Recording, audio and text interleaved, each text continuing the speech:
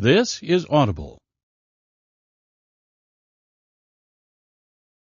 Tantor Audio, a division of Recorded Books, presents Thrust by Kiki Burrelli, narrated by Chris Chambers. Chapter 1. Defiance. Zane looked at his watch. Flight 522 from New York City had landed 30 minutes ago.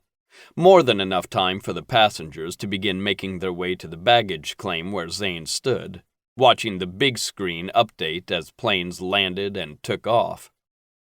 A steady stream of people walked by, an unending supply of too-strong perfume, stale coffee, nicotine smoke, and body odor.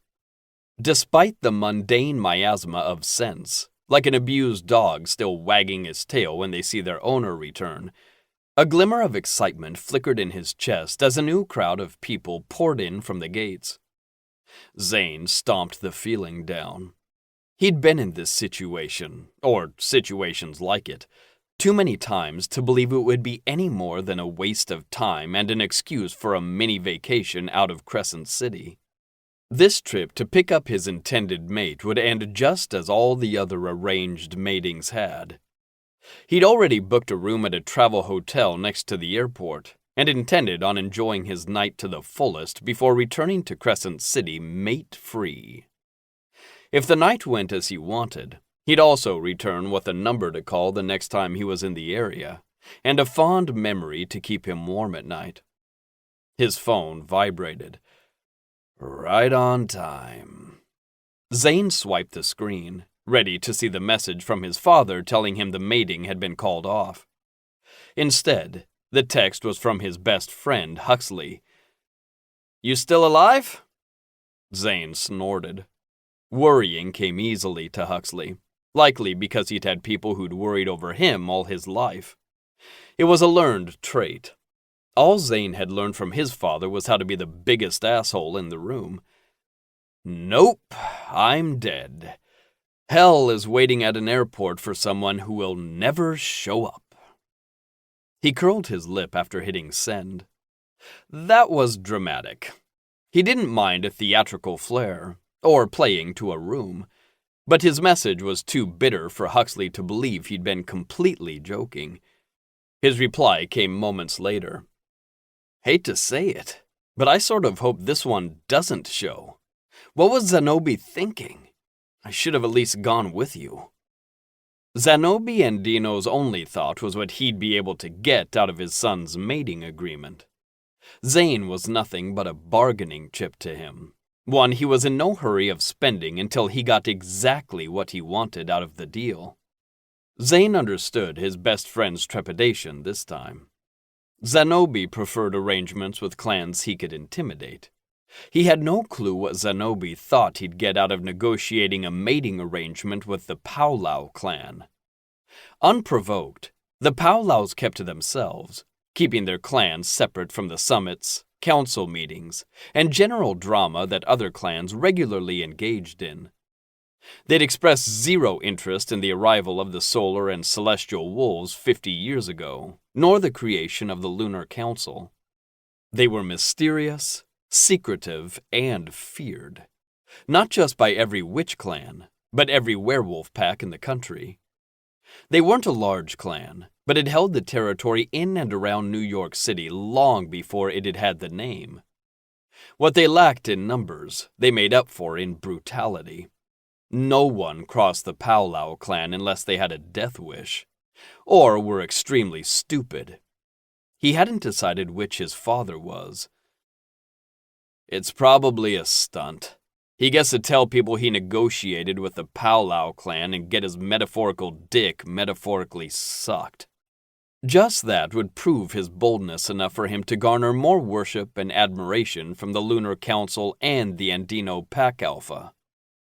It didn't matter to him that this was Zane's future, that the idea of Zane ever mating had become a joke to the city.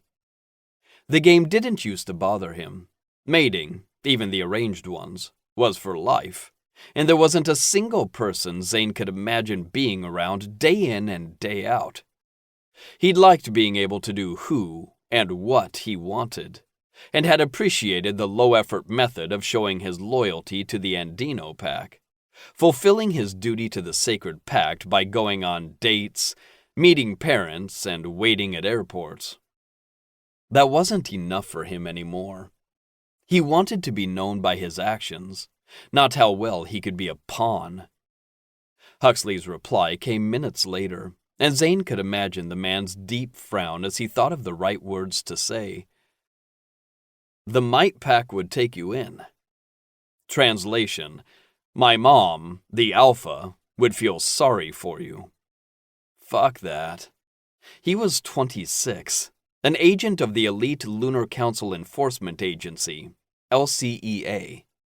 He'd done a shit job deserving the title and position that being the Alpha's nephew awarded him. But he was making up for all those years he'd let himself coast on his family's reputation. He'd get out of this pitiful cycle, but it would be through negotiating his own way, not hiding behind his best friend's mommy who was Alpha and pregnant and had enough to deal with. Ah, Hux, you want to be my little brother? Won't your future siblings be jealous? He added enough kissy face emojis to know Huxley would be swearing at him from behind his desk. Fuck off. She'd accept you into the pack, not adopt you, asshole. Try to stay alive and don't piss off your intended so much he stabs you. Zane sent back a thumbs up and checked the time. While he'd been talking, the area had filled and now looked to be ebbing. As far as Zane knew, Tolly Powlow had been informed Zane would be waiting at the airport. Zane hadn't been given a recent picture, and the one he'd been able to find had been more than 10 years ago, and so blurry, Zane wondered if the picture had been taken across the street from the kid. He didn't see a 4.5-foot blurry outline of a kid with dark brown or black hair and carrying a backpack amongst the people walking by, so Zane would have to wait for Tolly to recognize him. He couldn't exactly call the Powlows paranoid for being so private. Most werewolves and witches were, since it took just one human wondering how someone they'd met 50 years ago still looked about the same. They weren't immortal, but both wolves and witches lived considerably longer than normal humans, and aged at a much slower rate once they reached adulthood. Still, Tolly must have known what Zane looked like. Why agree to be the mate of someone you've never even seen? Like you? Zane's situation was different. Besides, Zane couldn't imagine a feared Powlow warrior, the son of their leader, as someone forced into anything. And while he didn't post to social media sites, Zane never wanted to deprive the world of his handsome face. There were pictures of him out there. He had recently shaved his head to piss off his father, but his dimples were unforgettable. Zane flashed a smile to the crowd walking by. He got plenty of interested looks, but none that recognized him. While Zane knew he was a catch, he couldn't imagine what the Powlow clan was getting out of their arrangement. They didn't need money, didn't take allies, and had handled every aggression against them with vicious precision. Could they just be desperate? If so, what was wrong with Tolly Powlow? Hopefully it wasn't that he had uncontrollable murderous tendencies. Zane rolled his eyes when he realized what he was doing. He'd been letting himself imagine a scenario where Tolly actually showed up. But as the minutes ticked by and the room cleared out, it became clear that wasn't going to happen. Zane waited another 45 minutes, long enough to watch the baggage carousel fill and empty once more, before checking to see if he'd missed a call from Zenobi. Nothing. Anger pulsed inside him like the second hand of a clock counting down to detonation. I told you to tell me when this bullshit falls through. He sent the text to his father and shoved the phone in his pocket. At least this time, Zane hadn't been left waiting alone at a table while the waitstaff gave him increasingly pitying looks. No one here knew he'd been stood up, or that his father had stopped even pretending he respected Zane. Fuck it. He stomped to the parking lot with a single goal to get drunk and fuck away the burning shame in his gut. An hour later, Zane was showered, dressed, and eager to forget the annoyance of the day. During check-in, he'd spotted a lounge and planned on starting there, maybe asking the bartender for suggestions of where to go next. The hotel, while no 5-star, was well kept and, most importantly, clean. Normal human establishments most always smelled of urine, rancid fryer oil, and body odor. The most prominent scents he picked up while walking through the lobby were pine cleaner, citrus, beer, and something subtle, floral but sweet. There were a few tables with booth seats arranged inside the open-concept lounge, the place seeming to cater to the people traveling on business, stopping for a drink while they worked into the evening. There were a few of those people, faces tinted blue as they stared at their laptops. A soft, soothing melody tinkled from the grand piano in the corner on the other side of an empty dance floor.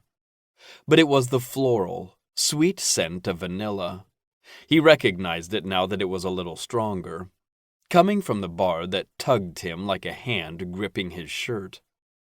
He couldn't discern a single source, but assumed the ambient tea candles burning in square glass vases along the bar were to blame. Zane sat at an empty stool and checked out the variety of whiskey on offer. No sooner had he made a decision did he hear a low, alluring voice from his right. "I'll take another lemon drop martini. That sexy guy who just sat down is gonna buy it for me." Zane was already smiling when he turned his head. He appreciated a guy who knew how to make the first move, and was especially curious about one bold enough to make as many assumptions that one sentence had. The willowy man 4 chairs down met his gaze with his own twinkling expression. Zane tilted his head. "I am." It had stung at the time, but now he knew that getting stood up was the best thing that could have happened to him, because there was no way Tolly Powwow could be hotter than the gorgeous creature fluttering his lashes back at Zane. He loved the moment when the predator in him decided on a prey, but especially loved a prey that slid into his sights and demanded to be hunted. And this prey was breathtaking. Sleek, dark brown hair flowed down to his shoulders, stick straight and glossy in the low light. His eyes were lined with a charcoal gray that enhanced the dark chocolate of his irises. Zane didn't know a ton about makeup, but could tell he'd done something to his cheeks, defined and angular with a dusting of gold powder. The man grinned, and Zane was momentarily distracted by the mirror shine of his lips, needing an extra moment to understand what the man said in reply. "No, I said the sexy guy." Zane laughed and motioned to the bartender to make the cocktail before ordering his own drink. Bravado like that should always be rewarded. "You see anyone sexier than me in here, kitten?" Zane made a show of looking around before shaking his head, but the man made a point to look into the mirrors lining the shelves of liquor in front of them, and winked. Zane was in love. He stood and dropped 2 stools down, leaving one vacant between them. "I meant other than you, of course." Zane let his gaze drag down the slim man. His black long-sleeved top clung to his body, 2 hard nipples poking out through the tight fabric. But the shirt was conservative compared to his dark blue lacy pants. The tan skin showing through the floral pattern was just enough of a peek. Zane's mouth watered. He smirked at the black strappy sandals, blue toenails, and the way the gorgeous man's feet didn't quite reach the ground, leaving his legs to dangle. His inner wolf cocked his head curiously. The guy was cocky, But seeing those feet hanging made the overall look of him seem almost like a costume. He had lips made for sin, and yet a glaring innocence that tickled at Zane's protective urges, making him briefly wonder exactly what the boy was doing there. "How old are you?" He kept hold of Zane's gaze, nothing in his confident expression changing when he replied, "Old enough." Zane's cock twitched, watching the kitten's front teeth press into his bottom lip when he made the F sound in enough. That sort of spirit couldn't be completely feigned. Not all of this kitten was an act. Old enough for what? The bartender returned with a martini and Zane's whiskey and water back. The sexy man gripped the thin stem of his martini glass and brought the sugared rim to his lips, licking a section of sugar before angling the cocktail towards Zane in a silent salute. He took his time with his sip, seeming to savor the flavor before swallowing. "Depends on what you have planned later." How in the hell had Zane found his wet dream tucked away in some unremarkable transit hotel? He could easily convince himself he wasn't looking at a man, but some magical creature. Not magical in the way normal humans thought of the word, since they had no idea that werewolves or witches existed in their world. But a true magical creature. An elven sex kitten sent to the brave knight to reward him for his good deeds. But since Zane was no brave knight, this man was human, made of flesh and bone that Zane couldn't wait to sink his teeth in. "What's your name, sexy?" He took another sip, and Zane sat mesmerized by the way that slender neck bobbed as he swallowed. Every look, word, and action the man made was meant to entice. But not even knowing Zane had fallen into his trap, allowing himself to be slightly manipulated, made him want the man less. "Peter." Zane sipped his drink to hide his frown. Peter was a good enough name, but not grand enough to encompass this ethereal creature. He swallowed his whiskey along with his wolf snarl, spurred on by the obvious deception. But this man was, if things continued to go this well, a random hookup, not anyone Zane expected to meet again after this, and he didn't owe Zane or his wolf anything. Most likely, the fake name was part of his costume, and the whole act was what got the guy off. No man randomly hit on other men outside of an LGBT-friendly establishment as shamelessly as he had without liking an edge of danger. It was damn risky, especially in a normal human setting, where one's sexuality was still a cause for tension. Hit on the wrong man and this sexy kitten could find himself hurt. Zane's lips parted, ready to scold him for being so careless. But he stopped in time. He wasn't this guy's keeper either. Besides, hitting on Zane had shown great intuition. Zane wasn't hung up on orientation, and, providing that they wanted to be fucked who he wanted. And right then, he wanted balls deep inside what would surely be a tight ass. Zane held out his hand, deciding to play along instead of calling him out on the bullshit name. "Nice to meet you, Peter. I'm Sam."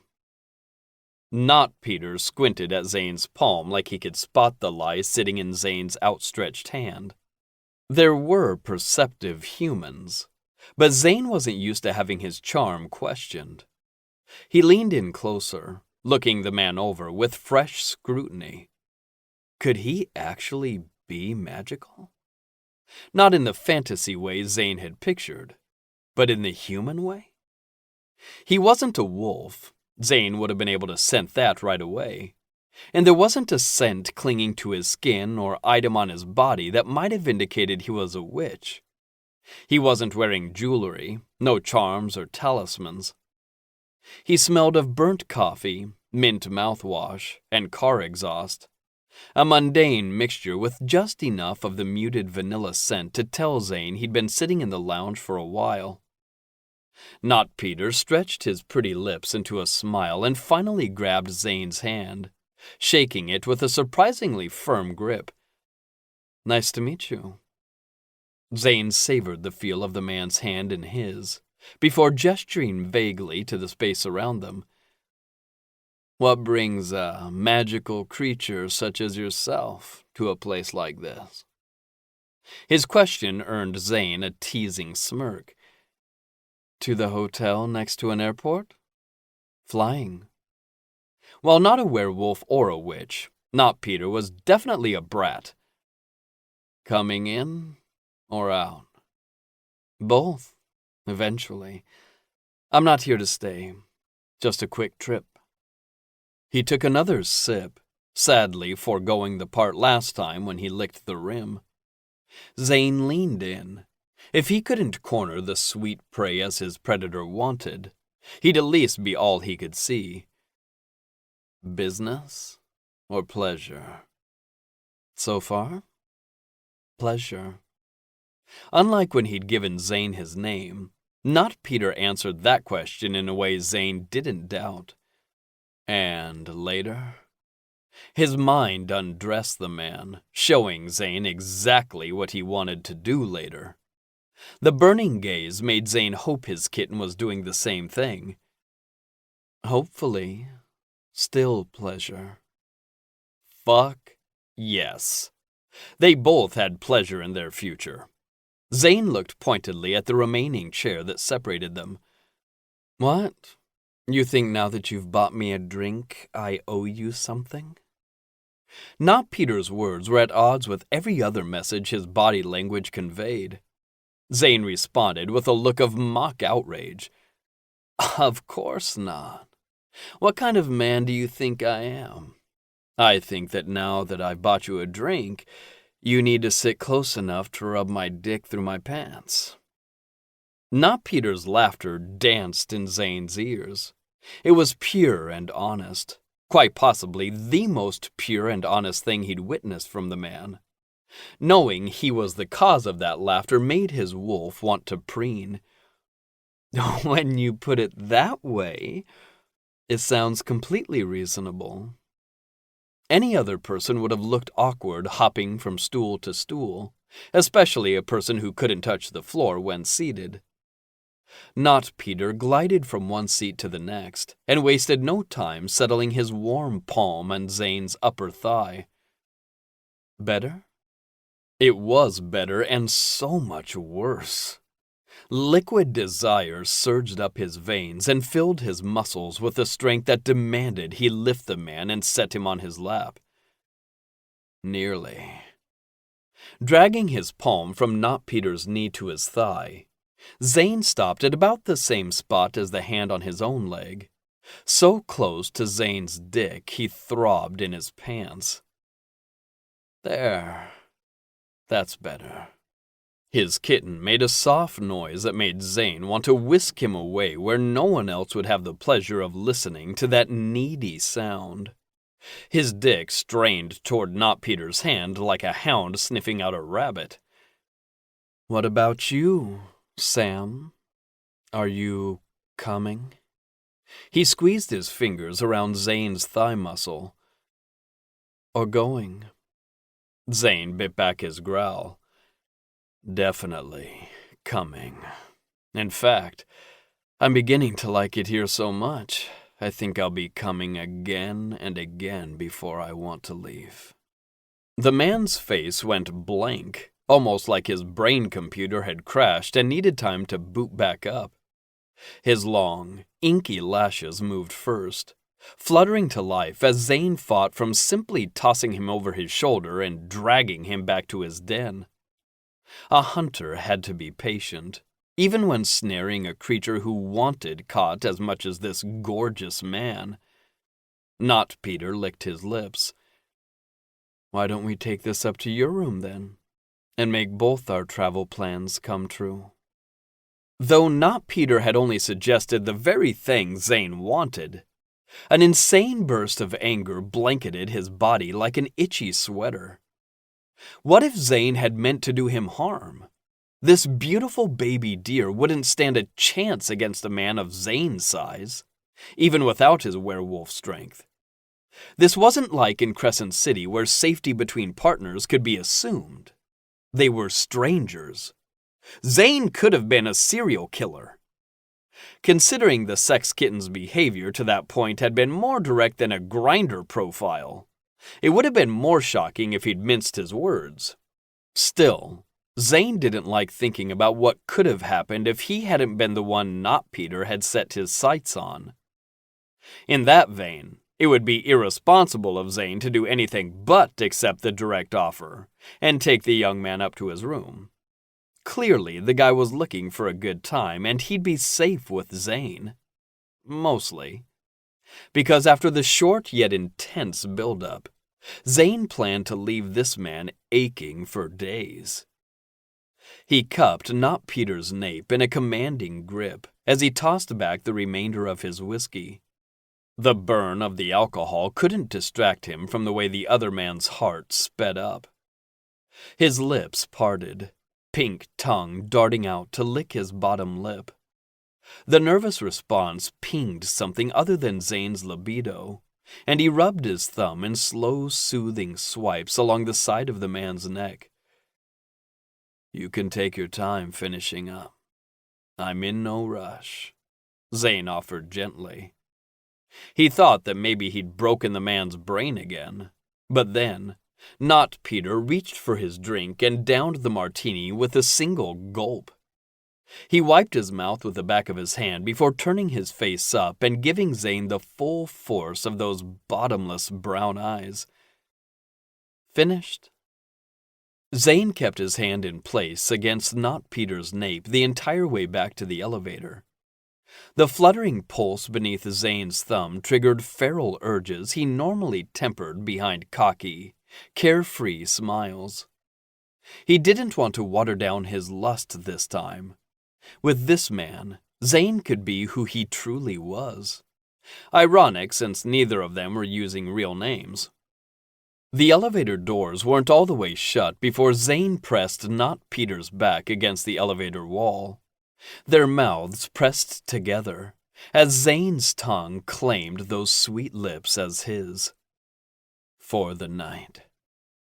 He pushed the annoying thought away. He'd have this amazing man for as long as he wanted. A needy whimper shot straight to Zane's balls. The vibrating moans that followed were deep and full of passion, but had a practiced edge that made Zane long for that first soft, unbidden sound. "You do this often?" Zane pulled back to breathe.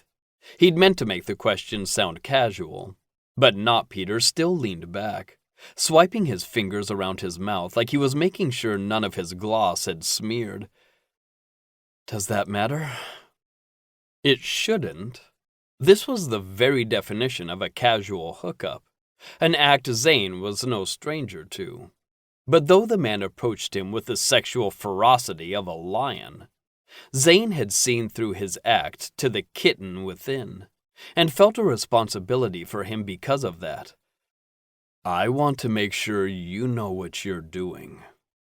That was true, and also the stupidest words Zane had ever let himself speak. Was he trying to talk this magical creature out of letting Zane undress him? He'd have given up ever tasting whiskey again if it meant he got to taste the pebbled nipples currently pressed into his front.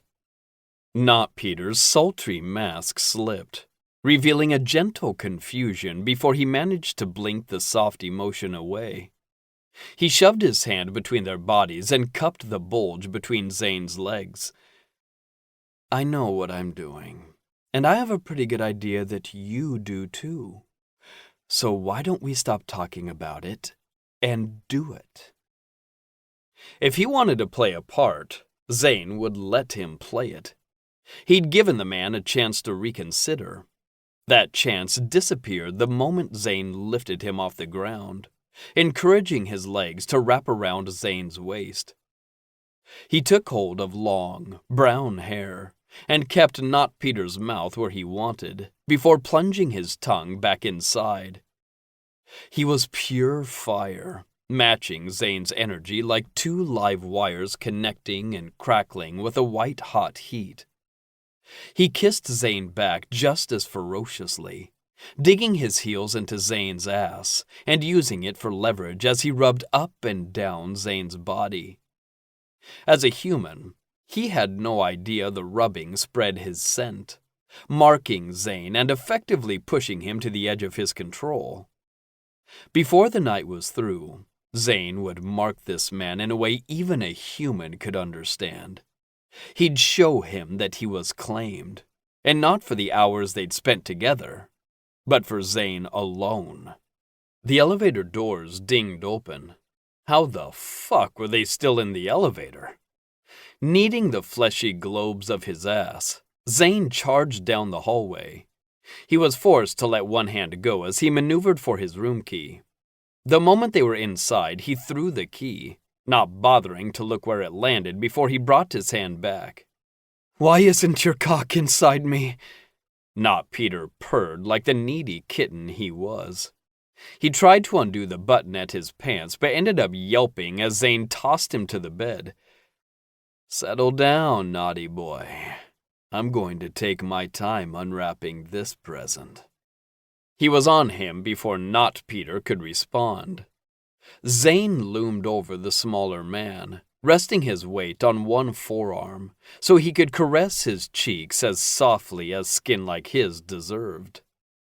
Another of those soft whimpers escaped his kitten's lips as he jerked his hips upward. A hard cock lurked beneath those lace pants, and the combination made Zane's mouth water. "Don't tell me you're the type who folds the wrapping paper?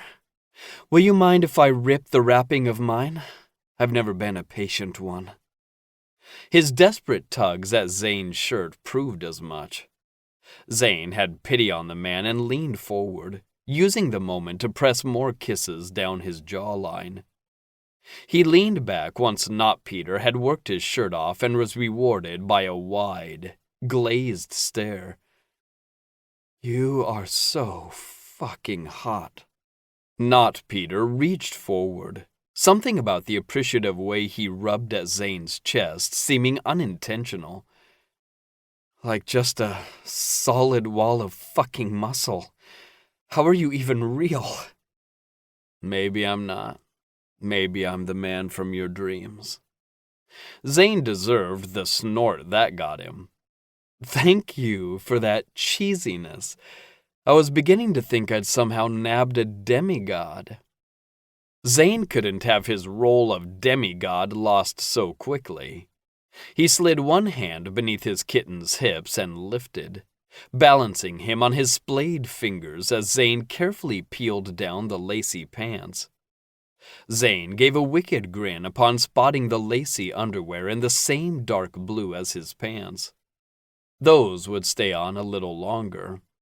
Zane wasn't nearly done enjoying the way the color complemented his kitten's skin tone, as the fabric formed around the hard cock, straining and wetting the pretty pattern with his pre-cum.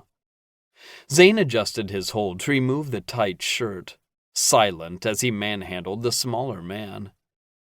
Two wide eyes watched him, dark and full of the same wonder from moments ago. "So very pretty. Everything about you." Zane lifted the man's lower half up to his face and used his lips to massage the round cockhead over the top of the fabric. Though his scent had been mundane and ordinary, his taste exploded on Zane's tongue. It had the saltiness of cum, but not at all bitter or musky. Fresh, like cum straight off the vine. Not Peter mewled, arching his back into Zane's grip. "Even my panties?" he gasped. "Fuck yes, especially these." He mouthed the bulge a bit more, suckling the tip and creating his own wet spot. Fuck.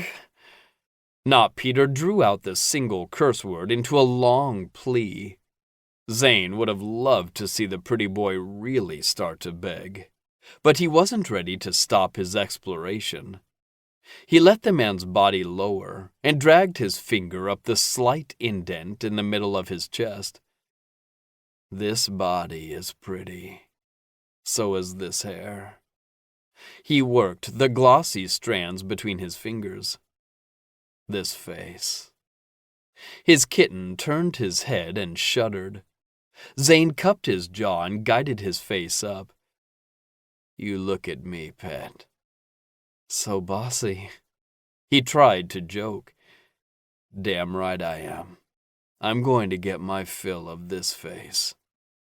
Zane slid his thumb over the man's mouth. And these lips. Not Peter sucked on Zane's thumb and rolled his lower body like a rippling wave. It felt nice, but practiced, like before. Zane held back his chuckle, knowing the younger man would take it the wrong way. The only things Zane knew about this man were the things he'd observed. He couldn't trust much of what he'd said, but it was clear his kitten was trying to take back a little control. Too bad Zane had zero interest in letting him take the reins. He slid his thumb free. Not Peter pouted. I was showing you how good my lips can be. Baby boy, I hate to tell you this, but you've got the prettiest dick-sucking lips I've ever seen. I know they'll be good around my cock. You just need to sit still now and let me enjoy. Zane urged his shoulders back against the mattress when he tried to push off the bed, his mouth open in outrage. Zane nibbled down his collarbone to curb the sting of being put in his place. Does this bossy act work on all your hook? Zane sucked on a nipple before kneading the ripe berry between his teeth. He toyed with the other, working the nub between his fingers and pinching hard enough Not Peter couldn't complain around all his moaning.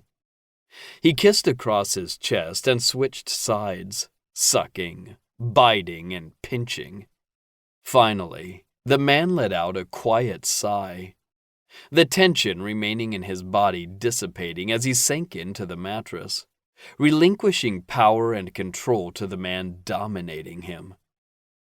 Zane had been confident this moment would happen, but he hadn't expected the intense, primal surge that followed.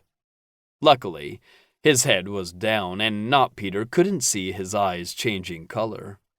If he didn't get control of himself, the other man would definitely notice fangs scraping against his skin. He pulled back and huffed out a harsh breath. He hadn't had trouble controlling his wolf in years, but this pretty boy pushed him to his limit just by existing in Zane's vicinity. He looked down, hoping the other man hadn't noticed him restraining his beast. Not Peter's half-lidded gaze was hazy, but cleared the longer Zane stared down at him. You're looking at me like you're the big bad wolf and you want to eat me up. He had no idea. Though his fangs had receded, his teeth still ached to sink into that slender neck and leave his mark. The man tilted his head, baring his neck as if he'd heard Zane's thoughts. Go ahead. Mark me. Make me yours. He doesn't mean it like that. He couldn't. He was clearly turned on by possessive play, but he wasn't asking Zane, the werewolf, to mark him with his teeth. Only his lips. He could do that. It wouldn't be as pleasurable as seeing his bite reshaping his kitten's skin, but it was all Zane could allow himself. He was crazy for wanting to give this stranger, who wouldn't even tell him his real name, his mating bite anyway. Zane would blame it all on being recently stood up and reminded of how he was nothing more than leverage to his father. So he ravaged the man's neck, sucking and licking, leaving red marks that deepened in color as he made his way across his collarbone.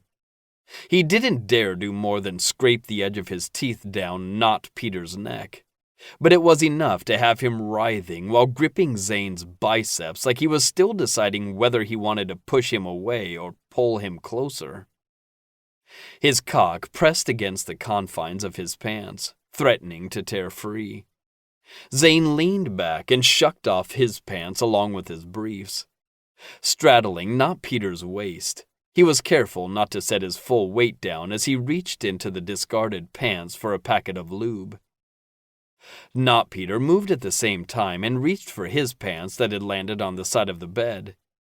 He retrieved something and returned to his back, holding up his own packet of lube. Same brand. The sexy man's responding grin was a beautiful sight, with his lips wet and red from their kisses, while his neck flaunted the multitude of marks darkening more by the second. I thought I was the only Boy Scout who came prepared. He bucked his hips when Zane didn't immediately respond. Please, I've been so good and patient. I want your cum inside me now, bad wolf. Fuck me raw and deep. Raw and deep were Zane's favorite ways to fuck, but he also generally had sex with other wolves or witches who either weren't susceptible to sexual diseases or could drink a potion that would cure them in minutes. He had condoms, somewhere. He'd pick them up at a gas station on his way to the airport, just in case. I'm clean, Not Peter added with a flippant carelessness that pushed Zane once more into the position of wanting to ignore his dick in favor of protecting and chastising the boy. After. He'd explain the danger after, because in truth, Zane was clean, even though Not Peter hadn't cared to ask, and couldn't pass anything to him either. Right now, Zane needed to tease more unintended noises from his kitten's lips.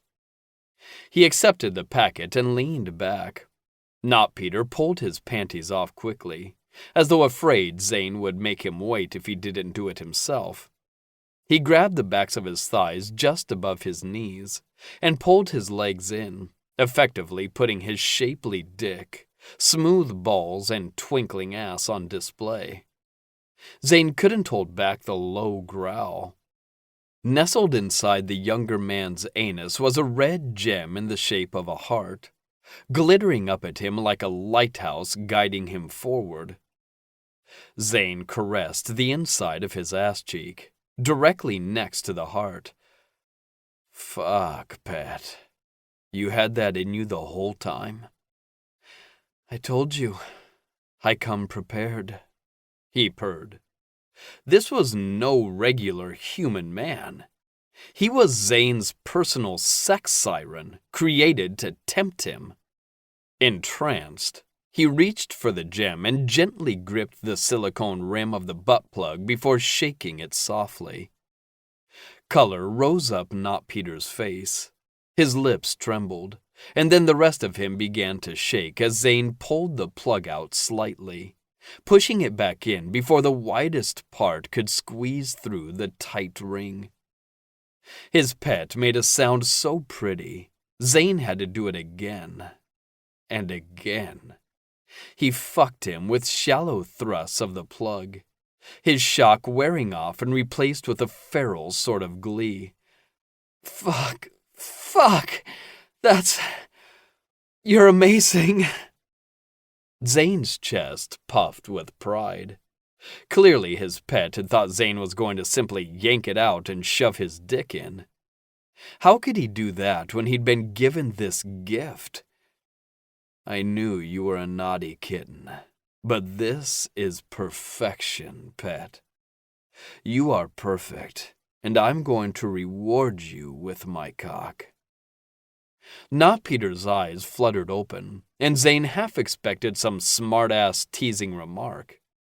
Instead, the dark orbs found Zane's dick and tracked the idle strokes Zane administered. If it fits, he breathed. Zane shifted forward, pulling the plug free and lining his cockhead up with the now empty hole, twitching like bait at the end of a hook. It will fit. He flexed his hips and snarled. The plug had done a good job stretching him out, but it was also smaller than Zane's cock. He paused a few inches in where he felt the tight hole constrict. No, don't wait. Please fuck me. I can take it. There was no need to beg. Zane was simply letting him get used to the feeling of being impaled. Nothing would stop him from destroying that fluttering pucker once he knew his pet would feel pleasure instead of pain. He pushed deeper, pleased by the moans that met him. They were real and honest. Zane would accept nothing less. If he wanted sex that was rehearsed and practiced, he'd watch a porn. He wanted this man naked, body and soul. He gripped the man's waist and pulled, slamming his dick deep. The hands holding Not Peter's thighs slipped as he yelped.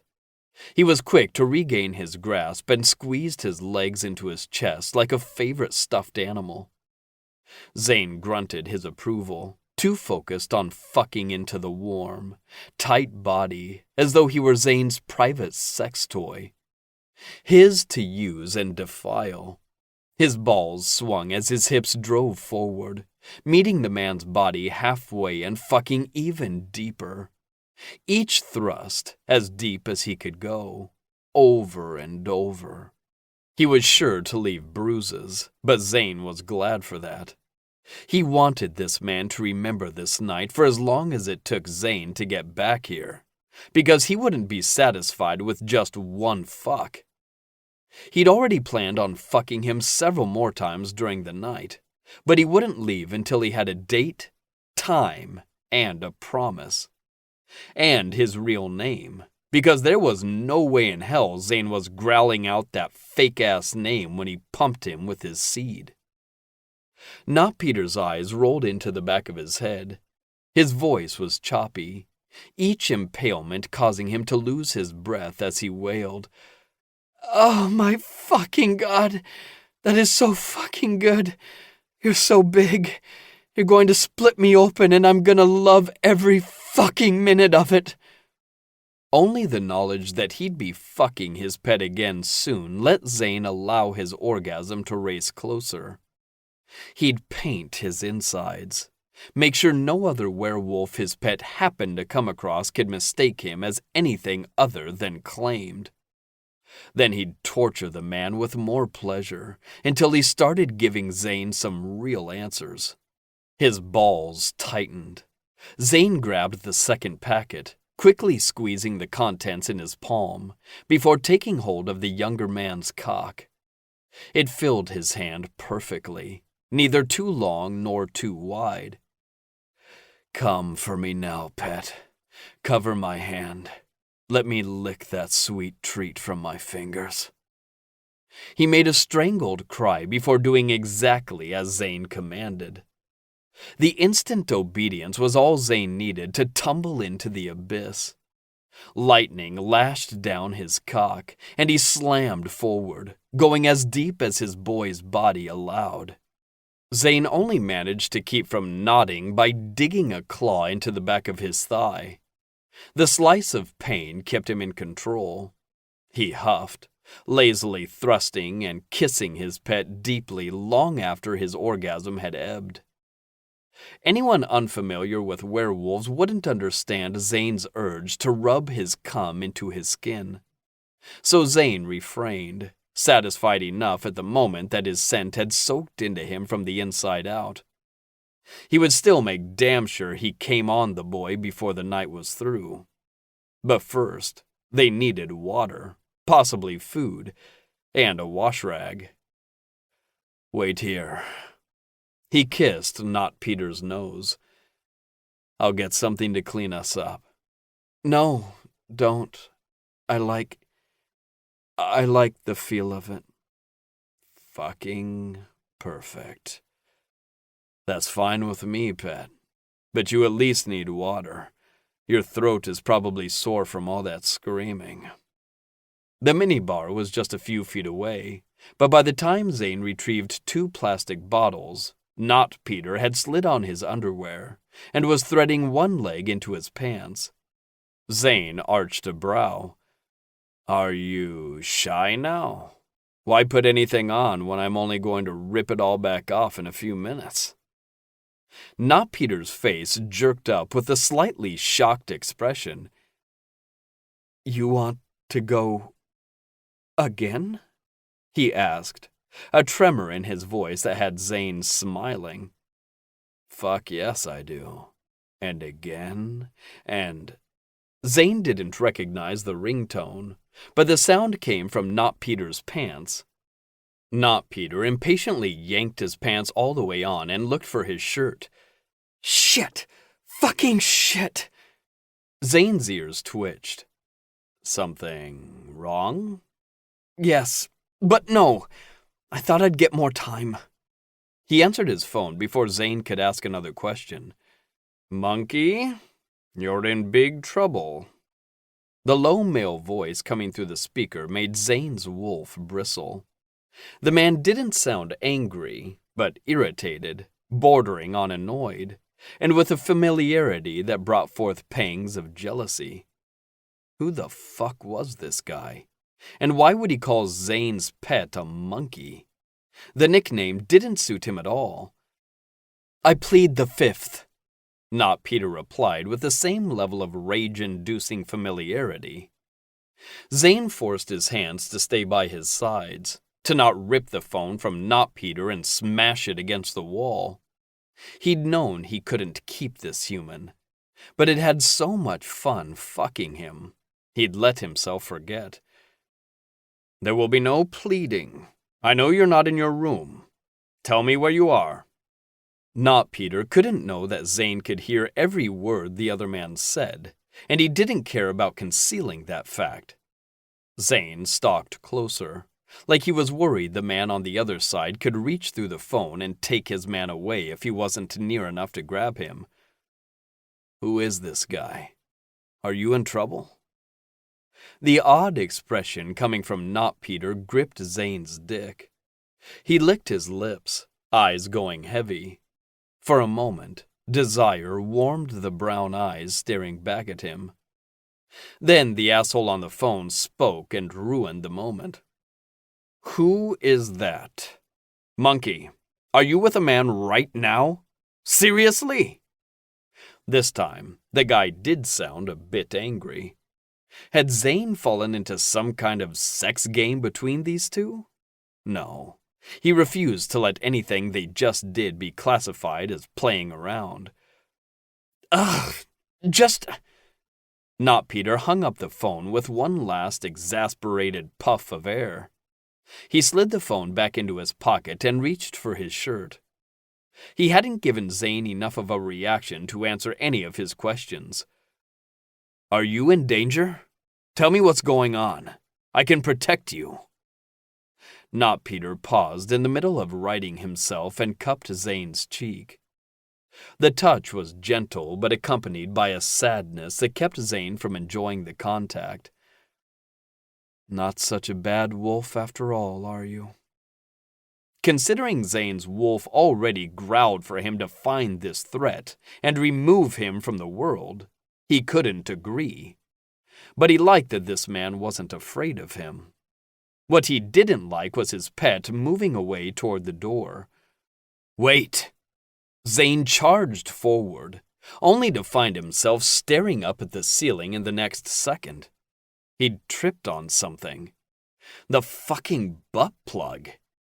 Zane hadn't tossed it onto the carpet in front of the door, but that was where it was now, glittering innocently as Zane's perfect man ran away. If he could get Not Peter in his arms again, he could coax him into telling him what was going on. But when he jerked the door handle, it was as though someone was on the other side holding it shut. It wasn't his pet, since he heard the man's rapid heartbeat fading down the hallway. Without warning, the door finally opened, nearly knocking Zane on his ass again. He rushed through, following the sounds of Not Peter's heart. But when he tried to catch his scent, there wasn't a trail to follow. That same vanilla from the lounge lingered, but nothing concentrated enough to form a path. How was this fucking happening? He was a werewolf, for fuck's sake. He should be able to track a simple human, even one as mysterious as this one. And yet, when he wrenched open the door to the emergency stairs, Zane heard nothing, smelled nothing. There was no sign of him. The man had disappeared, as imaginary of a creature as Zane had first thought. Chapter 2. Delinquent. Tolly didn't have the speed or stealth of the rest of his family, but he wasn't normally as heavy-footed as he was then, stumbling out of the service elevator to the narrow corridor used only by employees and maintenance workers. Each step taking him away from the man who just rocked his world was like trying to wade through wet cement. He'd stopped at the lounge earlier with the intention of staying for a single drink, before leaving the hotel and hopefully leaving his uncle a chaotic enough trail that he had a chance of slipping away. But the moment he'd spotted Sam, that surely couldn't be that magnificent god of a man's name. His plans for the night had fizzled away like drops of water in a hot pan. All of his plans but one, to find a man and soak in his scent, so Tolly would stink of him when he eventually ended up being forced to meet the latest wolf he'd been promised to. Werewolves were touchy about smell, and arriving to meet his newest intended while stinking of another man's cum would have ensured their arrangement was cancelled before Tolly could be asked inside. That mission had been successful, but Tolly still would have liked to have spent the next several hours soaking in Sam's odor. Men usually reacted one of two ways to Tolly's flirting, with anger, or by wrapping themselves around his pinky. Sam had done neither. He'd flirted back in the beginning, playing the game. When it had come to everything else, Sam had demanded control. Tolly never gave up his power like that, and his body still ached in the places where the man had touched him. Not only from the strength of his hands, but the memory of his confident caresses. Tolly's lips quirked, imagining the state of his neck. As annoying as it was, the next thing Tolly needed to do was find a way north to Crescent City and meet this Zane Andino in all his stinky, marked-up glory before Uncle Delson caught up with him. If he did that, he was 99% sure it wouldn't matter if Uncle Delson found him. Tolly'd be on a plane back to New York City and back to the safety of his loft inside Powwow Tower. He studied the door at his 12. It opened onto a dock where the hotel received its deliveries. The side street there was open on both ends. He'd learned his lesson already to never allow himself to be blocked into a corner. Tolly had been given plenty of chances to learn once Uncle Delson stepped into the role of Tolly's handler. The man was intelligent, ruthless, and used every resource available to him, which was why Tolly had taken the extra precaution this time of using an odor-blocking concoction. Not even a werewolf would be able to pick up more than a faint whiff of him. Of course, being so good at running away also meant Sam had no chance of catching up to him. Do you want him to? He's a tool, a means to an end. Sure, all of that could be true without Tolly needing to lie to himself. He wanted that tool again. He hadn't even gotten to taste it. Tolly magicked open the door when he was 5 feet away, ensuring he never had to break his stride. He'd heard Sam fall after tripping over the butt plug Tolly had used his telekinesis to put in his way. Had he hurt himself? Broken an ankle? Tolly's stomach twisted, imagining Sam flat on the carpet, with his head twisted at an unnatural angle. He squeezed his eyes shut as though that could shove the awful image away. "Don't throw up. You'll only leave behind clues." Besides, Sam had been agile and strong. Tolly would still be in his arms if he hadn't been able to cheat using his telekinetic affinity. Tolly's eyes opened just as his foot plunged off the ledge. He yelped, gravity already sending him plummeting off the loading dock when he spotted a large laundry bag waiting for pickup. He pulled it under him just in time to collide with a surprisingly hard sack of bedding. Tolly didn't give himself time to inhale before he jumped up from the bag of dirty linens and hoped he hadn't just been sitting in a fabric pile of bodily fluids and bed bugs. He surveyed the alley, half expecting his yelp to have brought his uncle running. The streets on either side of him were well lit and busy with evening traffic, but there were more pedestrians to the right, making it easier for Tolly to blend in. Like Tolly, and the majority of the Powwow clan, Uncle Delson had a dual affinity. They were all kinetics in some fashion, but it was the second affinity where their people had the most variety. As a kinepath, Uncle Delson could move like oil over Teflon, while also being able to anticipate his opponent's movements. He needed a visual lock on a person first, though, so staying hidden, one among the many, was Tolly's key in evading capture. He slipped into the flow of people, braiding his hair and tucking it beneath his shirt. A hoodie or hat would have been ideal, but Tolly had left his belongings behind. He wouldn't need them. Information was power, and Tolly had been learning his uncle's ways for the past 2 years. Now, he was going to use all that information he'd gathered to get his ass back home where he belonged. Thanks to his early years spent learning about werewolf history and culture, in the hopes of becoming a worthy mate, he knew how to use a wolf's beliefs and values to his advantage. Pride meant everything to them, and it often took just one blow to their ego for them to reconsider all the advantages of having a powwow witch brought to their pack. Uncle Delson would catch up to him at some point. He had a warrior's determination, but by then, Tolly would have a canceled contract, and maybe finally convince his mother it would be better for everyone if she stopped trying to mate him off. He waited with the crowd at the crossing light, Tolly silently begging for the thing to flash green. His nape tingled while he stood still, feeling like a target had been drawn there against the skin. "Stop freaking out. All you have on your neck are hickeys." That thought let him smile. He almost couldn't wait for the notorious player, Zane Andino, to catch sight of the glory that was Sam's handiwork. Tolly had enough cash in his wallet. He could pay someone to drive him closer to Crescent City. But he couldn't start a paper trail, electronic or otherwise. Uncle Delson surely had his team monitoring Tolly's cards. He pulled out his phone. Maybe he could find someone in the city looking for a hookup who he could convince into driving him.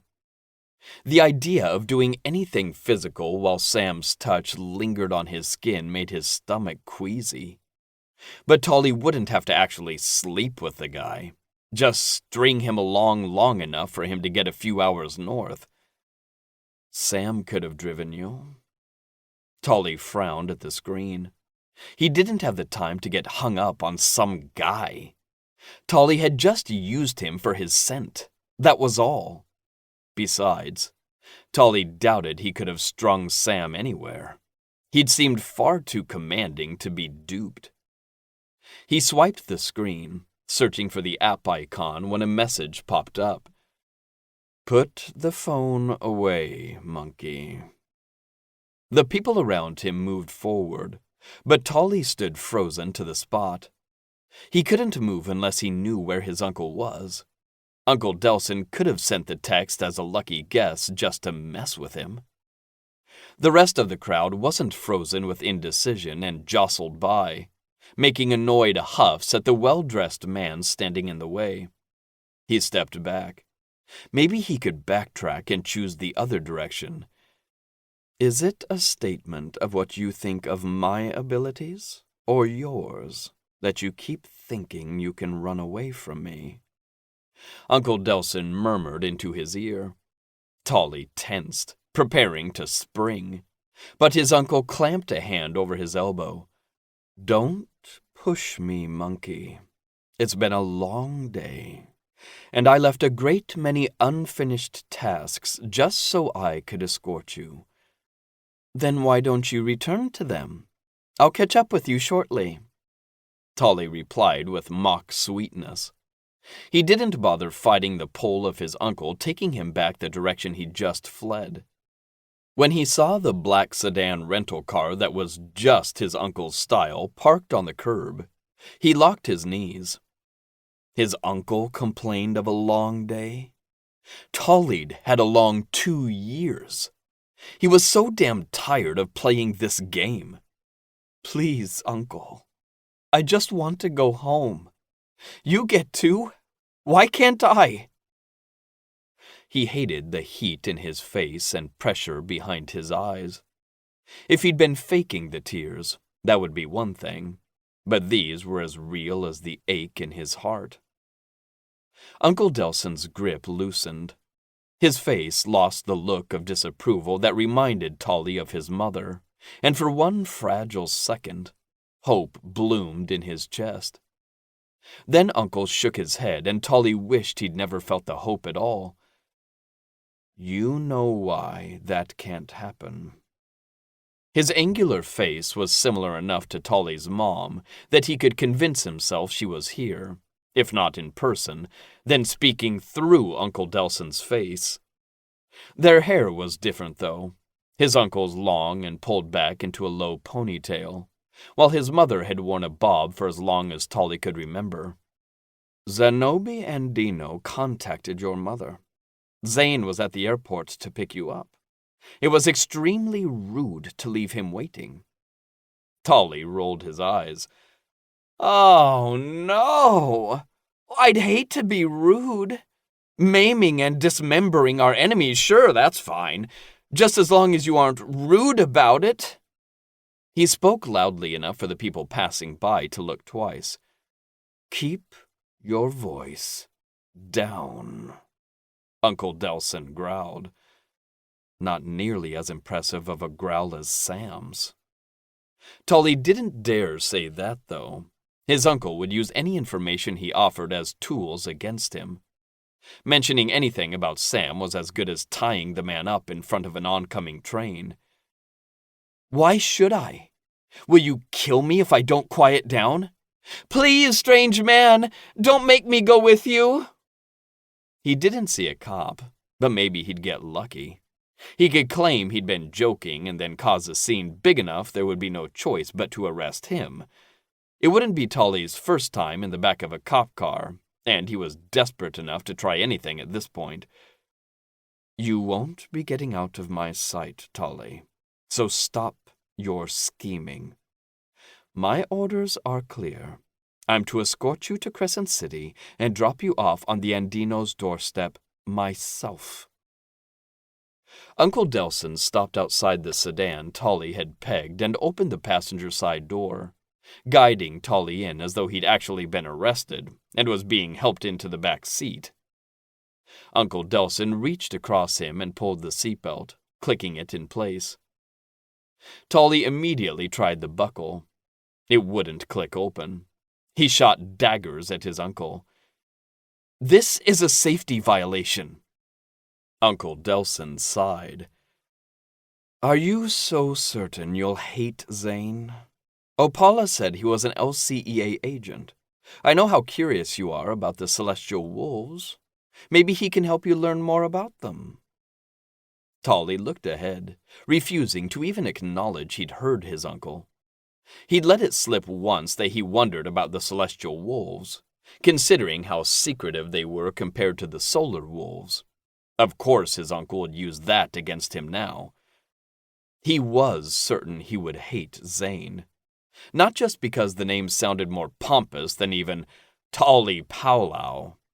The wolf was 7 years his senior, but had a reputation that spoke miles about his immaturity and arrogance. Zane left a trail of intended mates behind him longer than Tolly's. Since being told he had a new intended, Tolly had learned all about Zane, the Lunar Council, and Crescent City. His informants had delivered files of information. Everything but a picture. Tolly didn't want to see his face and give the man more time to star in his nightmares. Tolly could only hope his own name was soon added to that trail of former intendeds, and he would be saved from being forced into the company of a player who slept around, promised or not, and had taken to sending his intended mates gift baskets of tonics and health creams that ended up smelling like sewer water and tasting just as bad. None of that was truly reason enough for Tolly to know he despised Zane Andino. The gag gifts, while cruel, he could deal with. The sleeping around also wasn't something that truly upset Tolly. But the message Tolly had received before his flight took off in JFK had ensured Tolly would fight this arrangement kicking and screaming. Zane Andino taught me everything I know. Good luck. The anonymous text had been followed with a rose emoji, and it had taken all Tolly had not to slam his phone onto the tile and stomp on it. There was only one person who'd send that picture, and if Zane was anything like him, avoiding becoming Zane's mate wasn't just what Tolly wanted, it was his only chance of staying safe. Uncle Delson slid in behind the wheel and passed Tolly a dark green, opalescent pill. Tolly eyed it. What's this? Something to finally put me out of my misery? Shock, then hurt, flashed on his uncle's face. That Tolly had surprised any emotion out of him should have made him feel good, but it didn't. He didn't want to hurt his uncle. He didn't want to piss off his mother. Okay, maybe he did want to do that, but not as often as he had the past 2 years. He just wanted to be allowed to stay home. It's a short-term tracker. For the next 48 hours, you will emit an energy signature that can be used to find you, no matter where you try to go. His breath came quickly, whooshing through flared nostrils. He felt backed into a corner, trapped. He'd vowed to never allow himself to be trapped again, and yet here he was, fighting for his freedom against the little family he had left in this world. The Mercedes parked in the spot in front of them began to shake. Tolly didn't mean to move it, but when his insides felt like 1,000 insects crawling, searching for an exit, his power leaked out. Stop that, Tolly. Tolly just strained away from the harsh order. His door pushed into his side, but there was no place left to go. Ahead, the Mercedes bounced like it had been equipped with a hydraulic system. The horn on the car alarm began to blare. His uncle cursed and then closed his hand, taking the pill out of his sight. Fine, Tolly. You don't have to take it. But if you try to run away from me before we get to Crescent City, I will personally call your mother. How was that even a threat? Tolly assumed everything he did got back to her sooner or later. Still, he closed his eyes and tried to control his magic. The car stopped shaking by the time Uncle Delson started the sedan and pulled onto the street. His uncle didn't speak again until they were on the highway. You can't act out this time, Tolly. Your mother can't keep putting out your fires and finding you new mates. Tolly gripped the chest strap. Good! I don't want her to! Uncle Delson sighed heavily. We must do our part to uphold the sacred pact. You know that. We all have our roles, monkey. That's easy for you to say. Your role doesn't force you to live with strangers in a strange place. I don't accept my role anymore. Let Someone else be mated off. Uncle Delson squeezed the steering wheel. We'd hoped you were just grieving, but it's been 2 years. This isn't you. The disrespect, getting arrested, the orgies. Tolly crossed his arms. Like you haven't had multiple partners. I'm just more efficient. When his uncle spoke again, his voice was quiet, pleading. I wish you would just tell me what's going on with you. You trusted me once. And there it was, the reason for all of this. Tolly shouldn't have to share his trauma to his family to get them to see he was hurting. He shouldn't have to cut his heart out and let them see the scars for them to forget the clan's reputation for 1 fucking second and care about him. They wouldn't. The last 2 years were proof of that. His uncle was right. He didn't used to be this person. He used to feel safe. Now, he fought every day for his freedom. There was no one in his corner. No one to take his side. Just his fear and rage. I trusted you because you were once trustworthy. I'm sorry, 2 years isn't quite long enough for me to forget I had an older sister. He refused to look at his uncle, but he still felt his pain. Why should Tolly care about his pain while his uncle refused to recognize his? Uncle's voice was scratchy when he spoke again. She'll kick you out. This is your last chance. If you force her to clean up after your mess again, she will banish you from the Powlau clan.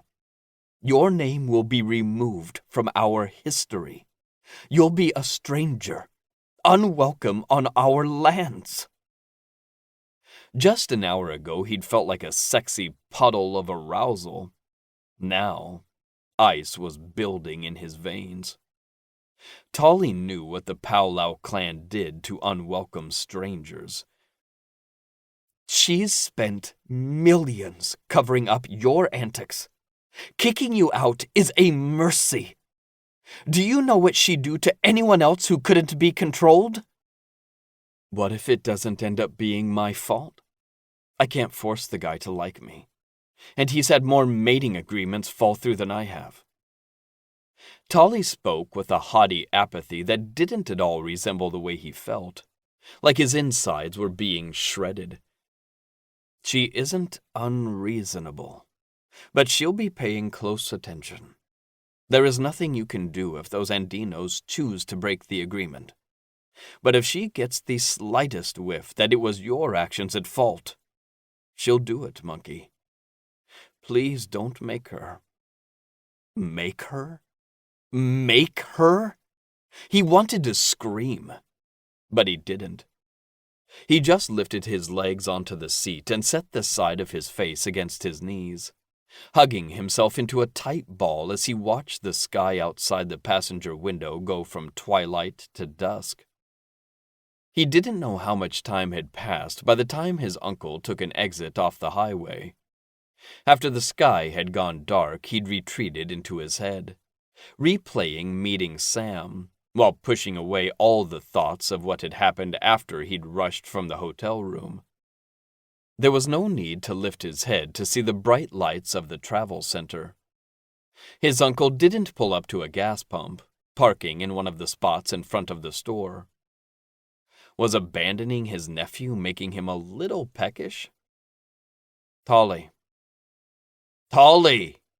His uncle repeated with more warning. Tolly turned his head, hoping the hurt he felt looked like loathing. Uncle Delson pulled a 20 from his wallet and held it out. They have showers here. You pay the cashier. She'll tell you where they are. Tolly blinked at the bill. I haven't forgotten that man you were with, and I'm fairly certain I know what your plan was with him. You need to shower and change into something appropriate. Use this soap to wash your body, It will get rid of any foreign sense, and drink this. It will neutralize any internal sense. If he had any shame left, he might have been embarrassed. Instead, he only said in a flat voice, "I don't have any of my stuff with me. What am I supposed to change into?"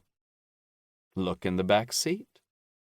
He glanced back at the luggage his uncle had obviously packed from his hotel room. Had Tolly ever had a chance of escaping? "I won't ask anything about who the man was, but I won't let him be the reason you are no longer my nephew. You will drink the potion in front of me, and I'll know if you don't use the soap. Please don't make me have to wash you, Tolly." There those words were again. Make him. Make her. As though they were the ones with no choice. Tolly jerked the potion from his hand and swallowed it back, too angry to notice if it tasted like anything. He took the soap, unbuckled. The buckle worked for him that time, surprise, surprise, and slammed the passenger door closed before wrenching open the back door and grabbing his toiletries bag. His uncle thrust the 20 between the seats toward him. "Keep your fucking money. I don't want anything from you." The money in Tolly's wallet was still technically the clan's money, but he figured, if he was going to be fucked over by the Powwow clan, the least they could do was pay him. Chapter 3. Mandatory. Zane nodded to the patrol guard as he passed through the gates into Crescent City, tired and irritated after a solid night of driving. There'd been no relaxing for him, no taking advantage of a bad situation. He'd had the most amazing fuck of his life, and had been unceremoniously dumped immediately after. Zane didn't care that his intended had been a no-show, or that their paths somehow hadn't crossed, like his father had claimed in the message he'd sent 30 minutes after Zane had let his kitten slip through his fingers. He didn't give a single solitary shit about Tolly Powwow and the reputation of his clan. Zane would refuse the mating, leaving no uncertainty to either party that Zane wouldn't be playing along. Then, he'd go straight to his computer and use his chameleon program to hack into the hotel's registration database. He didn't care how much of a stalker that made him. He couldn't shake the feeling that his kitten was in trouble. He hadn't been running from Zane, but the man who'd called. He turned down the driveway to his father's stone mansion. Bigger than any other residential building in Crescent City proper, the Andino house was a pretentious show of wealth and power. Zanobi collected ancient weapons and artifacts with deadly histories, and filled the cold interior with all that he had amassed. He had paintings of famous wars and the leaders who'd made the decisions that had killed thousands of people. Zane had grown up surrounded by tools of violence, including a collection of torture devices that would turn a person green imagining them being used on a living body. All of this in an effort to help soothe the fact that Zanobi hadn't been born to the right son. He'd been the Alpha's nephew, and then the Alpha's cousin. Zanobi would never hold the title, since Zane knew the man was both too much of a coward and too weak to challenge his cousin. But he had the man's ear. Alpha Andino truly considered him one of his most valuable advisors, which meant a word from his father could mean Zane would lose the things he valued most: his position within the LCEA, and his home within Crescent City. Zane drove past the ostentatious mansion to the smaller guest house tucked in the corner of the property. The single-bedroom home was plenty big enough for Zane, and more importantly, allowed him to go days without being forced to interact with his father. He pulled into the detached garage and debated heading up to his gym. Though fully furnished and outfitted with a kitchenette and bathroom, Zane used the studio on the second floor of the garage as his exercise room. Working out some of his pent-up energy would help him keep his head while he negotiated his release. But The unfamiliar black sedan parked in front of his father's home meant his intended was already inside. He had no intention of going through with the mating, but Zane was curious about the guy who'd boldly claimed they'd missed each other at the airport. Zane had been right there, standing where he could be seen from every direction. It was good Zane had decided he wouldn't go through with this. He didn't want to be mated to a liar. But you didn't know what he looked like. Maybe he didn't know what you look like. The reasonable excuse annoyed him. Zane tossed his bag on his bed and jumped in the shower.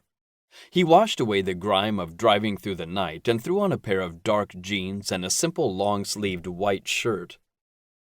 He walked the pebbled path through the garden to the side entrance of the Andino house where he ran into Greta, his father's longtime housekeeper, in the billiards room. She was a welcomed familiar sight in her regular uniform, a gray button-up and black slacks and her trademark ponytail, low, and pulled so tight it looked like the little hairs in the front hung to the scalp for dear life. She rushed toward him, her sharp gaze darting across his person. She wasn't what Zane would call maternal, but after his mother abandoned him as a pup, she was the closest thing to a mother figure Zane had. "Did you see him?" Zane whispered as Greta neared. "Don't sugarcoat it. What's he look like? Is he a dog face? Some goth vampire wannabe obsessed with death? Don't say he's pretty, I won't believe you." Greta shook her head as though she couldn't be bothered to listen to his ridiculousness. "You're late." "How can I be late? I was never given a time to show up." She pushed him toward the door. "You know that doesn't matter." "You won't give me a single hint?"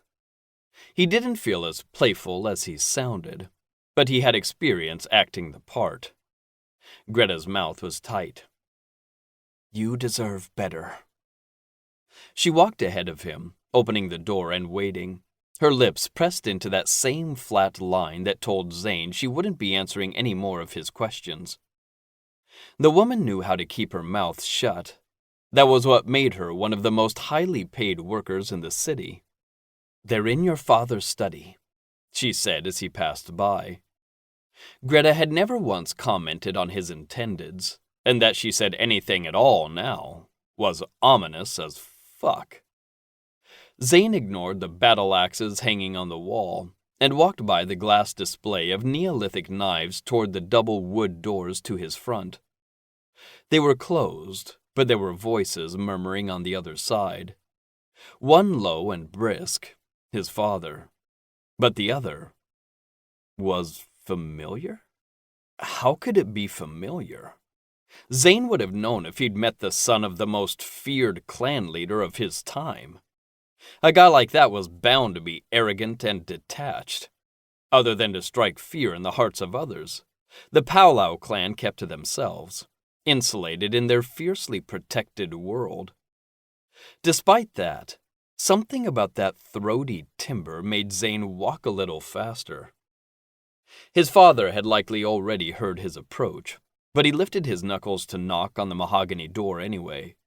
A burst of warm vanilla assaulted him, undiluted and thick. It was the same scent from the hotel, only 1,000 times stronger. Zane's reaction to the scent was stronger as well.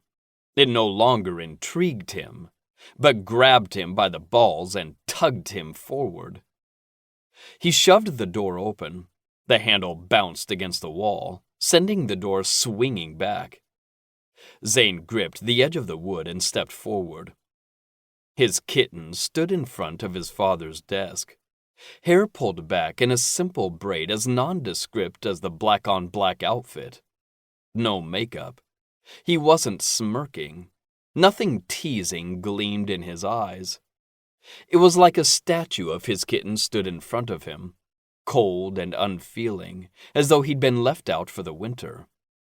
The image was so viscerally wrong that Zane's eyes flashed silver as he stomped forward. "What are you doing here?" He'd spoken sharper than he'd meant. He wasn't angry, just confused. Zane watched for his reaction, worried his outburst might have frightened him, but a blank face stared back at him. Cold sludge oozed down Zane's spine. Had their meeting been a test? A trap? Some manipulation tactic to gain the upper hand?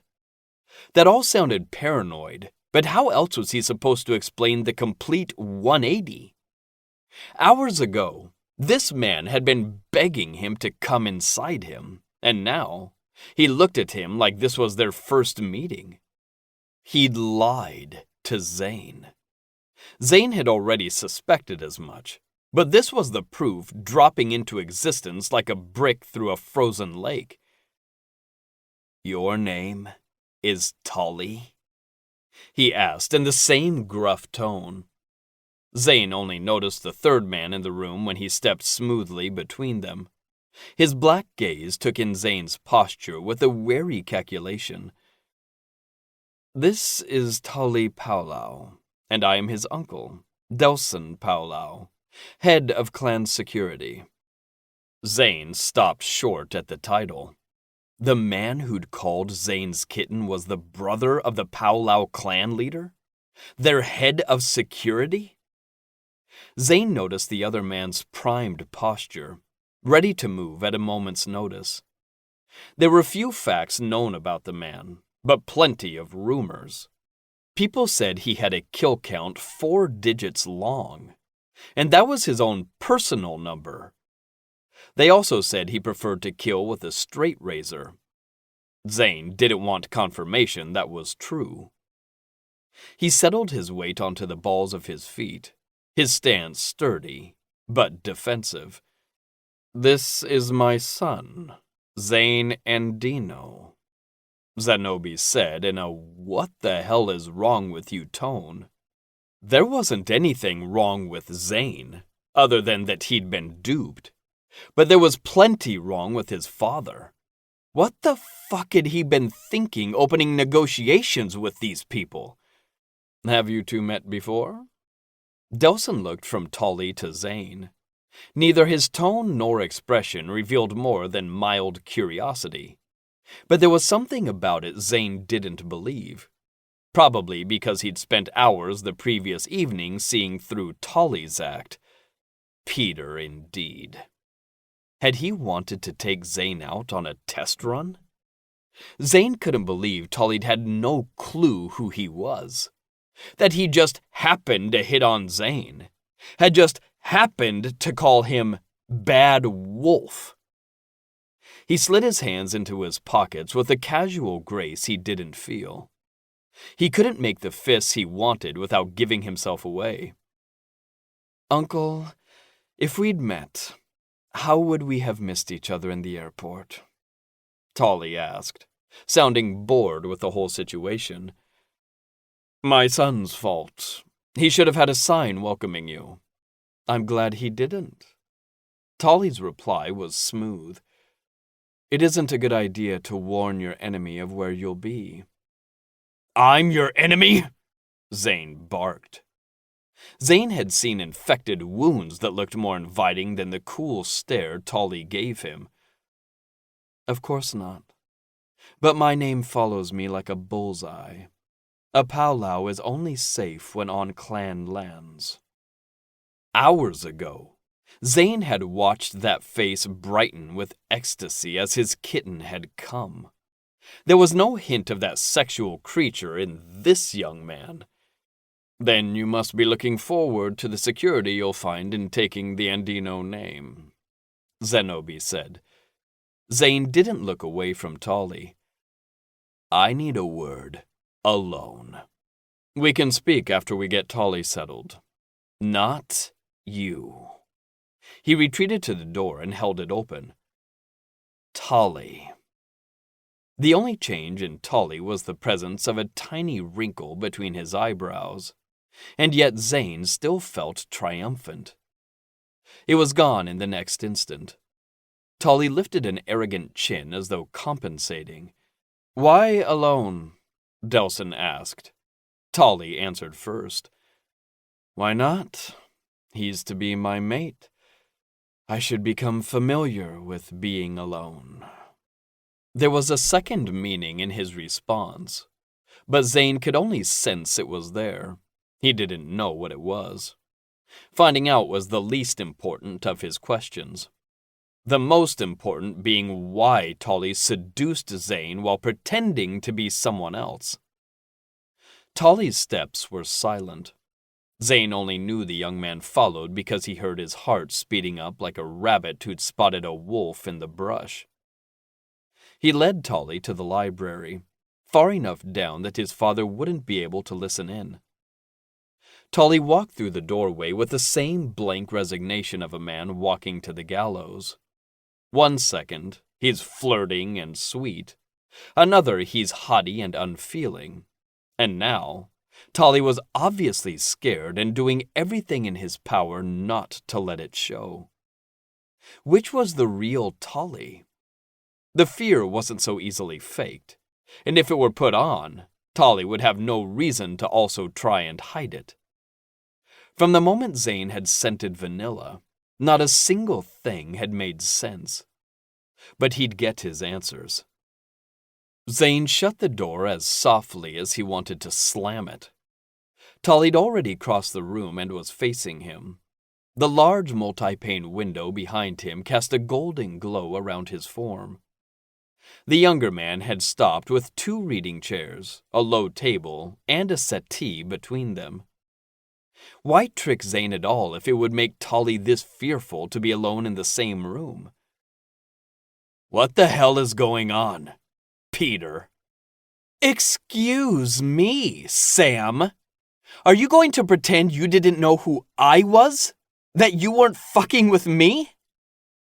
Zane wanted to kiss that sneer right off his face. "I'm not pretending shit. Did you know who I was?" Tolly flinched and took a step back. "Did I? No! If I'd known, you would have chosen someone else to fuck." Zane refused to listen to more lies. Tolly scowled, finally showing fury instead of fear. "Absolutely." Zane's wolf's howl shook his skull. "You gave me a fake name. Hit on me like a man who'd just been let out from a 20-year prison sentence, and did something to dampen your scent." He'd also called Zane Bad Wolf, but he was annoyingly reluctant to present that fact as additional evidence. Tolly didn't say anything. He just stared at Zane with that blank face. Zane hated that change most of all. His kitten had been expressive, even when the emotion had been theatrically enhanced. "He's not your kitten. He's a snake." Zane growled and stomped forward. The furniture in the room slid into 2 straight lines, forming a protective barrier between them. Tolly held his stare, more confident now that he was behind his barricade. "I gave you a fake name because I thought I wasn't ever going to see you again. I hit on you because you're hot as fuck, and I dampened my scent to try to keep my uncle from tracking me, which clearly didn't work." Zane needed to know why Tolly felt he had to run from his uncle, but not as much as his wolf wanted to strut at them being called hot as fuck. Priorities, buddy. "I don't care if you don't believe me. It's still the truth. I thought you were a stranger. And I thought you were someone I needed to protect." Zane's plans of demanding his release and tracking down his kitten made him feel stupid now. The fire in Tolly's gaze dimmed, his lower lip trembling for a split second before he set his mouth into a slight scowl. He lifted an imperious chin and stepped forward, the furniture parting in front of him to create a path. "Clearly, I'm not.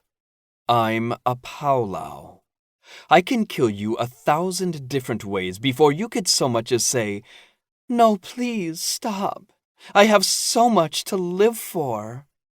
Zane had no reason to doubt Tolly's sincerity, but all he could see was a kitten hissing and puffing up, trying to seem tough.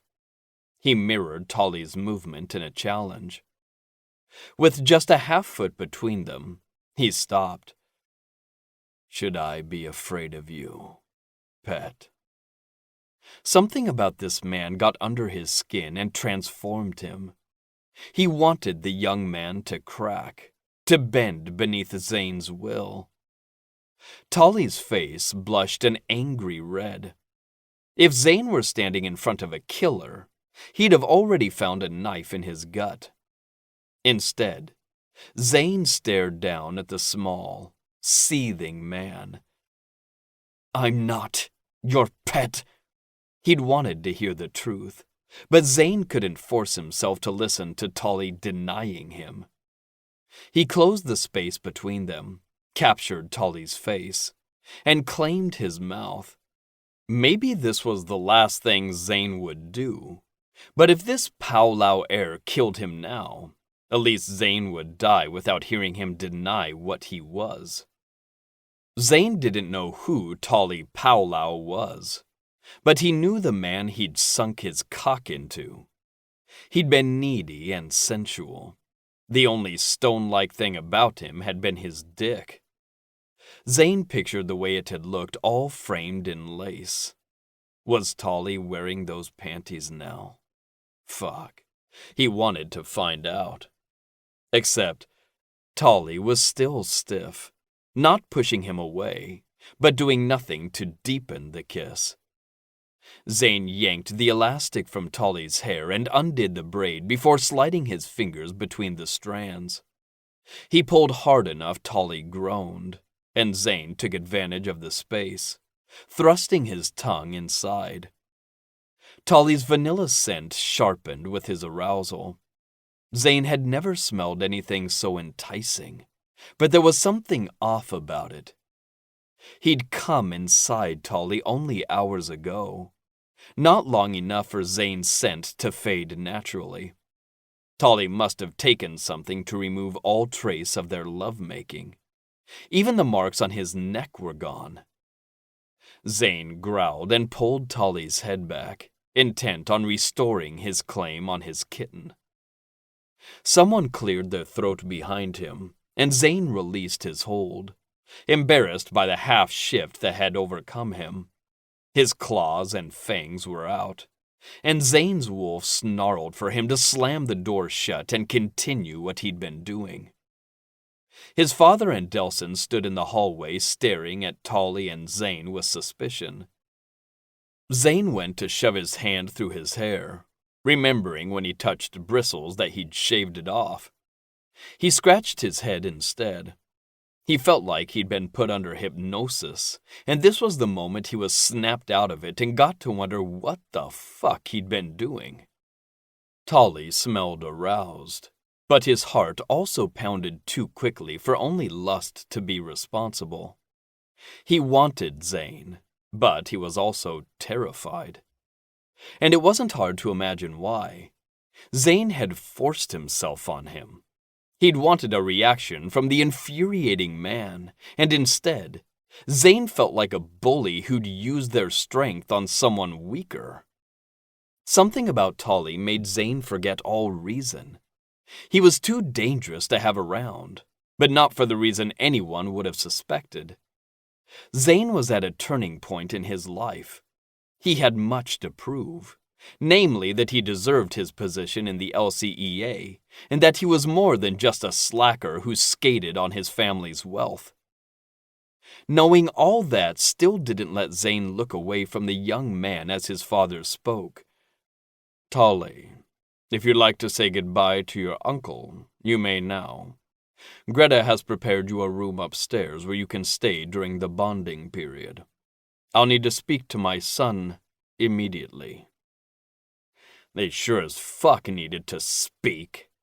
But Zane wasn't going to let Tolly out of his sight for long. Who knew what sort of trouble he'd stir up?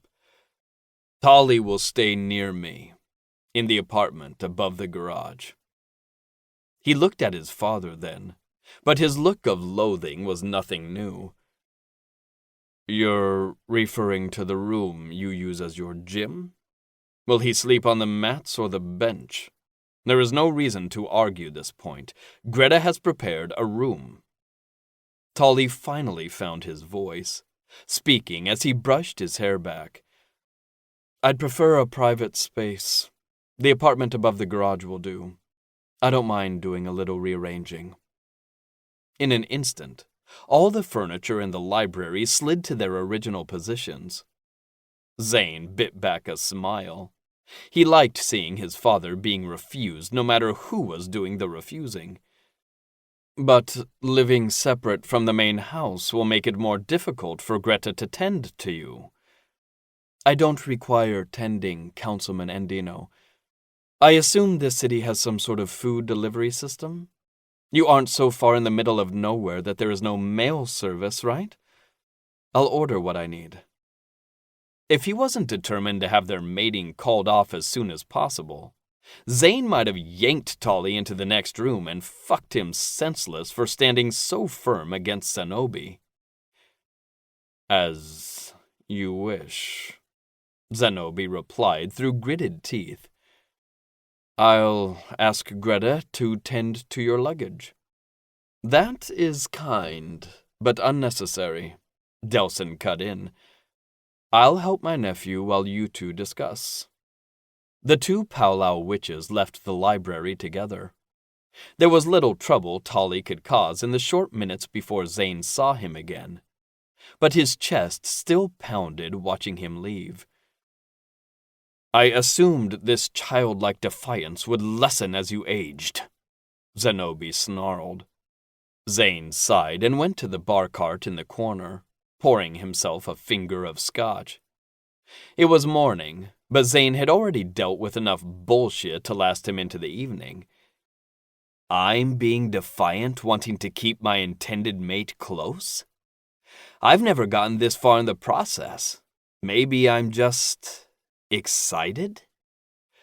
"You aren't.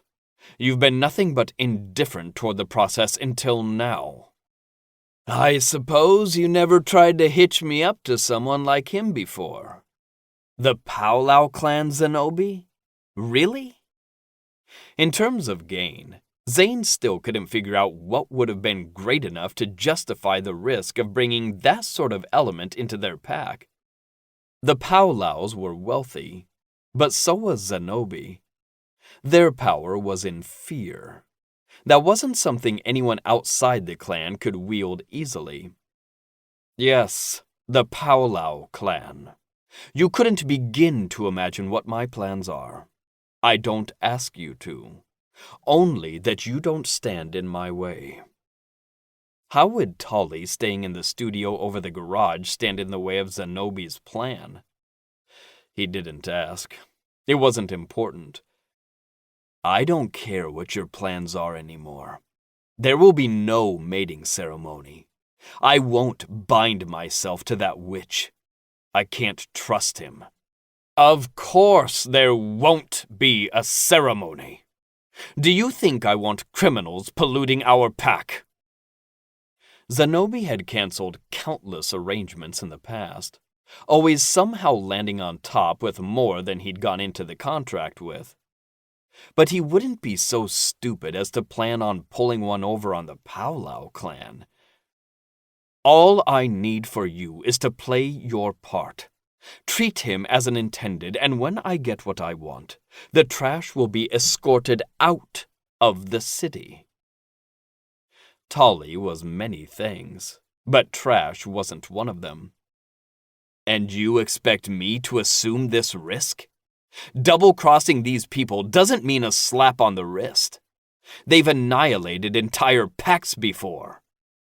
Zane was just a pup when he'd heard how the Broadrock pack existed one day and didn't the next.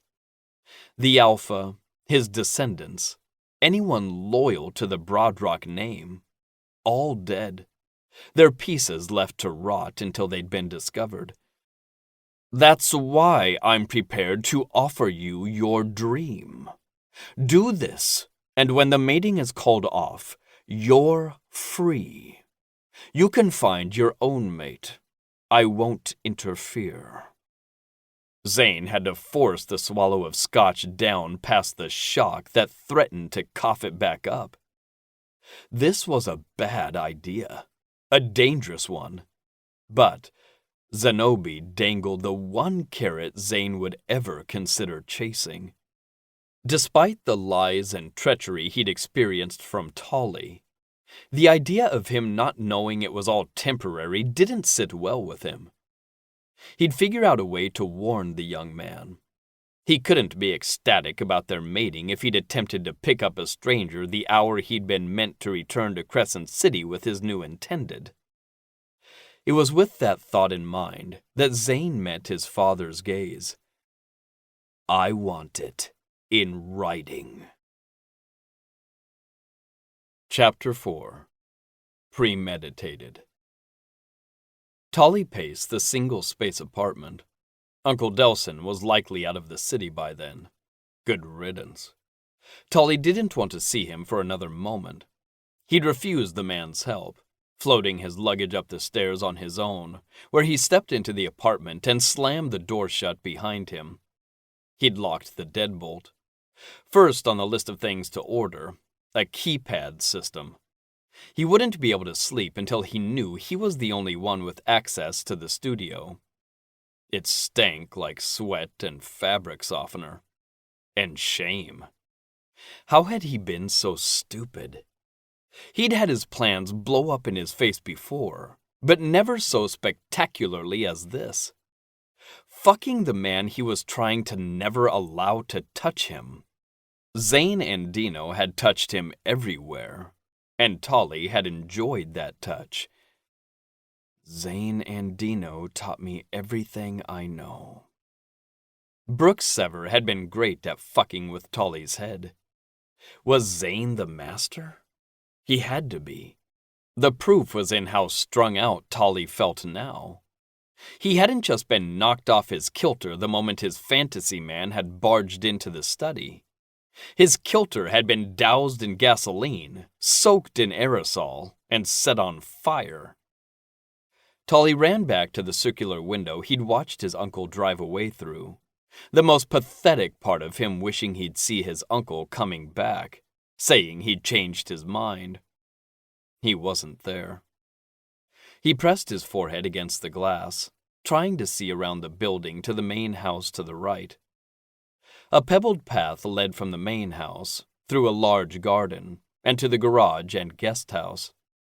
Tolly was relieved not to be sleeping in the same building as Zenobi and Dino. The guy gave him the creeps. The studio didn't have any of the cozy majesty of Tolly's loft in Powlau Tower, with its floor-to-ceiling window that offered a wide view of the city, but it was larger. It was a single rectangular room with two circular windows located on each of the longer walls. The kitchenette with its sink, mini-fridge, and 2-foot counter might have been depressing if there was any chance of Tolly actually cooking. The bathroom, however, nearly did bring him to tears. Tiny, no natural light, and no tub.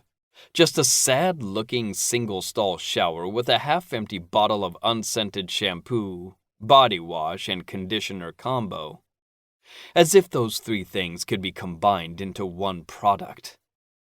He kept his face pressed into the glass. Half of Zane's body was in view, all of it walking his way. He lives here too. He'd meant the thought to be calming, but it had the opposite effect.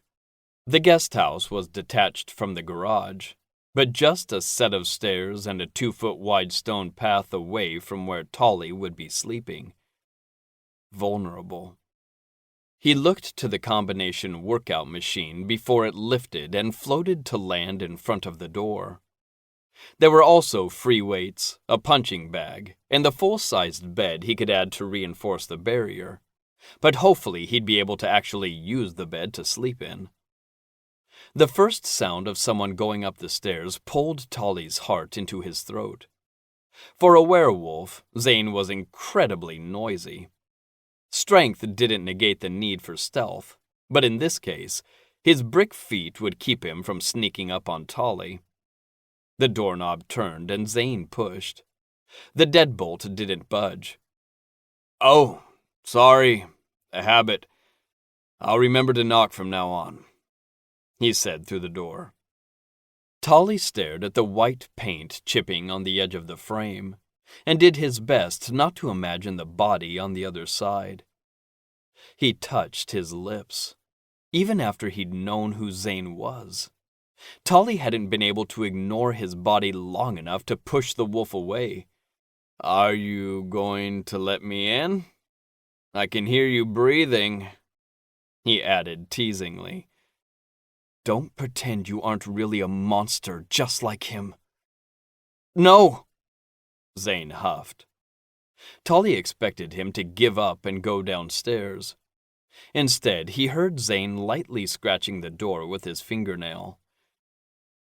"Tell me if I'm off base here, Tolly, but I'm picking up on some subtle vibes that make it seem like maybe you don't want to be mated to me." Now Tolly was thankful for the door because it blocked the near smile he'd had to flatten. Zane was funny.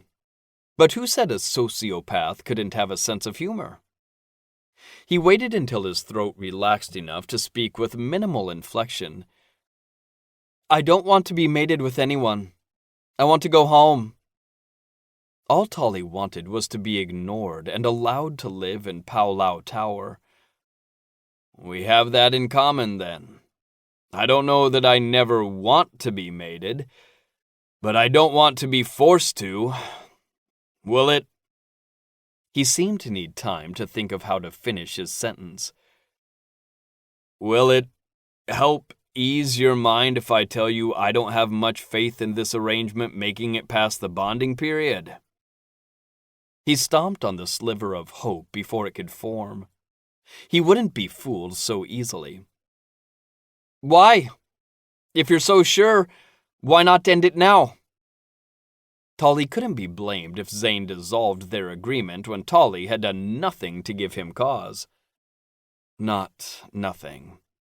Yes, he'd tried to have a one-night stand with a stranger, but that whole thing felt like a wash. "My father seems to think he can get something out of our deal. This isn't my first rodeo." "I know." "Have you been studying up on me, pet?" Tolly's stomach flipped like a puppy rolling over for belly pats. "Information is power." For some reason, he imagined Zane frowning at that. "Well, I'm not informed on his plan, but know he has one. I have no reason to believe that this mating will end any differently than the others." Zenobi was a dead man if he thought he'd be able to screw over Opala Powlau. He also had Tolly's full permission to attempt it after all she'd put Tolly through. "I guess what I'm saying is, hang in there." He nearly pulled the barricade back, unlocked the door, and demanded what the hell that was supposed to mean. Was it all a story? Another mindfuck? Something to keep him pliant? "Do you have dinner plans? We could walk through the city, give you a tour." If he wasn't going to be here long, then there was no sense in getting to know the place. "No, thank you. Do you have the number to a place that delivers? Also, what's the address here?" "You can just tell them the Andino house." "I mean for shipping." Zane told him to hold on a second, returning minutes later to slide something beneath the door. It ran into the frame of the weight machine, wrinkling before Tolly could grab it. He smoothed out the paper menu, spotting what must have been the address scribbled in the margin in loopy, elegant handwriting. "Thanks," he mumbled, but Zane had already gone back downstairs. "I'm on my way, monkey. Just stay where you are." Tolly knew he was dreaming, because he'd accepted never hearing Nita speak again. He still whimpered, stupid fucking hope telling him that maybe this time he'd wake up from reality and realize meeting Brooks and losing Nita was all just a bad dream. "I'm so tired. I'm scared he'll break through. He'll hurt me." Tolly's voice had sounded so small and pitiful. He'd only been 17, but Nita had been poised to take over leading the clan at his age. "If he tries, you have to defend yourself. Do you hear me? I'm ordering you to defend yourself. Don't let that bastard lay another finger on you, Tolly. Do whatever you have to keep yourself safe." He'd whined, saying he would when he knew he wouldn't. He'd hung up the phone, waiting for his sister to come rescue him, when he knew she wouldn't. He thought for a moment that his misery was finally over, and that he'd be able to go home. He wouldn't. She'd never made it. Tolly gasped awake, his face wet from tears he'd shed while asleep. Fuck. That made 7 nights in a row now. 7 nights holed up in the studio over the garage, and 7 days of losing his fucking mind.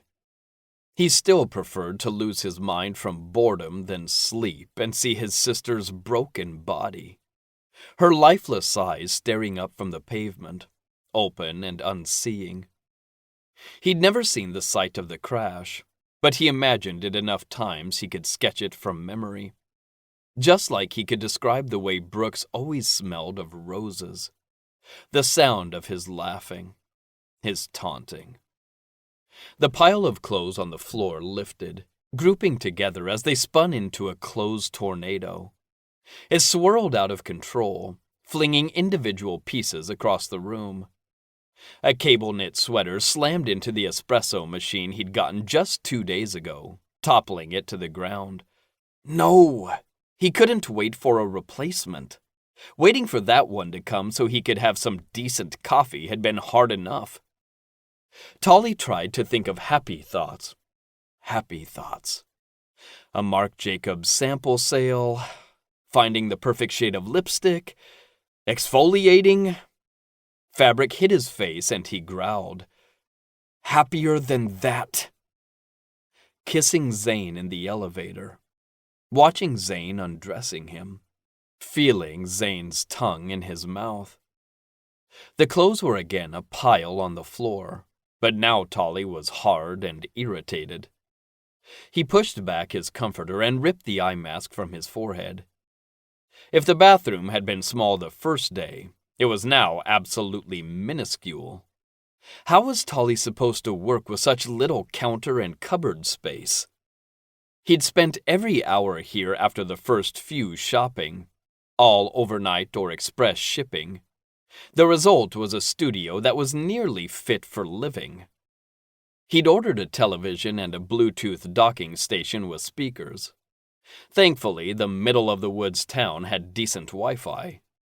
Since the space used to be Zane's gym, there were plenty of mirrors, half a wall of them, but he'd needed portable wardrobes for his clothes.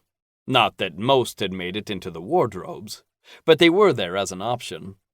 He'd spent a small fortune on candles and plants, floor-to-ceiling curtains for both windows, a humidifier, a dehumidifier, an air filtration system. Basically, Tolly had done everything to make this studio like his loft, short of replacing the items he'd left behind when coming to Crescent City. He'd packed with the intention of quickly returning, and Tolly would not give up on that dream by ordering duplicates.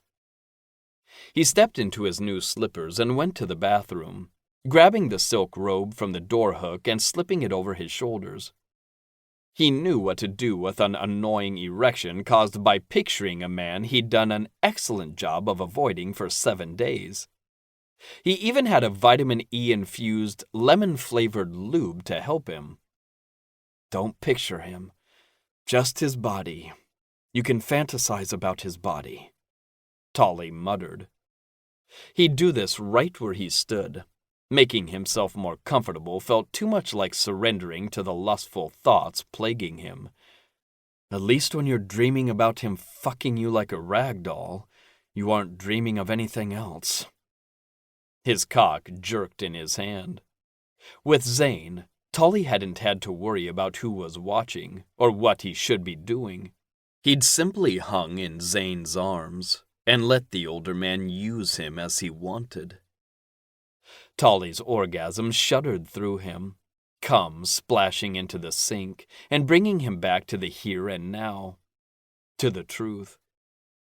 Since that first day, Zane hadn't once tried to visit Tully again. His most frequent visitors were delivery drivers and Greta, the housekeeper. She despised Tully, which was only unusual because normally people were too afraid of him to show their hatred. She had no problem, and plenty of opportunities, while delivering countless invitations from Zenobi for meals, chats, to meet his colleagues, try a new wine. Tully hated wine, but wouldn't have accepted even if he loved it. Maybe it was the cold shoulder he got from Zane, but the overwelcome from Zenobi was making his skin prickle. He didn't trust either of them, but trusted Zenobi less. Since it was afternoon and still no angry knock on the door, maybe Zenobi had gotten the hint, or maybe they realized Tully flat out refused to answer the door at the butt crack of dawn, or before 11 a.m. Tully caught sight of his reflection and paused to appreciate the warm glow of his skin. He'd had a lot of time lately to devote to his skincare routine. Dressing up, doing his hair and makeup, they were the only things that brought Tully peace. Funny, since he'd first gotten into it mostly to piss off his mother. Now, it was his happy place. And since he had nothing else to do for the day, he started planning the day's look. With lo-fi beats playing softly through the Bluetooth speaker in the background, Tully showered and dried his hair. He flat-ironed it to a silky smooth consistency, and then spent some time gathering 2 buns to sit on the top of his head. One kept hanging lower than the other, which meant he'd redone each side 7 times before he was happy. He had no place to be, so he went casual with his torn blue jeans and a mauve tee, with the words, "Bad Witch" written in black on the front and a broom underlying the letters. He giggled at his own clever irony as he gathered his makeup to sit in the beanbag chair in front of the mirror. If he was going anywhere important, he would have at least put his foundation on before doing his hair and makeup. But it didn't matter if he ended up getting a little messy. He didn't. Tully enjoyed the precision of makeup. The fact that he could erase mistakes and try again without much heartbreak. And he liked that when he was done, he felt like a real person, a confident person. People looked at him and didn't assume the guy inside was broken and terrified. They saw him and thought, that guy is brave. He doesn't care what people think of him. Tully sighed and tossed everything back into the open container. You're so brave you haven't dared to leave your room. Is this so different from being a prisoner? Locked in? His gut clenched. The answer immediate. Yes. This is so very different. Tully's gaze drifted out the window. The Andino house property looked as if it sat on a hill alone, separate from the rest of the town. But really it was just clever landscaping. The grass sloped down a slight hill where a small creek flowed along the back end of the property. A well-worn path led to a bridge, and then the sidewalk that led toward the city center. Thick privet bushes blocked the houses on the surrounding sides, but only from the grass. Tully had spent several hours staring at the people as they left their homes and went about their lives. He imagined what they did in the hours between when they left and returned.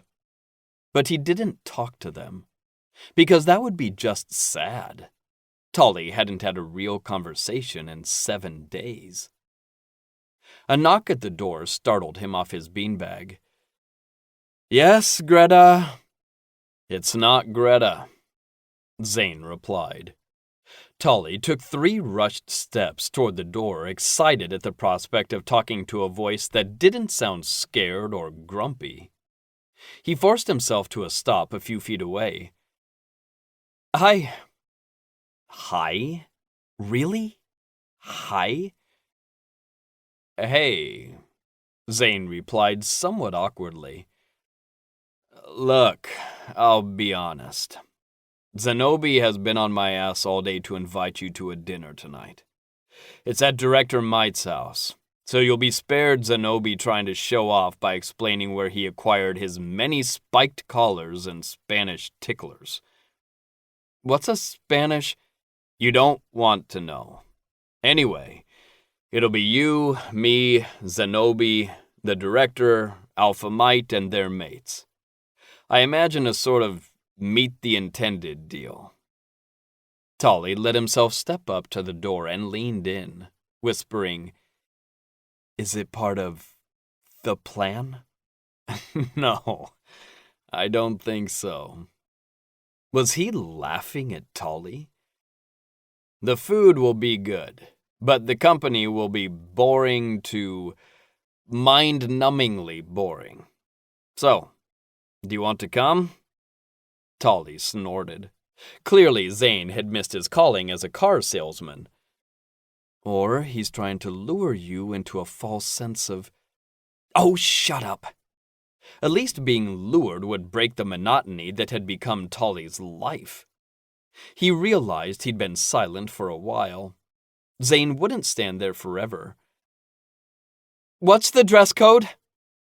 He winced at the volume with which he screamed the question. Dress code? I didn't ask. But I wouldn't care if I did. Just wear what you want.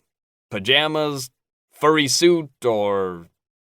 Tully keyed in the code of the door lock and pulled it open, stopping when he ran out of chain. A sonic boom exploded inside him at Zane standing on his stoop in his LCEA uniform, the top few buttons undone to reveal his undershirt. He was so hot. Muscular without being bulky, a strong chin with a swoon-inducing level of stubble. His hazel eyes dropped to Tully's face like he'd forgotten how much shorter he was, and how far down he'd need to look to meet his gaze. Or that. Zane's voice dipped an octave. Definitely wear that. The heat from his gaze wrapped Tully in a soft blanket. Isn't it too casual? Half of his mouth lifted in a devilish grin. You haven't seen what I'm going to wear. Not your uniform? Well, that had sounded mortifyingly needy. Zane cocked his head to the side. Not to this dinner, no. I'll be wearing it tomorrow, though, if you want to come out and see me off to work. No snappy comeback formed. Tully's brain turned into fuzz, so he did the only thing he could think of to save his dignity and slammed the door shut. Zane just chuckled. I'll meet you downstairs in 20. Zenobi was waiting for them on the porch of the director's house. Compared to the Andino's house, it looked like a cottage. Considering the Andino house was an overcompensating horror museum, Tully already preferred the white with blue trimming, flower boxes, and windows that gave off a homey glow. I told you I would drive Tully, Zenobi hissed as they walked up the stairs. Zane's body language remained loose and casual. He's been cooped up in that room for a week. He needed the exercise. Tully shouldn't let them talk about him like he wasn't there. He should be demanding his presence be recognized and respected. But Zane was right.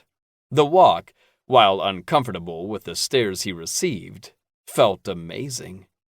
As did being up close to the people living in the homes he'd spent the week watching. If he'd been caught and asked about it, he could just as easily say he was memorizing schedules, learning when the citizens of the city were at home. That was something a powwow warrior would do. Anyone could kill, but only by knowing an enemy could one destroy them completely.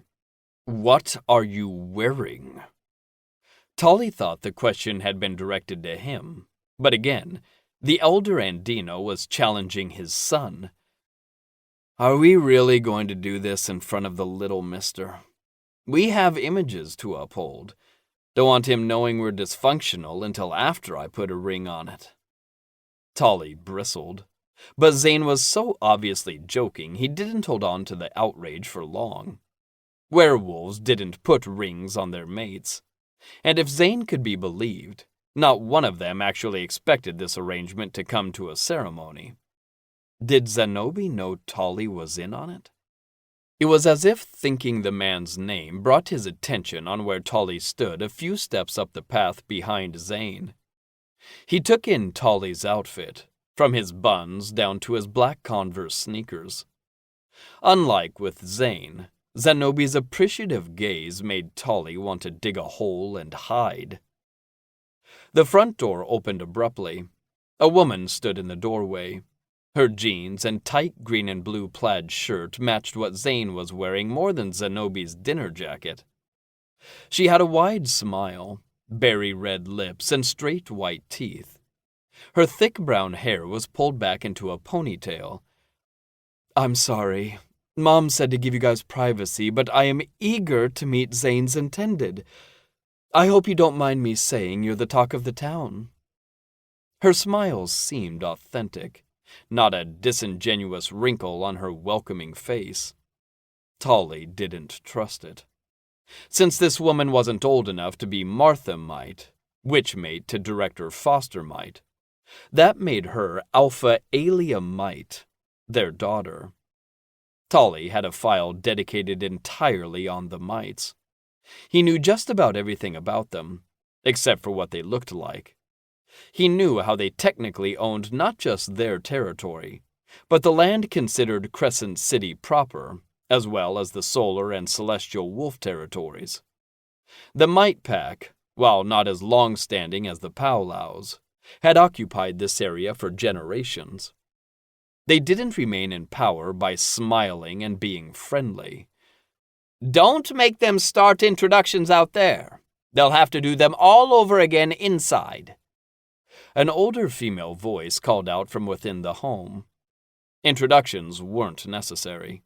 Tolly could deduct who everyone was.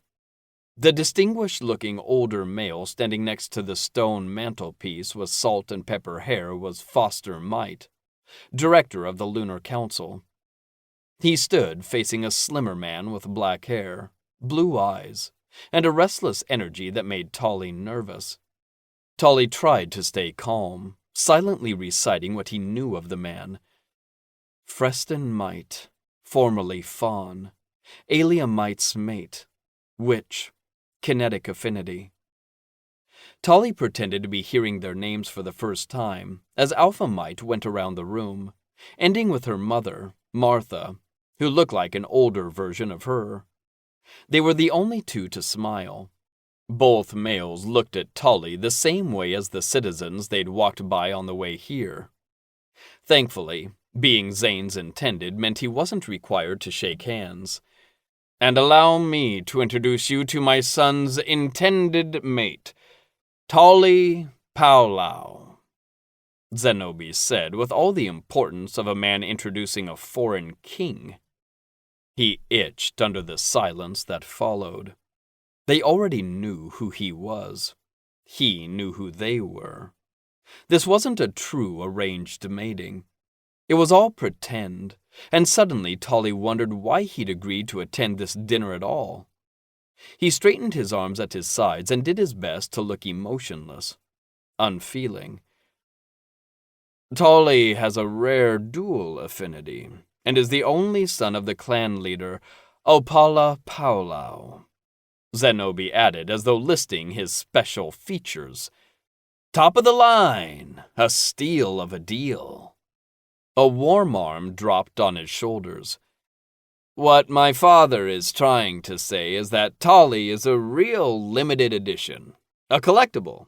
I know he's worth more in the box, but I couldn't let the little guy stay all wrapped up. Tolly snorted before he could think to stop himself. He wasn't the only one who'd picked up on how Zenobi spoke about him as a commodity, something acquired. But that wasn't what hurt the most. The fact that it was all true did. He had many selling points as a future mate, and by now his mother had used each one trying to peddle him off. And hearing them listed made him feel like a joke. Except Zane hadn't made him the joke. He'd made him a part of it. Alpha Mite laughed loudly enough to mostly drown out Zenobi's responding growl, and then announced they should migrate to the table before her mate's pot roast cooled down. Throughout dinner, Zane remained a comforting presence at his side, until Tolly realized he considered Zane a comforting presence, and not the sadistic monster he'd believed the wolf to be. So far, he didn't act at all as Brooks had in the first few days of their bonding period. He'd been a constant figure, always wanting Tolly by his side as he went about his day. He was next to become Alpha once his father passed along the title, but instead of spending his days learning how to be a good leader, he spent them being seen and throwing around his power. It wasn't beyond Brooks to lie. Tolly recognized that. But why tell that lie? He hadn't reached out once in 2 years. Why now? So, Tolly, have you traveled much outside of your clan lands? Alpha Mite asked a few minutes into the meal. Tolly forced his hand to keep moving for the water glass. He couldn't afford a slip-up, especially while he didn't know what Alpha Mite's goal was. No, I haven't. He didn't count going to meet countless intendeds as traveling. I'd think that at 19 years old you'd be eager to. It's a little surprising that you'd be so young and ready to settle down with a mate. She doesn't know. She couldn't know. His mother had paid a large fortune to erase every past mating attempt and every naughty, shameful thing Tolly had done to get out of them. He let the ice water slide down his throat, taking his time to swallow. We all must do our part to uphold the sacred pact. His mother would be so proud hearing him recite the talking point she'd once tried to give him. The director made a noise like a snorting growl. I didn't realize the Powwow clan concerned themselves with that. Tolly arched a manicured brow. You believe the Powwows are content to only benefit from the pact? Zenobi cleared his throat. Director Mite wasn't saying that. Then Director Mite should articulate as much. Tolly stabbed a chunk of meat and chewed it slowly, his eyes on the director's face. He was making things tense, but this was easier for Tolly to navigate than false friendliness. The more awkward he made the night, the faster he'd be able to return to his studio without making it look like he'd fled. Director Mite didn't avoid his stare. Either he had guts, or he believed his age made him the more formidable out of the two of them. His mate rested her hand on his forearm, and the man sat back, more relaxed in his chair. I mean no offense, Tolly. You're correct. We all do our part to uphold the sacred pact. No one wants to go back to the Dark Ages where witches and wolves were enemies, both slaves to their nature. However, my ignorance of your clan is by design. They've taken the fewest number of wolf mates, don't participate in Lunar Council business, and claim no allies. Tolly set his fork down, taking time to swallow the small bite before speaking. Because the Powwow clan needs no allies. Many want to concentrate on talking about the severity with which my clan handles those who go against us. But they ignore, or maybe choose to block, The fact that the Powwow clan is the oldest clan and pack in North America. The Fawns, the Blooms, the Helixes, even the Mites all settled here from Europe. We need no outside influence to continue existing. The Powwow clan has always been here, and will always be here. Why had he agreed to this night? If he'd been feeling stir-crazy, he should have just snuck out and gone for a walk. There was enough woods north of the city. Tolly could have walked without ever running into anyone. Instead, he was outnumbered and defending a clan who would cut him out if he screwed up. He was a trophy to Zenobia, but cutting Tolly's head off, stuffing it with cotton, and hanging it on the wall would serve the same purpose. Tolly didn't know his hand was trembling under the table until Zane grabbed hold of it. He followed his first instinct to pull away, but Zane held tight, refusing to let his arm move. "I think it's impressive what your clan has done," Zane murmured, somehow looking at Tolly as though they were the only two people in the room. It was confusing and soothing. Tolly hated himself for how much comfort a touch and a few nice words gave him, especially coming from this man. It didn't matter that he hated it. He still wanted it to be real. Was this what Brooke Sever had hoped would happen after sending that text? Had he been lying and just wanted to keep Tolly from trusting Zane? Letting himself be comforted by him? He had to figure out a way to bring up the Sever pack, if only to see if Zane's reaction changed. "Not all are as lucky as the Powwow clan to not need allies," Director Mite replied, nothing antagonistic in his tone. Tolly sat up straight. "What about the Andino pack? Do they have many allies?" That information was in a file somewhere in the reports he'd been given, but this was his best chance of finding out what he really wanted. Zenobia stuck out his chest like a male peacock during mating season. "Of course. In fact, our many allies will help smooth over what is in store for the city." In store for the city? Tolly filed that bit of information away to look into later. "It's lucky that I've done my duty while a citizen here to keep the lines of communication open. Both alphas of the Steel and Grand Pack have come to visit on several occasions, but also alphas from packs without representation in the city. The Apex, Darkhaven, and Goliath packs are all considered friends of the Andinos. The former Broadrock pack and the—" Zenobia went silent immediately after realizing who he'd mentioned. Tolly had been young, confused, and so scared at the time of the Broadrock's annihilation. He met Zenobia's gaze, aware of how the dishes on the table rattled. The Broadrocks got what they deserved. Everyone had already given up on eating, but if Tolly didn't calm down, he'd end up sending the entire table against the wall. He couldn't lose control. He couldn't show weakness. Maybe he could pretend he meant to go berserk. Zane rubbed his thumb gently against the inside of his wrist, and Tolly let himself concentrate on the sensation, exhaling silently as the dishes settled. Freston's gaze narrowed, his body tense like he was preparing to leap in front of his mate if Tolly started slinging cutlery. The soft circle tingling on Tolly's skin reminded him he had a goal here. No allies in the Midwest? What about the Tidewater and Sever pack? Zenobia exhaled as though relieved to move on. "Oh, yes. Both packs are close allies with the Andinos. Unfortunately," Zane added under his breath.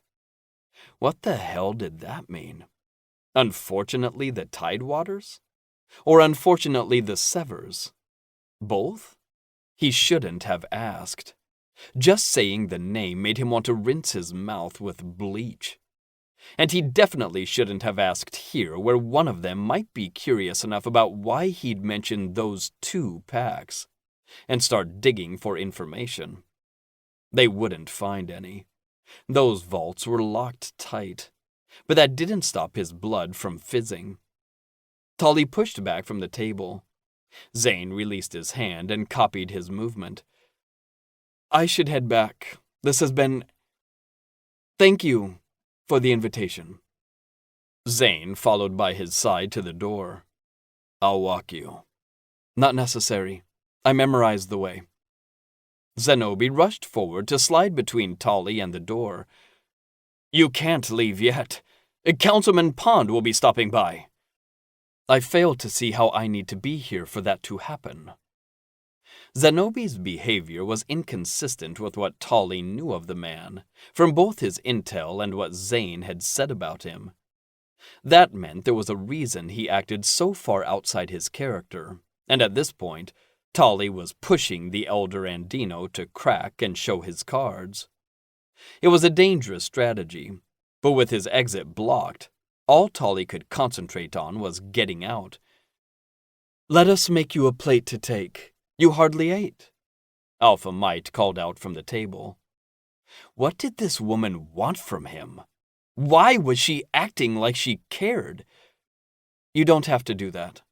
I know, but it will give me time to talk to you about the next new citizens class. The first meeting of the latest group is tomorrow. It would be a great opportunity to learn about the city and its history, meet new people, and get out of the house. Was she spying on him? How else would she know Tolly hadn't left his studio until this night? You're regretting that now, aren't you? That's a great idea, Alpha Mite, Zenobi crowed. Since the classes are held inside the headquarters building, it will be easy for you to meet. No. If the man was going to pretend to not be bothered by Tolly's rudeness, then Tolly wouldn't bother curbing it. Zenobi dropped his chin. The muscles on his face tightened with annoyance. They are a useful resource with the added benefit of acclimating. Tolly's skin felt like leather left too long in the sun. The class is meant to teach citizens about the city? The Lunar Council? Zenobi nodded cautiously. Tolly spun to address the room, surprised to find Zane silent by his side. Then I have no need to attend. Crescent City was founded over 50 years ago in response to the arrival of 2 new species of wolves who came to our world claiming they didn't know how to return. The city houses the solar and celestial wolves, while also keeping them contained and isolated. At the time of their arrival, you, Director Mite, were Alpha, your son Emmett poised to take command. Emmett Mite went on to refuse the title and mate with Heliodoro Prime, the son of the solar wolf Alpha. How do you know? Tolly steamrolled over the director's question. Alia Mite took command. Crescent City was established, and soon after, the Lunar Council was formed with you at the head, Director Mite. The official mission statement of the Council claimed they existed to ensure the Lunar Wolves, as they were then known, and witches abided by the Sacred Pact. Though I suspect the true reason for the Council's existence is due to distrust and fear of the solar and celestial wolves. Since then, the Lunar Council has acted as the primary governing body for the city and surrounding territories. Alpha Mite opened her mouth to speak, but Tolly kept on, his voice louder. The LCEA is the security branch of the Lunar Council and works with patrol to guard the city proper. It has authority over the other territories, but to this day has mostly allowed the other species a semblance of sovereignty. Representatives were chosen from the most powerful packs and clans in the country to live within the city in an effort to keep a balance of power. They are now more commonly referred to as citizens, and coexist not only with each other, but the foreign wolves. After a tumultuous beginning, recent years have seen Crescent City thriving. Though there are currently whispers from outside the city that fear all is not as it seems within these walls. Personally, I think those rumors are bogus. But who am I to stop a conspiracy theory? So you see, the only thing I could learn from your class could be solved by offering me a map, which I'm sure my intended would provide for me should I ask. Now can I go? Of course. I apologize if I made you feel like you weren't always free to go. Alpha Mite frowned, not with anger, but like she was disappointed by Tolly's response. Well, fuck that. He didn't ask for her concern, and didn't ask for her to try to make him friends. He wasn't here to settle. He was here to wait. He hoped Zenobi got whatever it was he wanted from the deal soon, because Tolly doubted he'd see many more dinner invitations after tonight. Chapter 5. Corruption. Today, we've asked the city to gather in order to announce that in 2 months, Crescent City will, for the first time, host the quarterly Alpha Summit. In the weeks leading up to the summit, our gates will be open as visitors come to prepare. Immediately, the inside of the council meeting hall buzzed like a split wire. Director Mite pounded the side of his fist against the table, but it did nothing to silence the angry murmuring. Zane scanned the mass of people from his post on the east wall. The team had been briefed that morning on the topic of the town council meeting, and were ready to respond should the crowd turn violent. Town council meetings were generally calm, but Zane knew what it was like to watch the public's anger grow into a mob. The last time it had happened, there had been a mixture of witch, lunar, solar, and celestial wolves in the crowd, like there was now. And the topic had been one that struck animosity and fear, as it did now. But Zane had also been 100% an asshole then, compared to his 50% now. He wouldn't let this meeting turn into a riot. Back then, he'd been an agent who refused to accept responsibility, keeping the standards people had of him so low, no one was foolish enough to rely on him. Which, in his head, had meant it would be impossible for him to ever disappoint anyone. He'd been an idiot, acting like a spoiled pup. Zachary Hind, a lunar wolf who'd been a citizen of the city since childhood, spoke louder than the rest. My mate still has nightmares about the attack, and now you want to open our doors and let anyone waltz in? Chief Landry stepped forward from his position beside the table where the alphas and council members sat facing the crowd. He wasn't pleased with the council's decision to host the summit, but didn't let that show in his response. It will not be a free-for-all through the gates. Visitors will undergo thorough background checks and will be monitored while within the city. Though Zane wouldn't let it show, he understood the public outcry. They should be tightening their boundaries, not opening them. The decision to hold the next Alpha Summit in Crescent City was a dangerous one, no matter how thorough the background checks. Alpha Summits never ended without a fight, or two. Members of different packs worked to live together in Crescent City, but everywhere else, packs lived as segregated as they had for centuries, and for good reason. It was impossible to ask so many alphas to come together without posturing and egos getting in the way, and bringing them all to a place that so many were already suspicious of was asking for conflict. If it weren't for the growing suspicion from the outside packs and clans that the city had turned into some sinister force that wished to join arms with the solar and celestial packs, and then take over the world, the council wouldn't have considered holding the summit. And it wasn't as if there weren't secrets being kept within the city. Alpha Mite was pregnant, and had not announced it publicly. As an alpha, she could be challenged for her position at any time. Not accepting a challenge was the fastest way to lose the confidence of your pack, and invite more challenges. And a fight to the death or surrender could mean harm to her unborn, even if she did win. No one would dare challenge her at full strength.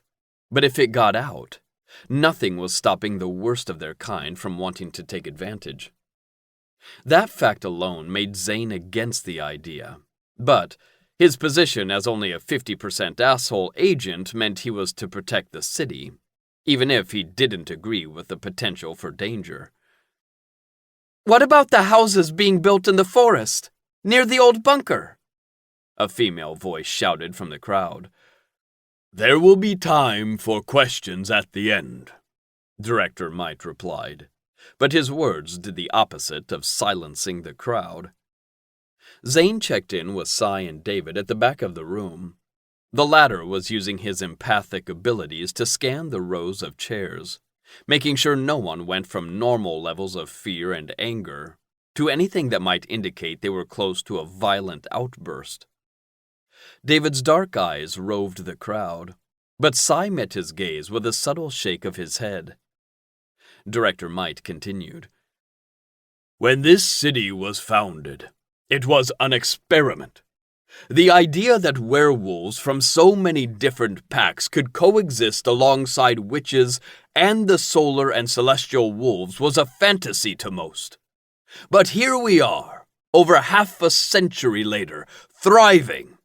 The first citizens were volunteers from packs and clans across the country.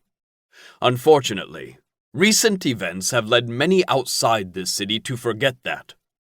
We are going to show all those who have become suspicious about our intentions that Crescent City is the same place it always was and serves the same purpose. Nothing nefarious is going on here." The director often spoke about the city as though it was this lofty social experiment, but Tully had seen right through the propaganda and hadn't had an issue with letting that be known. At times, Tully was exactly the man Zane would have expected of the mysterious son of the Powwow clan leader. He knew how to come off as impassive, unapologetic. But that wasn't all he was. The boy was a mess of contradictions. Skittish one second, cool the next. He was fire, hot enough to burn all reason from Zane's head, but also an ice wall, frigid and impenetrable. He'd moaned and writhed beneath Zane's body like he'd belonged there, like he'd wanted to belong there. But other than that explosive kiss, since finding out who he was, Tully kept Zane at the same distance he did everyone else. No matter what, Tully wasn't someone Zane had time to spend figuring out. Their arrangement was temporary, not something worth putting in the time and effort. Zane should count himself lucky. He'd half expected Tully's time in Crescent City to be full of Zane chasing after him to keep him out of trouble. Instead, he stayed locked away in the apartment like a lonely prince in a cold tower. He acted like there was nothing that scared him, except Zane scared him. But why? He'd left Tully alone, said nothing about the endless stream of packages, the new door lock, the fact that Tully sometimes piled Zane's workout equipment in front of the door. He should have asked Tully to go out with him to the pub instead of taking him to that dinner where he'd only ended up feeling cornered. Alpha Might's heart had been in the right place. Tully would enjoy his time more if he left his tiny tower and met people. Which was what had led Zane to telling Tully about the town hall meeting today. It wasn't a social event, but Zane had spotted him sitting next to the window watching the neighborhood enough times to suspect he liked a little people watching. He wasn't surprised that he hadn't shown, but more disappointed than he wanted to admit. The people settled enough for Director Might to continue.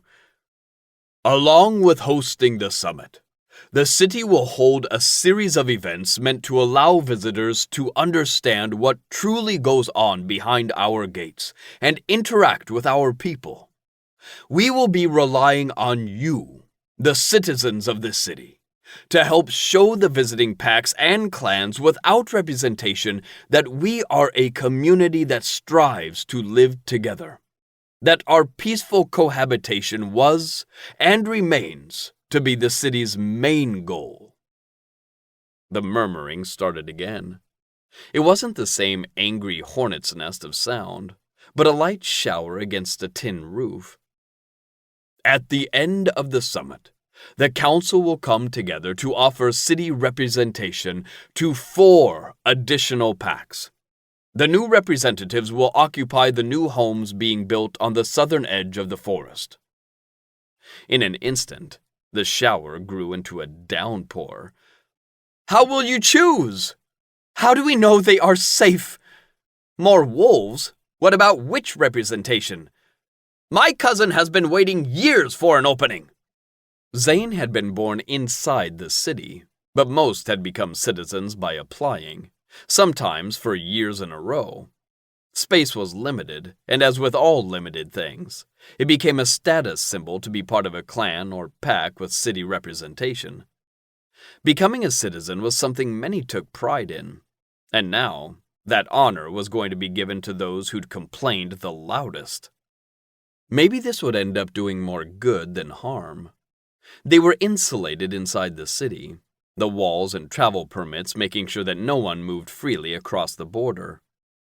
Despite the official message of the Lunar Council, that they existed to serve all wolves and witches, there was a distinct us versus them attitude where the us included all citizens of the city, solar and celestial included, and the them was everyone else.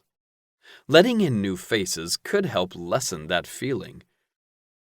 "We will now take questions," the director called out, even though many were already shouting their questions. Will there be no witch representatives chosen? There are many clans able to offer actual benefits to the city. The older woman was cut off by a lunar wolf male sitting in the row behind her. "Actual benefits?" he parroted. "Are you implying wolves don't offer anything to this city?" The woman turned only her head as though the male wasn't worth moving her entire body. It is no implication, but fact. Wolves offer the same thing, security and rudimentary skills. Who does the city turn to when they need something fabricated, when they need healed? Witches are the backbone of this city, and we should be given the same privileges as wolves. The male rose with identical disdain stretching his features. "I'm sure that's what the Helix believed when they sent their spies." "We will remain calm, or this meeting is over," Chief Landry warned.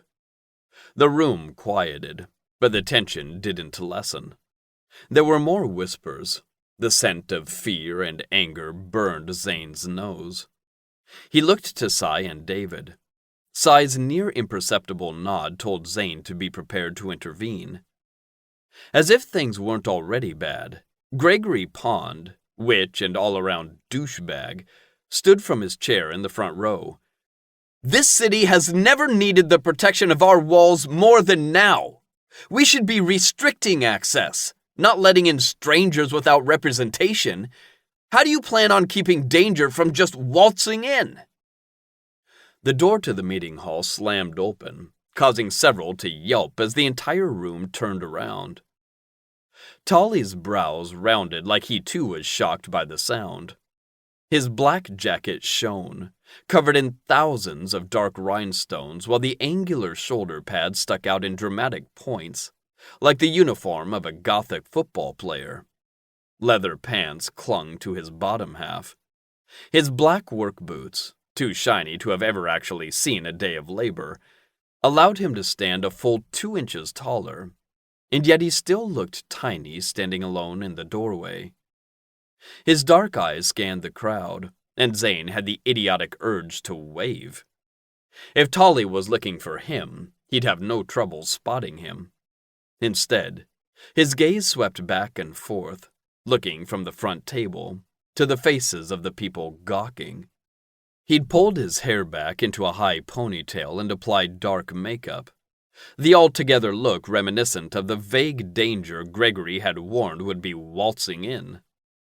The room had been boiling and riding close on the line of becoming a riot. Now, every eye was on Tolly, the whispers continuing, but for different reasons. They're taught to kill by the time they're 10. My cousin's friend once bumped into a powwow witch. He was never seen from again. Zane rolled his eyes. The whispers were idiotic, but Zane was equally annoyed by the few who looked at Tolly with obvious interest. My apologies, Tolly said with his low, throaty tone. I didn't realize the door was so light. Please, continue. He gestured toward the front table like a king encouraging the entertainment to keep going. Zane smirked. His smile didn't last as Tolly headed for an empty chair in the back row. People visibly cringed away as he walked by, those nearest to the chair moving so that when he sat down, there was no one in the seats around or in front of him, giving him a 4-foot buffer, despite the rest of the room being packed to standing room only. He kept his gaze straight ahead, as though he hadn't noticed people shying back. But Zane saw the tightness around his mouth, the way his shoulders sagged like those crazy shoulder pads had become too heavy for his small frame. Zane didn't exactly get the outfit, but he didn't have to in order to see how it made Tolly look like a sexy anime villain. But he wasn't a villain.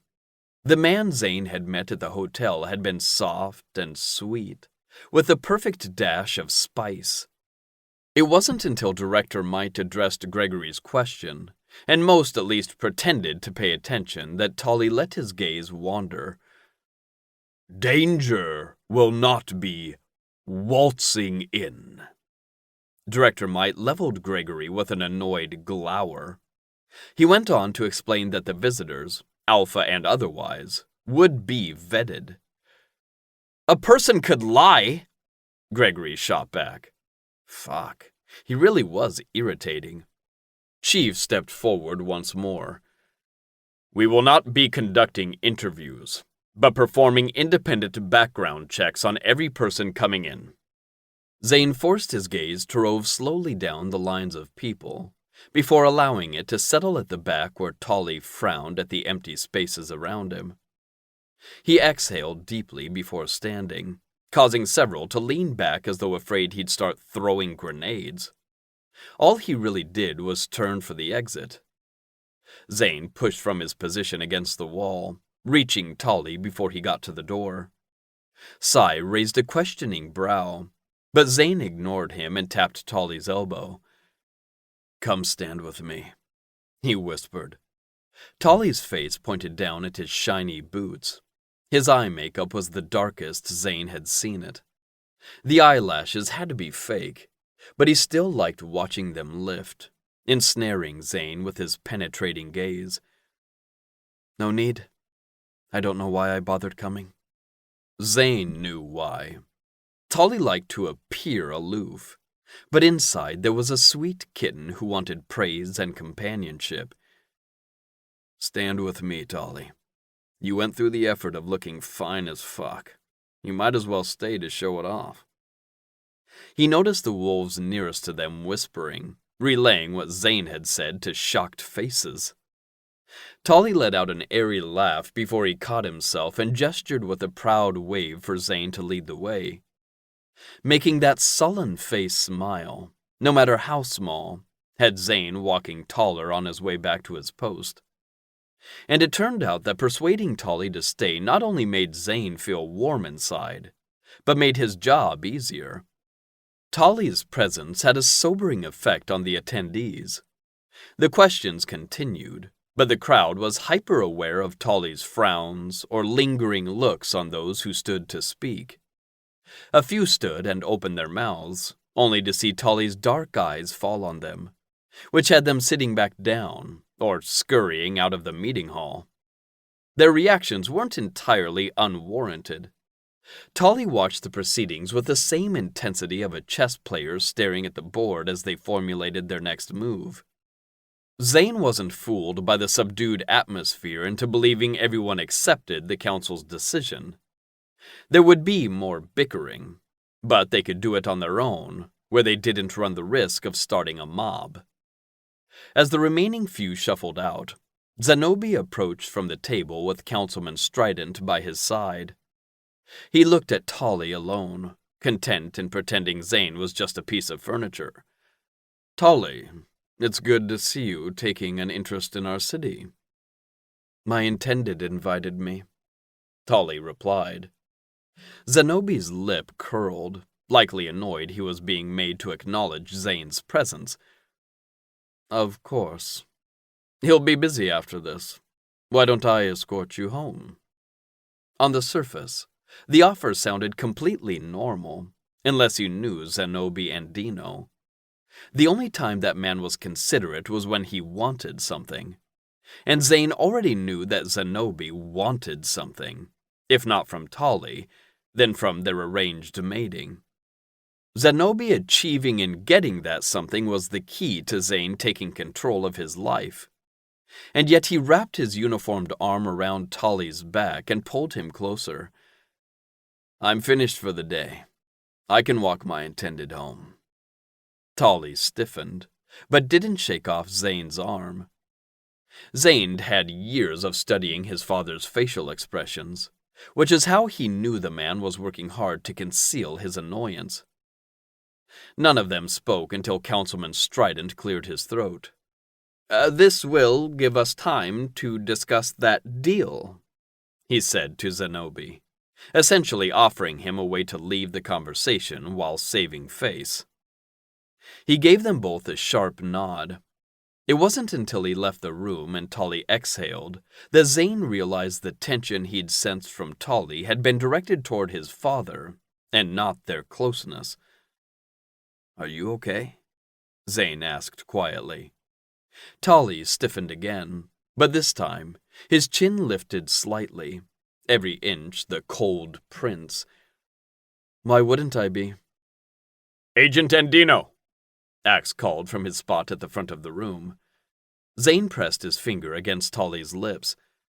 "Hold that lying thought for a moment."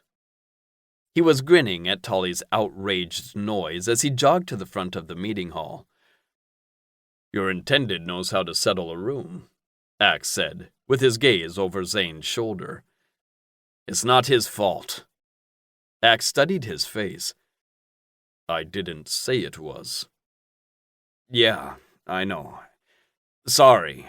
He's just not as ferocious as everyone thinks." Though, looking back at him standing stick straight and still fuming in his bold outfit and dramatic makeup, he looked exactly like the type of person people thought he was. Zane wondered if that wasn't the whole point. "I see."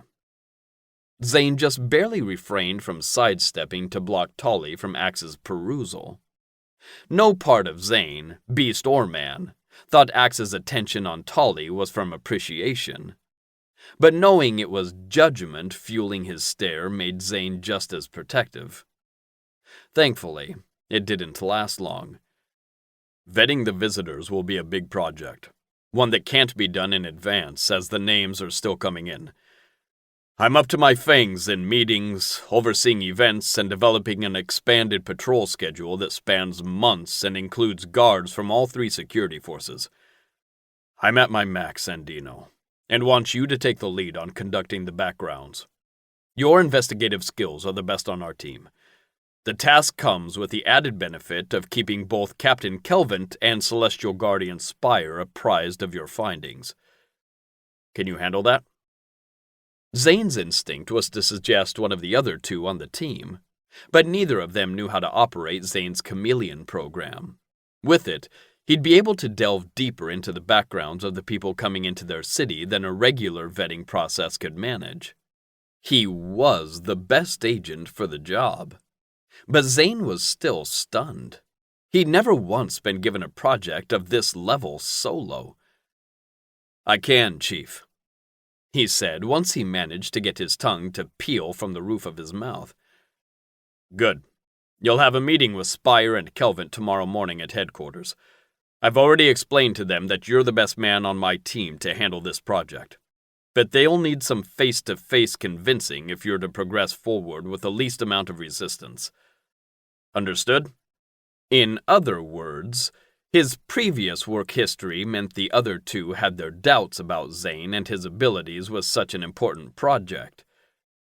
Yes, Chief, I understand.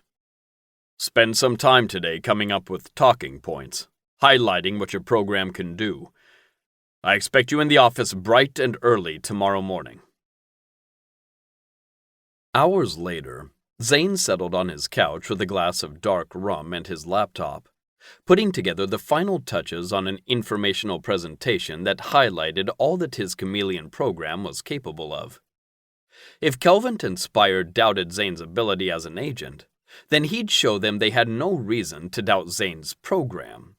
With it, he could find out anything about a person. Former run-ins with the law, both national and internationally, work history, finances, what library books they'd rented, anything that left a digital signature.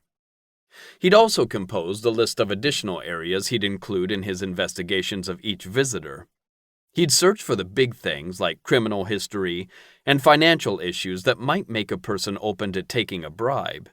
But he'd included some things that were more out of the box, like online habits and whether a person frequented extremist or hate groups. A low thump came from the apartment above. Zane's first reminder, since earlier that evening when Tolly had scurried upstairs with his to-go box of salad, that he wasn't alone like he normally was. Zane set his laptop on the coffee table. Tolly had been silent but watchful on the walk back from the headquarters building to the cafe, and then home.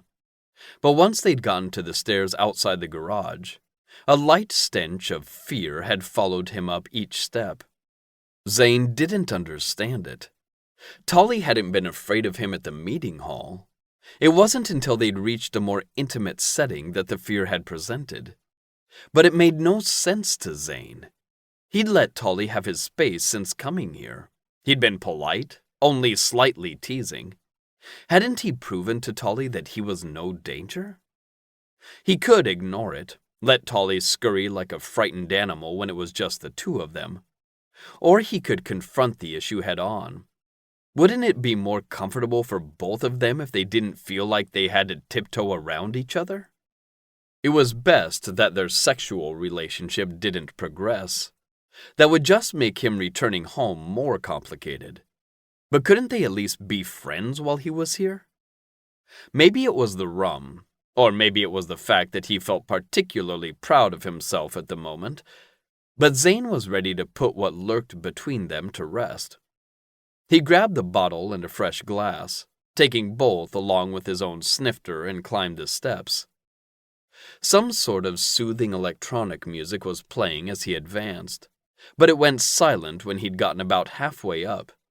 Tolly clearly heard him coming, but said nothing.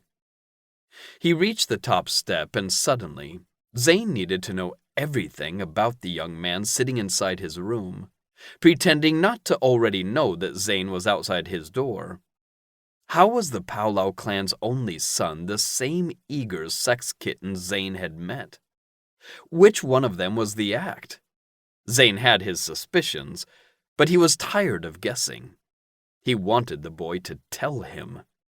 Zane knocked. "Who is it?" Tolly called out. Zane's lips curled. "As if you don't know, you sneaky kitten." "It's your temporary intended. What are you up to?" There was a long silence, and Zane had a hunch that Tolly was trying to decide if he should respond at all. He did, a full 7 seconds later. "Nothing. I'm bored." "Hi, bored. I'm Zane." His grin widened at the beeping sounds that followed. Tolly opened the door as far as the chain would allow and glared at Zane through the narrow gap. "Really? Dad jokes, Andino?" Zane's cock twitched at the use of his surname and the attitude that came with it. "Relax, buddy. This is a fact-finding mission. My father has no sense of humor, so I have no idea what those are." Tolly scrunched his top lip, the motion making his nose wrinkle adorably. Yeah, well, mine's dead, and I still know what they are. Zane wondered if Tolly's delivery was blunt only so he could see how Zane responded. He already knew that Tolly didn't so much as watch people as he did examine them. He cocked his head to the side, taking his time to soak in the sliver of Tolly he could see. He'd changed, no longer a dystopian emo quarterback, but a cute young man in yoga pants and a purple tank top. Then he must have been funny while he was alive. Tolly drew back, the strain around his eyes going soft. He was. But then his eyes met Zane, and Tolly sucked in a sharp breath, inhaling his gentle expression. The bored, "I don't care if you live or die" mask was back. Zane hated it. Just that small glimpse of the real Tolly was enough for him to want to demand that he see only that. He didn't care if Tolly put on an act for other people, but Zane refused to accept it a second longer. "Did you want something?" "Just to talk." The door started to close. Zane ignored the urge to slide his foot in the gap, instinct telling him he'd only scare the skittish creature away. Instead, he lifted the bottle and glasses. "I brought rum." The door shut. There was a sliding sound, and then it opened again, Tolly stepping to the side and gesturing Zane in like a model on a game show. He'd spent most of his days off in his home gym, but Zane hardly recognized the space anymore. The workout equipment was all pushed against two walls. He took in the new curtains, beanbag chair, bedding, and a whole host of other stuff. "Wow. Good to see you making yourself at home." Tolly had retreated to the other side of the room where he stood with his arms crossed.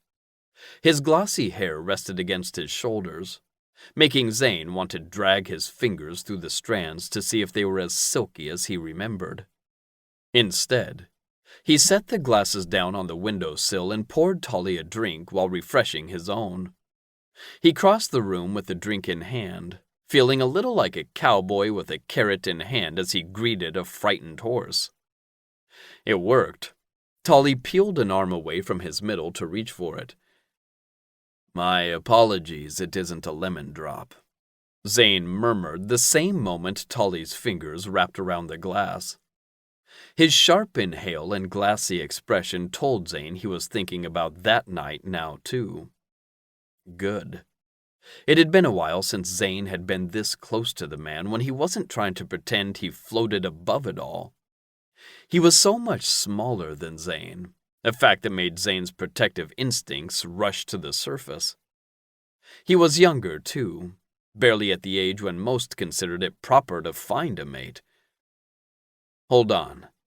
You're 19. Tolly lifted his chin, the haughty prince back in full force. "Yeah? And?" "You said you were old enough. How'd you get the human bartender to serve you?" Tolly watched him with that same expression he'd given the attendees at the town hall meeting. "I used my wiles." He was too flustered to even think about checking. He took a delicate sip of his rum. "Then I knocked over a bunch of glasses at the other end of the bar. He'd just finished cleaning them up when you got there." "Naughty kitten," Zane murmured, returning to his side of the room. He sat on the workout bench and leaned against the mirrored wall, crossing his ankle over his opposite knee. He'd suspected Tolly hadn't been at the lounge long before him. He'd also decided Tolly had been telling the truth when he said he hadn't known who Zane was, which meant it had been dumb luck that their paths had crossed. What if someone else had been faster? Or if Zane had chosen any of the other identical travel motels in the area? Would Tolly have picked up some other stranger? Yes, he would have. In fact, Tolly had already told him if he'd known who Zane really was, he'd have found some other schmuck to fuck. Some idiot who wouldn't know that for all Tolly's hissing, He needed a stern, yet gentle hand. Tolly sat on the edge of the bed and grabbed a body pillow that was longer than he was. He hugged it to his front, scowling as he spoke. If it makes you feel better, he almost dropped a bottle of vodka. I hung on to it for a half-second to give him time to catch it. Zane lifted his eyebrows. Does that make you feel better, Tolly? A pillow zoomed from the bed, aiming for Zane's face. He caught it with a grin. Are you trying to be my therapist, Andino? The defiant tone felt like a teasing stroke to his cock. It's not your psyche I want inside of. Tolly made a soft sound, something between a whimper and a gasp. But before Zane could fully enjoy the breathy noise, fear prickled at his senses. Fuck. Had he done something at the hotel to cause this fear? Was it possible Zane had read that situation completely wrong? No. Tolly hadn't been afraid of him then. Only once he'd figured out who Zane was. What had their sexual encounter meant to him then? A fling? One last hurrah? His uncle had been chasing after him. He'd been disappointed finding out Tolly was with a man. Somehow, Zane had forgotten that part. Zane waited, taking small sips as Tolly settled back down. He shook his hair behind his shoulders. Too bad you won't be getting into... What were you doing at the hotel? Zane was trying not to scare the boy, but that didn't mean he'd let Tolly slip behind his disinterested persona. I'd think my mission was pretty obvious. Yeah, Tolly had come on to him like a glittering freight train, but that didn't answer why. What were you doing in that hotel? Tolly sipped at the dark rum and tapped his phone, bringing back the soft, soothing electronic music from before. I was under the impression another arranged mating had been cancelled and was there to lick my wounds before I went home the next day. And you thought you'd reach your wounds by licking inside a stranger's mouth? Zane shrugged. In my defense, it was a very pretty mouth. That time, Tolly's sound was all gasp and no fear. Zane's wolf howled. He leaned forward and uncrossed his legs, resting his elbows on his knees. You still haven't answered my question. What were you doing at the hotel? Pass. Zane bit back his growl. How could one person be so stubborn and yet so completely pliant? If Zane could get near enough to touch him, he was certain he'd be able to pet the answers he wanted from the pretty kitty. But if he approached now, Tolly would likely dart under the bed and swipe at him until he went away. Zane smiled at that mental image. Patience. That was the key. Okay. Why was your uncle chasing you? It sounds like he's done that before. Tolly could have been a runaway, but then he told Alpha Mite he didn't travel. Next question. Patience, Zane.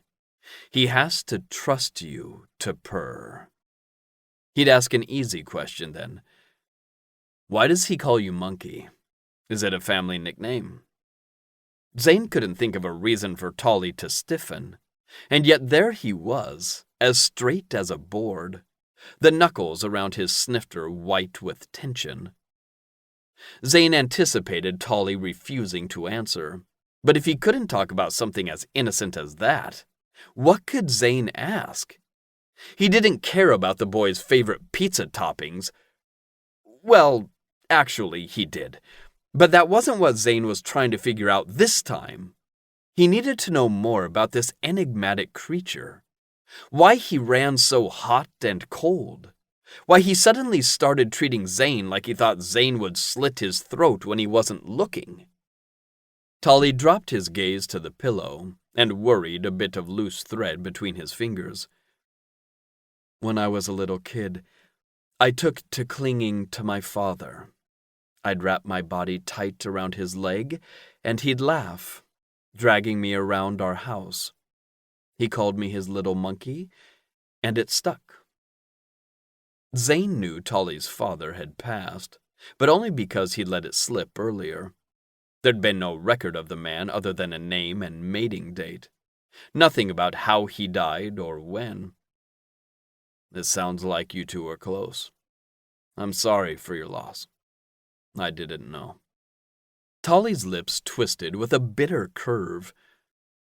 No one does. Information is power.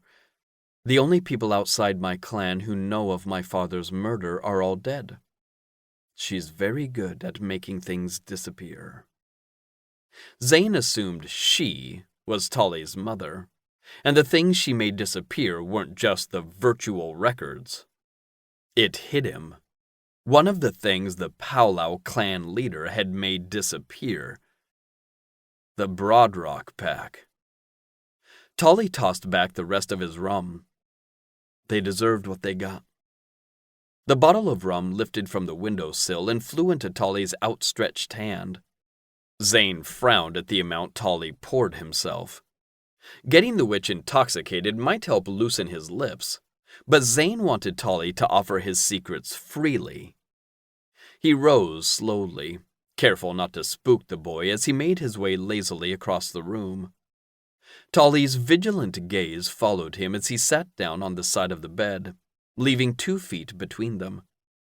He reached for Tolly's glass, daring the boy with his gaze to look away. A part of Zane wanted Tolly to protest, but his eyes were wide, wary innocence as Zane poured half of what Tolly'd poured himself into his own glass. I'm not finished with my interrogation. Tolly's expression transformed, making Zane suddenly feel as though those inquisitive eyes could see into his mind, to the things he kept hidden. Is that what this is? An interrogation? You haven't even threatened to pull my fingernails out. Zane wasn't certain if the teasing came from a place of knowledge or from watching too many spy movies. He sat down at the other end of the bed. I don't need to threaten you to get you to talk.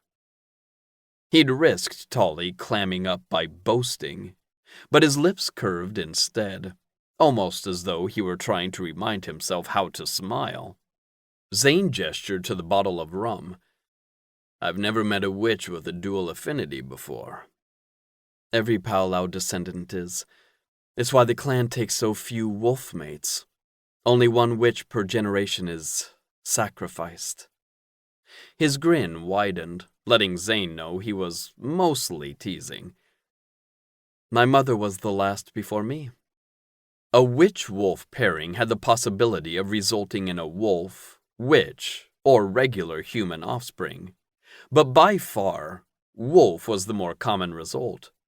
Because of that, the Powwow clan wasn't the only one with mating restrictions.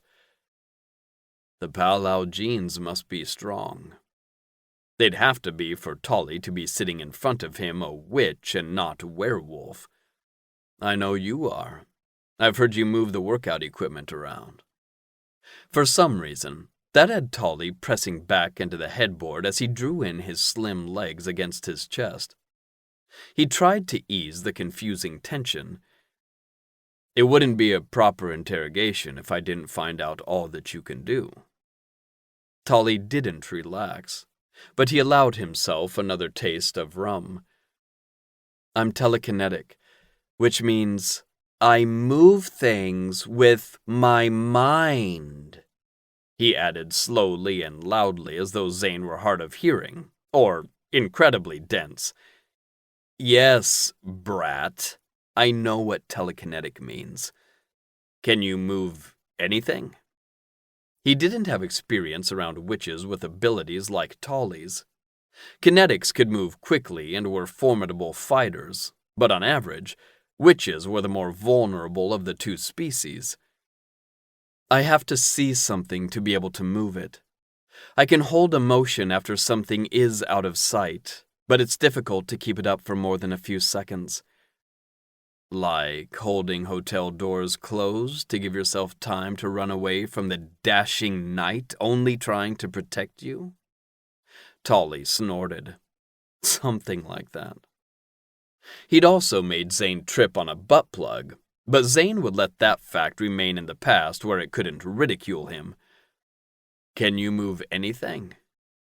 The big stuff, I have to use my hands. His expression darkened, clearly unhappy by that fact. My sisters always made fun of me for that, and I can't move anything with a heartbeat, or being actively touched by something with a heartbeat. So you can't fling me across a room then? Tolly met Zane's face with an intensity so defiant, it felt like pure aphrodisiac had been injected straight into Zane's cock. No, I can't. But if it isn't bolted or cemented down, then I can fling it into you. Being threatened shouldn't have made him feel so unbearably horny. But Zane had accepted that this young man easily plucked reactions from him that he wasn't used to feeling. And if he wasn't careful, he'd act on those urges. Tolly was attracted to him, but something told Zane he wouldn't be open to an advance immediately after reminding Zane he could squish him with an SUV if he wanted. He exhaled loudly and attempted to picture something that would curb his arousal. His legs dangling out from under a boulder Tolly used to flatten him, for instance. His dick still twitched. I bet he'd look hot while doing it. He needed to get the attention off the alluring witch for a bit. What about you? Any questions for me? Tolly's expression was unreadable. Why would I have questions for you? I already found out most of the important parts. Born and raised in Crescent City? Your parents were never mated, and your mother left the city shortly after you were born. You've been an agent in the LCEA for 3 years, and have had hundreds of arranged matings fall through. Seems like your PIs gave you the complete dossier. Was there something in the report on him that had made Tolly so guarded? He had no way of knowing what it was without coming out and asking. Is that why you were so standoffish when you realized who I was? Because of something in my file? Tolly sucked his lips in, nibbling as he seemed to decide exactly what he wanted to share. The things I still need to learn about you can't be answered with a question, but I think I'm learning who you are, and I think you aren't who I expected you to be.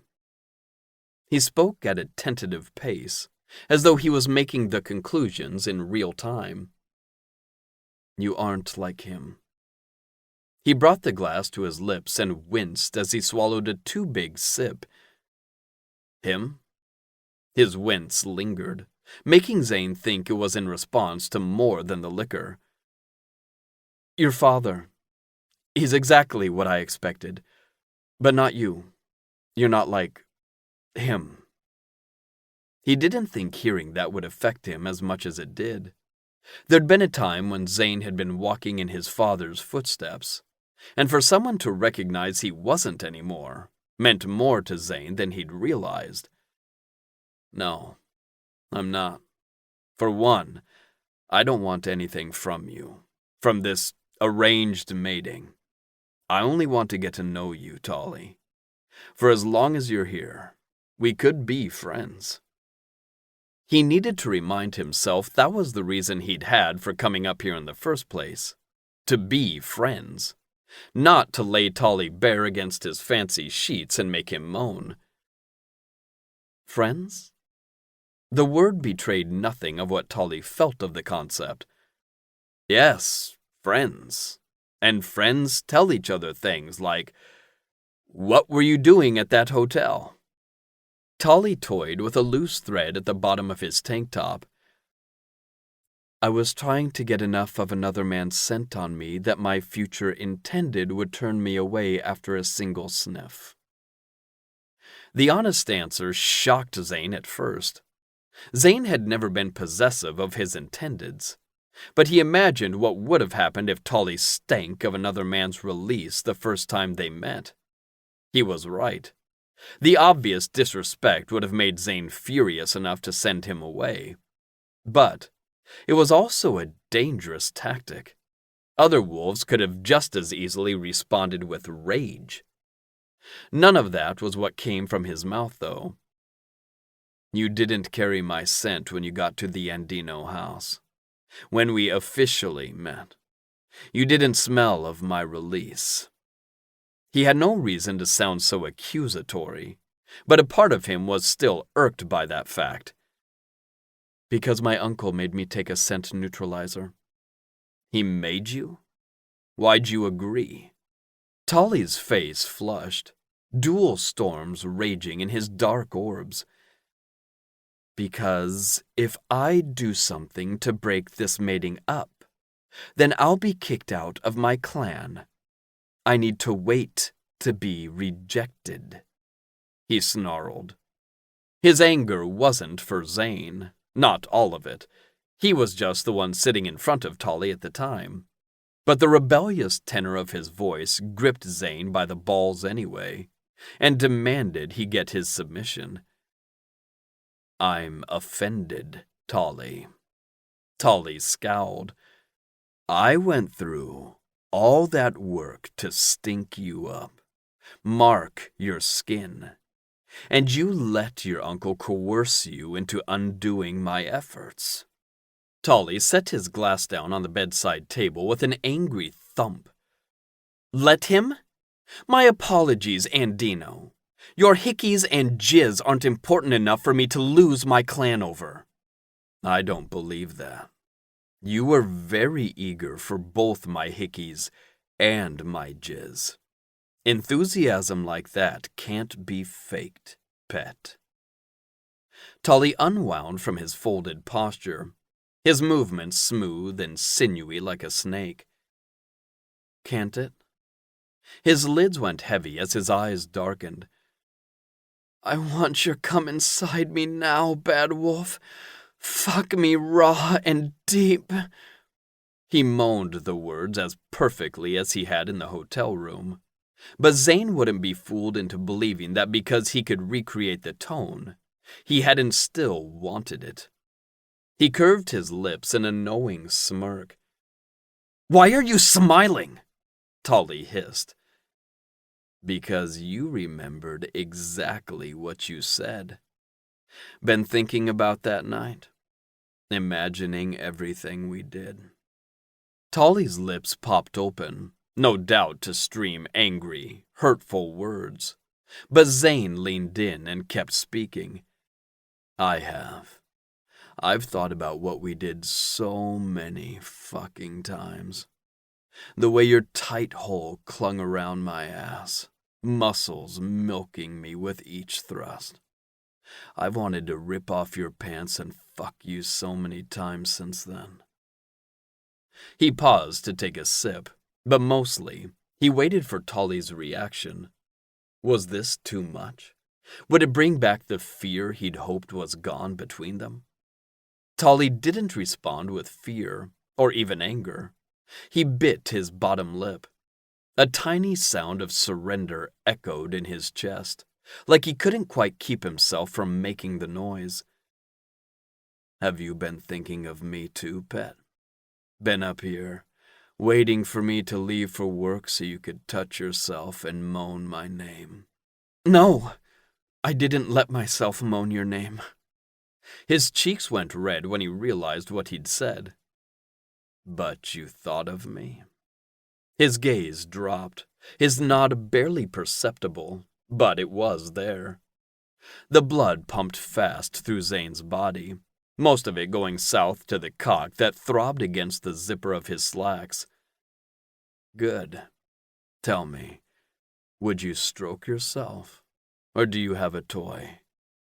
Tolly tried to pull his legs back up against his body, but Zane gripped his knee, sliding his hand up Tolly's thigh. Tell me, Tolly, Would you stroke yourself when you thought of me fucking you? Or would you play with your greedy hole? Both. I jacked off at first, until my toys came. Imagining his dirty kitten impatiently waiting for the post to arrive was nearly an arousing enough thought for Zane not to be angry at the idea of a random patrol officer searching the packages at the gate, knowing what his kitten had before Zane did. Protocol didn't require them to search every package, but being who Tolly was, Patrol was bound to be suspicious. Next time you order yourself a naughty toy, you'll address it to me. I don't want some other wolf getting their grubby hands on anything that touches your body. Zane had often bragged loudly about how relaxed of an intended mate he'd be, not restricting who his promised could touch like some did. But he was 1,000% serious now. Just the idea of it made him want to rip arms off. Tolly pressed his chin into his chest, sitting a little straighter against the headboard. I don't care who sees it. I'm not ashamed. Zane moved his thumb in slow circles inside Tolly's thigh. He spoke softly, suspecting that Tolly sometimes needed persuading to obey. I didn't say you were, and you shouldn't be. I simply told you what you'll be doing from now on. When you order the next item you plan on using on this pretty body, address it to me. Understand? Tolly's pupils dilated with arousal, swallowing the color as he licked his lips. Yes. I understand, Zane. Good, kitten. Now show me the toy. Realistically, it made sense that Tolly would turn for the bedside table. Zane had a bottle of lube stored in his own nightstand downstairs. But realizing that the tan, flesh-colored dildo and clear lube had been so close to them throughout their conversation, made Zane burn with arousal. He held out his hand, and Tolly set the silicone dick in his palm for his inspection. This isn't big enough, is it? Some of the dazed fog cleared from his expression as Tolly grinned. It did the trick. That flash of sass dissolved Zane's lingering restraint.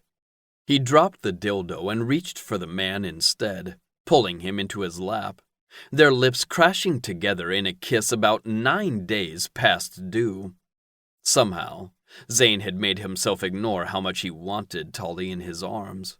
He'd convinced himself that because they were temporary, it was best to keep his distance. Except the very idea of leaving Tolly to linger alone in his tower with nothing but a dildo and his hand, for however long they got together, felt wrong, inhumane. Volunteering his dick was the philanthropic thing to do. Plus, it came with the added benefit of knowing that no one else would be sniffing around the boy while he was here. Zane knew how the sweet kitten craved touch, and Zane could bring him more pleasure than any other asshole Tolly might find in the city. He sucked on Tolly's tongue, letting his hands explore, his only goal to touch as much of this body as he could reach. Zane slid his fingers beneath Tolly's tank top and up his ribs before going around to his back. I know what you're doing, Tolly gasped. Zane let him suck in much-needed air. What am I doing, pet? Getting your scent on me? Damn right. I have to do it all again since you are such a bad boy and tried to wash me away. Tolly nipped Zane's bottom lip. His mouth rubbed against Zane's as he spoke. I didn't try. No, he hadn't. He'd succeeded, and Zane was about to undo it. For as long as Tolly was here, the only wolf he needed to smell of was Zane. The only marks he needed on his body were the ones Zane gave him. As gorgeous as Tolly was, Zane would need to spell his name out in love bites if he wanted them to actually be a deterrent. His eyes flashed silver as Zane growled, pressing their lips together in another crushing kiss. Tolly mewed, squeezing Zane's biceps like he truly was a kitten kneading at his flesh. He rocked his hips, rubbing the hard dick that Tolly's yoga pants did nothing to conceal against Zane's body. Zane gripped Tolly's hips, stopping him. The frantic moan was followed by a frustrated pout. What? Why? Do you think naughty boys should be able to rub their dicks? Tolly's nostrils flared, making Zane's wolf want to leap with excitement. Every challenge Tolly threw at him was a challenge Zane got to meet. Another opportunity to show this man that even though he was used to having the upper hand most other places, with Zane, he would submit. What the fuck, Zane?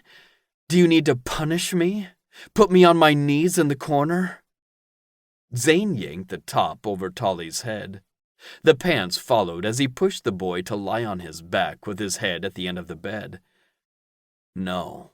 First, I'm going to make that pretty skin mine again. Then, I'm going to stuff you full of my scent. And once your ass can't fit anymore, I'll come on your body. No washing it away this time. Tolly's moan was too needy for him to be afraid of Zane's harsh snarl. He spread his legs and cocked his head to the side, baring his neck. Do it. Please. The please was so quiet Zane didn't think Tolly wanted him to hear, didn't want him to know that he'd made Tolly beg for it.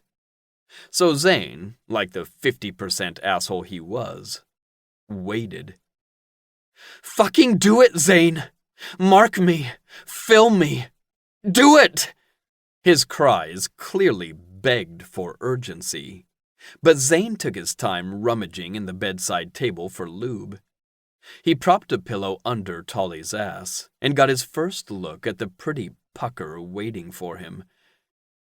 You won't have to do much, Tolly gasped, despite Zane not touching him yet.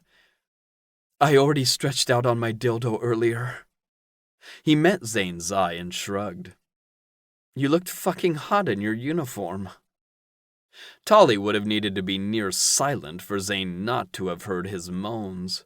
But as he dipped the first finger in, he found the ring of muscles still tight, but not stiff. His growl rumbled through his chest while he pushed his finger in the rest of the way.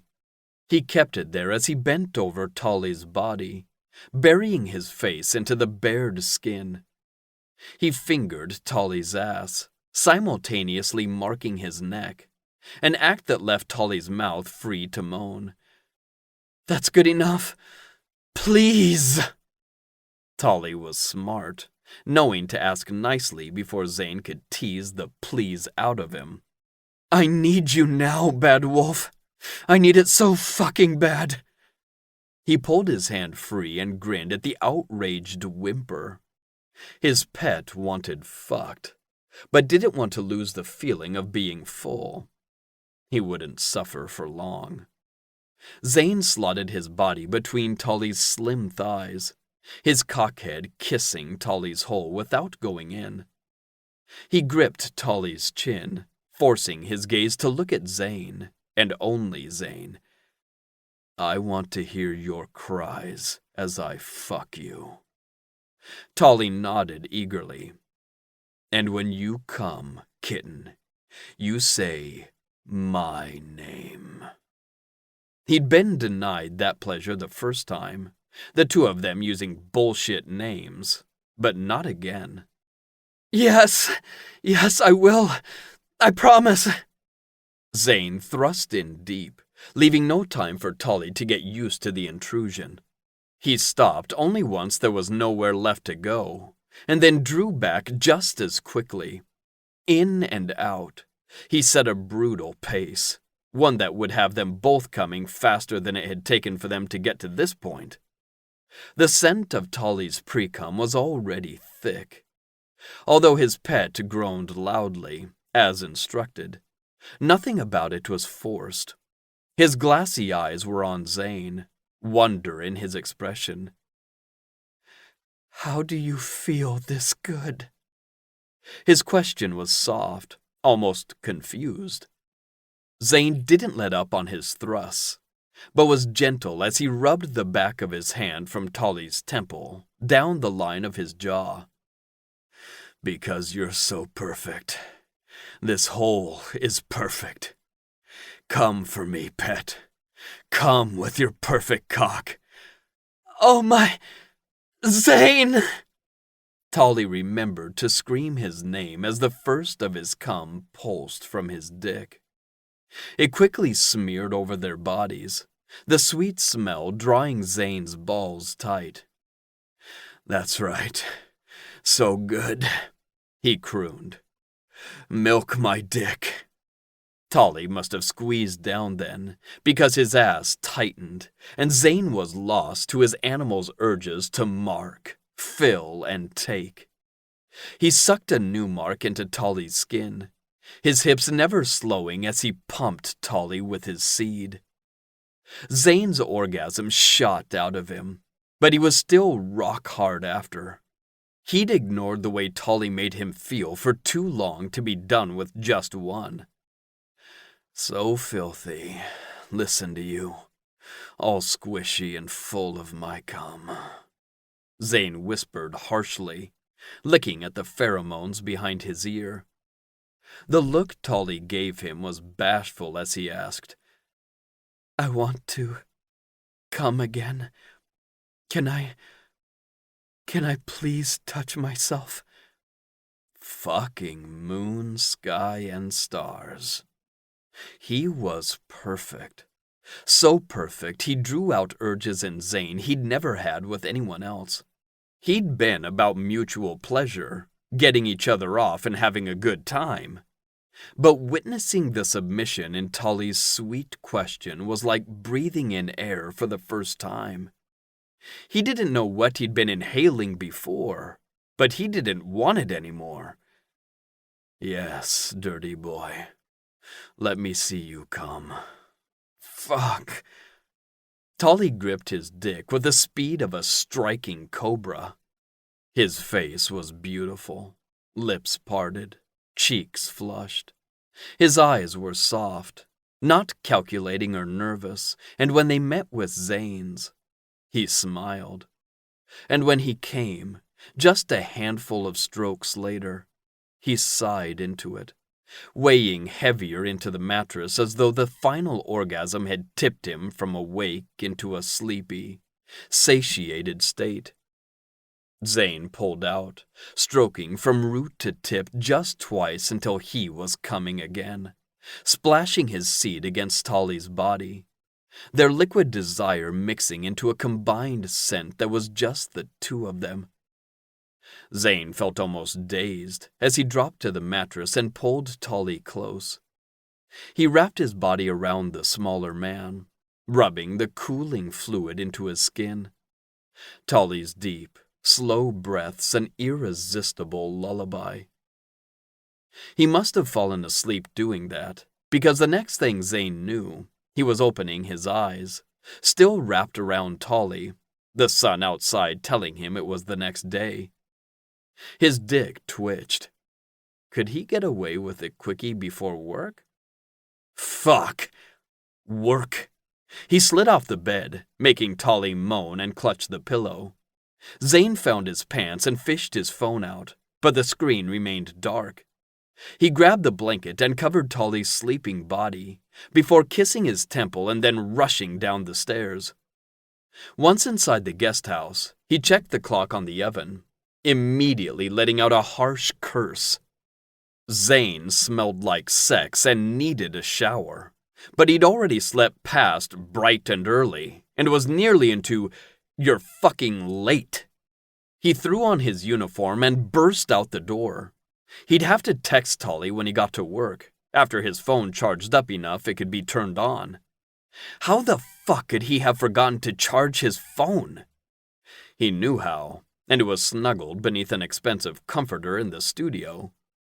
He grimaced at leaving Tolly as he had, but right then, Zane needed to get to headquarters and salvage what he could of his fuck-up.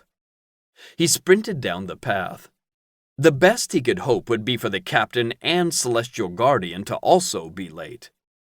There was no chance of that, but he'd done too much work, was too ready to blow it now. He could be relied on to do this.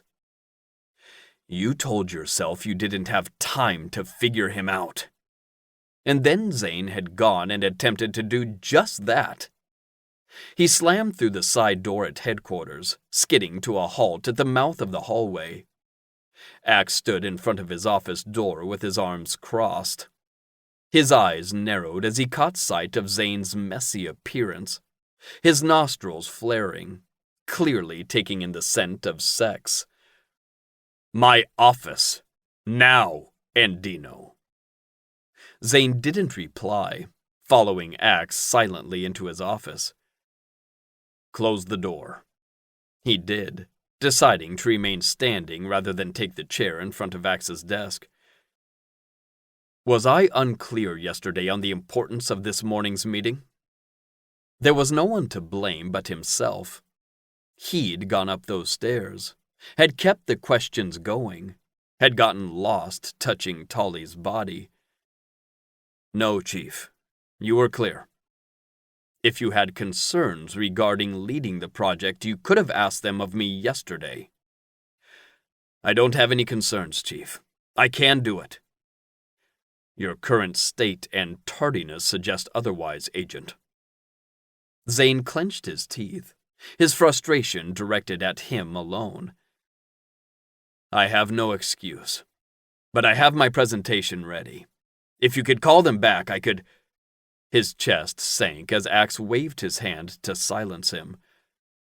When you didn't show up for our briefing, I took the initiative and rescheduled for tomorrow morning. Same time. Thank fuck. Thank you, Chief. I assure you I can do this. Today was... It won't happen again. He'd make sure of it. Until the project was done, Zane couldn't afford for his attention to wander. It wouldn't take him long, and he'd explain to Tolly the importance. Don't thank me, Agent Andino. Just do the job correctly. Captain Kelvin and Celestial Guardian Spire aren't easy men to work with. You'll probably regret taking this task on before it's done. Make sure you hit the showers before you return to the office. Zane nodded, glad he'd left a spare uniform in his locker. He'd only just put his hand on the doorknob when Axe spoke. One more thing. He bit back his wince and turned around, standing tall. Yes? Axe watched him for a long second, a warmth in his gaze that felt almost sympathetic. I've watched you come into your position as an LCEA agent, Andino. You've grown into a wolf that I am proud to lead. I personally know how having an intended can bring its own chaos. But you cannot let your private life spill into your professional life. Am I making myself clear? Axe was less than 7 years older than him, but oddly, Zane didn't bristle against the fatherly advice like he would have had it come from his own father. Yes, Chief. You're clear. Chapter 6. Excessive. How is Trelina? I haven't heard from her since I got here.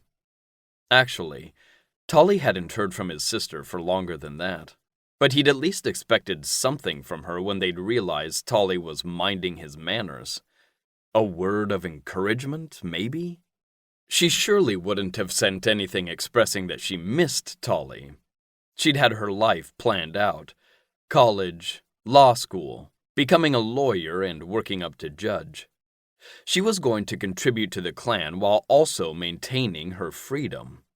Now, she spent her days training to take Nita's place. Your sister is extremely busy, Mother replied, her voice tight and distracted, as though she'd moved on to the countless other tasks she had for the day, but reserved enough energy to detest what she was currently doing. "I haven't been informed of the date of your mating ceremony?" Oh, yes. The only thing Opala Paulau cared about, schlucking off her disgrace of a son.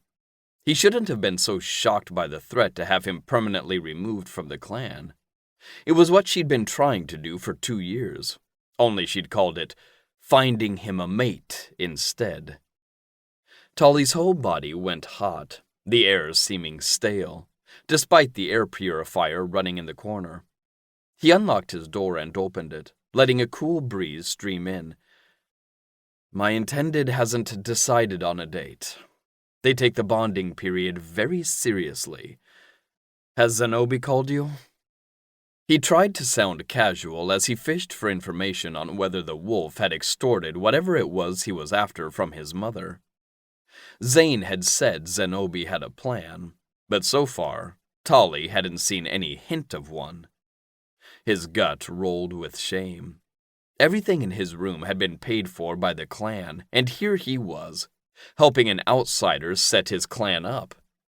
Maybe a week ago, when he'd been covered in Zane's marks, he might have been more comfortable with his changing alliance. Not from his clan, but toward Zane. When he'd stood at Tolly's door that night asking to be let in, Tolly hadn't known Zane wanted into more than just his room. He'd asked Tolly questions, but more than that, he'd listened to his answers. That intense curiosity paired with Zane's laser-like focus had been too heady of a combination for him to resist. Except, Zane had followed that random peeking into Tolly's soul with a text the next morning, apologizing for leaving without waking him, and saying he'd be really busy with work for the next couple of days. To Tolly, a couple meant 2, not 7. Tolly stepped out of his studio, leaving behind the memory of that night and the guilt he felt looking at all the shit he'd bought. "Should I be expecting a call, Tolly?" Icicles dripped from each word. Of course she would automatically be suspicious that Tolly had done something to warrant a phone call. He took the steps down with a furious scowl on his face. Fuck her. And fuck Zane. His marks had faded along with his scent, and Tolly would keep it that way until the day he got to leave. He'd done little and had seen less, which meant there would be nothing making him want to linger.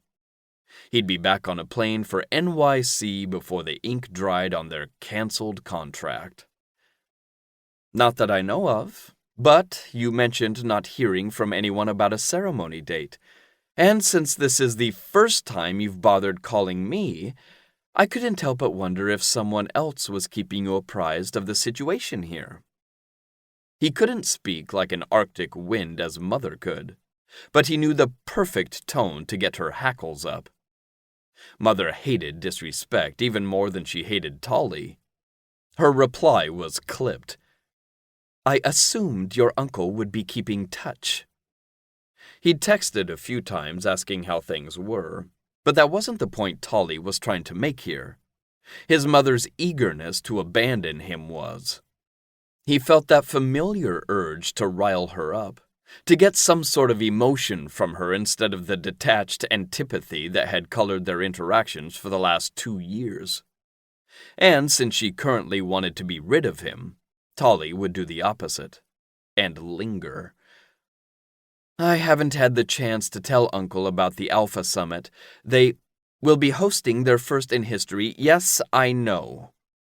Of course she did. "Then you must know they plan on choosing 4 more packs to be given Crescent City representation. I bet you could convince them to give one of the houses to the Paulau clan, have representatives here in the city." Mother sighed as though she couldn't think of anything she'd hate to do more than continue this conversation. "You know protecting our territory and keeping our people safe is the clan's main priority. We do not have allies for a reason, Tolly, and I would not spread our pack thin. Not even if they begged. Tolly blinked back tears. He'd been the one to make the call linger because he knew it would annoy her.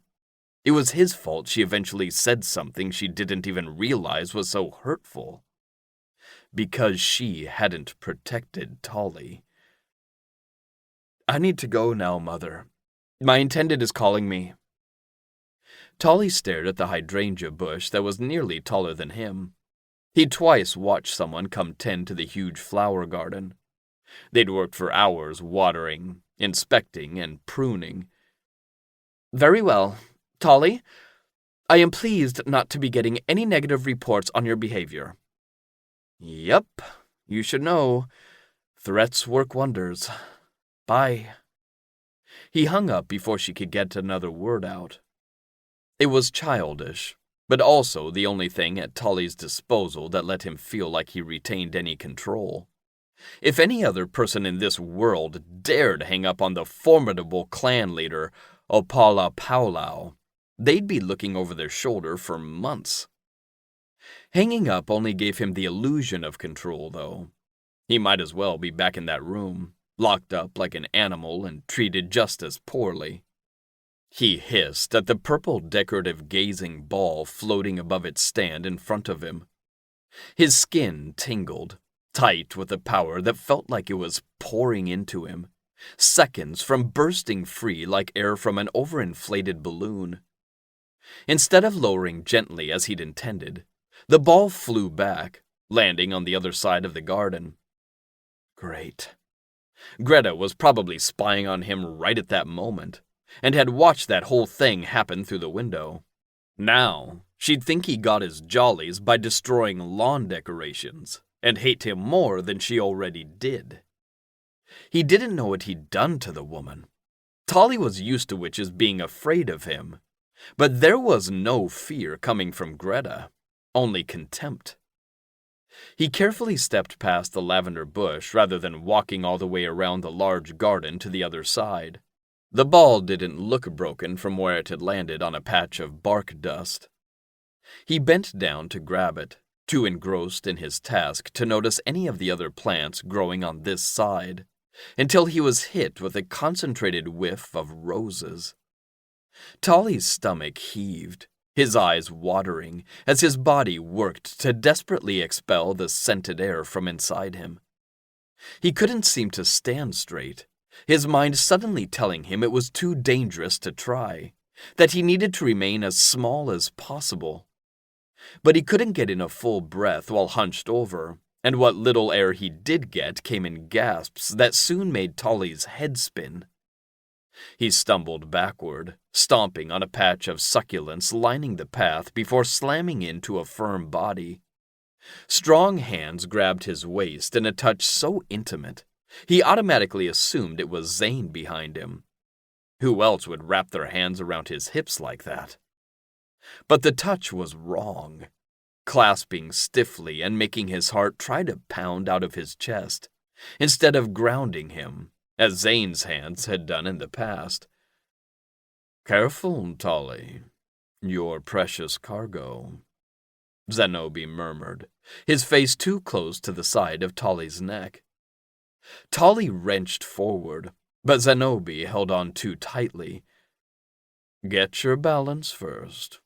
Don't want you falling to your knees out here." The way he'd specified "out here," as though there was someplace else Zenobi wanted him to fall to his knees, had him regaining his balance even while his chest still screamed for air. Zenobi still took his time letting go. Tolly spun around. "What are you doing here?" Zenobi's eyebrows rounded. "I saw you from inside and thought you needed assistance. I see now that it was my succulents that truly needed the help." I'm sorry. It was an accident." Zenobi waved it away with a smile that Tolly thought was meant to be comforting, except there was no warmth in the man's gaze. The gleam in his eyes as he studied Tolly made him wish he could rip his skin off and run like a lizard, sacrificing a bit of its tail to get away from a predator. "I was mostly pleased to see you out of the studio. You haven't accepted any of my invitations. If I didn't know better, I'd say you were avoiding me." "Why would I be avoiding my intended's father?" Tolly said. Zenobi didn't reply. His gaze remained on Tolly's neck. "My son is a baffling specimen. How he could let his marks fade, I have no idea." How the hell does he know about the marks? Tolly hadn't left his apartment during any of those days. The only visitor he'd had was Greta. She'd stopped by the next day with one of Tolly's orders, huffing and puffing about how she wasn't a delivery person, and to make sure his packages were delivered to the right place. She must have seen them then and reported back to Zenobi. And people worried about powwow spies. "I heard my son has some work celebration to attend later this evening, but it is Friday. Why don't you come to the house later and we can have a drink?" I have to check with Zane first. He asked that I ask him before leaving the studio." He didn't care if that made him sound like a subservient intended. Not if it got him out of being alone with Zenobi while alcohol was involved. "So obedient. You truly are wasted on my son, Tolly. If our places were switched, I'd know how to keep you well claimed." Every alarm in his body was going off. He could hardly think around the mental clamor, but he had enough wherewithal to despise his inability to use his affinity in a way that would make him worthy to carry the powwow name. He had the power to hurt this man, to scare him away from ever approaching Tolly again. But the thought of causing bodily harm to another person made Tolly want to throw up. That was the true reason he was the black sheep of the family. Not his promiscuity or style, not his refusing to obey his mother's wishes. Just the idea of hurting a person made Tolly break out in a cold sweat. He was a coward, a wimp. And since he was both those things, Tolly stumbled as he ran back to the studio without saying another word to the elder Andino. Once inside, he slid the chain into place and double-checked that the automatic lock had activated. He tripped over his feet, backing away from the door, and ended up landing on his ass against the carpet. He didn't try to get up as he moved first the weight machine, then the bench, punching bag, weight rack, and dumbbells to the space in front of the door. "You're acting like an idiot." It wasn't as though Zenobi had threatened him. He'd just been skeevy. It wasn't the overt come-on that had pinged Tolly's alarms, though. It had been the way he spoke as if he knew something he couldn't possibly know. Or you were still freaked out about the roses and let that influence everything else. Tolly angrily swiped away a tear. It didn't matter the reason. He wouldn't let it happen again. He shouldn't have left the studio in the first place. Why had he? Oh yeah, his guilt and Zane. Enough was enough. Zane was busy with his work, and Tolly was busy with minding his own fucking business. For as long as it took before he could leave. To celebrate his new fuck everything motto for life, Tolly put on his dance/techno playlist and turned the music up high enough to rattle the windows. The deep bass of the music vibrated through him, shaking loose the remnants of his fear. See? This is already working. Tolly got to his feet and gave an experimental wiggle. That felt good enough he did it again and again, soon out of breath and wishing he had a strobe light to really make it feel like a party. He'd ordered a strobe light online before the next song came on. He didn't have to go outside his studio where an annoyingly attentive pair of hazel eyes made him feel things he wasn't equipped to handle. It took Tolly a few minutes to realize the offbeat pounding wasn't a drumbeat, but someone at his door. His heart pounded into his throat until he heard the voice that went along with the knocking. "Tolly? What the hell are you doing in there?" "Sorry, can't answer you, Zane. I'm too busy with work. I mean it, Tolly. Turn down the music and answer the door. What was Zane even doing home?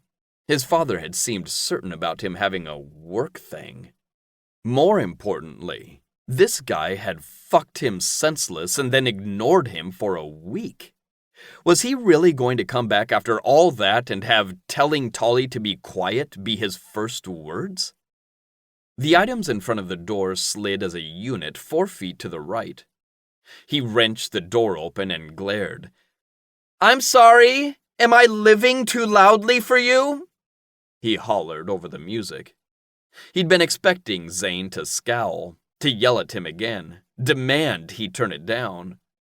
Tolly was eager to refuse. But instead, Zane's concerned gaze darted back and forth across his face. Are you okay? You look a little pale. Are you sick? Zane reached forward like he was actually going to check Tolly's temperature, but Tolly stomped away and to his phone, turning the music down with a huff. I'm fine. At least, he was trying to be anyway. Zane crossed the threshold, uninvited, and sniffed at the air between them. Did my father come here today? Tolly barely restrained his shudder. No. I was in the garden and he came out. Was that his voice shaking or just his thoughts? Letting himself continue to get so freaked out was silly. Zenobi wasn't a Brooks-level monster. He was just an old man who said a few creepy things that made Tolly want to burn the top layer of skin off his body with an industrial-strength acid. That was all. Did something happen? The question was sharper than all the others. No, nothing happened. He stepped nearly into his bathroom and hoped the distance would keep Zane from hearing his lying heartbeat. It didn't look like it had. Zane stared at him like he was trying to find a clue about why Tolly had lied. He ended up stepping back toward the door and scratching the back of his bristly head. Hey, I know I've been absent the last few days. I needed to concentrate on a work project. But it's done now, and the team wanted to go out to the pub to celebrate it being finished. And? Tolly asked when he didn't say more. Zane's chin tilted, his jaw clenching. And I thought you'd want to get out of this tiny room. Who says I've been in this room the whole time? You've been at work. I could have come and gone. He gave Tolly more of that squinted, concerned face. Are you sure nothing happened earlier? For a terrifying moment, Tolly wanted to tell him everything. Not just the weird interaction with Zenobi, but the call with his mother. How Tolly's inability to inflict violence made him a huge joke. He had to literally bite his tongue, nearly drawing blood as he stomped toward the door. Yes, I'm sure. How much time do I have to get ready? 15 minutes? Ugh, why didn't you ask me earlier? He pushed Zane out and gripped the door. I need at least 25. He ended up taking 30, but it was still a miracle he looked as good as he did. It wasn't like he was trying to impress anyone. Tolly's clothes were his armor, his hair and makeup his shield. There was no doubt in his mind people would whisper about him wherever they were going. Everyone was all too certain they had any idea who Tolly was. But in his long-sleeved black leotard with a deep scoop neckline that showcased his smooth, tan chest and shiny metallic gold leggings, he'd float high above the gossip. It helped that Zane had clearly liked him in his outfit. Not that Tolly cared about Zane's thoughts anymore. He'd done just fine with his dildo the past few days, and would continue to do so. They just stepped into the pub, the rustic interior decorated with neon beer signs and moon-themed art, when someone to their left called out for Zane. And Dino! Thought you weren't going to show! Tolly's tummy squeezed guiltily. He was why Zane was late. but Tolly had gone as fast as he could. "You know I need time to look this pretty," Zane replied easily, guiding Tolly with him to the corner where a group of 6 waited. He recognized all but 2 of the group from the town hall meeting. Zane kept his hand placed lightly against the small of Tolly's back, and Tolly had to hand it to him. He did a good job of pretending the pub hadn't gone funeral home quiet. Float above it. He lifted his chin. It was easiest to play the heartless villain if he pretended he thought he was better than everyone else. They neared the corner of the pub where the pool table was sectioned off from the rest of the open space by 4-foot-high wooden railings. The moment they'd crossed the entryway, one of the 2 Tolly didn't recognize stepped away from the others with a wide smile. He had shaggy blonde hair and sage-green eyes that sparkled as he opened his arms and wrapped Tolly in a tight hug, exclaiming, "Tolly! I'm so excited to finally meet you. I've been nagging Zane since you got here." It was impossible to keep up the snobby act and hug the man back, so Tolly chose to do the latter, intensely curious about who this brave, or perhaps mentally unwell, witch was. He wasn't a werewolf. That fact was confirmed by the warm, but not overly tight hug. When they parted, it was impossible to ignore the stares their corner was getting from the rest of the bar. Even the music had quieted down, as though the jukebox also expected Tolly to explode with rage. The man looked over Tolly's shoulder with a frown. "Why is everyone staring?" "Because I'm very scary," Tolly replied. "Psh! No one scary rocks pants like that." He dipped his forehead appreciatively. "I'm Caden, by the way, Axe's mate. People think he's scary too." Tolly told himself to ignore the silent gawking, but his nape was starting to burn. He spun around to face the rest of the pub. "Don't worry, everyone. I've reached my quota of maiming the innocent for the day. So please, go back to what you were doing. I don't have to choose who next to kidnap and torture for..." He looked at his wrist, pretending to consult a watch that wasn't there. 5 more hours. It wasn't that the reaction to the powlow's reputation was unwarranted, but that of any clan member to fear. Tolly was the last one these people needed to cower from. "Oh, I like you. You're feisty." Caden looped his arm through Tolly's and pulled him to the wall on the other side of the pool table where the others waited. "But seriously, I'm new to living that witch life, so there's a lot of stuff that goes over my head." "Tolly's clan doesn't take shit," Zane answered before Tolly could think of a way to explain without ending up terrifying Caden. He supposed that was the best way, so he just nodded his agreement. "Tolly, this is Huxley, his mate Ezra, Cy and his mate David. You met Caden and his mate Axe." Zane had gestured with his hand, pointing the people out as he went around the table. "Everyone, this is Tolly Powlow, so you can all stop bothering me for introductions now." Tolly stiffened. Was that why he'd been invited? To get the others to stop annoying Zane? "I'll get the next round of pitchers," Zane announced. "It's your celebration," Huxley protested. Caden ignored their conversation, tugging Tolly by the hand to a table a few feet away. "You'll meet Ramsden in a little bit," Caden informed him. "Ramsden?" "He's a second-generation solar wolf and all-around genius inventor. He'll save the world one day," Caden explained. "And don't worry if you already can't remember our names. I know I would have already forgotten if I was in your shoes." Caden clung to his arm in a way that Tolly knew was friendly, but wholly unfamiliar. He'd grown up in the Powlow Fortress, the skyscraper in the middle of the city, and was so isolated from even his own clan members he'd hardly interacted with anyone outside his immediate family. And he hadn't had a lot of time to make friends in the years after, constantly fighting for his freedom. "I love your whole outfit, by the way. Not just the pants. Where did you get them? They were special order. Tolly would refrain from explaining that he'd purchased the pants on a shopping spree that had totaled in the 6 figures, all of which he charged on his intended's at the time credit card. He'd been shipped off and back in his loft the same day the bill had come in. I hope you don't mind me mentioning that I've never met one of Zane's previous intendeds. Oh, shit. Not that I expect you to be a previous, just that... Caden looked so miserable, Tolly rushed to put him out of his misery.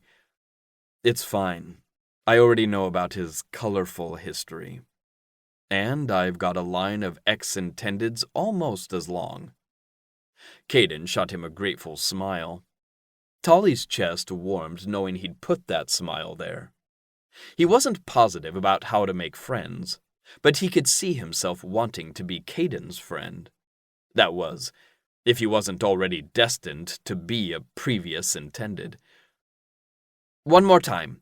This is David Pataki and Ezra Might. Caden nodded toward the 2 witches, neither displaying a Caden level of friendliness, but David's pale pout wasn't guarded like the others. He looked more like someone had just kicked his puppy. Is everything all right? Tolly asked. Normally, he wouldn't pry, but he'd already decided to try making friends for the first time ever.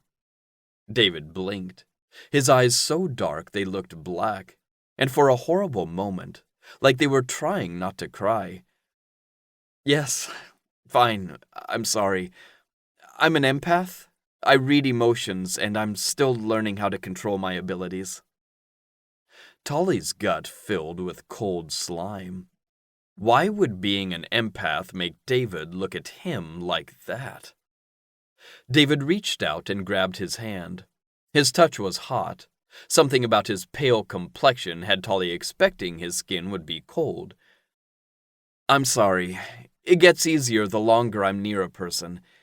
And I want you to know, you can play with my goat if you want. That always cheers me up, he said with an earnest tone. Was that a euphemism?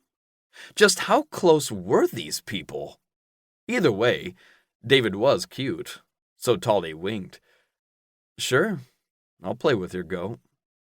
In the next moment, Sai Pataki's brown, brawny arm draped over David's shoulders, pulling him off his stool and into his lap. The man was all muscle, with dark features and a square jaw.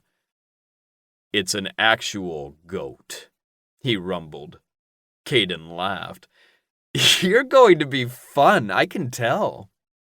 Tolly propped a hand on his hip and turned to Caden. You offering me your goat too?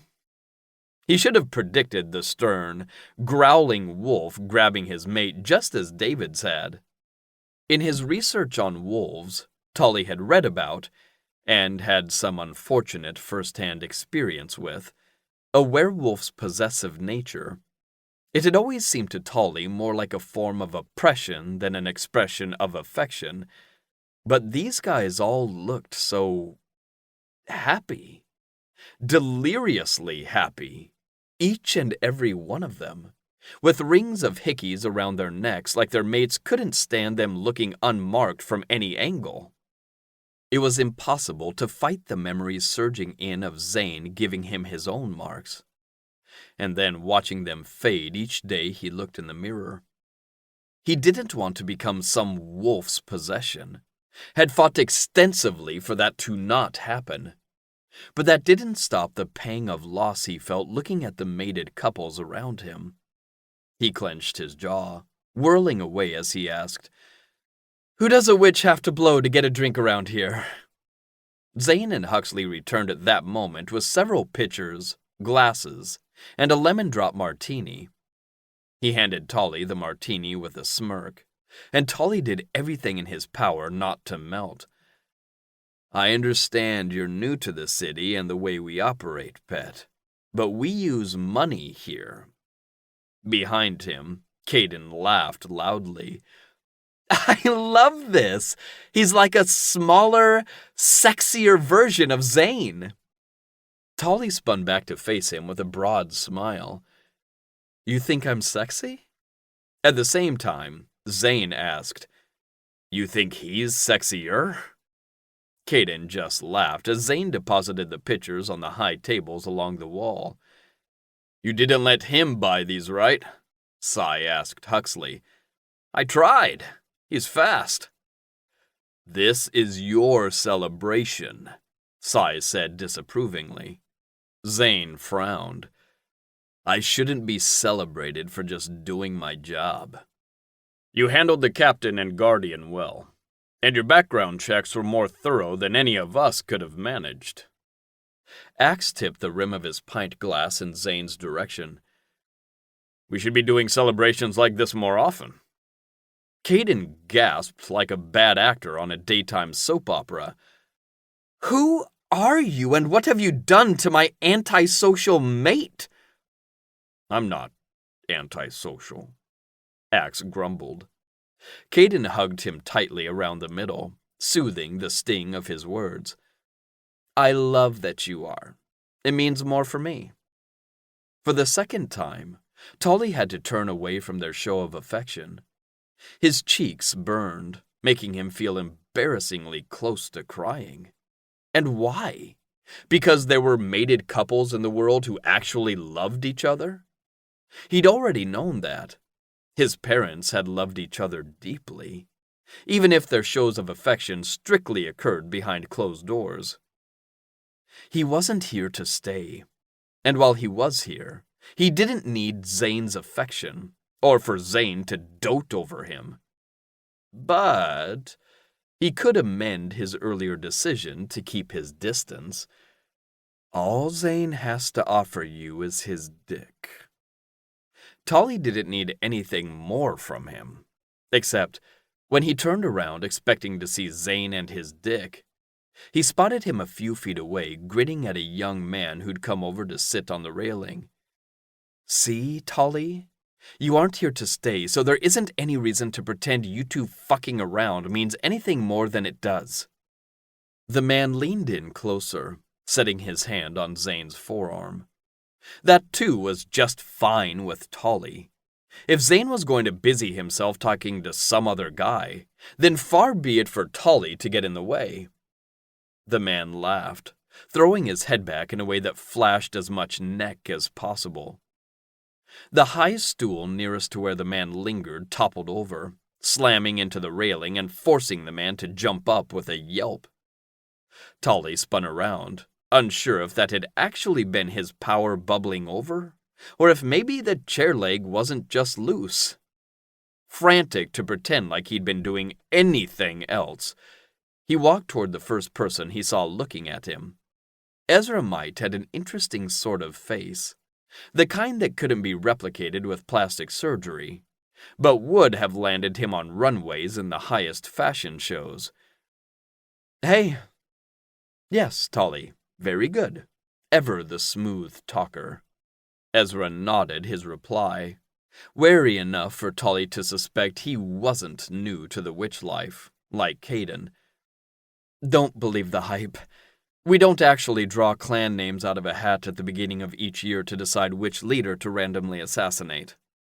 Ezra snorted. I don't. Don't believe what you hear about my clan either.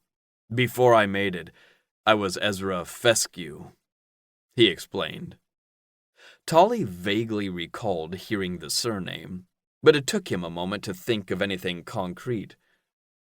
One of your clan is in human prison right now for selling plots of Mars to the humans. That would be my mother, Ezra replied without inflection. My mother's done worse. She just makes sure people don't talk about it. That probably wasn't what he should have said to soothe Ezra, but the other witch did seem to relax a bit. Despite his better judgment, Tully peeked over his shoulder. He looked away before Zane could catch him. He was still talking to the same young male, but now with the addition of a female. Neither stood as close to Zane as before. He's quite the popular guy. Why did you just say that? You sound like a jealous ex. But the look he got from Ezra wasn't pitying or even sympathetic. More like he understood exactly what Tolly had meant, even if Tolly was still uncertain. He is. At this point, though, I think it's an act for him. A personality he can't dodge if he wants to keep pretending having an infinite loop of intendeds doesn't affect him. Tolly'd expected some stock response from Ezra about how he had nothing to worry about. He didn't have any idea what to say to the truth bomb dropped in his lap. He sipped at his martini instead, letting the unspoken words wash down with sweet citrus and vodka. "Ramson's here," Ezra said. Tolly turned. They told him Ramson was a solar wolf, and his coloring, tan skin, orange-pink hair and eyes the color of cantaloupe, confirmed that. But he was thinner than the average male wolf. He had muscles, but they were lean. And more importantly, he had style. Not that the others weren't attractive. Caden had that whole spunky twink act down. But Tolly was salivating, and Ramson hadn't even completely reached the pool area. The fitted olive-green short-sleeved button-up brought out the cool undertones in his skin. The woven brown waistcoat with bright red satin accents was a bold choice, but so were the tailored olive-green tweed slacks that clung to his lower half like a loving hand. Tolly strode forward and stuck out his hand in greeting, drawn to the man like a magpie to something shiny. "Tolly Powlow, you must be Ramson, the genius solar wolf." Ramson's skin flushed. It was adorable. "Are those from the Panzol winter collection?" Tolly nodded to Ramson's fabulous tweed pants. He must have spoken the magic words, because Ramson's face lit up. "Yes! Panzol's whole winter line utilizes hemp wool variety rather than sheep's wool, which must go through a chemically intensive cleaning process that ends up killing aquatic life and polluting waterways." Tolly blinked and tried to think of something intelligent to say. What came out was, "Oh, yeah, definitely. Sheep, man. Yuck." He felt Zane's warmth a moment before his arm landed on Tolly's shoulders. "I see you've met my intended, solar boy." Ramson tilted his head to the side, looking like a songbird listening for a rustle in the brush. Tolly scowled. He'd been in the middle of a conversation, one where he'd instantly made himself look like an idiot, but still, he'd left Zane alone to have his little chat. Why couldn't Zane do the same? Zane was lucky he didn't yank that arm off. He turned his attention back to Ramson, intent on ignoring the warm, hulking presence. "Solar boy, huh? I don't know about that. I'm pretty sure I'm looking at a solar man." The rest of the group erupted with laughter as Zane pulled Tolly out of the way and back toward the table. He pressed his lips to the side of Tolly's head. "Naughty kitten, making me jealous," he whispered in Tolly's ear. Oh, so it was fine when Zane did it? Tolly didn't say that. He also did not feel any shivers whatsoever at Zane's lips against his skin. And if he did, it was because he was cold. "I didn't think you'd notice who I was talking to." Tolly tried to sound like he didn't really care, but the words came out too hissed. Zane smiled. The bastard smiled. "I've always got an eye on you, pet. You're too much trouble to be left unattended." Zane had no idea. The full force of Tolly's troublemaking ways had been throttled before they'd been officially introduced. "Why would I cause trouble here? Your friends are nice." Zane was still smiling at him, and it was starting to make Tolly squirm. "I'm glad you like them." Tolly spun around and ducked under Zane's arm, joining the small group as they greeted Ramson. Ezra handed the solar wolf a pint, and he took a sip before glancing somewhat longingly, at the pool table. "Anyone in the middle of a game?" "Ramsden's undefeated," Caden explained. "I'd call him a pool shark, but he doesn't like to bet." "It doesn't stop the idiots from trying," Ezra said with a nod at the two male lunar wolves strutting their way.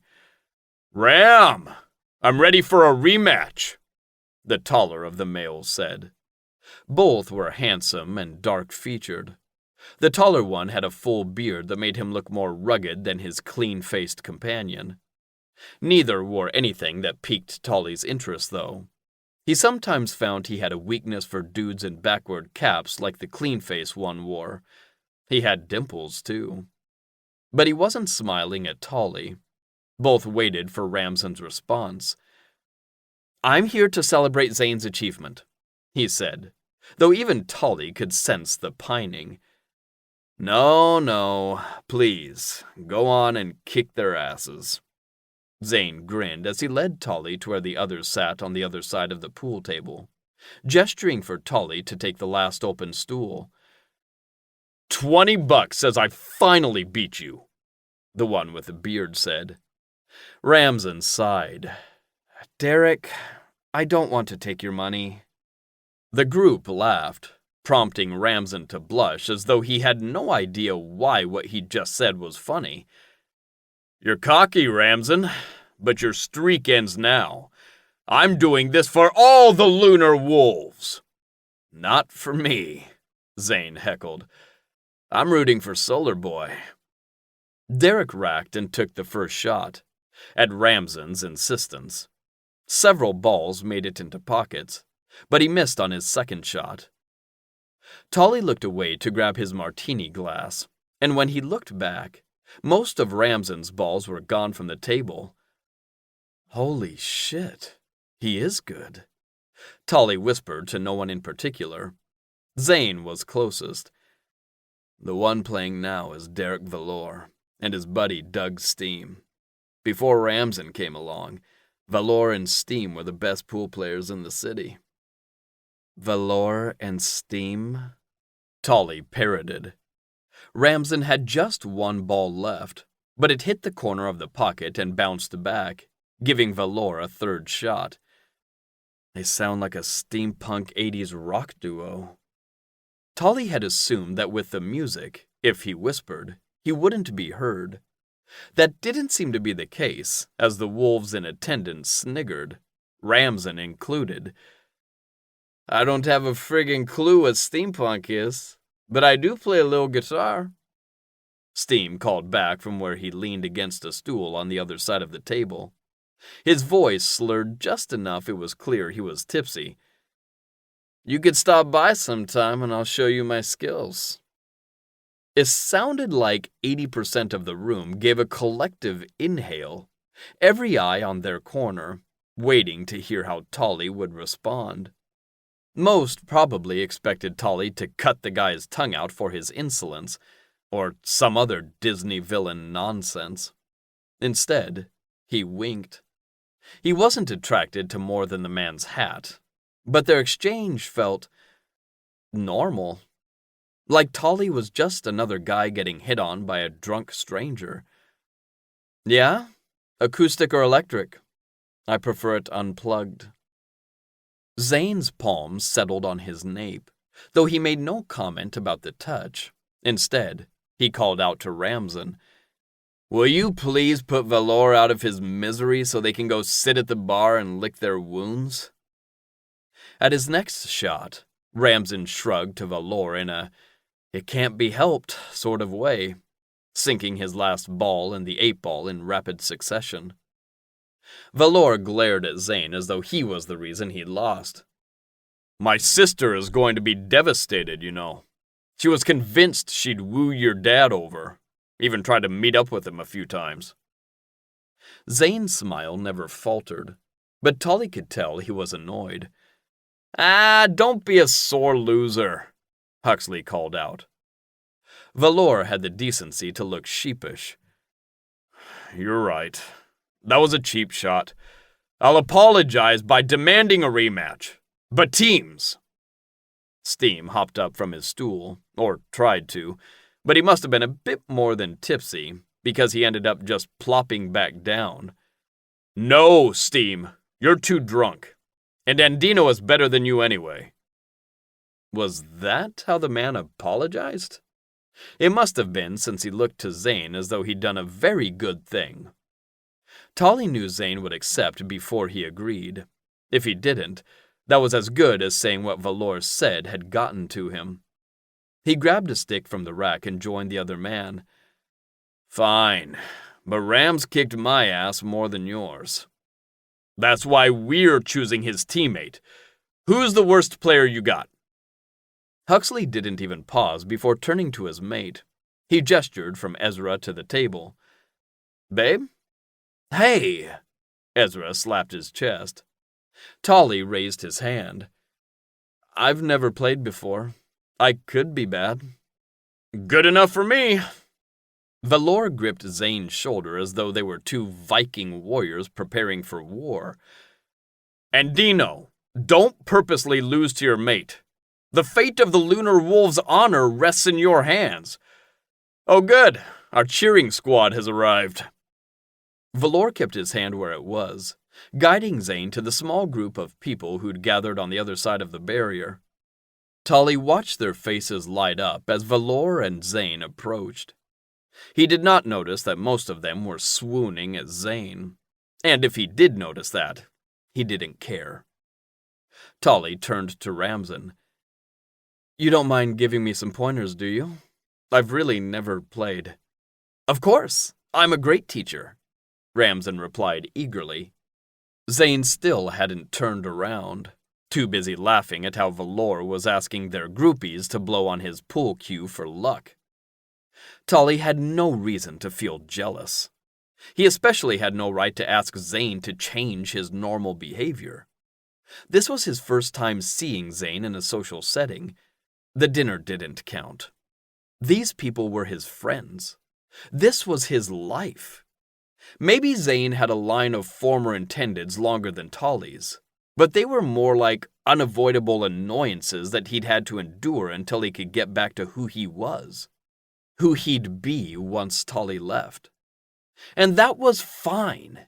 But would it kill him to at least rip his gaze from the growing fan club to look at Tolly just once? He went to the rack of cues. Ramsden, what sort of stick should I play with? The thicker, shorter ones, or maybe longer and thin? I like one with girth and weight to it. It was clear by Ramsden's thoughtful expression that the innuendo had gone over his head. Behind him, Caden smirked and hid his face with a pint glass, while Ezra outright laughed. Ramsden chose a stick and explained to Tolly why he chose it. But Tolly didn't hear him because the groupies had started asking where Zane's stick was so they could blow on it too. Oi, let's get this going. Some of us are old and tired, Cy shouted. And some of us still need to sex up our mates before we turn into pumpkins, Caden added. Zane had to tug Valor away as the fan club erupted in cheers. Lunar Wolves! Lunar Wolves! Zane met Tolly's gaze. Get a stick chosen?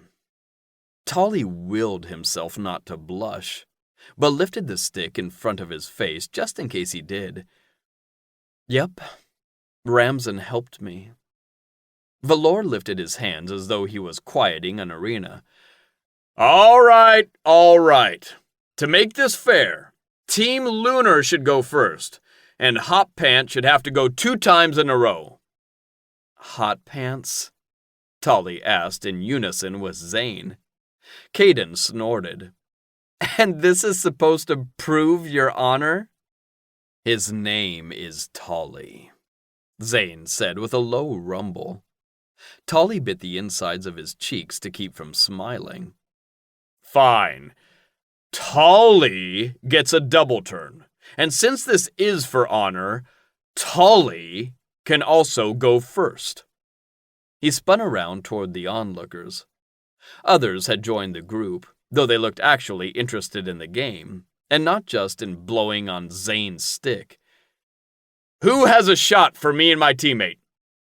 Clearly, Valor enjoyed working a crowd. And who wouldn't when his question was met with attractive people bickering over who got to buy them alcohol? This was Zane's celebratory night.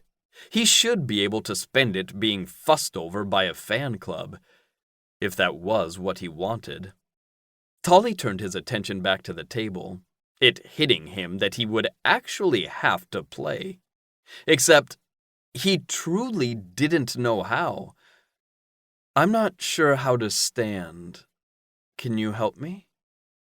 Ramsden's gaze twitched from Tolly to Zane standing with his back to them. A slow smile curled his lips, and when he met Tolly's face, there was something to that smile that Tolly wasn't sure he trusted, but knew he liked. I absolutely can help you. He moved to stand behind Tolly and tapped the back of his thigh with his hand. Tolly sucked in a sharp breath, but Ramsden just continued like nothing had happened. Step this foot forward and keep your spine straight, not curved. He bent over the table, following Ramsden's advice. Here, I'll help you line up the shot.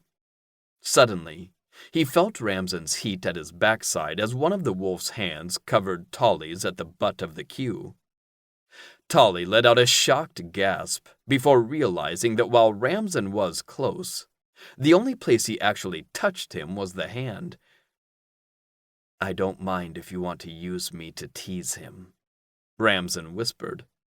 Tolly understood the grin now. You don't think it makes me desperate? Needy? He spoke barely loud enough to hear himself, but Ramsden was close enough with his wolf senses to hear him. Not at all. Besides, I seem to be really good at making these wolves jealous. Just ask Huxley. There was a story there, but Tolly would have to ask for it later. Like this? He asked, so it didn't seem like they were just silently bent over each other. Exactly. You want to make sure you feel balanced and stable. Quieter, he added. Zane's a good guy, but can be a shameless flirt. I'm considering this payback. Ramsden wasn't overly muscular, but he was sturdier than it looked like he should be at first glance. Tolly wasn't turned on by his solid presence, but there was a flurry of butterflies in his tummy. He was having fun. Now, we just pull back, keep it steady, and shoot. With Ramsden's assistance, they sent the white ball careening with the triangle. Several balls dropped into their pockets, but the cue ball bounced off the railing, rolling on a direct course for the side pocket. He didn't know much about pool, but knew that was a bad thing to have happen. Tolly pretended to just watch the ball as he slowed it to a stop. Altogether, 3 solid color balls and 3 striped balls went in. He turned around and didn't even have to feign excitement as he hugged Ramsden. You're the best teacher! Thanks. I'd have to say that actually my Da is the best teacher. He's the one who taught me. You get to go again. Do you still need help? Tolly didn't even turn to check on what Zane was doing before nodding. Ramsden bent with him, helping him line up his next shot. The stick slid through their hands and hit the white ball forward into a solid green ball. They collided with a satisfying snapping sound before the ball dropped into the pocket. That felt so good! I'm sure it did! Caden cackled like a hyena. Tolly straightened to face him, giving Caden the look he took on when he was trying to play the part of an assassin's unfeeling son. The shot, Caden. I was saying the shot felt good. Caden didn't look at all intimidated. Felt good watching, too. I'm getting all hot and bothered. His mate, Axe, shook his head with too much fondness in his eyes for Tolly to believe the disapproving scowl. You should let Ramsden teach you sometime, then. He really knows how to handle a stick. Ramsden snickered, and Tolly turned to grin at him, finding Zane standing in his way instead, immediately pinning Tolly in place with his narrowed gaze.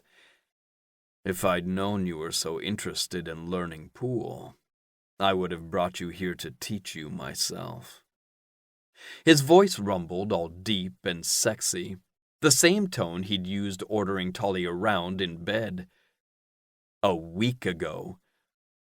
"That's okay. Ramsden is amazing at it."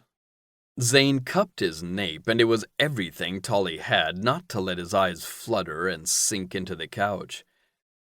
"Careful, kitten. I like to see you play around, but I'm the only one who gets to make you purr." On cue, Ramsden looped Tolly's arm in his and pulled him sideways out of Zane's embrace and toward the other side of the table. "Stop trying to intimidate my teammate. Let's talk strategy. That's just as important as your stance." "No way! He hasn't missed yet! Help him make another, Ramsden," Caden shouted, cupping his mouth like he wanted to make sure everyone could hear him. Tolly looked to Zane. His cock tingled at the sensual promise he found there. "That's okay. I forfeit my turn. Gotta give the other team a fighting shot." "I'll go," Valor announced, his steps a little wobblier than they'd been during the first game. His buddy had his elbow on the table, head balanced in his palm, clearly trying not to pass out. Zane threw his arm out, stopping Valor before he could get to the table. "I'll go." Zane dropped the first two balls in the span of 10 seconds. As he bent down for the third, he met Tolly's gaze and kept it, taking the shot without looking. The ball landed with a decisive thunk into the pocket nearest to where Tolly stood. A flush crept up Tolly's neck, newly aware of how much skin he was showing, and how much of it begged for Zane to drop the cue and carry Tolly out of there. He wanted this man so much, and with his revised motto, he could have him. Just the dick. "What did you say?" Ramsden asked. Tolly shook his head rapidly. "Nothing." Zane was smirking as he sank the last ball. He reached for the square chalk and rubbed the tip of his cue. "Corner pocket." No one said a word as Zane went for the win. Unfortunately, just as he was shooting, Steam had his second wind and jumped to his feet, shouting, "You can do it!" The cue jerked as it made contact. The 8-ball missed by a mile as the bar groaned, throwing ice cubes and peanut shells at the drunk man. It was Tolly's turn again. He took the shot solo, not wanting Ramsden so close while Tolly fought his half-hard dick. He didn't even hit the ball he was aiming for, but didn't feel too bad since Valor, visibly drunk from the shots his cheer squad had bought him, missed the white ball entirely. The crowd turned on him, booing as Ramsden got his first turn, winning in seconds. Caden hopped off his stool and grabbed Axe's hand as the disappointed crowd dispersed. "That's enough fun for me. It's a big day tomorrow with the first of the visitors arriving. Come on, Axe. We need to get home so you can help me line up my shot before bed." Caden waggled his eyebrows, just so it was clear he meant something sexual. Tolly shouldn't have been surprised by the goodbye hug, but he was. "It was amazing to finally meet you. I expect to see you around more often." David and Cy left on their heels, David reiterating his offer for Tolly to come play with his pygmy goat, Toots, as he slid on his jacket. By the time goodbyes had been said, only Huxley, Ezra, and Ramsden remained from their group, and Valor and Steam, both of whom were extremely intoxicated. "Derek!" a female voice called out sharply. Valor winced, hunching his head between his shoulders as a petite woman in leggings and a white long-sleeved shirt stomped from the entrance toward the pool area. Thick auburn braids swung on either side of her head as she scowled at Valor swaying on his feet. Mom sent me to pick up your drunk ass. I have better things to... Oh, hi, Zane. Hey, Felicity. Have you met my intended, Tolly? Zane seemed to be making a point to pull Tolly close. Tolly was confused for a half-second before realizing who this was, and what Derek had said about his sister earlier. Knowing she had a thing for Zane certainly made the scowl she gave Tolly make sense. Hi, I heard you'd arrived. It was like watching ice melt into warm water as she turned her attention back to Zane. Can you help me get him and Steam in the car? I'm not sure I can lift him. The request made sense since Steam was officially passed out, but Tolly still wanted to claw the girl's eyes out. Which was exactly why Tolly should encourage Zane to help. The man was too charming. He made Tolly forget all the promises he'd made to himself. Tolly needed these moments to remind him to stay detached. We're gonna leave too. Why don't I help? Huxley said. Felicity shook her head.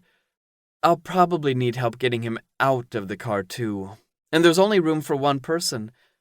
Please, Zane, I can drive you back after. Tolly remembered what Ezra had said about Zane needing to play his part. He understood that completely. Tolly had to do the same. It didn't make sense for Zane to have to stop on Tolly's account. Tolly was nothing but a future, previous intended after all. Go, I'll be fine here. I'm a big witch. Besides, I can hang out with Ramson while I wait. He didn't try to make it sound like a flirt, which was likely the only reason Zane eventually nodded. He kissed Tolly's forehead. Make sure you wait here, kitten, and stay with Ram. I'll be right back. Tolly stepped back and willed his eyes not to tear up. What the fuck was wrong with him? The only reason this arrangement was any different than all the others was because his mother had collared him. Without her threats, he'd already be back at his loft, where he wanted to be. Remember that. His goal here wasn't to have Zane forever. There was no reason for him to regret pushing him into someone else's arms.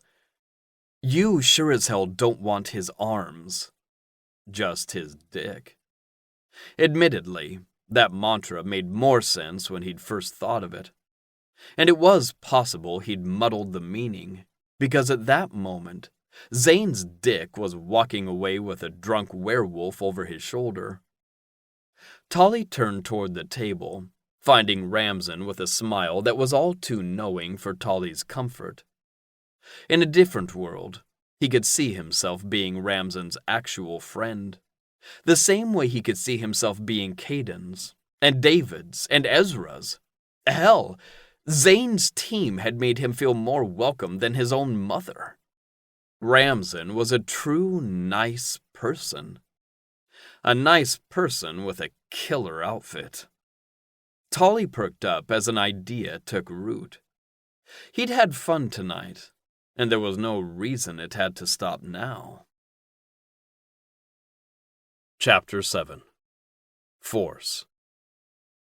Though he was still several blocks from the pub, Zane thought he could hear cheering. He sped up. What the hell had Tolly been thinking? He'd sensed jealousy from the witch. Tolly was into him. And yet, he'd had no problem sending Zane off with someone he'd known was interested in Zane. Did he want a chance to be at the pub alone? That didn't make sense either. The little act Tolly and Ramson had put on had been enjoyable, but just an act. Tolly couldn't fake his pheromones, or the way his scent sweetened with arousal only when it was Zane who touched him. And Zane trusted Ramson. He wouldn't do anything to make Tolly uncomfortable. That part of the night had been fun, in fact. Tolly had fit in perfectly with the group up until the point when he'd voluntold Zane away. Why? He'd get the answer right before he made sure Tolly understood he came first to Zane and needed to act like it. It didn't matter that their situation was temporary. While Tolly was here, he was Zane's. The pub was just a block away when Zane was positive he heard cheering. He jogged the last of the sidewalk and pushed open the door. At first glance, the place looked almost empty, but that was because every patron had congregated around the pool area. No one even bothered to turn around at Zane's entrance. Not that he expected a loud welcome, but he usually got one. Holy shit! He's going to do it! He probably cursed the poor wolf. Zane jostled through the crowd while trying not to draw attention to himself. That didn't end up being a problem since every eye, solar, lunar, celestial, and witch, was on the game. Tolly stood on the other side of the pool table, cue in hand, watching Ramsden take his shot. It looked dead on, until the ball hit the very edge of the pocket and ricocheted in the other direction. Ramsden had missed a shot before, but from the looks of the table, Ramsden was getting his ass kicked. By Tolly? Zane ducked behind the person in front of him as Tolly's face lifted to the crowd. He had an idea of what his naughty kitten was doing, but wanted to be sure before he busted him. Ramsden was still bent over, checking to see if the table was somehow slanting when Tolly moved to take his shot. There wasn't an easy shot available since so many of Ramsden's balls remained on the table. His only chance was in jumping the cue ball over a cluster of Ramsdens and banking the 3 into the corner without knocking into the 8-ball. A seasoned pro would have difficulty with that shot. Tolly bent over, arching his back and thrusting his ass out before he bounced the cue ball, hit the 3, and sank it into the corner. The crowd went wild. Zane broke through the remaining people and hopped the railing, standing between Tolly's ass and every eye that had no business ogling. I knew better than to take my eye off you, troublemaker. Tolly straightened with a start, giving Zane innocent doe eyes. I have no idea what you're talking about. Get everyone tucked in, okay? Oh no. Tolly wasn't going to act like he hadn't been the reason Zane had just lugged a man 6 foot 2 inches with 200 pounds of muscle up a narrow walkway and onto a couch. Is this why you wanted me gone? So you could con poor Ramsden? Tolly's lips popped open in a shocked O. Con? Ramsden is simply a very good teacher. It was a fair bet, Zane, Ramsden said. Bet? Zane growled out. Tolly suddenly found a bit of dirt he needed to scrape out from under his fingernail. Not money, just his outfit, he mumbled. You were trying to get Ramsden to strip? Tolly looked up at that. No, I wanted his clothes. To wear. Zane fought back his smile. He couldn't encourage such naughty behavior, but he was, beneath his stern expression, amused by Tolly's scheming, and a little proud of how Tolly had wooed every person in there. They weren't all cheering for him, but no one seemed as terrified as they had earlier. Zane turned away from Tolly before he lost his fight. You owe him nothing, Ramsden. Tolly here is a cheating cheater. Ramsden's brow furrowed. There's no way to cheat at pool, Zane. It's angles. Tolly shook his head and stopped Ramsden defending him with a hand on his forearm. Ramsden's frown deepened as Tolly cut the innocent act and grinned. He glanced once at the table and every ball remaining scattered, filling the pockets. The crowd's laugh wasn't as loud as Ramsden's gasp. After I let you use me? Excuse me, Zane growled. He means for the lessons, Tolly rushed to say. Lessons. Right. Ramsden looked to be having the same problem Zane did in keeping a straight face. Honestly, I'm just relieved. I thought I'd lost my touch. I'm still going home now, with my shirt on, thank you very much. Tolly hugged him goodbye before rounding on Zane. "You owe me a fabulous suit." He bunched up his fist and smacked Zane's chest. Zane caught the hand, holding on when Tolly tried to tug back. "Would you really have taken his clothes?"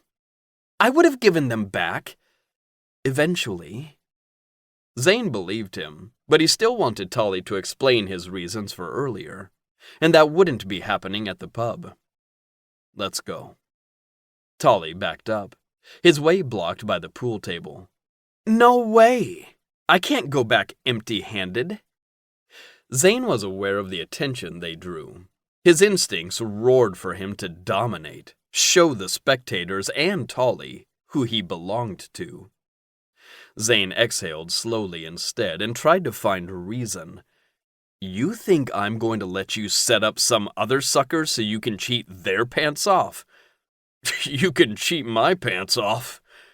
The guffawed offer coming from someone behind him was the final straw. They were leaving, and Zane didn't care if he had to throw the boy over his shoulder for it to happen. Especially not when Tolly leaned around Zane to call back, "Stand up! Let me see if they're worth it." There was a roar of drunken laughter. Distantly, Zane recognized he was being a hypocrite. Had this been a few months ago with Zane on the other side, watching Unintended act like a brat, he'd have thrown his own teasing flirts into the mix. "Say goodnight, Tolly." Tolly stood tall and did his best to look down his nose at the much taller man, as he met Zane's eye contact. "Good night." This naughty kitten thought he was getting rid of Zane that easily? No fucking way. Zane didn't care about what he might have done months ago, only what he would do now. He pinned Tolly's arms at his sides as he hefted the witch off his feet and toward the door. Tolly wiggled, making the crowd laugh harder, but there was no way he was getting out of Zane's hold. "How dare you! Zane! Who the fuck do you think you are?" Tolly kept up a steady stream of anger that only grew the longer Zane went without speaking. Instead of arguing, Zane busied his brain, noting Tolly's scent and the way it simmered with irritation and arousal, but no fear. He was wiggling, but not actually fighting Zane's hold. Tolly put on a pretty good act of someone who didn't want to be carried. Was it his age causing this burst of immaturity? He didn't smell like an abundance of alcohol, only a light citrus from the drink he'd had when they'd first arrived. "Zane! I can walk!" Tolly shrieked. They were nearly to the creek, just a few minutes from home. Perhaps walking would settle Tolly down enough so they could talk this out. He set the slim boy down in front of him.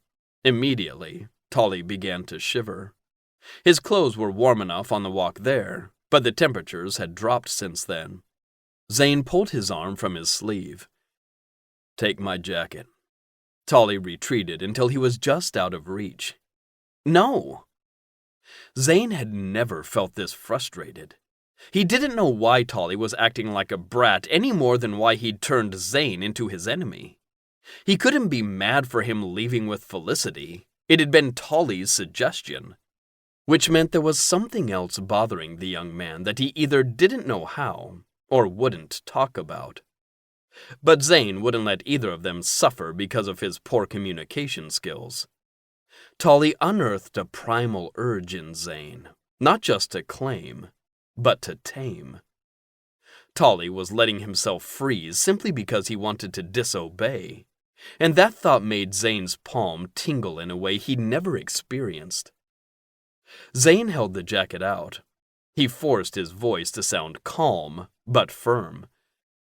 "Take the jacket, Tolly." "No." Zane swung the jacket over his shoulder. "In that case, then no. You can't walk." He lifted Tolly before he'd finished speaking. "If you're not going to wear a jacket, then I'll keep you warm with my body heat." Tolly let out a frustrated scream. "It doesn't have to be like this, Tolly. You can walk if you put on the jacket and apologize for being disrespectful. Can I trust you to do that?" He couldn't see Tolly's narrow face, but his slim body was stiff enough Zane expected what he said next. "You can trust me to do whatever the fuck I want, bad wolf." Zane shifted Tolly higher on his shoulder and patted his bottom as though he were nothing more than a fussing baby. "Then you're staying where you are." "Do you have a death wish, Andino?" They'd crossed the creek bridge, passing under a row of shade trees, their branches shaking, sounding like a nest of angry rattlesnakes. Zane would put more credence in the show of power if Tolly's voice hadn't trembled while he'd threatened Zane. "I don't have a death wish, Tolly. The opposite. While you're here, you're mine to take care of. And that means hauling your naughty ass out of a bar so you don't get in trouble. And making sure you don't freeze because you're too stubborn." "This thing we have is fake, bad wolf. Transitory. I've taken care of myself till now, and I'll take care of myself after. You don't have any control over me, so you can go to hell." They were just passing the last of the trees when there was a creaking sound, and then Tolly was crawling up his body. Zane spun around just as Tolly finished hefting himself the rest of the way up the branch. He'd had to stretch it closer to reach him, and now the branch snapped back into place with Tolly halfway up the tree. Zane's eyes flashed silver. Was this his punishment for all his past misdeeds? For sending all those joke gift baskets and playing pranks on Zenobi? He really didn't care if this was cosmic payback. Tolly would submit. And then he'd tell Zane why he'd freaked out in the first place. "If you make me climb up there to get you, I'll show you how much control I have." He let his jacket drop in preparation. Tolly grinned, and Zane realized his mistake the moment before his jacket slithered like a boa constrictor, wrapping around his eyes. It only looped around him, but he heard Tolly's triumphant yelp as he yanked the jacket off his face. Tolly was sprinting toward the guest house. If he made it up the stairs, he'd be able to barricade himself in his room. There was no chance Zane would let him get off that easy, not after all the trouble he'd caused. Tolly had a head start, but he wasn't fast enough, and Zane reached him in seconds, growling as he hefted the witch the rest of the way into the guest house and shut the door. Zane dropped Tolly on the couch, but he bounced, sliding to land on his knees at Zane's feet. The deep growls rumbling in Zane's chest sounded more animal than man, but there was enough of Zane's reason left to warn him to think, to pull back and talk this out. But that voice wasn't loud enough to drown out every other inch of his rigid body that screamed for Tolly's submission. And Tolly wasn't helping his own case, looking up at Zane with a defiant mask that conflicted with his position. Tolly's narrowed eyes were like gasoline dousing the inferno already blazing inside him. "Last chance, Tolly. Apologize for being disrespectful, and we can both take a moment to relax and then talk." Tolly's responding scowl had Zane's wolf howling loud enough it echoed in his skull. "Okay, Zane. I'll apologize. I'm sorry you're delusional enough." There was no additional warning. Zane unzipped his pants, pulling his aching dick free, and slid it inside that sarcastic mouth, blocking the bratty words. He ran the risk of Tolly clamping down, but his kitten wanted dominated. He likely needed it from the moment he started acting out, but didn't know how to ask for it. Giving Tolly chances to apologize or talk it out wouldn't work. He needed someone who would rise to his challenge and drag out his submission kicking and screaming. Someone who respected and cared for him, and who knew that sometimes the only way to handle a bratty outburst was with a deep face-fucking. Zane flexed his hips forward, and only stopped when his cock hit the back of Tolly's throat. He stayed there, watching rebellion burn in Tolly's eyes as his throat spasmed around Zane's cock. Zane pulled all the way out. "Breathe fast, kitten," he grunted. Tolly coughed, sucking in a loud breath as tears flowed down his cheeks. Zane gave him enough time for 2 large inhales before he slid forward into the hot wetness of his mouth and down to the throat that massaged around Zane's cockhead like a hand. He could smell Tolly's need along with his pre-cum, the silly boy doing all he could to look like he wasn't affected. But as Zane pulled back and thrust forward once more, something changed in Tolly's gaze, the edge dulling, going hazy, as his body went slack. He relaxed his throat, letting Zane go even deeper. Zane's growl brought Tolly's attention on his face, and Zane wanted to howl at the sweet submission he saw floating there. He pulled out and watched as Tolly wiped the tears from his face, before lifting his open lips back to Zane in a silent invitation. Zane grunted and flexed his ass. He didn't fuck into Tolly's face as he had, but he kept a steady pace, dragging his length along Tolly's flat tongue. "There's my sweet kitten," he cooed. "If I'd known taming my pet would be this easy, I'd have made you choke on my cock a long time ago." He'd expected the transformation that taunting Tolly would bring, but hadn't known watching it happen would shoot jet fuel into his veins. Tolly dove forward, swallowing Zane's length all on his own, as though it would prove to Zane that he hadn't been tamed, only entertained. Tolly's cheeks hollowed from the force of his suction, bringing a level of pressure around Zane's dick that bordered on painful. He grunted and cupped Tolly's head, bringing his face forward as he pumped his hips again and again. "If you needed more, pet, you could have just asked for it."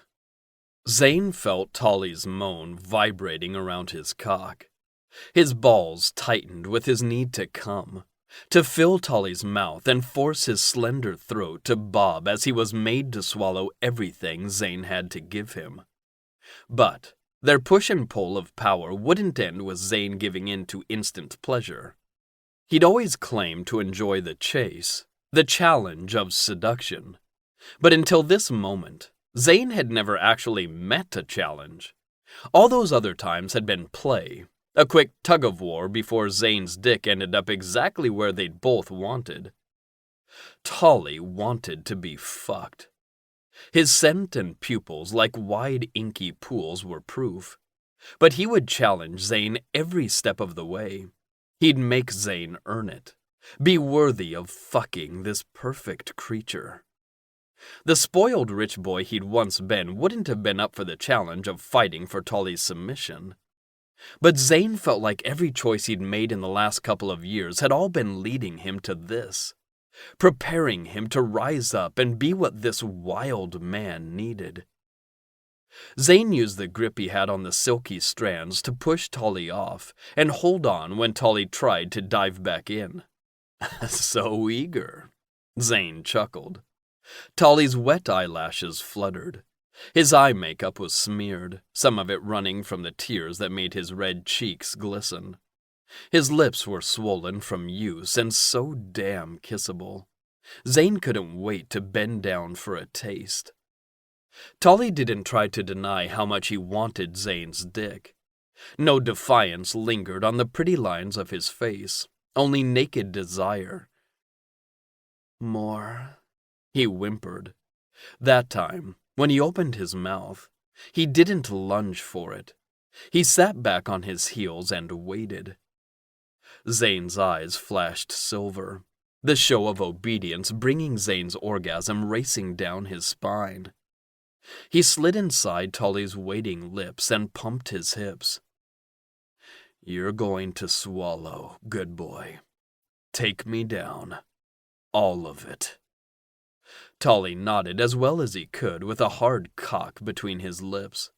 And it was the last thing Zane saw before a rush of pleasure zipped down his body like falling dominoes, so that when he came, it was with his entire body. Tolly's throat bobbed and he gripped Zane's thighs, fingers curling into the strained muscles as Zane fought to keep standing. He'd never come so hard in his life. He was still zinging with aftershocks when he yanked Tolly off his knees and kissed his abused lips with a growl as deep as a rumbling engine. "You taste like you're mine." He maneuvered Tolly back, taking in the dribble of cum leaking down the corner of his mouth and down his chin. He was the very picture of debauched. "You look like you're mine."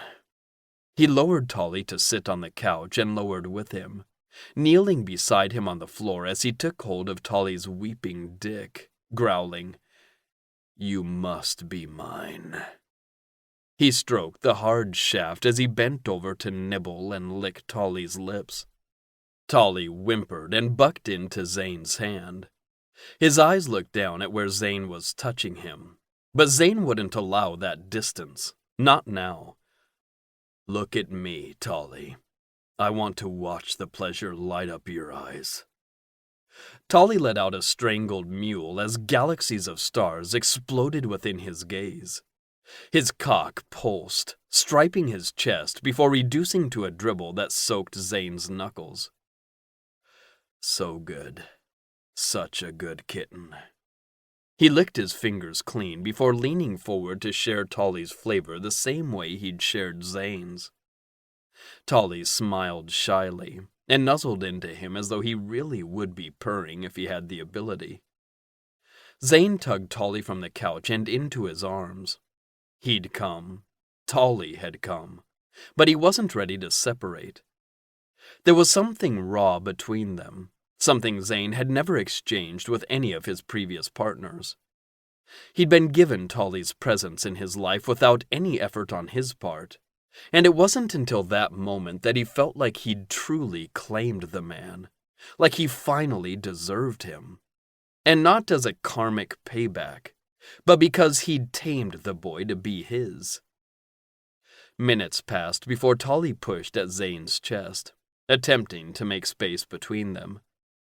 He kept his face down but couldn't hide the new blush reddening his tan cheeks. "Thanks for that.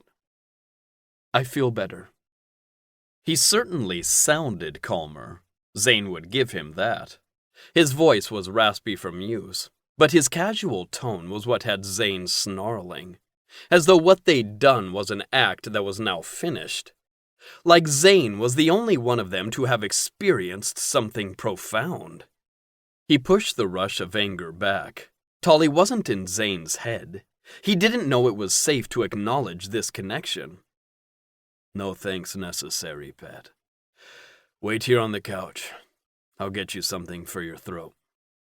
He tucked Tolly's dick away and deposited him on the cushion before rising to put himself back together. Tolly made a tisking, groaning sound. "Is that a sly way of you complimenting yourself on the size of your own dick?" Zane shook his head, but not to the question, to what Tolly was trying to do. He'd submitted so beautifully, yet here he was, ruffling up his feathers so he'd look big. "It's more of a compliment of your supreme dick-sucking skills. You're amazing." Tolly managed to look everywhere but at Zane. He patted the tops of his thighs twice and leaned his head forward. Okay. I should probably go shower." Zane gave Tolly enough room to stand, but didn't clear his path to the door. "Shower in my bathroom. The shower head is nicer." Tolly stepped around him. "No, all my stuff is upstairs." Zane copied his movement. "I'll grab it for you." He was being pushy, but every part of Zane agreed that if he let Tolly go right then, he tried to pretend that everything that just passed between them had meant nothing. Tolly flicked his hair over his shoulder with an angry hand. "What are you doing, Zane?" There's no need for you to start waiting on me. We both had fun. Why are you pushing this to be something more? Zane crossed his arms over his chest. That's a lot of words for, let me run away. We're finished, right? You got off, I got off. A great time was had by all. Don't let your rush of endorphins turn this into something it isn't. I'm fine with playing intendeds, but we both know how this is going to end up. There's no point in acting like it means anything. Getting on his knees and submitting to Zane didn't mean anything? Trusting Zane to give him as much as he needed without hurting him didn't mean anything? The fuck it didn't. His acceptance of Zane's control had been as real as his defiance, and Zane wouldn't let Tolly act like what had passed between them could be described as simply getting off. I'm not demanding you confess your undying love, Tolly, but I won't let you deny me the joy of taking care of you. Here's what's going to happen instead. I'm going to make you a tonic for your throat, and you're going to drink it slowly. Then, you're going to get in the shower, and after, I'm going to spoon your sweet ass until morning. Got it? Tolly's body tensed, and Zane half expected the objects on his kitchen counter to come zooming toward his head. They didn't. Instead, Tolly stuck his lips out in a pout and nodded his head sullenly. Zane grinned, but refrained from ruffling his hair. It would only rile him up. And Tolly needed to rest after what they'd just gone through. Zane tucked Tolly in his bed before taking his own fast shower. He'd prepared himself for Tolly to be gone when he came out, but the witch was still there wrapped up in Zane's black comforter. He watched Zane's approach silently, reminding Zane of how Tolly had watched the town hall meeting, like he was learning all he could to help plot his next move. But since Tolly's next move was to snuggle his shapely ass against Zane's front, he figured it was fine to let his kitten plot. Zane dozed in and out. His wolf needed to keep checking to make sure Tolly was still there, sleeping in their arms. Zane's own thoughts kept him awake too. Before Tolly, Zane never lamented losing unintended. Another would come, and another after that. This time was different. He had his father's word, and his signed contract that after Tolly, there wouldn't be another arranged mating. Zane would be free to choose, and Tolly would be free to go back to his clan lands.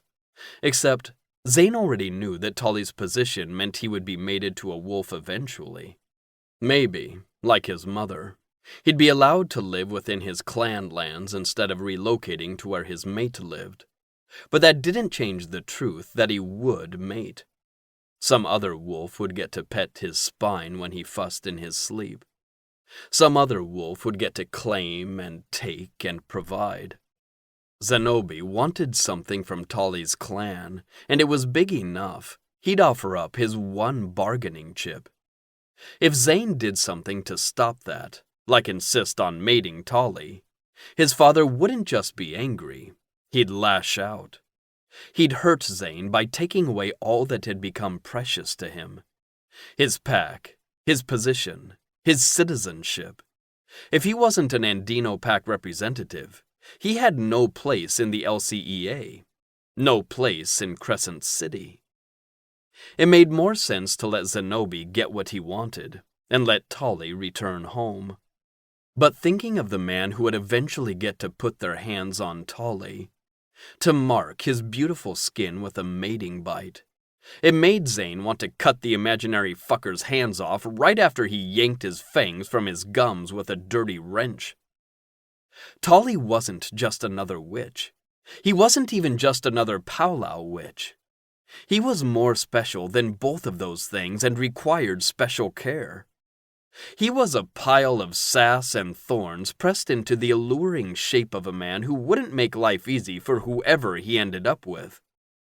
But deep down, Tolly was as fragile as a spring blossom. How could Zane agree to let Tolly leave where he'd find some wolf who would just as soon stomp on him to get him in line? He couldn't. There was much about Tolly that Zane didn't know, but he was certain that if he let Tolly slip through his fingers, they'd both suffer. Zane's phone vibrated and he glanced at the screen, silently groaning before sliding out of bed and tiptoeing out of the bedroom. He softly closed the door before answering the call. "Celestial Guardian Spire. Our meeting is in 3 hours. His voice was rough, almost as though he'd been the one on his knees getting his throat used. Fuck. Zane's cock twitched at the memory. He didn't want to be hard while talking to the Celestial Wolf. The most recent roster was 5 names longer than the first one you gave me.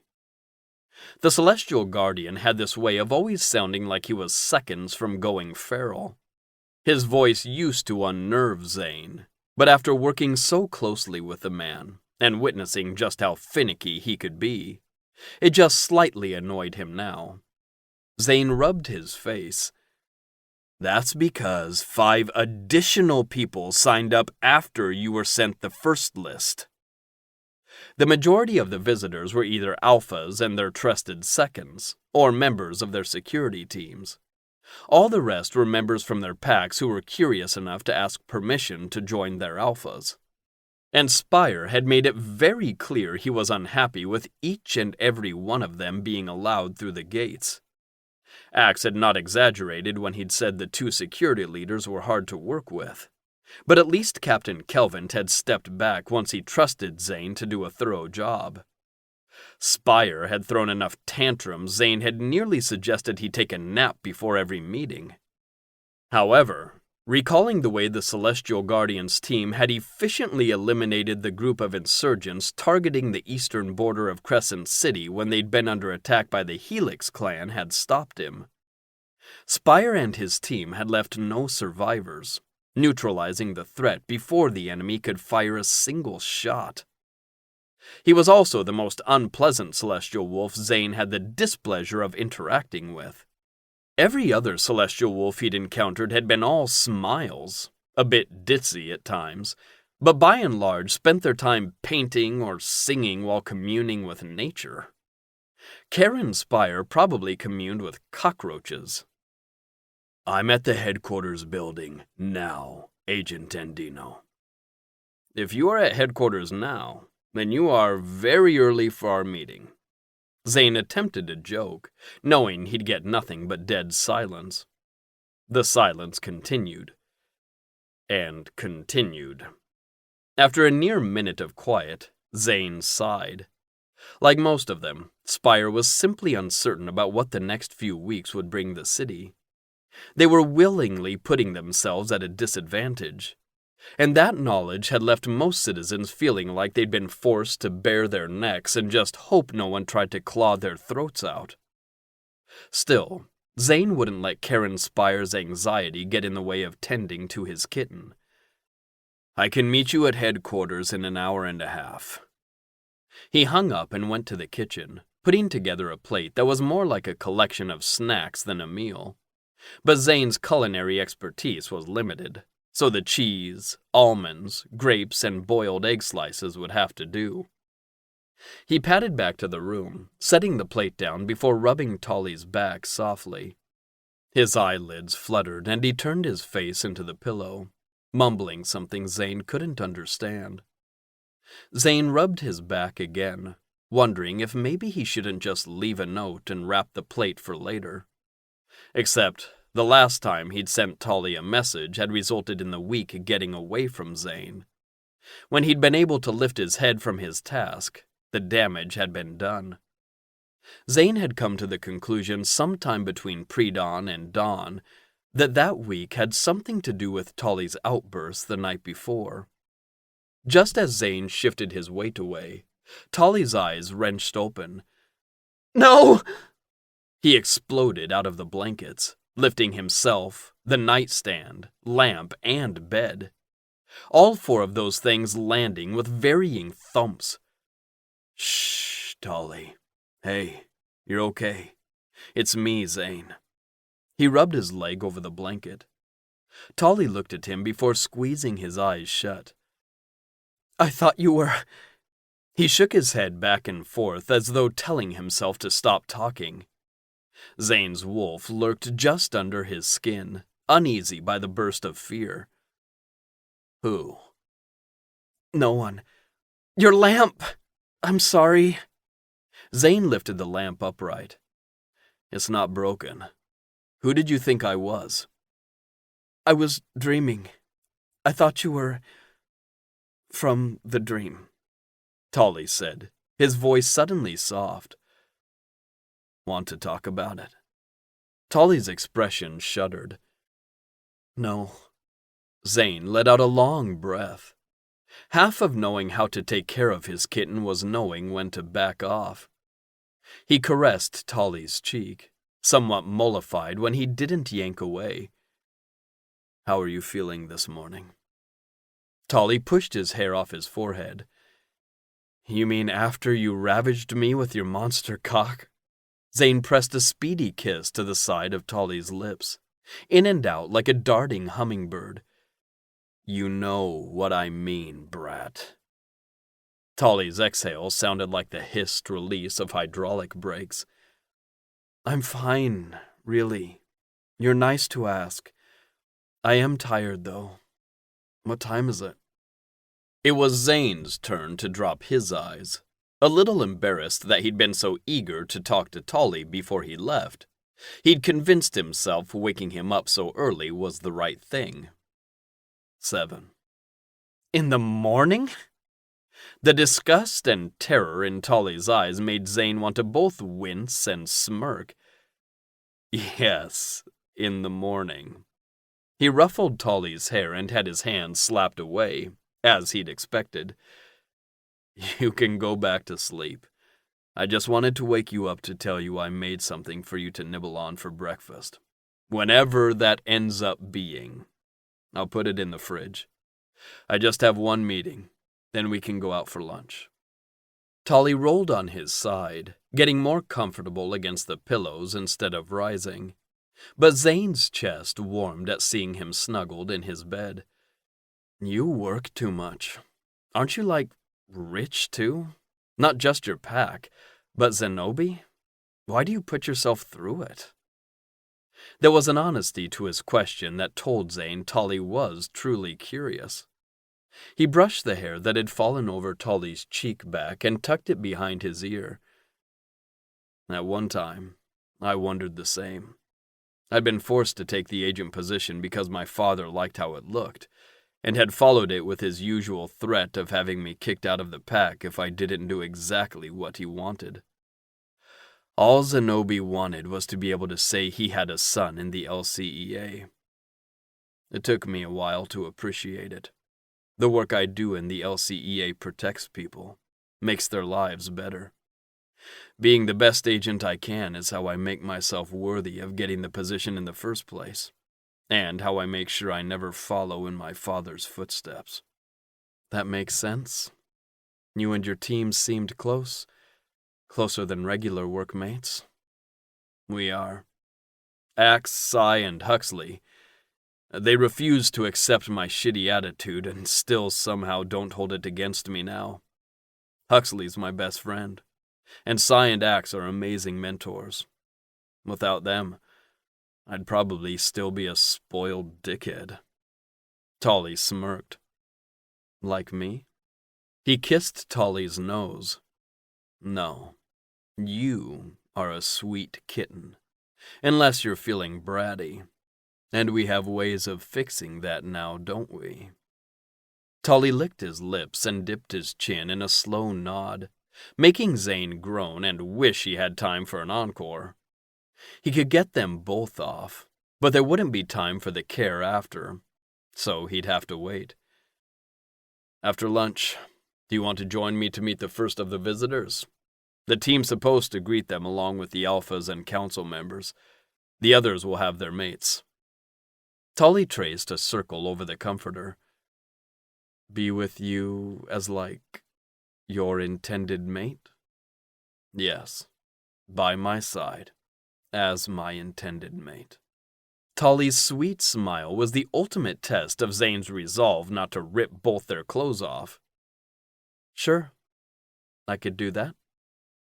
He'd only agreed to go to be a part of the welcoming party, but Zane couldn't help but think it was the first step in making what they had into something real. I heard about that trick you played, Caden said as he hugged Tolly in greeting. They were the last of the LCEA team to arrive, but it wasn't Tolly who'd made them late, but Zane.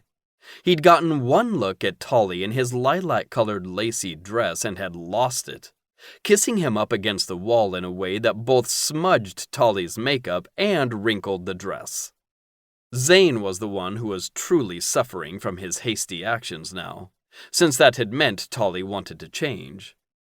He looked adorable in his powder blue tennis skirt, gray leggings, and black turtleneck tank top, but Zane missed the dress. At least Tolly had kept the shit-kicking combat boots.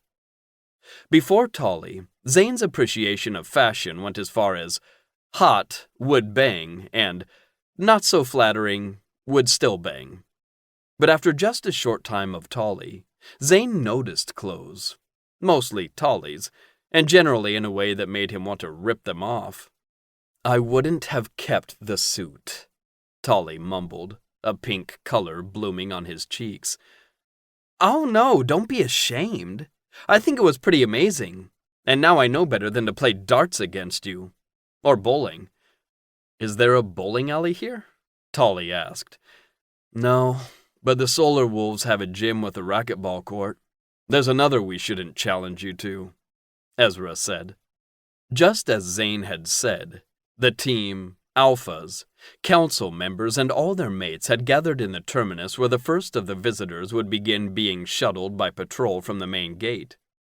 From there, they would be greeted and then escorted to their lodging for their time in the city. The guest houses were booked full along with the hotel in Solar Territory. A few of the visitors would be staying with citizens of the city. Even Zenobi had opened the Andino house to allies of the Andino pack who'd planned to attend the summit. And Zane felt a swell of pride every time he thought about how those visitors would see him with Tolly on his arm. The first group is on the way. Axe relayed the message coming through his earpiece. Zane put his hand out to draw Tolly closer. They stood in a loose line behind the Alphas and council members next to the Solar Wolves portal. Right now, it was inactive and looked like nothing more than a metallic arbor. A very expensive, possibly explosive metallic arbor. Who are the visitors coming? Tolly asked softly. You don't already know? Caden's whisper was more of a dramatic stage version of a whisper. Why would I know? Because Zane did the background checks. I would have been all up in their business if it had been Axe. Which is why I didn't bother attempting it, mate, Axe said with a quick peck to Caden's temple. Now shush. Here they are. I already promised I'd look presentable and not ask any embarrassing questions for at least the first few days. Shush, Axe repeated, doing something behind Caden that made him perk up straight and squeak. Tolly snorted and leaned into Zane. What do I have to do to get you to pinch my... Ow! Shush, Zane said affectionately.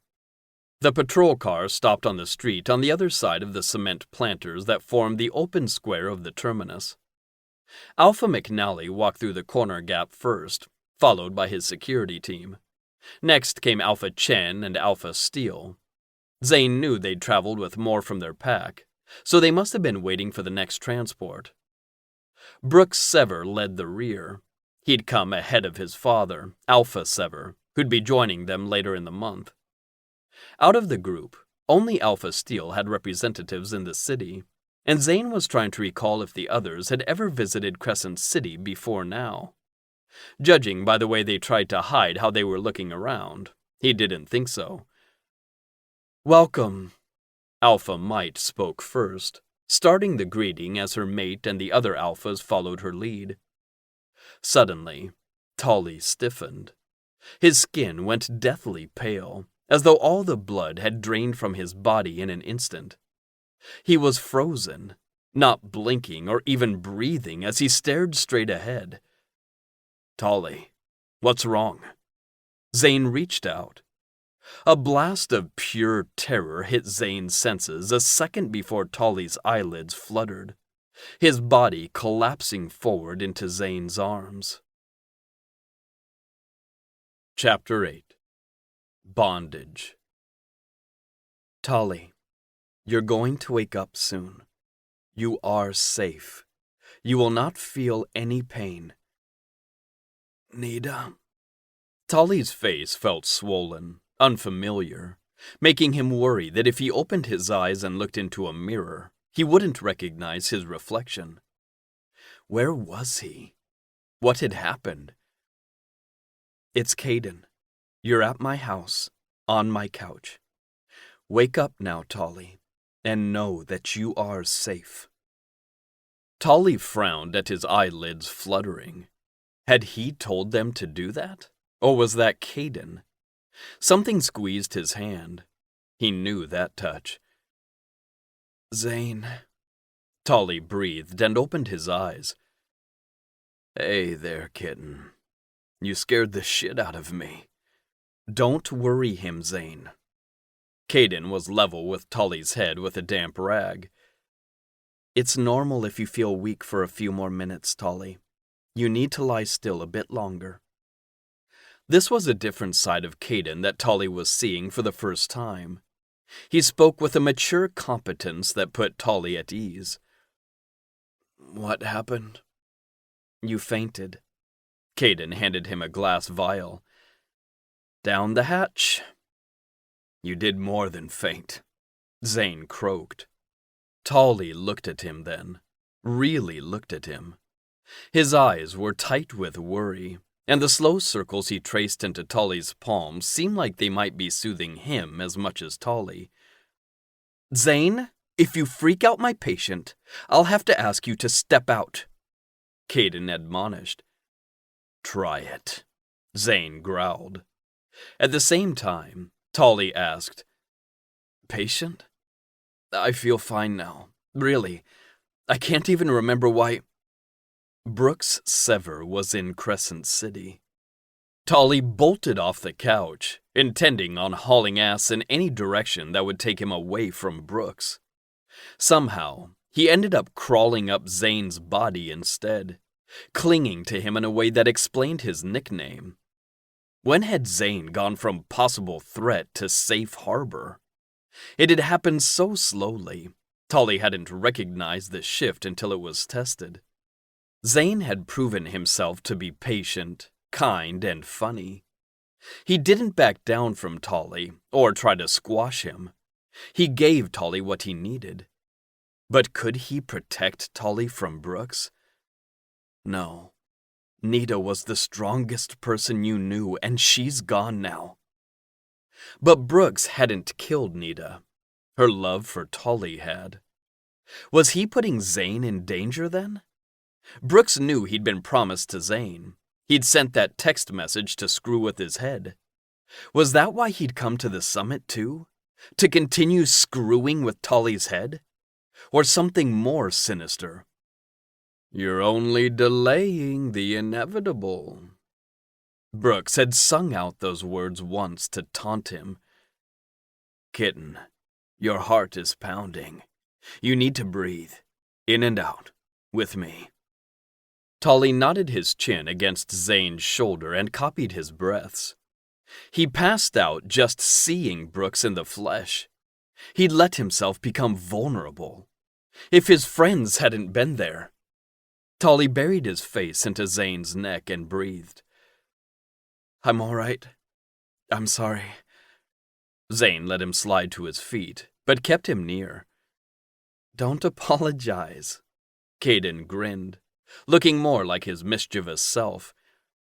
"You saved me from having to bite my tongue while meeting the visitors. I was worried for you, though. Your adrenaline levels spiked. In humans, that usually means feeling lightheaded or sweating. But with us magical folks, it's a little more serious." Caden held out his hand an inch above Tolly's chest. Your levels are back to normal ranges now, though. I'm just that good. He winked. Thank you for helping me. The Palau clan has many enemies. I think seeing so many alphas at once was a little overwhelming at first. I had no idea you were such a talented healer. Don't let this adorable packaging fool you. And you don't have to make up some reason to explain. I understand if you don't want to talk about it to me. Maybe you should schedule a meeting with Martha. She's really great at listening without any judgment. Plus, she taught me much of what I know. She's going to be impressed when I tell her I aced a safe wake-up. Tolly assumed he meant how he'd talked to Tolly on the edge of consciousness, letting him know he wasn't in danger. Do you need to go join the welcome party? Tolly asked Zane. He shook his head. The others took over. We're going back to the guest house. Back to the guest house, and then what? With Brooks here, Tolly didn't know what his next move should be. His first instinct had been to run, but if he disappeared without a word, his mother would kick him out, and if he called her to explain, then he'd have to explain. As far as she was concerned, Tolly was a self-centered, ungrateful child who'd resorted to the unthinkable to get his way. What if he told her, and she didn't believe him, or worse, blamed him for not fighting back? He couldn't bear that. Besides, he actually was starting to like his time here. Last night at the bar, he'd felt almost like a normal guy. He had friends, or at least the beginning of friends, and he had Zane. They still weren't actual intended mates. His father was after something that would bring the end of their contract. But Zane protected him. Not out of pity. Not because he thought Tolly was a victim. Because he wanted to. Am I cleared to go? He asked Caden, who grinned. Yes, but on the condition that you sit next to me tomorrow at the full moon dinner. It's going to be a doozy, and I need someone to keep me sane. Tolly nodded. He could do this. He wasn't alone like before. With his friends and Zane, he'd make it. He couldn't do this. Zane had stayed by Tolly's side since the day before. Zane hadn't pressed him for an explanation. They'd spent the evening mostly in silence in Zane's living room with him working on his laptop, and Tolly streaming reruns of Project Runway. He couldn't enjoy the designs. As time passed, the truth of what he'd agreed to grew too heavy in his gut to pay attention. He must have still been loopy with whatever Caden had given him after he'd fainted. That was the only reason to explain why he'd agreed to go to a dinner that he was now certain Brooks would attend.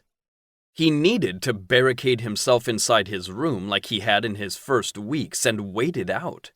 Instead, he'd let Zane tend to him, and had even slept in his room, though that was partly due to Tolly being too scared to sleep alone now that his nightmare was within walking distance. Now, he was dressed and ready to walk over to the Andino house where Zenobi would host a full moon dinner. Tolly knew the visiting alphas had all been invited, as well as a few others. Brooks would be there. Tolly would be forced to sit in a room and try to eat with Brooks' Sever in sight.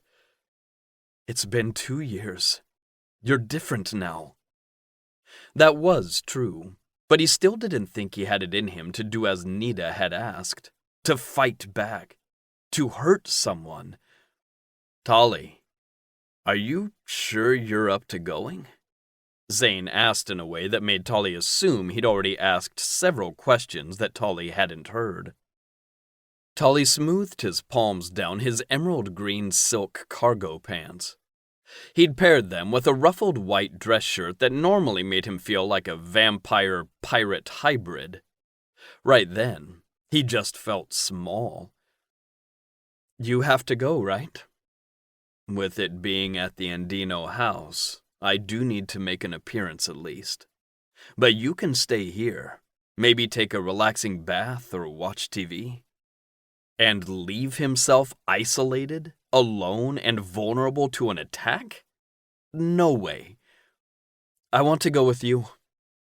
Zane smiled, but it didn't smooth his furrowed brow. If you say so. They entered the Andino house through the front entrance. Zenobi had employed staff for the night, 2 of which had opened the doors for them. The huge chrome and crystal chandelier lit the foyer in a brilliant glow that further showcased the various displays Zenobi owned.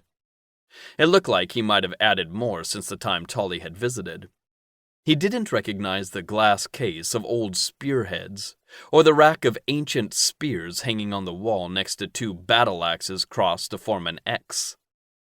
Zenobi likely thought his collection of weapons and torture devices was impressive, but it all just gave Tolly the shudders.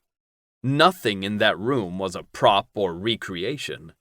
They were all real tools of violence that had likely hurt countless people. Many of the guests had already arrived, some lingering in the foyer and looking at the displays, while the bulk were in the parlor room to the left. The double mahogany doors were propped open, revealing the elegantly furnished space. More artwork hung on the walls, spotlights illuminating the paintings of battle scenes and gruesome wars that acted as a backdrop to an otherwise lively atmosphere. Tolly spotted Caden sitting on a floral cream-colored settee and waved. He waved back, beckoning Tolly to come over. Maybe this would be fine. Tolly could sit with Caden and the others, and use the number of guests to make sure he didn't have to interact. Zane, come bring your intended, Zenobi said from his position just inside the room, to the right of the entrance. Zane sighed but led Tolly with a hand at the small of his back. The other guests whispered as they walked by, but it wasn't nearly as intense of a reaction as it had been when Tolly walked into the pub. For the most part, the wolves seemed wary, but curious. All but one, who smirked at Tolly as they cleared the corner. Since Tolly sounded so interested in our allies previously, I thought he'd want to meet one who will be staying here at Andino House for the summit.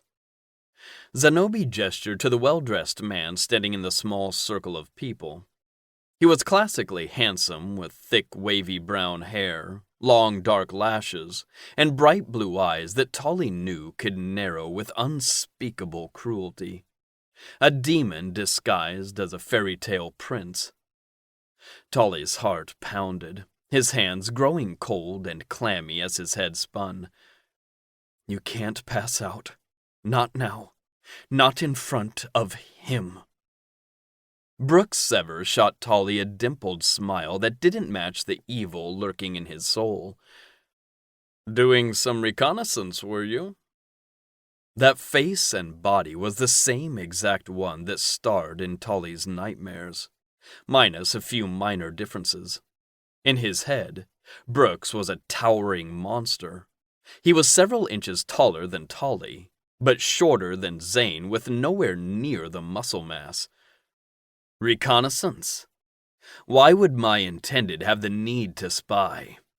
Zane asked before Tolly had to think of something to say. He'd slid his hand completely around Tolly's waist, anchoring him to his side and leaving no space between their bodies. My allies will be his when we're mated. It makes sense for him to be curious. Now. He was only joking, Zenobi said in a tone too jovial to belong to the man. Or maybe he truly was that happy with so many people in Andino House witnessing his ghoulish collections.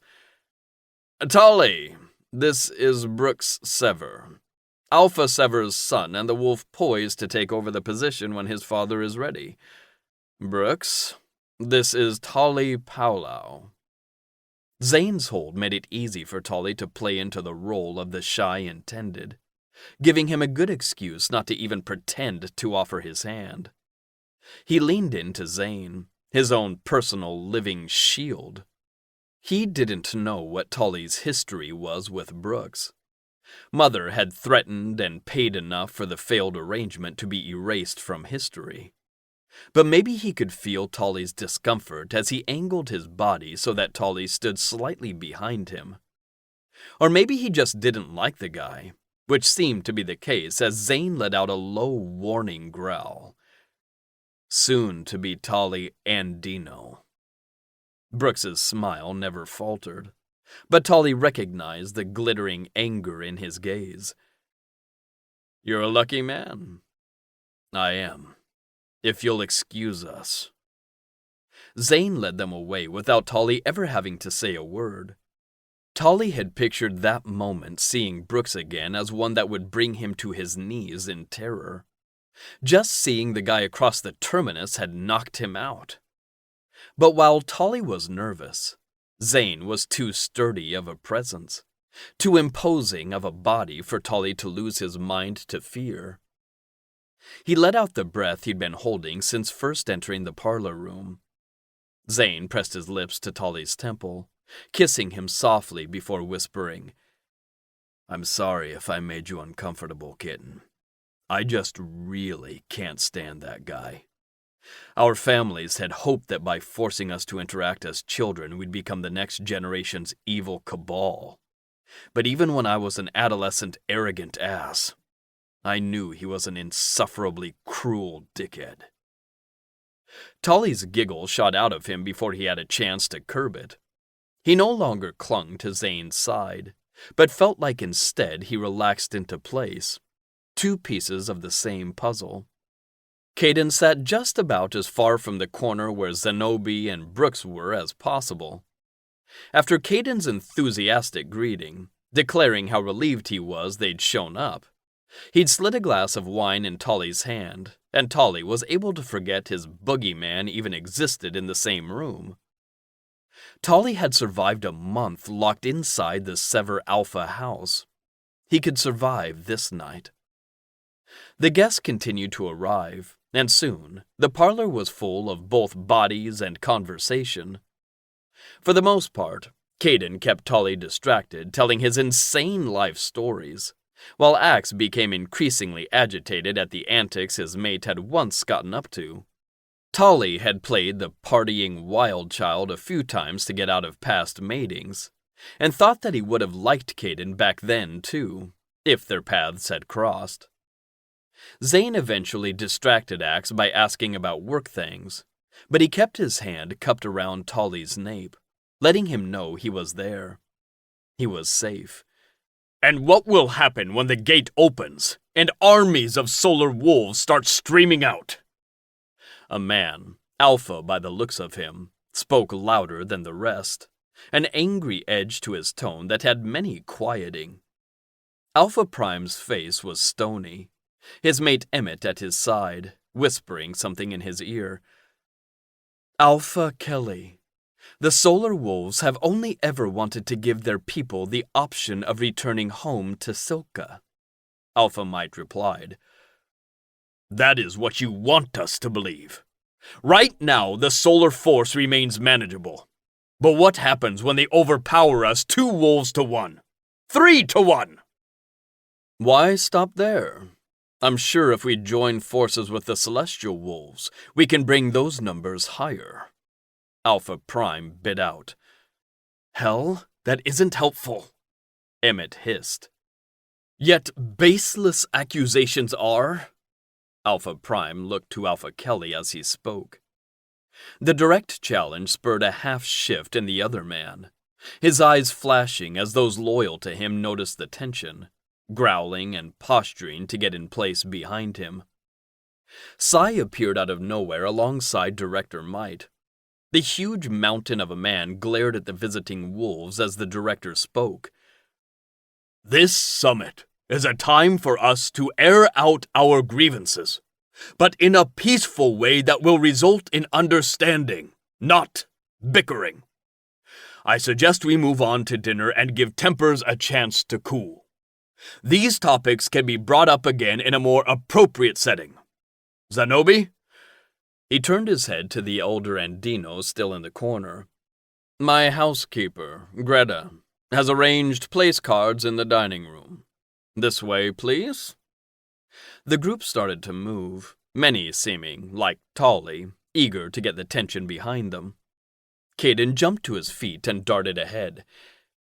"I'm going to make sure we're next to each other," he said before zooming between the bodies like a motorcycle weaving through rush-hour traffic.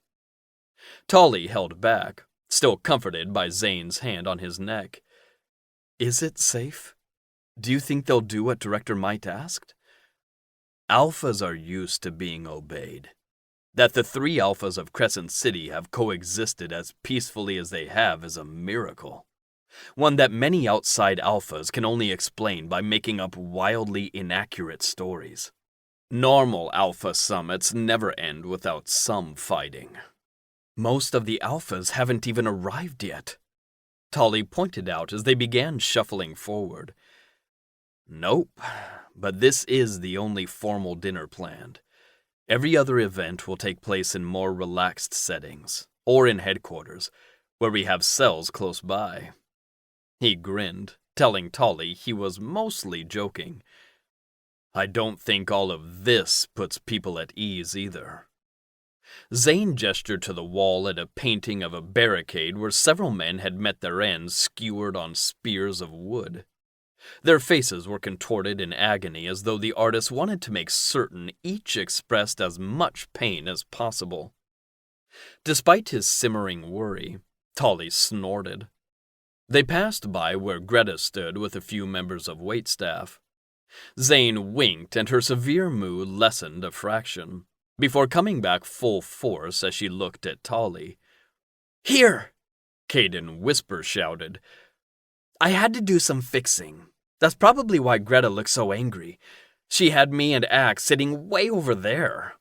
Caden gestured to the other table where he saw the backside of Zenobi with Brooks. Thank fuck they were at different tables. 2 long dining tables sat side by side to fit the large number of guests, each set in matching white linens with white and gold china dinnerware, and bundles of white and red peony centerpieces placed evenly down the center. Tolly spotted Sai standing along the wall with David beside him. He waved, getting a quick smile and wave in return from David before the witch resumed his serious agent face. Huxley had his own serious agent face on as he stood by the doors along with 2 patrol agents. "Where's Ezra?" Tolly asked. "Huxley let him stay home. These events aren't his thing, and since he'll be first mate one day, Huxley lets him skip these things while he still can," Caden explained. As the last guests took their seats, a line of waitstaff emerged from a door opposite to the one they'd entered, and began serving the first course, a canopy of andouille and quick pickled celery. Tolly wasn't a stranger to formal dinners. They'd been a part of his life in the clan, and he'd been forced to attend a few with his various intended mates. The food was good, Caden was entertaining, and Zane kept Tolly calm, somehow knowing when to squeeze his knee or grab his hand under the table. Brooke sat facing the other direction, so Tolly didn't even have to see his face as the third course arrived. The waitstaff was attentive and ready to refill glasses or take away plates. Perhaps too attentive with their refills considering the way a woman at the other table pointed at where Sai and David stood, slurring. "Is that the Reed's witch?" Sai stiffened, but let David reply. "It's Pataki now, Alpha King. I was born into the Reed's clan, though. You are right." "It was my understanding the LCEA was to be staffed by agents chosen from the most powerful wolf packs, with representation in the city?" a large man asked from beside Alpha King. Assigning David was a correction, in my opinion. It was a mistake to not originally include witches in the LCEA. Councilman Strident replied coolly from a few chairs down. Axe wiped his mouth with a napkin before speaking loud enough for the room to clearly hear him. "David has added a crucial skill to the LCEA team, one no other person, witch, or wolf would be able to offer." Alpha King batted her black hair off her shoulder as she narrowed her gaze to Axe. And weren't you assigned chief when you were in the Landry pack? Why was no Landry representative given your place when you were kicked out? Tolly's tummy bubbled with the growing tension. This was day 2 of the gates being open, and already accusations were flying. Caden jerked in his seat, but Axe kept him sitting with his hand on his shoulder. The Landry pack no longer has city representation. They're a bunch of cowardly, lying... They are allies of the King Pack, the woman bellowed. Several stood from their chairs, but Tolly wished he could sit smaller, become invisible. Bickering was one thing, but anger like this was so near to bubbling into violence that it made him want to hide away. A powwow witch, repulsed by bloodshed. It was a joke. Alpha King continued, increasingly unsteady on her feet. They warned me not to come here, but I needed to see for myself. And I do. How is there not an imbalance of power when 2 of the 5 agents responsible for keeping the peace are from one pack? And one, who can control emotions, was somehow given a role made specifically for him? Is that only suspicious to me? Yes, Sai growled and pushed away from the wall. Zane got to his feet at the same moment as Axe, both responding to the wolf's aggressive snarls. Tolly wanted to yank Zane down like how Axe had with Caden. But this was his job. Protecting his city was the thing that had given him new purpose. Caden leaned closer. Don't worry, they'll calm everyone. Oh, fuck! Tolly watched the events unfold as though he was watching a movie in fast forward. The large man beside Alpha King shifted and lunged for Sai. But Sai was ready, bursting out of his clothes as he transformed into his wolf form. The dark wolf was much larger than the attacking wolf, but still shorter than he'd been in his human form. Without Sai to block him, the wolf slammed into David, the witch crumpling beneath the weight. Sai's growl shook the room as he bit down on a leg and yanked the wolf away from David, slamming it against the wall before landing on top of it. Sai clamped his jaws around the wolf's neck as it yelped. Axe, get me to David, Caden said, as Zane turned back to Tolly, taking in his terrified expression. Tolly expected confusion, or maybe even ridicule from Zane, but there was neither. He cupped Tolly's face, somehow letting him forget that there was a brawl breaking out behind him. If they didn't stop it, someone could get killed. Zane couldn't stand there babysitting Tolly. Don't be scared, kitten. I have to help break this up before we have a national incident. He kissed Tolly's forehead and tugged him to his feet.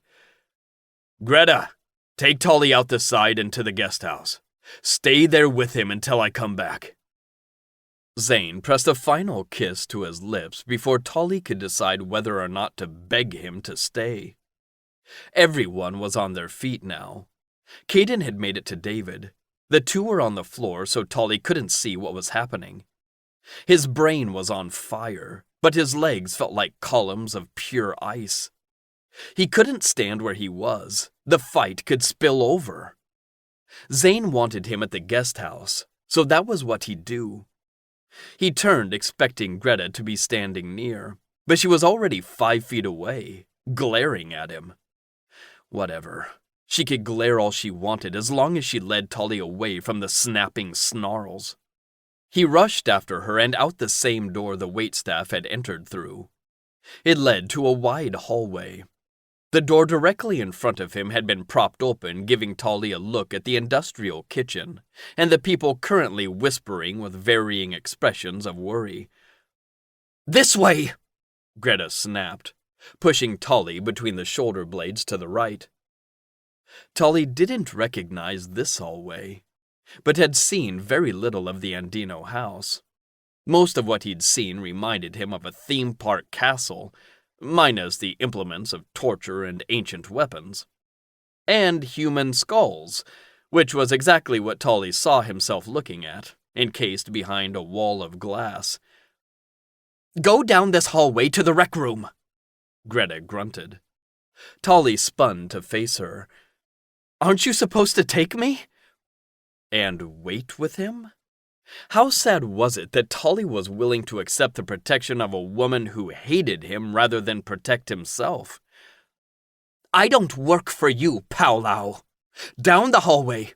If you get lost, that's your own fault." He charged back up the hallway and through the door they'd come from. His heart pounded, his mind screaming for him to stay and wait for Zane. To follow Greta back, or hide in the kitchen. To do anything but go down the softly lit hallway lined with alcoves on both sides, each with the potential to hold an array of gruesome items. But if he made it to the guest house, he could lock himself in and hide under Zane's covers. Tolly took a deep breath before charging down the hallway of horrors in a run. He made it less than halfway before a strong hand grabbed his wrist and yanked him back into a cloud of roses. Tolly's body responded, flooding terror into his limbs before his brain fully registered being pulled back against a hard body, one arm around his neck, while a hand wrapped around his eyes. "You thought you were untouchable hiding behind Andino? Where's your guard dog now?" "Help!" The arm over his throat tightened, cutting off his air. "Shut up, slut! Were you missing me? Is that why you asked Zenobi about me? You look like a whore pressed up against Zane. Does he know? This couldn't be happening. He had to be sleeping. A nightmare. There was no way Tolly was back in the arms of the monster who'd taken everything from him. Except not even his nightmares had been able to recreate the way Tolly's skin crawled knowing Brooks was touching him. His nightmares hadn't conjured that exact smell, cloying and thick like water filling his lungs. The Sever Rose Garden was known the world around. Each room of the Alpha House had its own bouquet, replaced the moment a single petal began to wilt. And his room had had roses. Vases of them as though Brooks had wanted Tolly to have something pretty to look at while he said and did ugly things. "Fuck his dad yet?" Brooks hissed. "Can I watch when you do?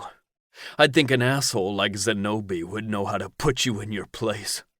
On your knees." "You have to defend yourself." His sister's order rang in his head. Tolly had already failed her. Brooks had more than his finger on him, and there was nothing he could do to break free. Let me go. Zane will come look for me. My friends."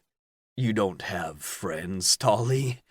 You could have been my friend, and now you'll be my toy. I told you I'd get you back. I could knock you out and just take you home with me right now. I know just how sneaky you are now. I'll gouge your eyes out and keep you as my slave, helpless and at my mercy. No one would look for you. They'd just think you'd run away. Again. I could take you right now, and that stupid fucker Zane would never know the truth." "He would know!" Tolly wanted to scream, but out of everything Brooks had just said, Zane believing that he'd been taken and hadn't just run was the lowest on the list of importance. He couldn't protect Tolly. This was proof of that. The only person who had a chance of protecting him was dead. Brooks controlled his breathing. All it would take was for him to tighten his arm and then Tolly would pass out. He'd be a prisoner again. Worse this time, since Brooks said he'd take his sight. Tolly would truly have no way of defending himself, and no one would come to look for him. "Do whatever it takes." Tolly pushed back. Without being able to see, He didn't know if it would make much of a difference, but he had to try. Brooks grunted, his body stopping like they'd hit a wall. Tolly flung his head back. A sharp pain cut through the back of his head like he'd hit Brooks's teeth. Whatever it was made the hand over Tolly's eyes loosen. He sent his elbow back into Brooks's gut, managing to slip the rest of the way free. Tolly scrambled backward like a crab. Brooks was already approaching, claws and fangs out. He lifted the rug and wrapped it around Brooks like a burrito. The wolf snarled, toppling back as he fought to get free. "Run!" He scrambled to his feet. Footsteps pounded behind him almost immediately. There was a curve ahead, so he couldn't see the end of the hallway, but he'd already run so far. All he had to do was get outside. He'd yank everything in view and pile it all behind him. He just needed enough time to get out. Run and hide. Tolly passed the open doorway to what looked like a sitting room, but on the other side through the opposite doorway, he saw a flash of light. The chandelier from the entrance. Tolly spun on his heel, sliding the furniture behind him as he ran through the room. 2 feet from the doorway, a burst of relief pushed through him. He would get free. He'd get safe. He'd lose his clan, he'd lose Zane, but he'd keep his vision, and more importantly, stay far away from Brooks. His chest clenched with the idea of leaving in the middle of the night, but he'd call Zane when it was safe, try to explain that Tolly had to leave. He couldn't stay here. He'd hoped, had convinced himself somehow that it would be fine, but he'd been a stupid fool. His hope had made him vulnerable. It was hard not to cry out with joy when he stepped into the foyer, but he needed the air. He heard Brooks behind him, what sounded like a chair being toppled over. He sped toward the front doors. The employee manning them was gone, likely evacuated when the fight broke out. There were people outside. He could see their shapes through the frosted glass on either side of the doors. Strong fingers wrapped around his wrist directly over the spot that Brooks had grabbed before. "Tolly!" His name came out on a growl. No, he couldn't be this close to safety and lose it. He couldn't let Brooks take him back, make him helpless. If he didn't fight now, he'd be at the mercy of a man who had none. There wasn't a place in this world safe enough to keep the monster away. He'd keep running then. If he didn't fight now, he wouldn't get the chance. Brooks would take him. Nita would have died for nothing. Zane would die believing Tolly had left him. And Tolly would spend the rest of his years wishing he was dead. His skin vibrated. He felt his power oozing to the surface, raw and wild.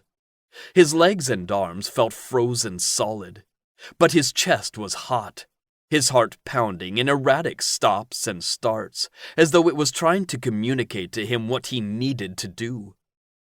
Get free. Don't let him take you.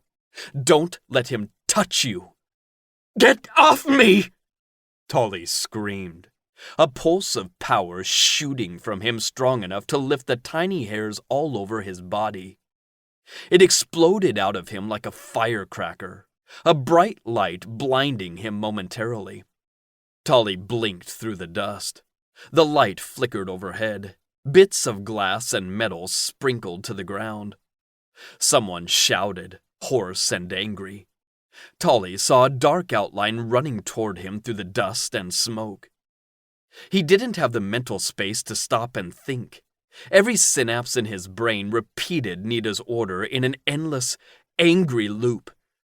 Don't let him touch you! Don't let him touch you! Don't let him touch you! Tolly's power felt like its own living thing. Like Tolly wasn't in control, except that he was. He was responsible for yanking a spear from the wall and hurtling it toward the coming threat. Another growl, More footsteps. Tolly crouched, his actions a blur of terror and grief. He didn't let himself stop to think. He couldn't risk his cowardice taking over, for him to recognize that he was causing harm. The pained cries were proof of that. "Don't let him touch you!" Nita snarled as new hands reached for him. He couldn't see faces, only fingers, clawed, wanting to do him harm. But this room may as well have been an armory. He swung the battle axes from the wall, forcing the hands to jump back or lose the lower half of its body. Tolly was lost in a haze of panic, reacting on the most basic level a creature had, to survive. "Tolly!" That voice. It didn't want to hurt him. Zane. The weapons hanging in the air clattered to the ground as Tolly met Zane's gaze, running toward him through the foyer. He wanted to cry. Help was coming. Zane couldn't protect Tolly, but he would try. He wouldn't be alone facing an army of Brooks. Except, when Zane reached him, he didn't pull him into his body. He looked at Tolly with pure horror. "What did you do?" Tolly stumbled back, blinking at the space that had, seconds before, been full of Brooks, reaching for him, trying to hurt him. Now, Brooks was nowhere to be seen, and all Tolly saw were bleeding, injured bodies with faces he recognized. Alpha Might, Huxley, Alpha Spire, Emmett, Alpha Prime, and more, all bleeding and groaning on the floor. And then there was Martha Might, walking toward him, a hateful scowl where a warm smile had once been. She had something in her hand, but Tolly couldn't tell what it was before his eyes closed. Chapter 9. Severity. Zane couldn't comprehend what had just happened. He'd been with Axe, helping him separate the slightly intoxicated wolves, when a loud crashing sound distracted everyone enough to forget they'd just been trying to rip each other's throats out. They ran to the foyer as a group. Before that, he and Axe had been directing people out of the dining room, telling them to wait outside with Huxley until escorts could arrive to take them all back. The scene that had greeted him in the foyer had been something out of a horror movie. Alpha Prime with a spear sticking out of his thigh, huddling over Emmett's pale body, blood pouring from a wound at his head. Freston held Alia's pale, unconscious form to his chest, his legs sticking out in an unnatural angle, his thigh bone pressing underneath the skin like it was a light shake from piercing through. Gloria crouched down next to Huxley and Alpha Spire as Tolly mowed through the remaining patrol officers using the foyer like his personal armory. Tolly, the 19-year-old man, dosed in dragon's dust, and currently passed out in his arms, weighing close to nothing and smothered in the stench of fear. "Martha, the baby," Freston whispered. Zane still heard him, and so did the wolves beside him. "Baby? Alpha Might is pregnant?" Alpha King muttered. "Pregnant? Alpha Might?" "Sigh, come lift her. Freston's leg is broken," Martha said, ignoring the whispers spreading like wildfire around the room. Martha shook her head at Freston, who tried rising to his feet. "You shouldn't stand. Let Caden tend to your leg." His face was pale but determined. "I'm fine. See to my mate first." "I can drive." Caden's voice shook. He hadn't looked Zane's way once and left through the front doors without turning around. David straightened from where he'd been crouched next to an unconscious patrol guard, his face an even paler shade than his regular white. "Everyone's alive, but the healers need to hurry. Alpha Prime, please don't stand." Is he breathing? Huxley snarled. His left eye was swollen almost completely closed. A red stripe of blood oozed down the swollen eye, pouring from a mass of bloody hair just above his hairline. Zane recognized the hatred in Huxley's question as though he really wished that the answer was no. The room was a chaotic mess of movement, but Zane felt numb to it. All he could see was Tolly's eyes, squeezed closed as though the fear had followed him into unconsciousness. All he could smell was the stinking reek of his terror. He was aware of Axe's voice droning on like background noise as he took hold of the scene. Council healers arrived minutes later. Patrol, solar guards, and guardians arrived after, assisting in getting the uninjured back to their lodgings.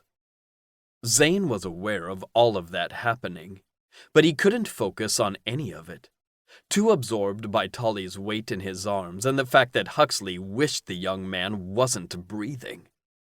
He sensed the body approaching, and Zane acted on primal instinct, growling and tucking Tolly close as he curled his shoulders protectively, shielding him from the threat. Huxley seethed. Are you serious right now, Andino? You saw what he did to my mother. He brought a chandelier down on her head. He did all of this. The dragon's dust will wear off. Why isn't he restrained? Zane tightened his hold, tilting Tolly away from the figure approaching from the other side. Axe stopped short, his brows dipped into a V, his calculating gaze sliding from Tolly to Zane. A sneering voice cut the tension between them.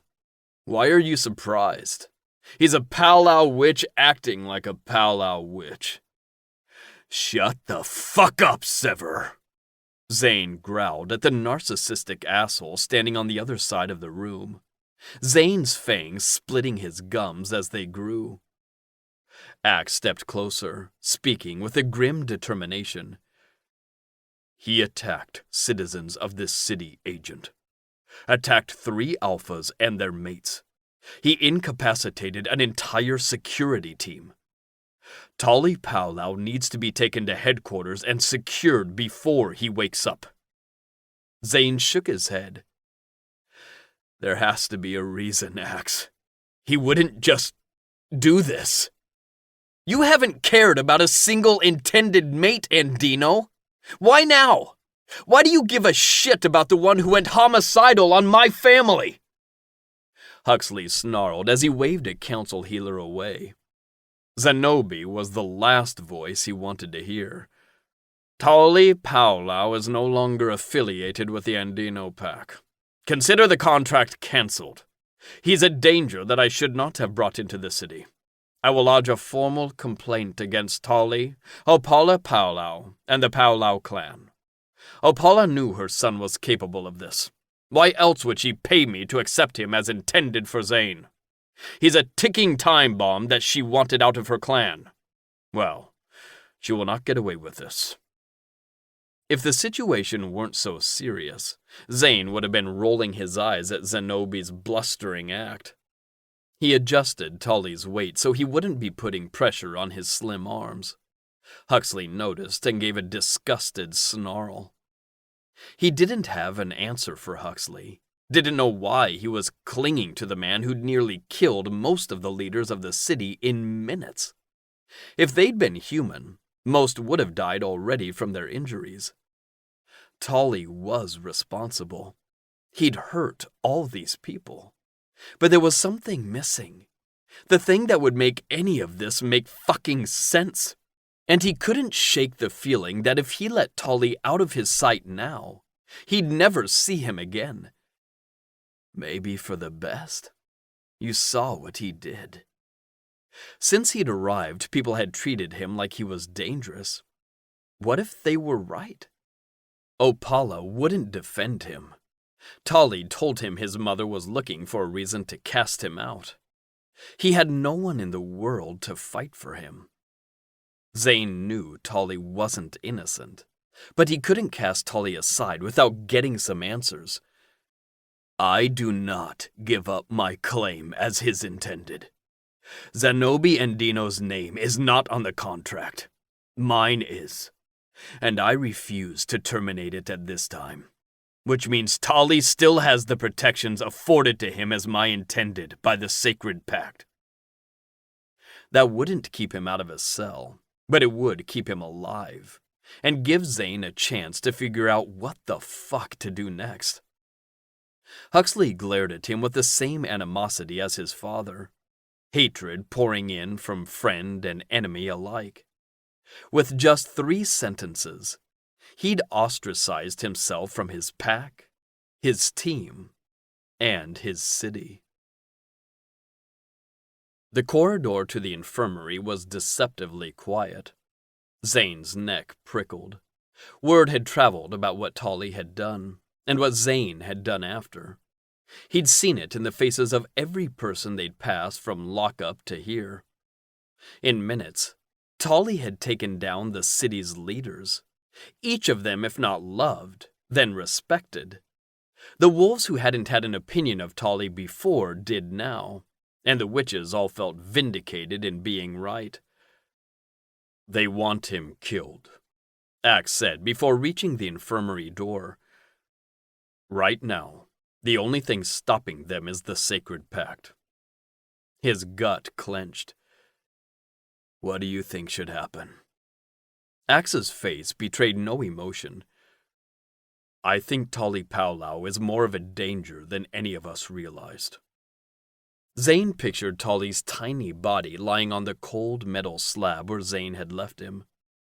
He was locked up, several floors down, in a metal cell, on a level of his own, and sleeping off the effects of the dragon's dust. He wasn't a danger to anyone. Zane's chest rumbled, prompting Axe's scowl. You refused to give up your claim, Zane. That means you are awarded the chance to argue on his behalf. But you need to think about your reasons here. What you could lose.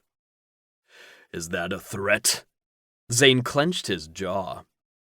No, it's advice. You've known him less than a month. Is he really worth the shitstorm you're about to throw yourself into? Yes. Zane answered so quickly he surprised himself. I don't know everything about him, but what I do know of him tells me that Tali wouldn't have done any of that without a reason. So you believe there's a reason sufficient enough to justify attacking an unarmed, pregnant Alpha? If Alpha Might dies, the future of the Might Pack will die with her. That isn't what I said. Don't twist my words.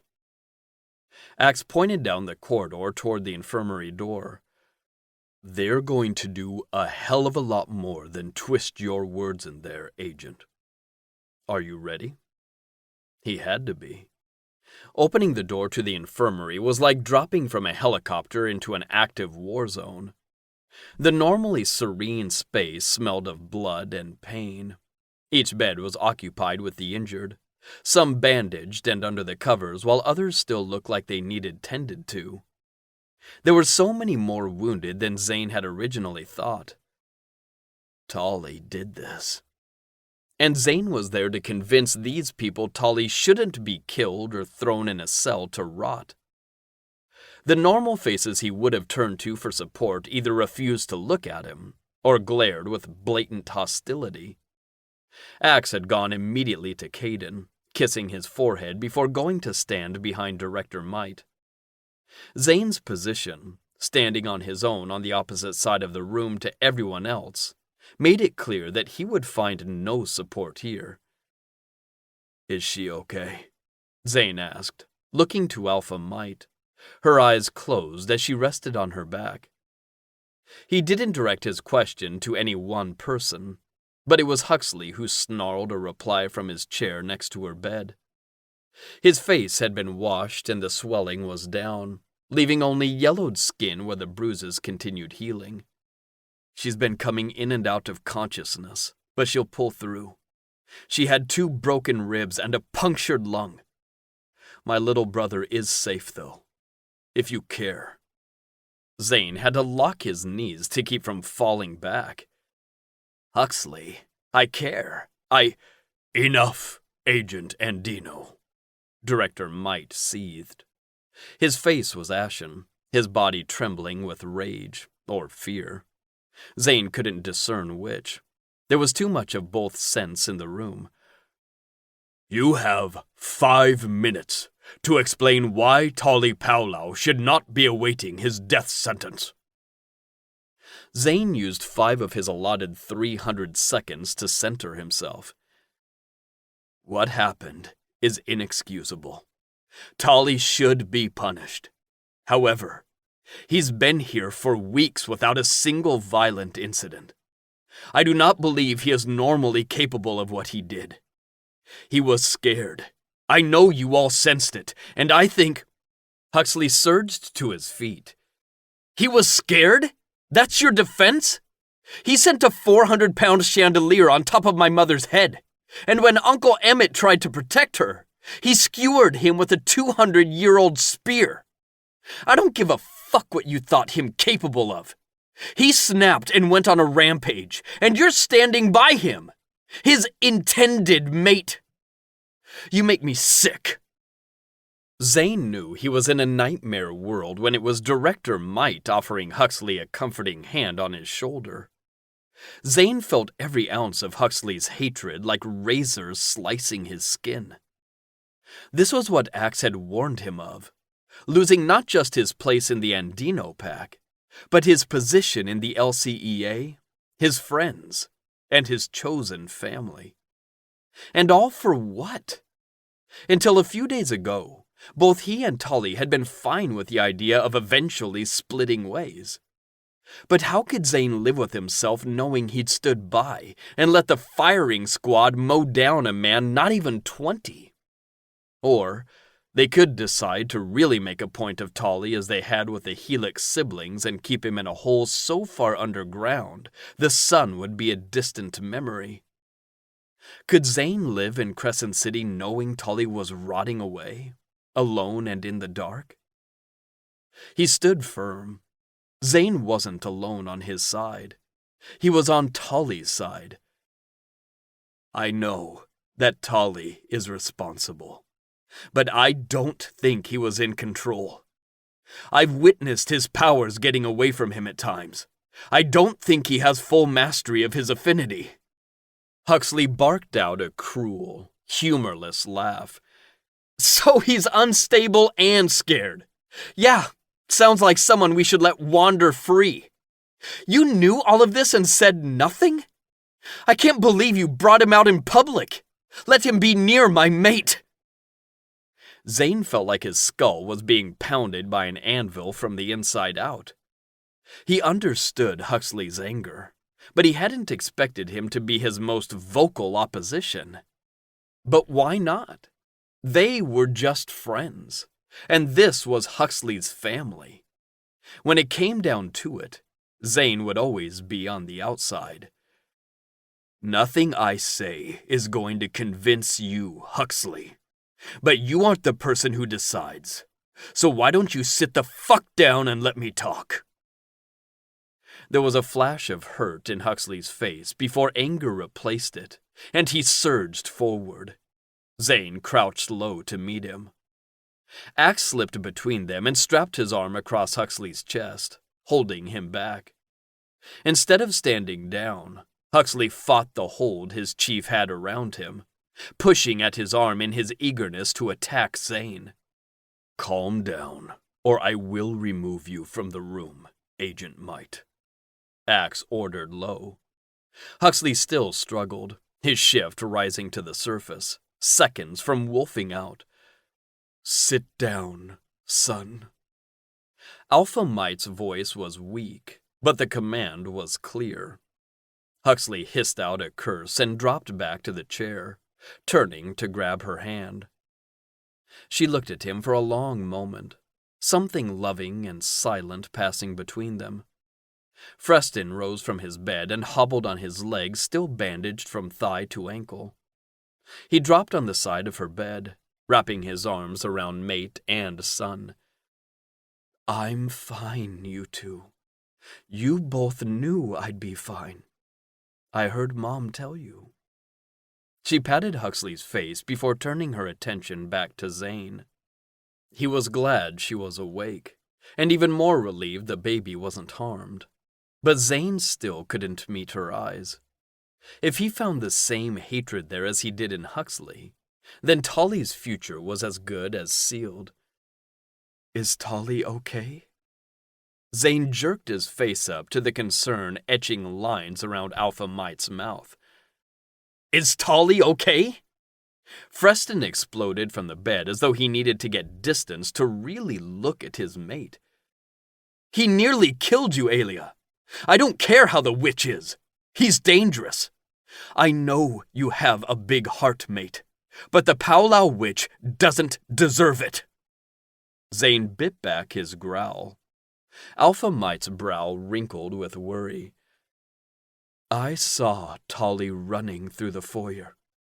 He seemed terrified. I grabbed him, Freston. I was worried and was trying to stop him from hurting himself, and I grabbed his wrist without asking. Director Mite cut his hand through the air in an angry gesture. That's not enough of a reason for him to turn his telekinesis on the city. Tolly Powwow is a killer. Someone's died? Alia frowned and looked around the room as though doing a mental roll call. No one. Yet. Alpha Spire, Gloria, Alpha Prime, and Emmett are healing in their territories. But that attack was the single most violent in the history of Crescent City. That there were no fatalities is only due to a fast response time and competent healers. Tolly could have killed every single one of us. Alia finished Director Mite's sentence. Zane sucked in a breath.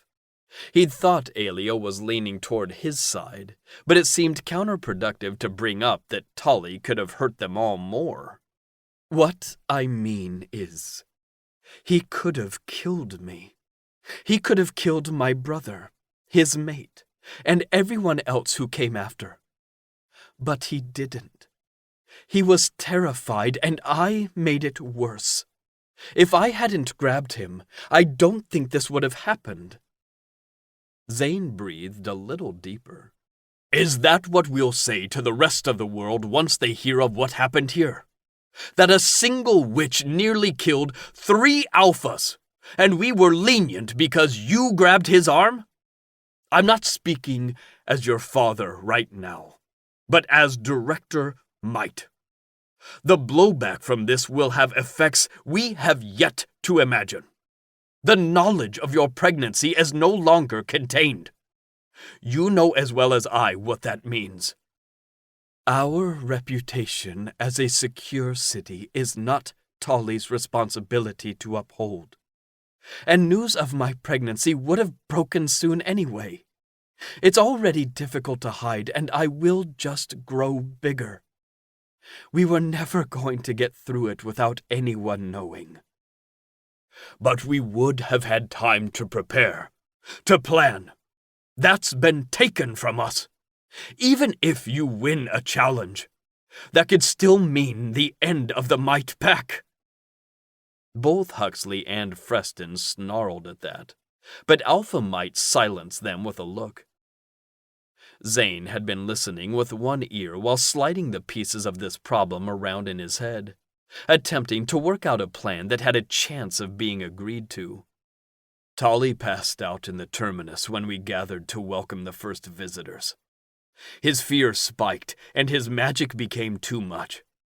He isn't a violent witch. He lost control. It's the same with every wolf when they reach puberty. We're taught to regulate our emotions. We can teach Tolly to.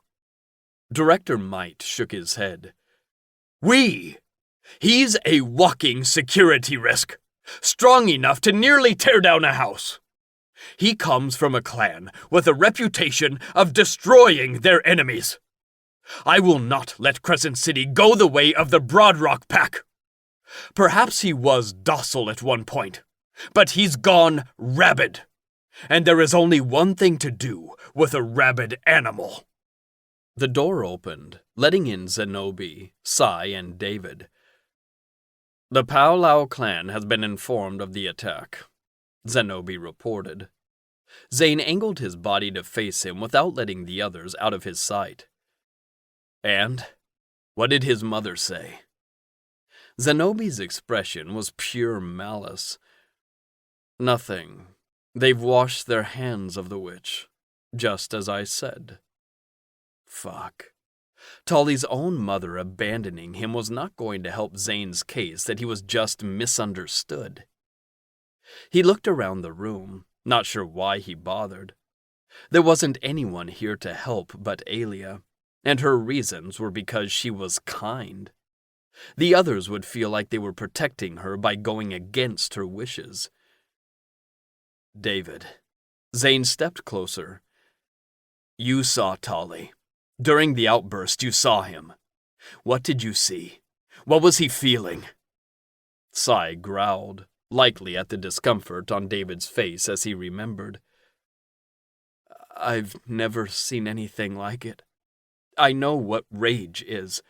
I know hate.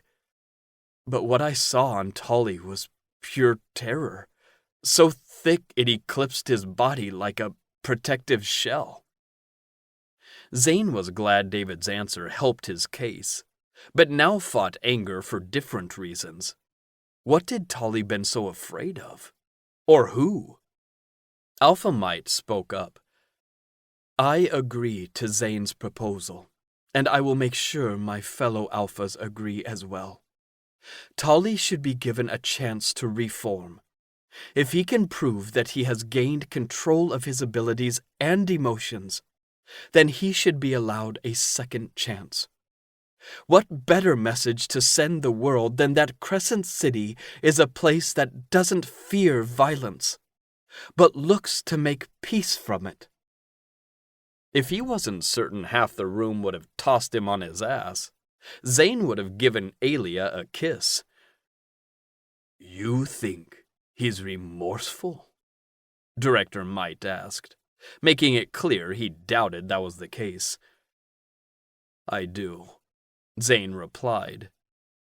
Director Mite's smile wasn't friendly, but like he was eager to see Zane be proven wrong.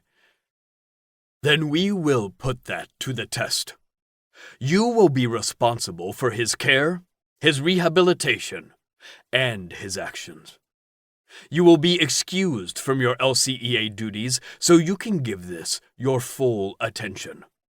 But if Tolly harms a single person, this deal is over, and you will be held responsible right along with him. Are you positive that's what you want?" Chapter 10. Gagged. Tolly woke up feeling like a twisted sponge that had been left to dry on the counter, empty and cold. He opened his eyes and tried to remember how he'd ended up in a metal room. No, not a room. A cell. He pushed off the metal surface too fast. His head spun, black spots growing large as he sucked in huge gulps of stale air. Where the fuck was he? Brooks had been after him, chasing him. He'd wanted to take Tolly with him, lock him up. Had that happened? Was Tolly already in the Sever house? Tolly clutched at his throat as though he could tear free the invisible arm clamping it closed. "No, Tolly. Calm down. You aren't there. No roses." But if he hadn't been captured, then why the hell was he in a cell? "What did you do?" Zane's terrified voice echoed in his skull. Memories rushed to the front of his mind in short flashes. Brooks had been chasing him. He'd caught him. Tolly had fought. Tolly had fought against Brooks. And then he'd stopped because he'd seen Zane, and the horror on his face. Horror because Tolly hadn't been fighting Brooks. "Oh, please, no!" His words came out on a tortured wail. He'd hurt people. Had he killed people? Tolly doubled over and threw up on the smooth stone floor. His body convulsed, his throat burning as he violently pushed out the contents of his stomach. He couldn't stop, not even when his muscles squeezed and there was nothing left. Tolly kept remembering, picturing the injuries, the fear, people clinging to their loved ones. He'd hurt people, and now they were going to kill him for it. It wasn't fair. He'd thought. It didn't matter what he'd thought. Tolly cried out for his body to stop, but it was as if he was in the foyer smelling the blood and watching it soak the floor. He had no idea how long he stayed doubled over. His body let him breathe just enough to keep from passing out, but when he finally fell to his side, shivering, covered in sweat, he wished he had lost consciousness. No one came to check on him. Tolly couldn't see any cameras, so maybe no one was watching him. Or they were, and didn't care. He'd collapsed in Zane's arms and had woken up in a cell specifically tailored to keep Tolly from using his abilities. There was a metal slab that acted as a cot, a metal toilet with no seat, and a sink, all of it bolted into stone. Zane must have put him here. You idiot. You knew information is power, and you told him how to control you anyway. But then, Tolly had massacred his friends and family. He knew what would happen to him next. The same thing that would have happened to someone who'd come into Powwow land and started tearing people down. You're on your own. It shouldn't have felt new. He'd been on his own since Nita died, which meant no one but him would be cleaning up the disgusting mess he'd projectile vomited across the floor. He thought to scrape it up with his shoe, but he didn't have them anymore. Someone had changed his clothes, leaving him in white tube socks, a shapeless cotton smock, and elastic pants. Had Zane changed him? Or someone else? He went to the toilet and pulled at the paper. It came out in single sheets, thin enough he could see his hand through the tissue. By the time he cleaned up his mess and then himself as best he could with cold water and powdered soap, he figured a few hours must have gone by. How long had he been asleep? How long would they keep him there? Until he died? Tolly. He jumped to his feet and ran to the bars that made up the front wall of his cell. That was his mother. She'd come. I assured the council that you would not strike out if they allowed you to speak with me. Do not make me a liar. Tolly sagged back. She hadn't come for him. Sai walked into view, a grim expression on his face. His hand was out, holding a cell phone. Mom? Tolly hated his voice was so shaky. He reached for the phone through the bars, but Sai stepped back and shook his head. The inflexible ridges of his face were designed to make Tolly not question him. He understood why.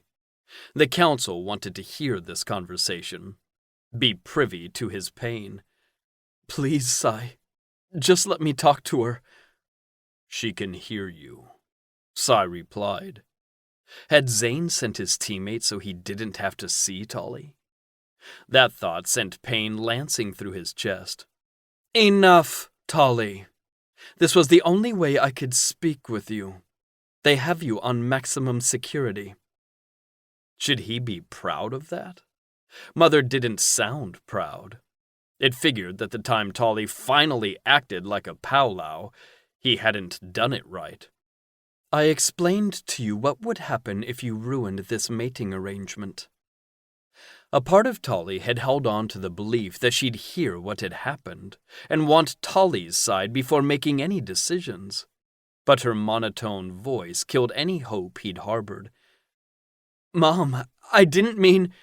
You struck out against a pregnant alpha, Tolly, a well-respected leader among the Lunar werewolves. Do you have any idea the situation you've put us in?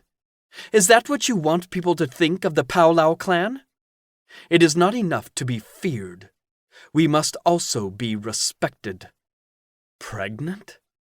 Tolly's knees threatened to buckle. Alia Might was pregnant? Tolly hadn't known that. But his ignorance wouldn't save him, so he didn't bother trying to explain. He was aware of Sai listening, his gaze set on something over Tolly's head as if that would afford him any degree of privacy. Except if they'd wanted him to have privacy, they would have let him take the call in private. No, they wanted to be witness to this. He stood straight, tucking his hair back behind his ears. He wouldn't let them see his shredding heart. He'd let these people see too much of himself already. Just fucking say the thing you've wanted to say for 2 years. He was almost proud of her stunned response. Tolly, I'm not finished. Just fucking say it! Tolly screamed. The bars shook, causing Sai to step back, his hand slipping from the phone. Tolly caught it with his power, letting it hover 2 feet above the wolf's head. He hadn't meant to shake the bars, but a petty part of him enjoyed the flash of concern followed by annoyance that disrupted Sai's detached expression. Fine, Tolly, if you're so eager. I'll say it. His mother's voice piped from the floating phone. You are no longer a member of the Powlau clan, Tolly. You are not welcome in our territory. If you are spotted, you will be treated like a threat.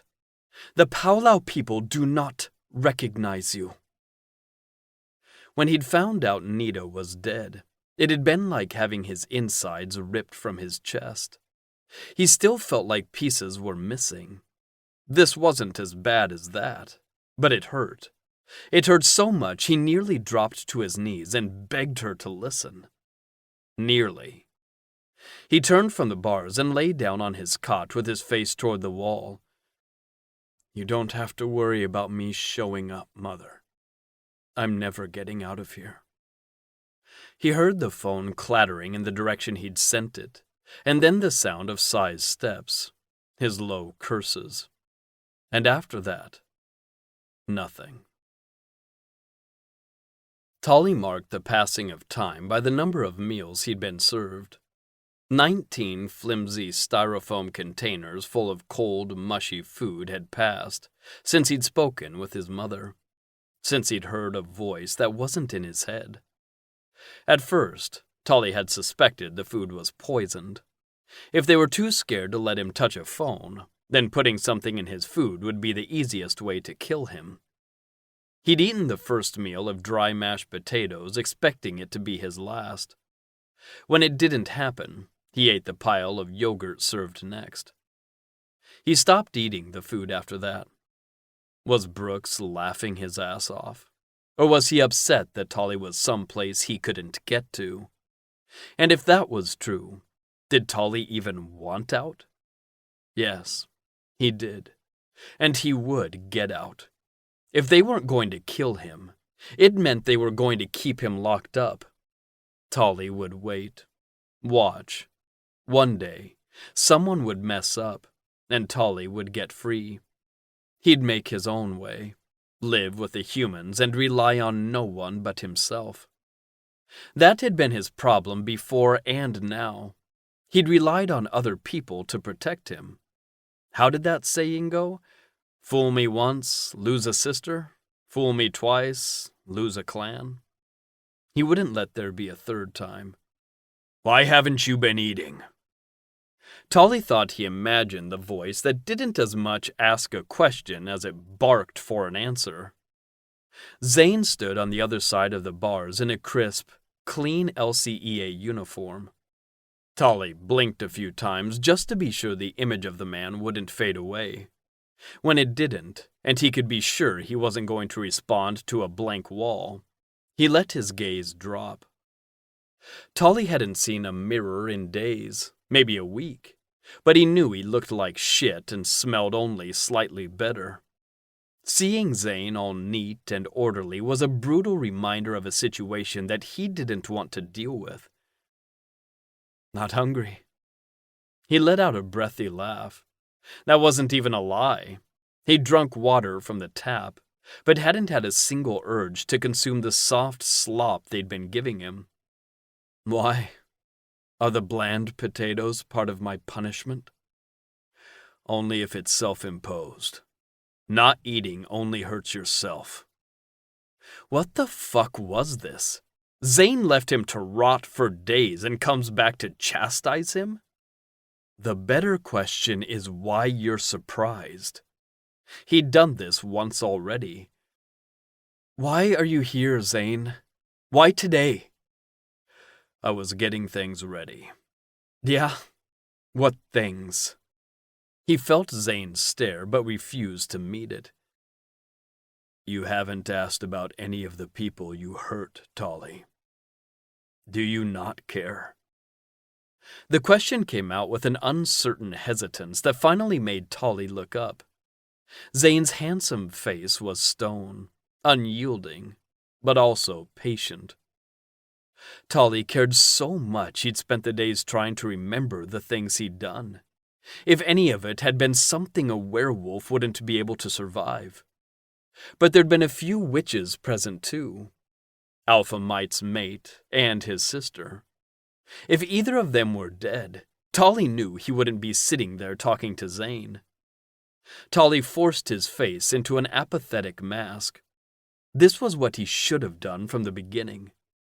Zane knew too much about him already. Tolly couldn't afford him knowing more.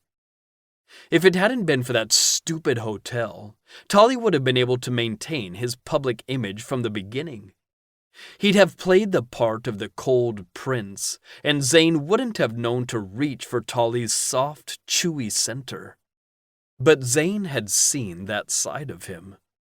He'd coaxed it out by making Tolly feel protected, cared for.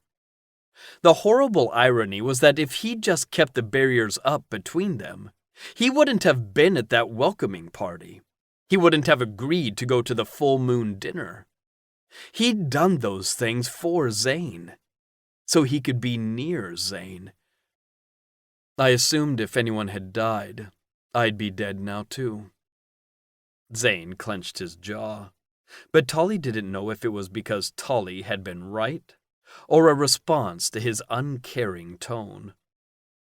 It was a relief to know for certain he hadn't killed anyone, but it didn't erase the memories of all that blood. I get that you're upset. It took me longer than I thought it would to prepare a space.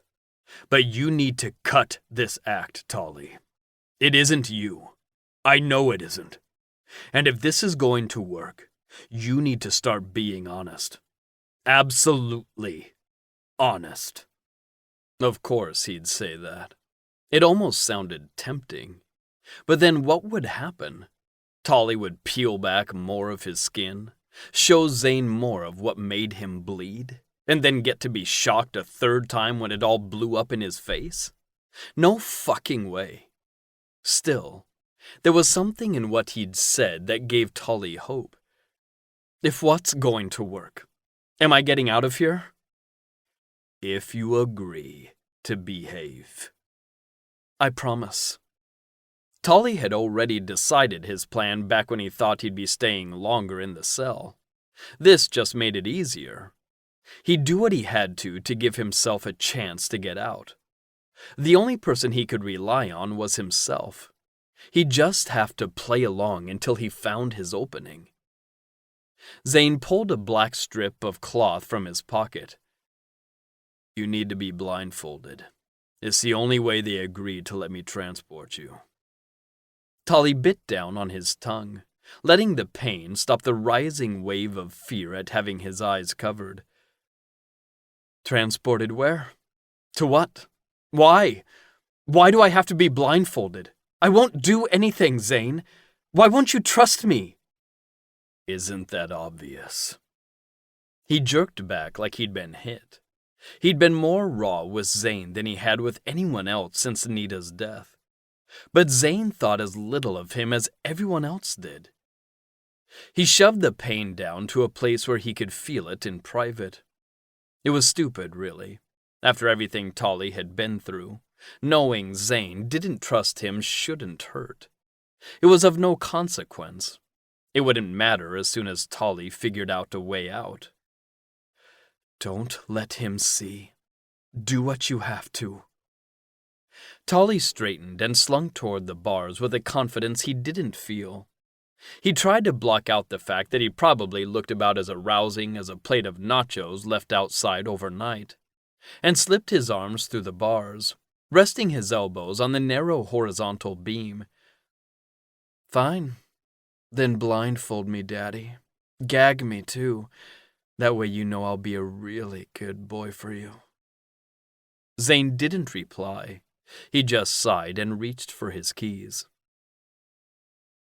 A short walk, a longer drive, and another short walk later, Tolly was... He had no idea where he was, but it wasn't the cell inside Lunar Council headquarters. A series of monotone instructions from Zane brought them inside some sort of building. Tolly tripped on the doorsill, but Zane's firm grip on his elbows brought him upright. He heard more beeping, and then Zane pulled the blindfold off. They were in a house, not the apartment or guest house. The beeping he'd heard had been a keypad next to the front door. The doors need unlocked to open in either direction. Only I have the code, Zane explained in that same monotone manner of his earlier directions. At least that meant Tolly would be safe while he was inside the house. Had Brooks heard he'd been moved? Did he know where he was now? The rest of the house has been fortified to withstand great force. You won't be breaking out of here, Tolly. Okay. Even if you did, they would kill you. You need to understand that. Me being able to bring you here was a long shot, and the council is waiting for you to mess up. Don't try anything stupid. Fine. He stepped down the short hallway, past an open doorway to a small, clean kitchen with black-tiled counters. I mean it, Tolly. Promise me. You can't try to break out of here. Tolly spun to face him. If you're so worried about it, then why did you take me from my cell? What am I doing here, Zane? You're here for rehabilitation. Tolly laughed. Do I have a drug problem I don't know about? No, but you have a lashing out problem. A losing control of your abilities problem. Zane didn't have any clue what he was talking about. He didn't know what had happened. Tolly didn't have a problem. He'd been scared, out of his mind with panic. I didn't mean to hurt those people. I believe you. That's why we're here right now, to give you a second chance. The only second chance Tolly needed was the one he'd find outside of this city. He didn't have a home, clan, or family to run to, but at least he'd be free. Just let me leave, Zane. I can pretend I knocked you out or something. Let me go and I won't ever come near Crescent City again. I'll disappear. Zane stomped by, turning to the right down a longer hallway and leaving Tolly no choice but to follow. This is your room. He gestured at the open door into a sparsely furnished bedroom with just a twin bed and a dresser. Just 2 of Tolly's bags were on the floor at the foot of the bed. Either Zane didn't plan on them staying here long, or he didn't foresee many reasons to dress up. I don't want a room, Zane. I want to leave. He was supposed to be playing along, and instead, 2 minutes into whatever this was, Tolly was arguing with the man. Maybe it was because he felt closer to freedom now that he was outside of the cell, and he was being forced to realize how much that idea really terrified him. But mostly, Tolly hated the way Zane was looking at him, the way he talked to him, the horrified way he'd asked Tolly what he'd done. You can't leave, Tolly. You're my responsibility. No, I'm not. I can't possibly still be your intended. I don't have a clan anymore. Whatever was promised, whatever your father was hoping for, it's all irrelevant now. Fuck, Tolly. I don't want anything from your clan. I want you to have a chance here. That's why I refuse to give you up. Being my intended is the only reason you're standing here right now. I know you were scared at the dinner. I know something pushed you to react the way you did.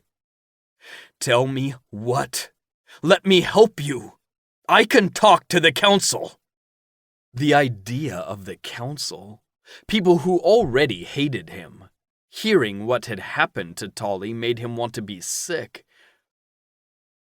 I didn't know it was Alpha Might, he mumbled. His face was hot.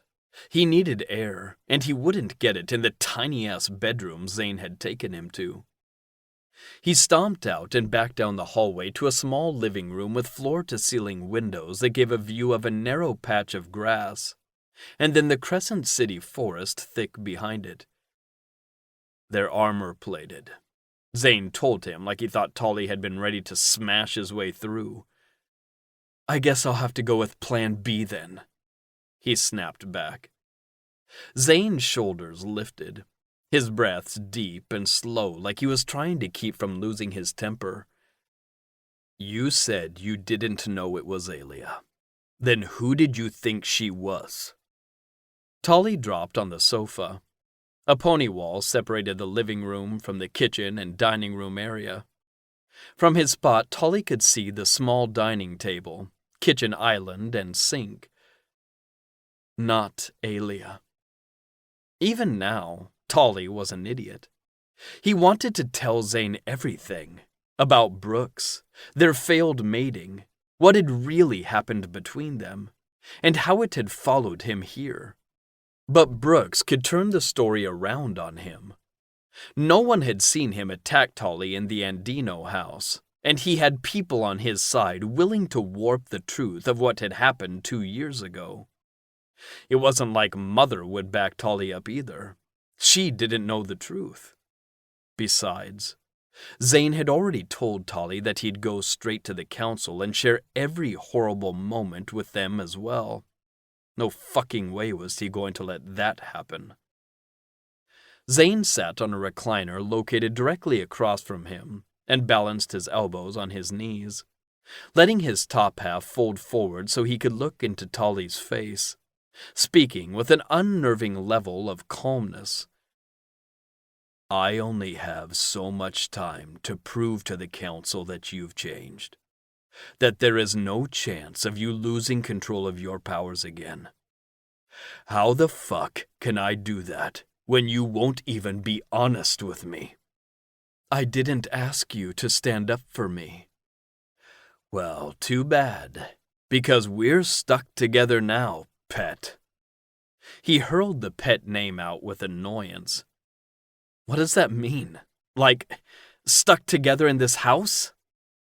Was Zane being punished too because it had been his intended? I mean what I said, Tolly. You're my responsibility. They agreed to let me take you out of the cell if I could ensure you'd stay contained, separate from the general population, and if I agreed to take the blame if anything happens. Like if you run away and disappear into the night. They'll throw me in the cell you were just in, and then hunt you down. Tolly shivered, but it was more the idea of Zane in a cell for Tolly's crimes than fear of being hunted down. If he was caught, he'd be put out of his misery and finally find relief. Obviously, he couldn't run now. But what if Tolly messed up again? Zane would be punished for that? On cue, the dark wood coffee table began to rattle. Zane scowled at it. You shouldn't have done that, Zane. Tolly squeezed his eyes shut and willed the table to settle before he accidentally put the armor-plated windows to the test. It was the only way to get you out of that cell. You didn't belong there," he added softly. Tolly couldn't stand it. Not the gentle tone, not this man who put his neck out for him, not the uncertainty of his future. And now, whatever Tolly did, Zane would suffer for. He couldn't bear the idea. "Take me back. Undo what you did. It's not so bad in there." And that way he could break free without knowing he was damning an innocent man. Zane looked at him as though he'd said something incredibly stupid. "I can't undo it, Tolly. And I wouldn't if I could. It's done. You're just going to have to trust me and tell me what's really going on. Why the stench of fear follows you like a shark after a bleeding seal." The mental image was apt. Tolly did feel hunted by his past, hobbling as he fled, leaving a trail easily followed. But until now, he was the only one who'd suffered. What if Brooks found him and took him as he said he would? Zane had no idea that was a possibility. But he'd still be punished if Tolly disappeared. It wasn't right, and the only way to make it right was to force Zane to change his mind. He could undo it. He just didn't want to. Tolly rose from the sofa and moved around it, going for the kitchen. "Hungry?" Zane called after him. "More like thirsty. I need a fucking drink to deal with this shit." Tolly wrenched open a cupboard, finding the shelves empty. The cupboard next to it had a few white plates stacked on one side, bowls on the other. The shelf above held clear glasses and mugs. Zane leaned his hip against the counter with his arms crossed. "Sorry to disappoint you, but there's no alcohol. You shouldn't be drinking anyway, not until you learn how to control yourself."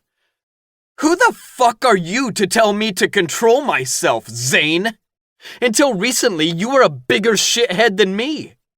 Do you think helping me will undo those years of being an arrogant asshole? Am I your penance, bad wolf? Because you sure as fuck didn't ask me if I wanted you as my savior." He'd tailored each word to hurt using everything he knew of the man, and even though he wanted to push Zane away, it made his eyes burn to see Zane's expression darken. Zane's jaw clenched. He straightened, letting his hands drop. "You might not have asked me to, but I'm what you have. You will learn to control yourself because my ass is on the line if you don't. Which means, starting now, every time you use your powers to lash out, there will be consequences." "Oh no! Really?" Tolly asked with mock surprise. "You're going to punish me?" He glanced at a mug in the cupboard, bringing it to float in the air between them. "I'm not supposed to lash out? Like this?" The mug smashed against the island counter between them, sending chunks of ceramic in every direction. Zane growled, his fists clenched at his sides, making his biceps strain against the sleeves of his white tee. "This isn't a joke, Tolly." "I know it isn't. You're going to put me in the corner like a bad boy." A thrill rose up Tolly's throat as Zane stomped forward, more excitement than fear. He stopped before coming any closer. "I won't put you in the corner. You'll have consequences that actually mean something to you. It's the only way you'll understand the importance." The authoritative way he spoke about Tolly's consequences shouldn't have made Tolly's thighs tremble. His body's reaction annoyed him just as much as Zane's enduring resolve. Tolly pulled the entire stack of plates from the still-open cupboard, and Zane let out a low, warning growl. The deep sound only heightened the arousal and annoyance that Tolly was already feeling. Poking the bear, or wolf as the case was here, was unwise. But Tully needed to knock him off kilter, shock him out of his determination long enough to realize Tully wasn't worth this trouble. He gripped the edge of the counter and leaned forward, letting the dishes hover in the space between their faces. I think, if you really want me to understand, you're just going to have to spank me. I don't think I'll be able to learn any other way. Tully let the bottom plate drop from the stack with each word. They smashed against the island, and Zane's eyes flashed bright with each clattering drop. His shoulders were tight, his whole upper half seeming to swell wider, larger, more imposing.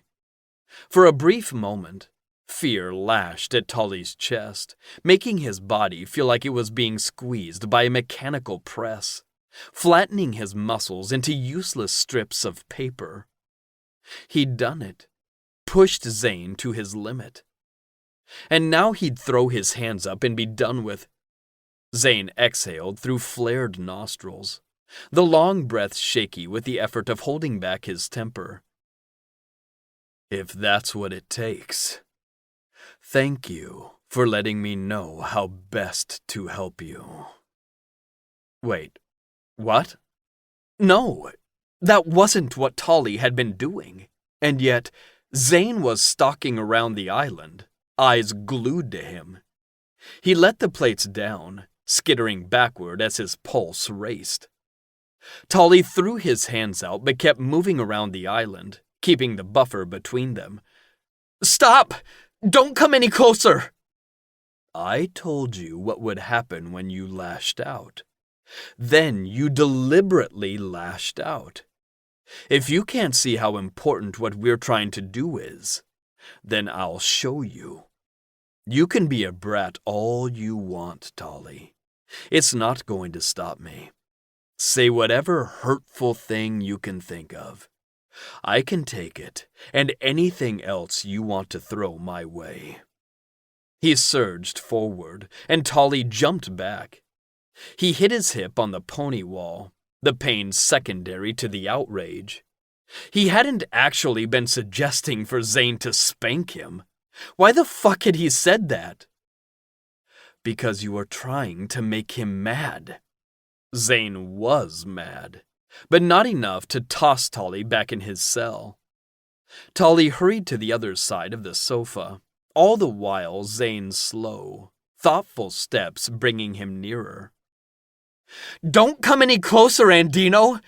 I mean it! He launched a sofa cushion that Zane easily batted away, his steps never faltering. Tully's throat tightened. He wasn't afraid, but what he felt was very close to fear. It made his knees shake as he scrambled to think of what he could say to stop this. I'm sorry, okay? I shouldn't have said that about you. It was mean, and that was why I said it. Not because it's true. His heart tried pounding out of his chest as Zane reached the other end of the sofa. Tully's feet shuffled behind the recliner.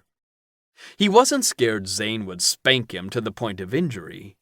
He had no frame of reference for being spanked, though he assumed spankings were supposed to hurt. But the thought of experiencing pain didn't have him feeling like a deer driven into a corner by a pack of wolves. It was the idea of letting this man touch him in that way. This man who already knew how to command Tully's obedience like no one else. Tully was supposed to be keeping him at a distance and waiting for his chance, except Zane had screwed that plan up by linking his fate to Tully's. And now Tully's big mouth was making his life 1,000 times more difficult. Thank you for apologizing, but that isn't what you're being punished for. You let your emotions drive your ability. That can't happen anymore. We aren't going to get second chances, Tully. I know there is more to what happened at the full moon dinner, but you still need to learn control of yourself, your power, and your emotions. Tolly's back hit the living room wall. He briefly considered sending the entire sofa into Zane and making a run for it, but that would just make his punishment worse when Zane caught up to him. There wasn't a single thing Tolly could say to get out of this, because Zane believed in what he was doing. He believed Tolly was a cause worth risking his neck for. And Tolly couldn't be outraged, because he wanted to be worth it so much it hurt. Zane didn't know Tolly's history, the things he'd done. If he did, Zane would have left him locked in that cell. Chapter 11. Penance.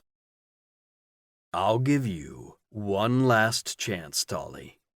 Tell me why the scent of fear has followed you from your first day here. If you do that, you can be spared your punishment. Getting to the root of the issue was more important than punishing him for the childlike temper tantrum he'd thrown. But Tolly's chin lifted, the offer seeming to make him more obstinate, instead of giving him an opportunity to think about what he really wanted to have happen here. He was going to run. Zane could tell by the way his dark eyes darted right before he shifted his weight. There was zero chance of him making it to the hallway. Zane was too primed to allow it. He'd given Tolly a way out and he'd refused. Now, Zane's chest pounded with the need to dominate. It surged through his veins, filling his body with a single purpose: to take control. He didn't want to punish Tolly, but Zane needed to give Tolly a reason to stop and think the next time he wanted to lash out. He needed to know that Zane would do as he said, that he didn't deserve to be in that cold cell. Zane hated how long it had taken him to get one of the houses from the new build retrofitted to meet the council's standards. Even working non-stop, without the assistance of Magnus and Ramsden, Zane might still be here attempting to figure out how to operate a welder. Magnus was a natural at it, and Ramsden had the supplies necessary to fortify the walls and windows. They were also the only two people Zane had considered friends who'd agreed to help him. No one else had wanted to so much as talk to him since that day in the infirmary. Not everyone loathed him like Huxley and the rest of the mites, minus Alia, but others, like David and Cy, looked at him with nothing but pity, like he was on a sinking ship and everyone but him knew nothing would keep it from going under. They could think Tolly was a lost cause all they wanted.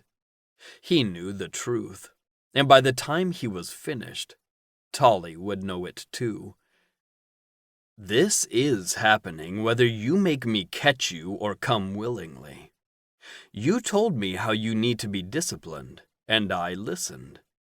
You'll get 5 spanks for each dish you broke for a total of 20. Zane wanted to add another 20 more for Tolly obviously trying to push him away. He didn't act ignorant to the fate that could have awaited him had Zane not stepped in.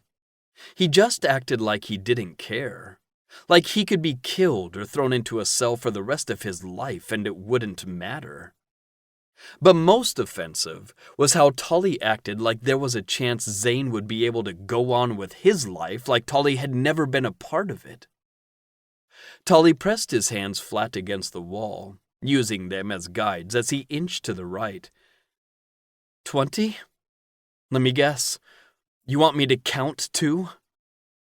He threw the words out with flippant disdain, but Zane saw the way his lower lip trembled. Zane shook his head.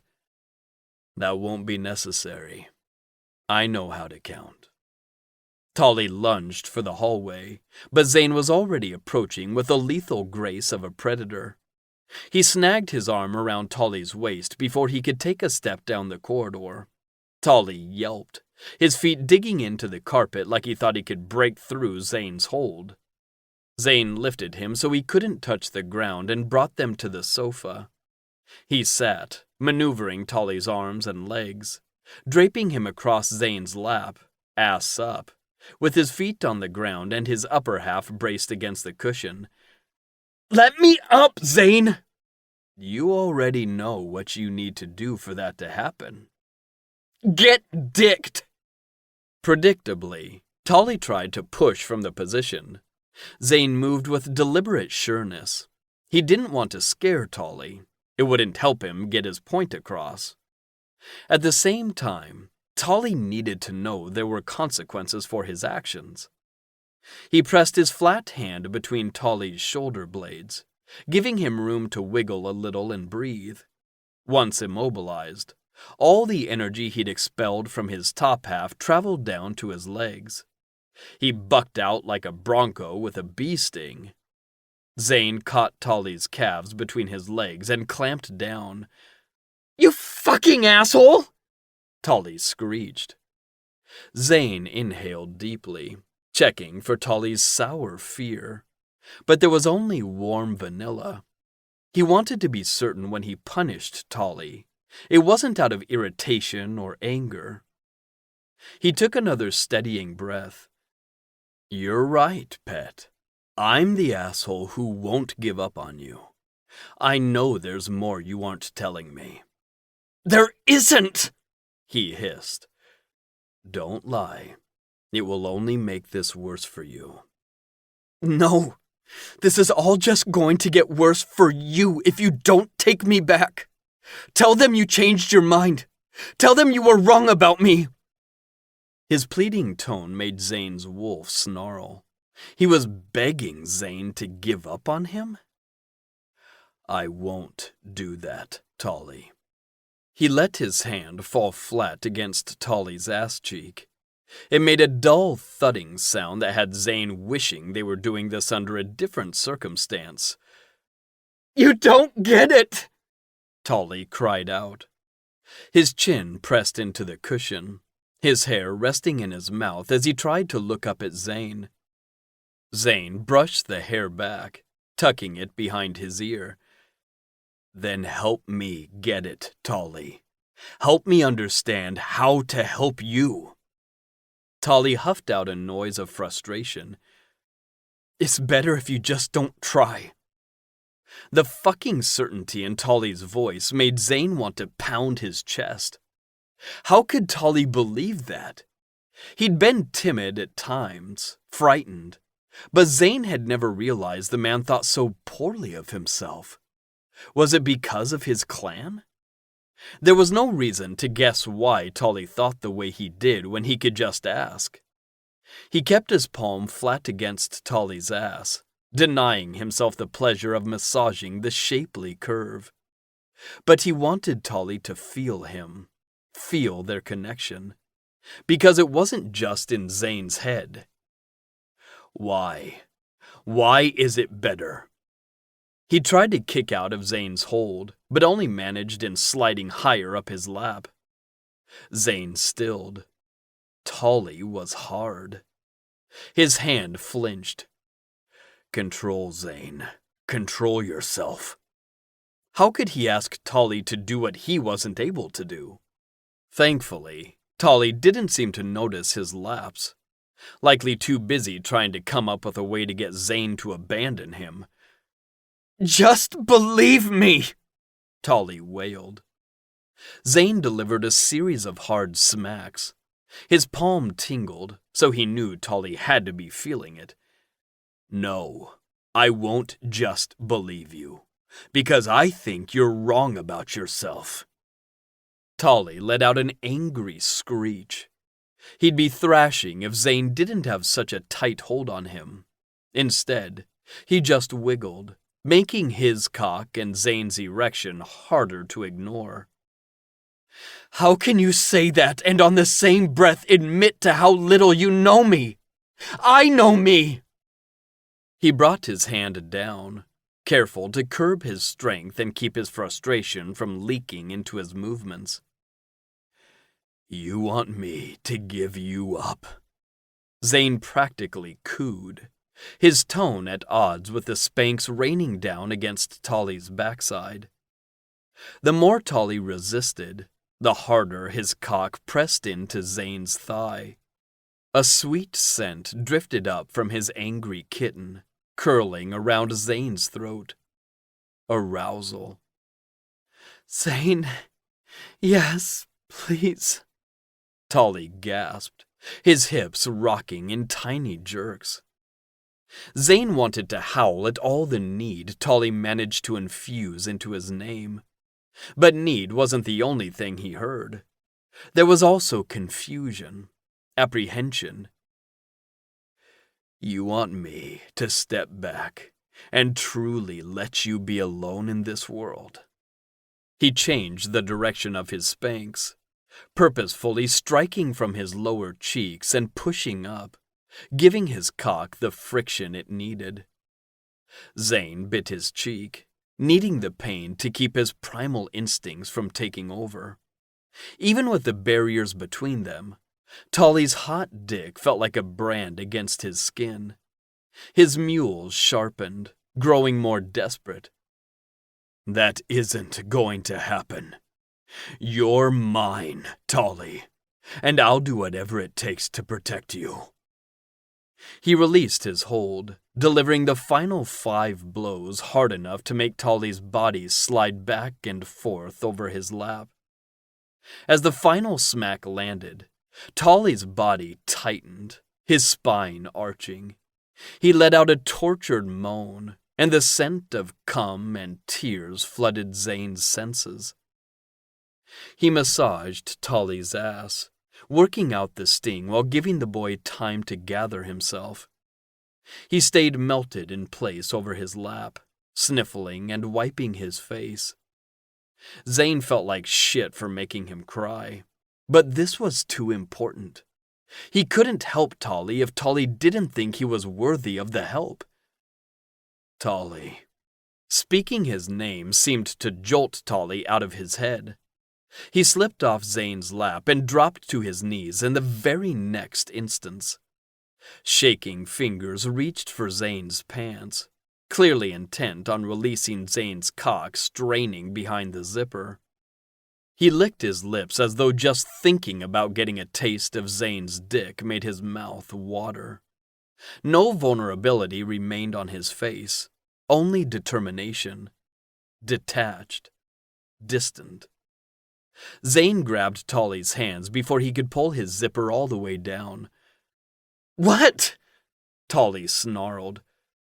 "Don't you want me to suck your dick? You're hard. You want it."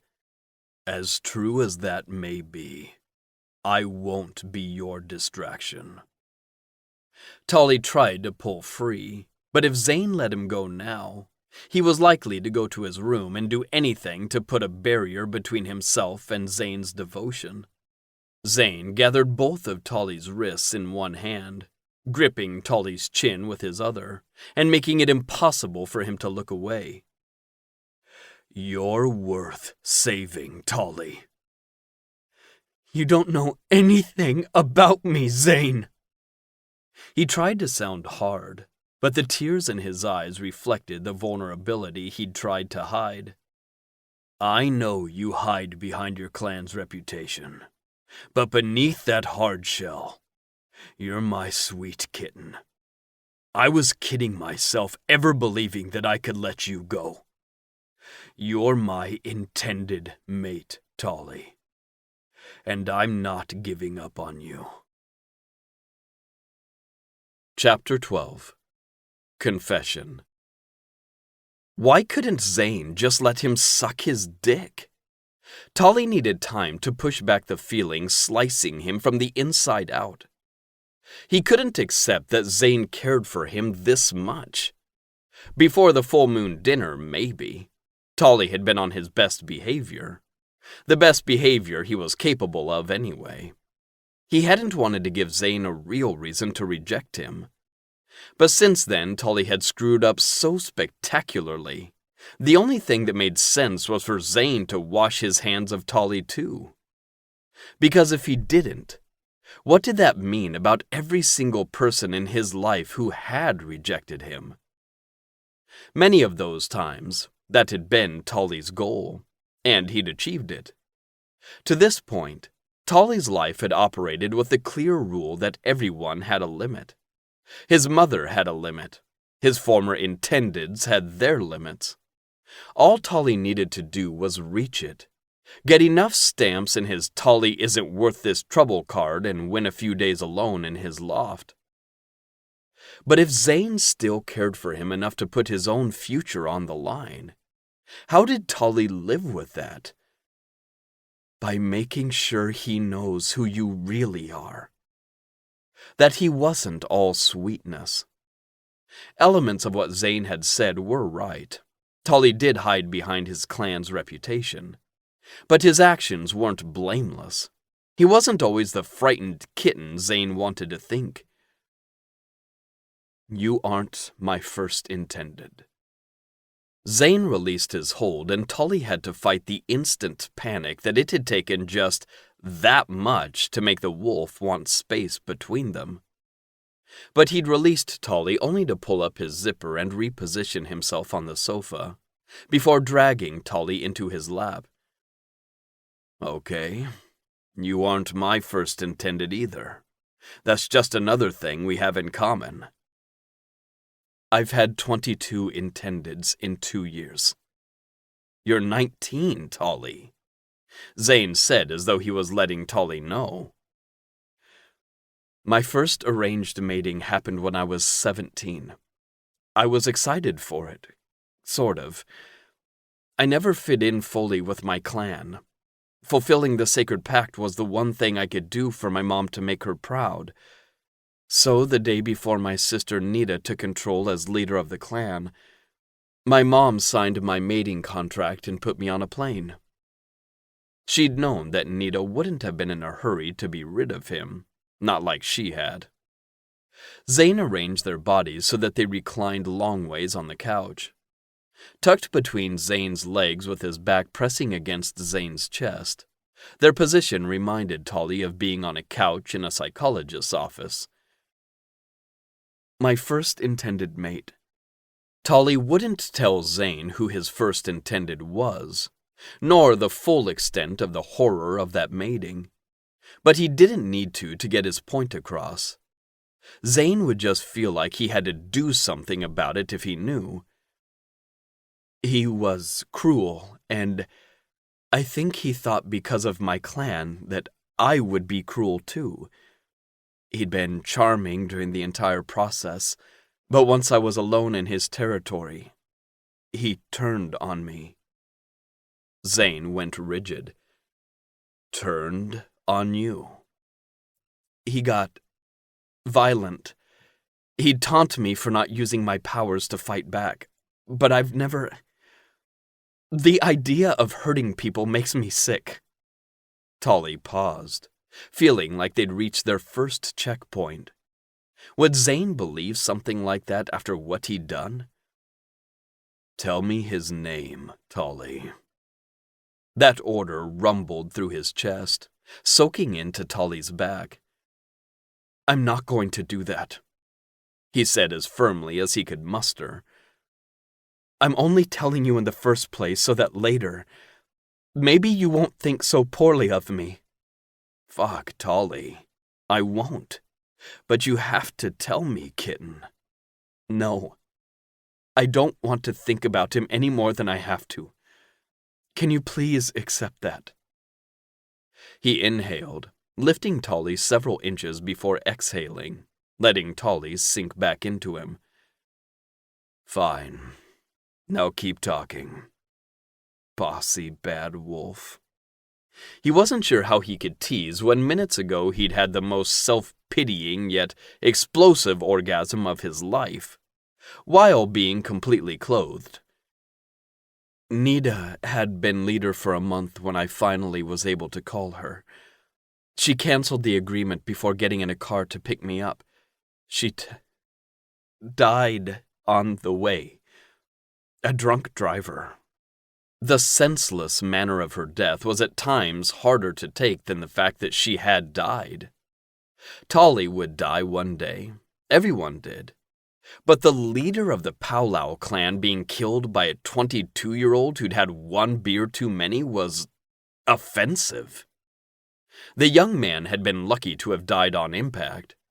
It was a kinder end than he would have gotten had he survived the crash. Zane gently rubbed up and down his arms. It was the day of Nita's smoldering that I first started wearing makeup outside of the privacy of my room. I'd slept in Nita's bed the night before. Well, mostly. I sobbed in her bed the night before, and when I woke up, I saw a splotchy, pale face and eyes nearly swollen shut from crying. The idea of facing our clan in such a raw state was unbearable. Everyone knew about my mating, and knew something had happened to put an end to it. I refused to let them pity me. They didn't know how you were treated? Zane drew a hand down the middle of Tolly's chest as though trying to spread his comfort all over Tolly's body. I didn't tell them the whole truth. They thought they knew what happened, and I was free, so there was no reason to explain. If I had, they would have seen me as a victim and would have known that Nita had died because I was too weak to defend myself. And in the Powwow clan, a victim and weak were two things you were never allowed to be. Zane pressed his splayed hand against Tolly's ribs like he wanted to make sure Tolly felt his growl. She died because she was hit by a drunk driver. Tolly wasn't going to waste time arguing the point, so he wiggled to his side and rested his cheek over Zane's steady heart. It felt strange sharing all of this for the first time with cum cooling in his pants. That sensation just added to the feeling that he was dreaming and would wake up in his cell cold and alone. But it was hard to worry about that when his limbs felt so loose, and Zane's arm pinning him to his chest made him so warm. I knew I had to go. The smoldering was the last chance I had to see her before her body was burned and ashes spread across clan lands. I owed her my respect. That was when I spotted an unopened tube of cherry red lipstick on her vanity. It didn't seem like something she'd wear at all, and I was struck with the knowledge that there were parts of my sister I'd never find out about. I wanted to wear it to honor her, but also to punish myself because seeing the tube would always remind me of what I'd lost. Not just her, but the things I'd had no idea about. Things she might have shared with me one day when we weren't both trying to fulfill our duties. I knew wearing makeup would offend my mother's subdued sensibilities, but that just made me want to do it more. I did a full face, really glammed it up, and the entire time, all I concentrated on was how she'd sent me to my first mate, had made sure it was the last thing she did as leader. Zane kissed the top of his head. He brought his other hand up to cup Tolly's nape, somehow knowing instinctively he needed it to feel grounded. Then what happened? When you got there? Tolly's lips curled into a smile even as his stomach hurt at the memory. No one pitied me. Not a single person thought I could be a victim. They were all busy hissing at each other about my scandalous behavior and how they couldn't believe I'd make a scene at Nita's smoldering. They sympathized with my mother and how she didn't deserve such an ungrateful, disrespectful son. When Mother announced a week later that I had a new intended mate and would be leaving the day following, my clan was happy to see me go. Tolly slid down Zane's chest as he pushed into a seated position. Zane's knees bent on either side of where Tolly sat, bracketing him between his legs as Zane frowned at him. Why were you so eager to get back then? My loft? It was my safe space. I didn't have to see my clan, and sometimes Uncle Delson visited. He was the last of my family who could stand being around me, until I eventually ruined that too. His uncle's face as he instructed Tolly to wash thoroughly at that truck stop came to mind. He'd been embarrassed for Tolly and ashamed. How? Zane snarled. Like a faithful guard dog, Zane sounded infuriated that Tolly would deserve the blame. But he wasn't perfect or a scared, misunderstood boy just waiting to be loved. He'd done horrible things, cruel things. Not as cruel as Brooks, but almost as heartless. And Zane needed to know that. That second arranged mating lasted less than a week before I was back on a plane, the ink still drying on our canceled contract. The family had been conservative, traditional, and I'd purposefully pushed the limit of propriety.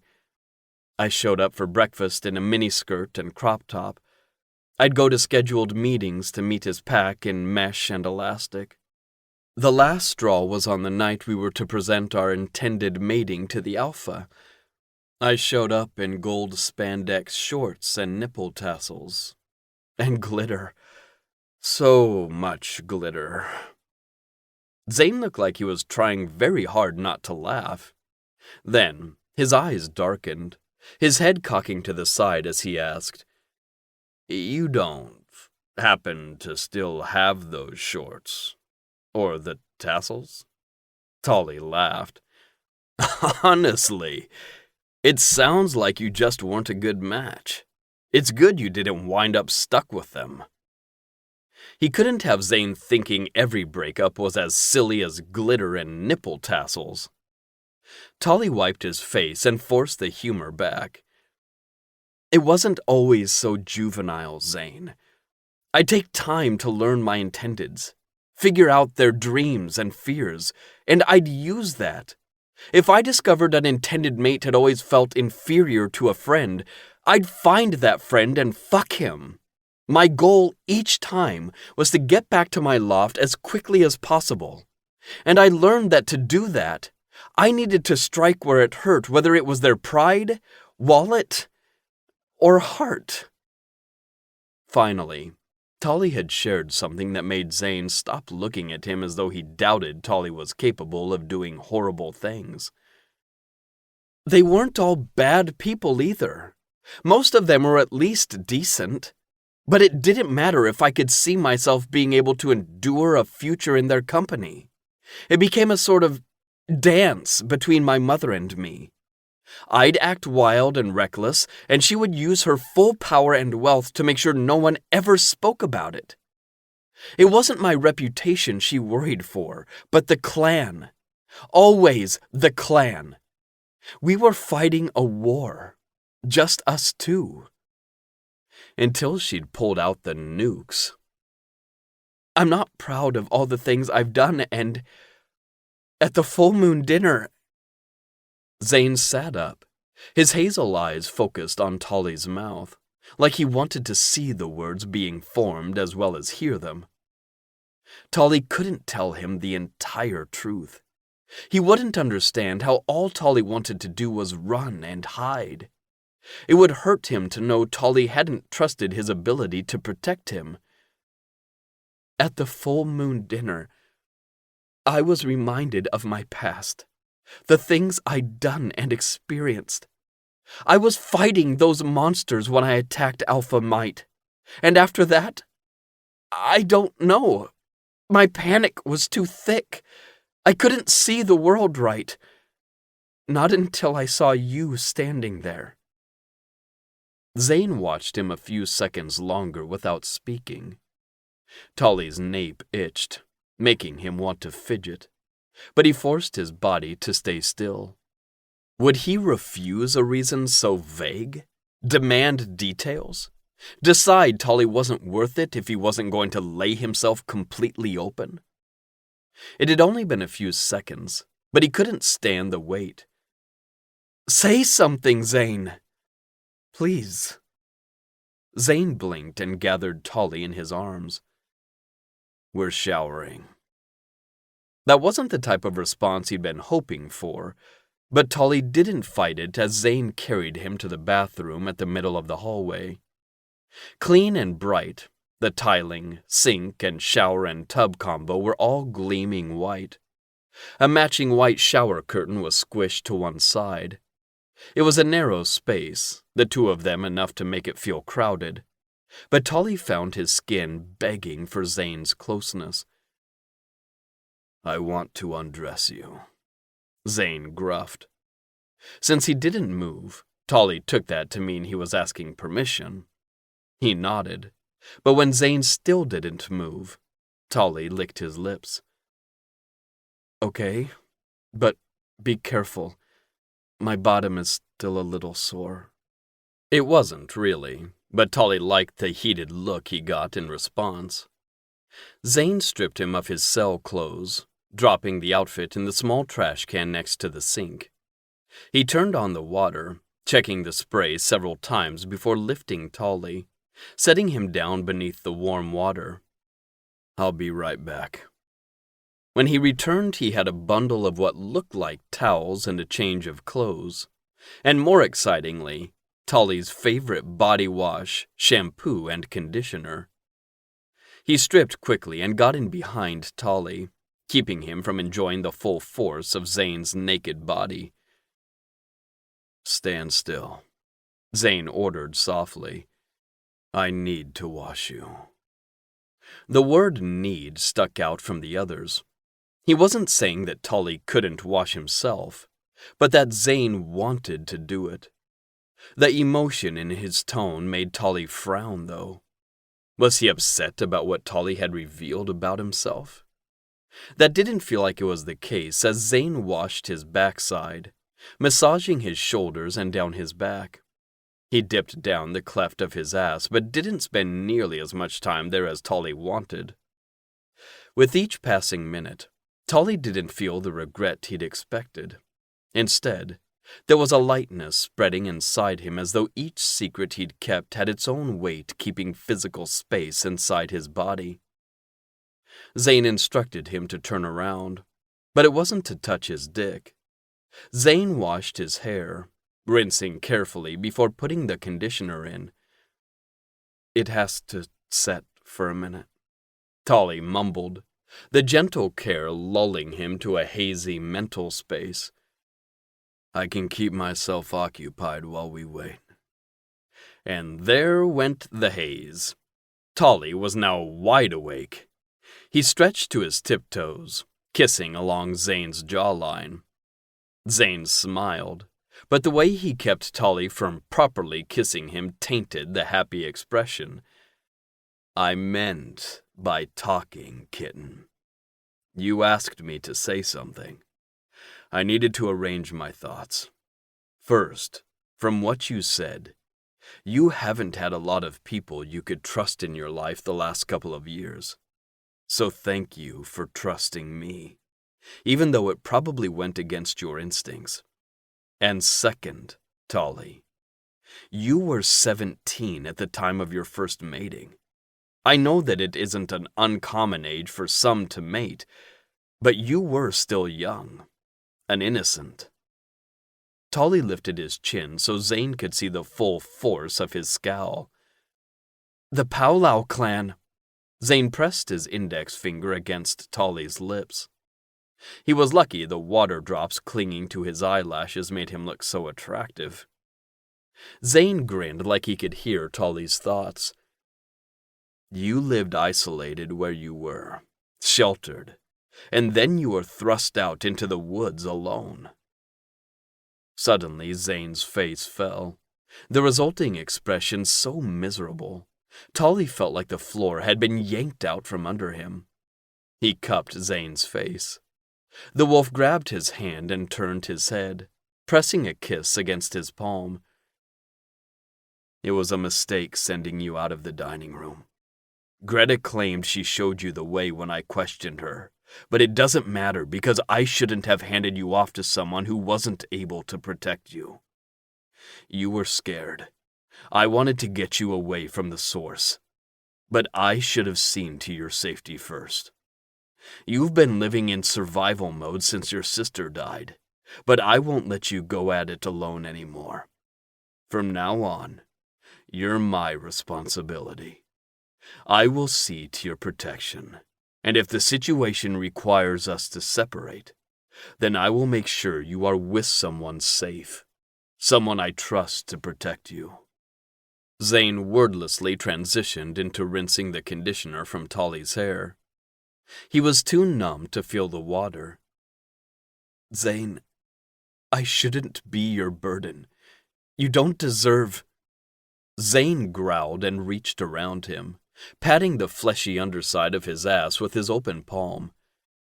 Call yourself a burden again, and you really will be sore back here. Tolly weighed his options and found his common sense slightly heavier than his frustration. Zane chuckled and turned the shower off. He grabbed a white fluffy towel from the pile he'd brought and dried Tolly from head to toe, before turning the towel on himself. There was something strangely intimate about Zane using the towel already damp from Tolly's body, like he was more concerned with covering himself with Tolly's scent than he was getting dry. He hadn't seen his lotion in the pile the first time, but Zane pulled it out from under a pair of lace panties that happened to be one of Tolly's favorites, but still weren't something he wanted to put on right away. If he couldn't convince Zane not to care, then he'd make sure to thank him. He'd do whatever Zane asked, jump through all the hoops, and in the meanwhile, make sure Zane understood just how grateful he was. "Can I say one thing without you threatening to spank me?" Tolly snapped. Zane dipped his chin with an amusement twinkling in his irises. There are a lot of things you can say that wouldn't earn you lap time, but your tone suggests you aren't about to say one of them. You're really holding on to this spanking thing, Tolly grumbled, hoping if he kept his voice quiet, Zane wouldn't hear how much Tolly actually liked that he was holding on to this spanking thing. It wasn't something Tolly ever saw himself wanting in the past, and he'd only brought it up for shock value. Or maybe his subconscious took that moment to blurt out what Tolly knew he needed from this man in particular. Zane didn't want to force Tolly to come to heel, but had seemed able to sense the chaotic energy inside him from the very beginning, and recognized that it needed direction. Is that the thing you wanted to say? No. What I wanted to say is that I wanted to suck your cock earlier and you wouldn't let me. That's very rude. Their naked bodies pressed together as Zane lifted Tolly. He wrapped his legs around Zane's waist, doing the same with his arms around his neck, before he gave Zane a playful pout. That morning, Tolly had woken up angry, alone, and in a cell. A whisper in his mind told him he couldn't trust such an abrupt shift of his circumstances. But what if he could? You're right, kitten. That is very rude. I'm ready for you to punish me with your mouth on my dick. Really give it to me, so I learn my lesson. Tolly snorted, and then they were falling onto a bed that must have been in Zane's room. The room was just about as bare as Tolly's, but with a few more pieces of luggage. Zane quickly covered his body and brought their lips together. Tolly's hair was still damp and soaking the pillowcase, but neither of them cared. Their mouths opened, Tolly eager to feel Zane's tongue sliding into his mouth. He smelled like sandalwood and gardenias, like Tolly's soap. While Tolly had been aware of the werewolf's obsession with smell for a long time, it wasn't until that exact moment that he understood. Zane smelled like Tolly, like he belonged to Tolly. Zane's hand skimmed down Tolly's side and he giggled at the gentle touch. His skin was sensitive still from the shower. Zane repeated the motion on the other side, provoking Tolly to wiggle from side to side in an attempt to avoid the too soft touch. "Don't! That tickles!" He tried to sound stern, but he was laughing too much, and his words came out like he was talking while driving over a rough, rocky road.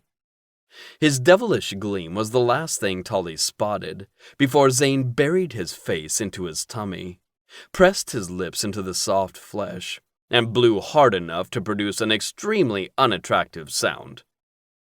Adding to the mortification was the fact that Tolly couldn't stop laughing. Stop! That's so unsexy! Zane ignored his cries, so Tolly waited for his moment, taking it when Zane adjusted his position. Tolly scrambled out from under him and got to his knees. With his body lying the opposite direction, he pushed Zane's hip and followed the muscular body as he dropped to the mattress. Zane's grunting growl as Tolly slipped his dick into his mouth made Tolly's blood sing. He'd succeeded in his mission, manhandling Zane the way he wanted for once. But then Zane was lifting Tolly's bottom half off his knees and swinging him so that he rested his weight on top of Zane's body. Tolly had managed to keep his lips wrapped around the thick dick, until he felt Zane prying open his cheeks and pressing a long kiss against his pucker. His mouth opened in a gasp, and the cock slipped free. He hurried to grab hold and guided the head back past his lips. "Oh, fuck, kitten. You're sucking that so good. Do you like the way I taste? I like how you taste." As if needing to prove it, Zane's tongue delved into the tight ring of muscles. He stopped just inside. Tolly's body tingled with excitement, making him feel like he'd just woken up after sleeping for far too long. He needed to moan, but was careful to keep Zane's dick in place that time, stroking his length as his mouth opened around the head. He followed the needy sound with a second, and a third, Zane prodding his ass with his tongue in quick, short jolts. Zane was purposefully trying to distract him from his task. Challenge accepted. Tolly sucked hard and used his lips to massage down Zane's dick, taking him to the base where Tolly's nose tucked between Zane's balls. He stayed in place, shaking his head a little and hearing Zane's own outburst of pleasure. "You naughty kitty," Zane growled, and then it was on. Zane attacked Tolly's ass as if it was his sole purpose in life to devour him. His tongue thrust deep and deeper still, as a hand cupped Tolly's ballsack, fondling gently. The burst of sensations, combined with the utter lack of friction in the one spot that ached the most, made Tolly hum with need. Tolly dropped his head and peeked down the length of his body. He let out a pitiful mewl at the sight of his painfully stiff cock and the mess of slick pre-cum dripping from the tip, painting Zane's chest.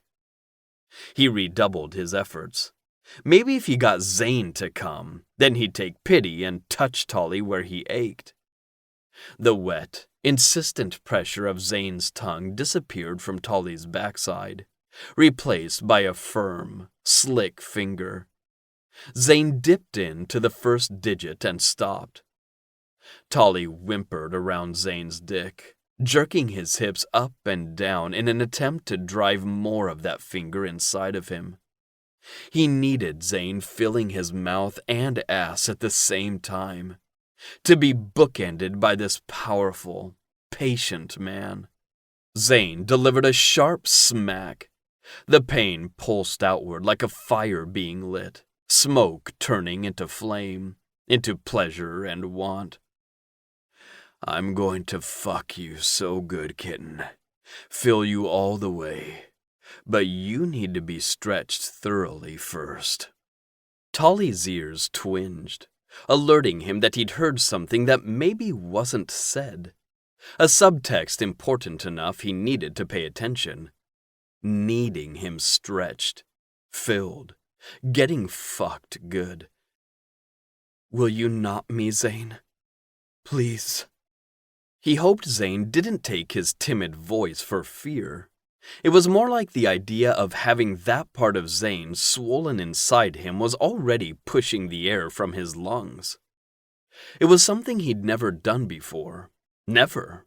And he wanted his first time to be with this man who confused the fuck out of Tolly with his devotion, standing in front of a firing squad knowing he could get hit with a bullet that had Tolly's name on it. Damn right. I'm going to notch you. Tolly shuddered with anticipation. He didn't know what to say, so he let his mouth respond in a different way, sucking Zane's cock, up and down, wet, slurping sounds escaping the corners of his mouth. He licked his tongue along the shaft and tried to picture the base of his dick swelling large enough he wouldn't be able to withdraw until it deflated. Tolly's dick twitched so hard it bounced, like a tall person standing up in a low-ceiling house, the cockhead smacking against his stomach. No matter how much his body craved more of Zane, Tolly could be still. Such a good boy, Zane crooned in the next second. You want my cock, too? The words came out half declaration and half observation, because Tolly's obedience made it clear how much he wanted this.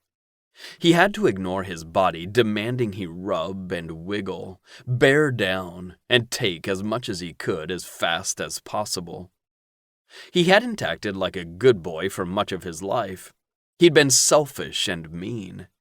But for Zane, Tolly could be so good. That was, until he'd moved Tolly's lower half to rest against the mattress again, urging Tolly's mouth and hands off his dick. Except, Tolly wasn't quite finished experiencing the weight of Zane's dick against his tongue. He grabbed Zane's hip, clenching just short of sinking his nails into the flesh. Zane tried to growl, but it came out a chuckle. Do I have to grab my handcuffs, sweet kitten?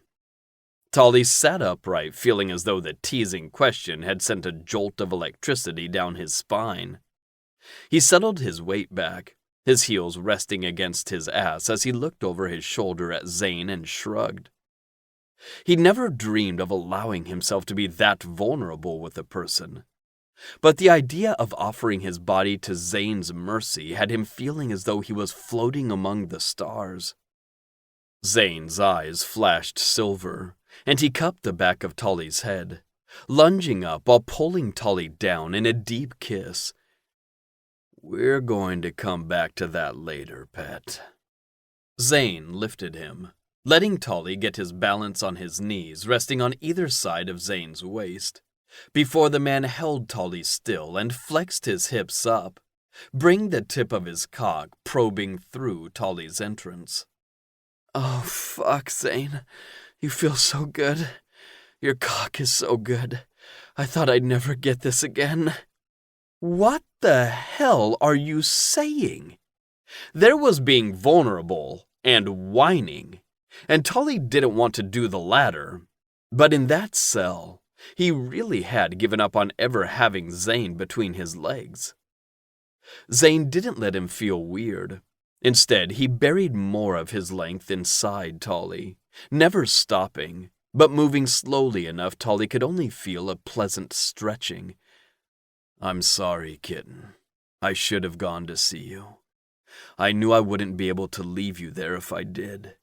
I needed to wait until I had this place approved, and then they told me you stopped eating. Zane pulled Tolly down so their foreheads pressed together. An unfamiliar sort of guilt crept into his skull, not for what Tolly had done to other people, but what he'd done to himself, and the stress his choices had put on Zane. I still drank water. A body can live weeks without food. This isn't a joke. All stern and growly, the tone only turned Tolly on more. Tolly lifted his face. I'm sorry. Me too. Zane kissed the tip of his nose, and that was Tolly's only warning before the man plowed inside him. His strong hands encircled Tolly's ribcage, and though Tolly's knees technically rested against the bed, he didn't have to move at all as Zane lifted his upright torso, letting his weight drop back down and sheathing his cock to the hilt. Fuck yes, pet. Clench your hole around me. I want to feel your ass hugging my cock. Tolly's entire body tightened in response. Not only did it make Zane's dick drag more firmly against his nerve endings, but it was what Zane wanted.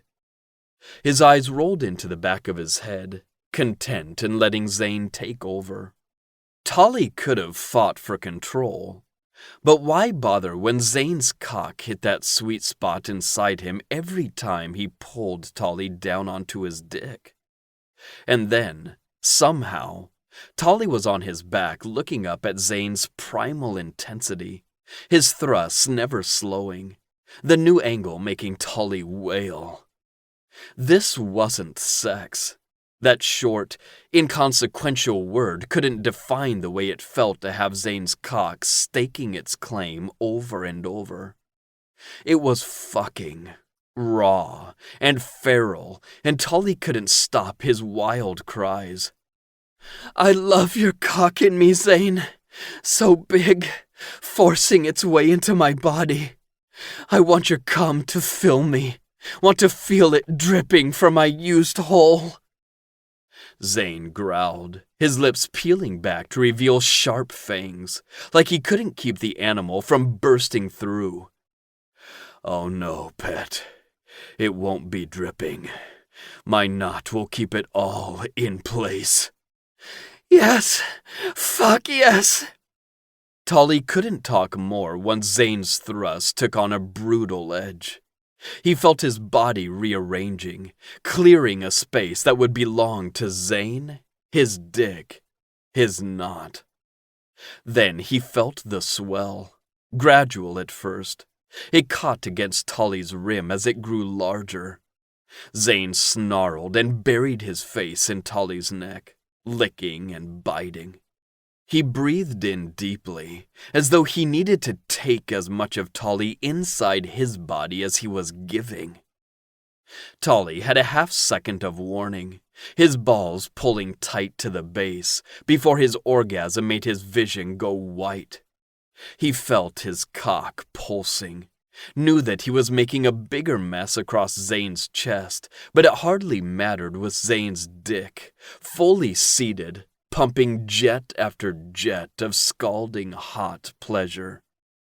Tolly felt his body tremble, a second orgasm, gentler than the first, shaking through him and making sure that every bone turned into warm, gooey caramel. Tolly knew he'd be sore tomorrow, not from inexperience or a disregard on Zane's part, but the type of sore that came from pushing your body to its limit, from giving and taking as much as his body could handle. Zane shifted his lower half, letting Tolly sit higher on his chest so he could press rumbling kisses into his neck, cheeks, and lips. Tolly had no energy to resist, even if he'd wanted to, and he didn't.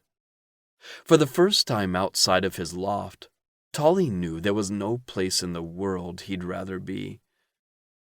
My sweet pet, so soft and docile. Zane's low, rumbling voice worked better than a deep tissue massage at relaxing his muscles. Did Tolly need to explain to Zane that he was never like this? Sex had, for the most part, been pleasurable, but it always ended when the orgasm did. Tolly didn't ever want to cuddle, but Zane made him want to arch his back and purr. Only for you, he ended up mumbling with an embarrassing level of emotion. That's right, Zane growled back, gripping his cheeks and giving them a squeeze. Only mine, just for me. Tolly lost track of the time passing, content to rest against his wolf as Zane nuzzled his neck, leaving behind his scent as he sucked new marks into Tolly's skin. At some point, Tolly recognized more than growls were being spoken, actual words. What? He mumbled. Are you uncomfortable? Zane asked again, shifting beneath Tolly like he was preparing to lift him off. His knot had gone down, But Tolly suddenly wasn't ready. He clung around Zane's neck. "Leave it in, please. I don't want to stop feeling you yet." The pride shining in Zane's face made Tolly glad he'd spoken up. Zane didn't try to lift him, reaching for the blanket instead and pulling it to cover their bodies. "As long as you need, pet," he said with slow, deliberate strokes down Tolly's spine. "As long as you need." Chapter 13. Redemption. Pick a single seed from that dandelion puff, without disturbing the rest of it, Zane instructed. The plant he'd pointed out grew on the edge of the yard, just in front of where the woods grew thick. There was at least 10 feet of grass and an armor-plated window between them, but they'd been working on this skill for the last 9 days. Tolly could wreak havoc moving many objects at once, but their precision work forced Tolly to concentrate and focus on using the smallest fraction of his ability. Tolly zeroed his gaze on the puff in question, tucking a loose strand of hair behind his ear. The rest he'd piled into a messy bun that Zane wanted to make messier. But there would be time for that later. They'd filled their days working on Tolly's magical control and acknowledging the actions that had led to his arrest. He'd written letters to the people he'd hurt and spent hours meditating. Sometimes, Zane meditated with him, but there was something about Tolly peaceful and breathing deeply that made Zane need to strip them both naked, so he didn't often. If the situation wasn't so dire, Zane might have been glad for these days spent focusing solely on Tolly. They existed out of the world in their own bubble, and that had allowed Tolly to stop trying to push Zane away. Zane had caught glimpses of the true Tolly in the weeks prior, but now there was no reason for the man to put on a mask. And Zane had learned that the real Tolly beneath the posturing was goofy, sexy, and sweet. A bit of an imp, but loving. The hurt he'd caused other people over the years stayed with him, like a non-functioning limb, forcing him to drag it behind him everywhere he went. But Zane couldn't judge Tolly's actions as harshly as Tolly judged himself. Sometimes, good people did shitty things to other people. Except, Tolly had been mistreated and afraid. It made sense that he would fight to return to the last place he remembered feeling safe. He hoped that now, this place was somewhere Tolly felt safe, and it enraged Zane to think about what could happen once they stepped outside of their bubble. "One dandelion seed, as ordered," Tolly announced with a smile that continued into his eyes. Zane didn't want to look away from that face, but did to see the single stalk floating nearly invisible on the other side of the window. "Very good." He cupped Tolly's nape and squeezed softly, heat rising from his groin the longer he touched that smooth skin. His thumb caressed over Tolly's mark. Zane couldn't bring himself to cover Tolly's entire neck as some wolves did. His warm brown skin was too pretty for that. He'd kept his love bites centered in one spot on the side of his neck so that the reddish-purple marks formed a shape that resembled the petals of a large flower. "It's not that big of a deal," Tolly mumbled, pressing into the touch. He angled his jaw to rub his chin against Zane's arm. Zane had also discovered Tolly was nearly as tactily affectionate as a wolf. Witches didn't suffer from being touch-starved as werewolves did. Isolation like that could turn a wolf feral, barely able to discern from their animal sides. But Tolly exhibited many of the signs of being starved for touch and had since taken to scent-marking Zane without needing Zane to initiate it first. "It is. Every minute you spend mastering yourself is a big deal, pet." Zane pulled Tolly in and rubbed his cheek against his hair. The heat low in his gut hadn't gone away, and breathing Tolly in had the same effect as a hand stroking Zane's cock. He growled low, kissing Tolly's neck gently. Is it time for a break? Tolly whispered, wrapping his arms around Zane in a hug. It's time for me to fuck you in front of this window. Zane nearly purred. Before he could make that happen, his spine went stiff, hearing what sounded like tires crunching over gravel outside. A second later, he could make out the low hum of an engine. Someone's coming. He brought Tolly with him to the front door and looked out the peephole. An LCEA vehicle was coming to a stop. Inside, Zane spotted Axe at the steering wheel, with Director Might on the passenger side. Did you know they were coming? Why would they just show up? Do you think they changed their minds?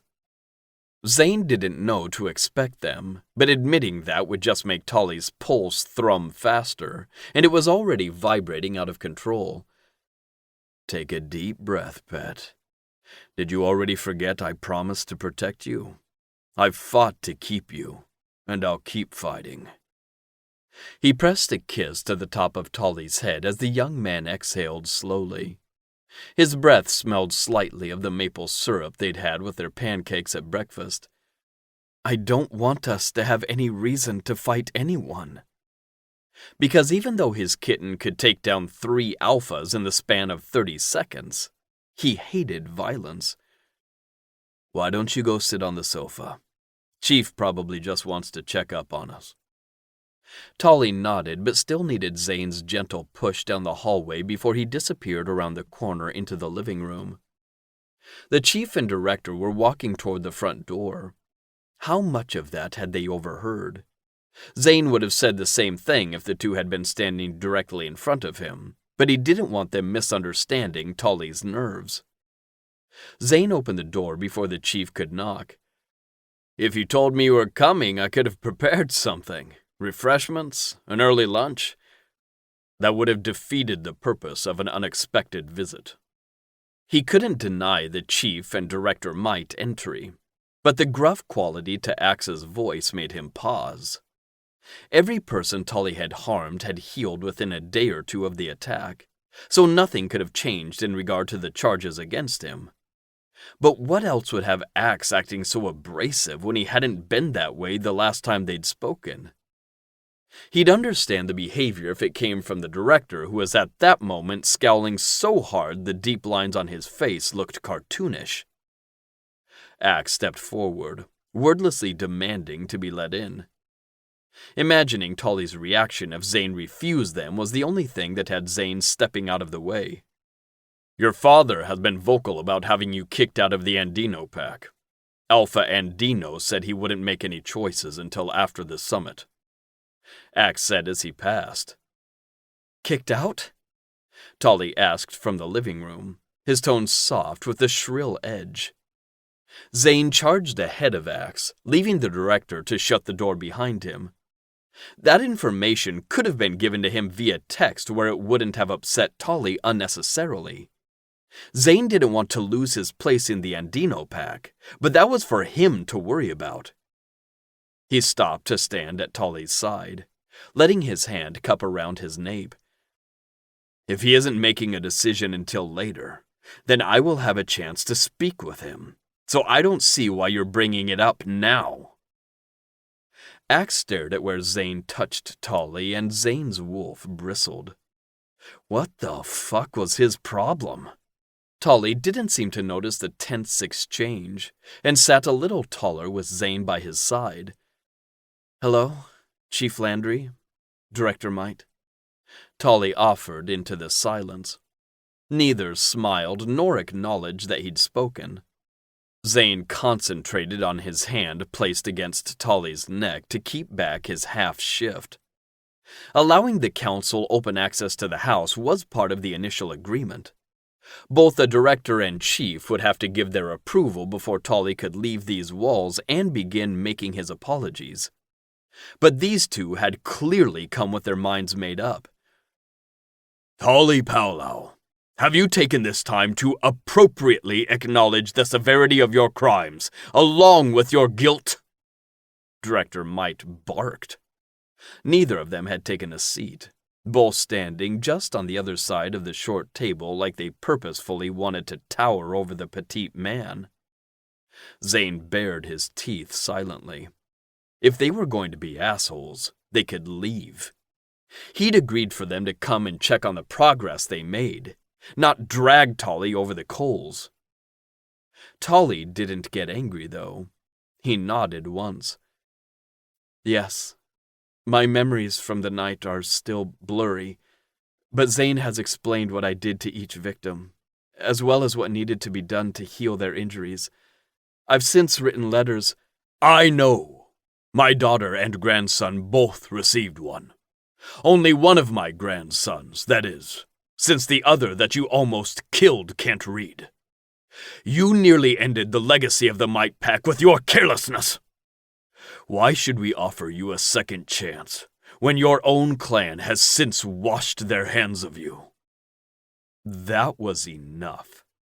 Zane wasn't going to make Tolly sit there and take this abuse. He reached out his hand, but Tolly just looked at it. Why don't you go rest in your room? You've been training all morning, and I need to have a conversation with the chief and director.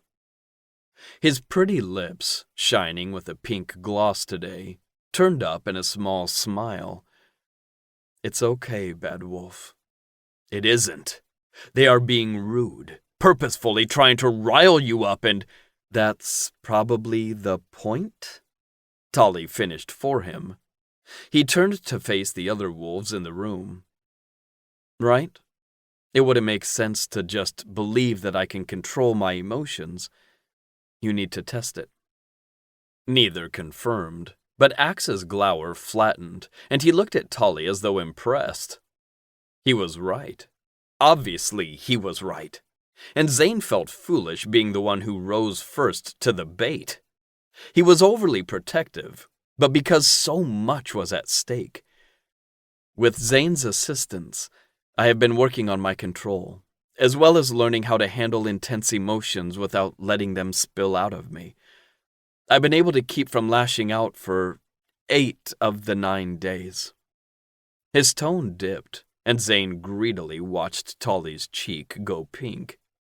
The sexy kitten was thinking about what had happened the first and only time, and now Zane was too.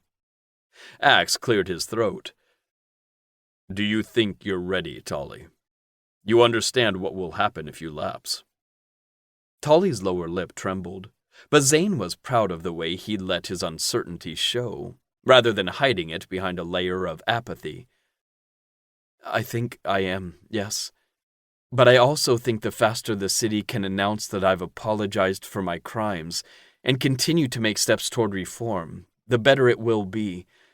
Others may have heard the news and thought Crescent City would be at a weak spot, easily captured. That's my fault too, and I want to help fix it. It was Director Might's turn to look impressed. Also, I'd like to ask that you not punish Zane if something happens to me. He's been nothing but helpful and cares for this city, as well as the people who call it home. Zane doesn't deserve to be punished for anything that is my fault. If something happened to him? Tolly, what do you think is going to happen to you? He avoided Zane's gaze. Who knows? Anything is possible, so just don't make Zane suffer because of me. Please. Also, if you want to spin a story about how one of you, maybe you, Chief Landry, was the one who eventually subdued me that night, I'll back it up. That might also help improve the city's image. Axe looked like he was trying not to laugh. Thank you, but that won't be necessary. Neither will the rest of this interview. I've seen enough. Director? It would be best for the city to continue to the next step in your sentence.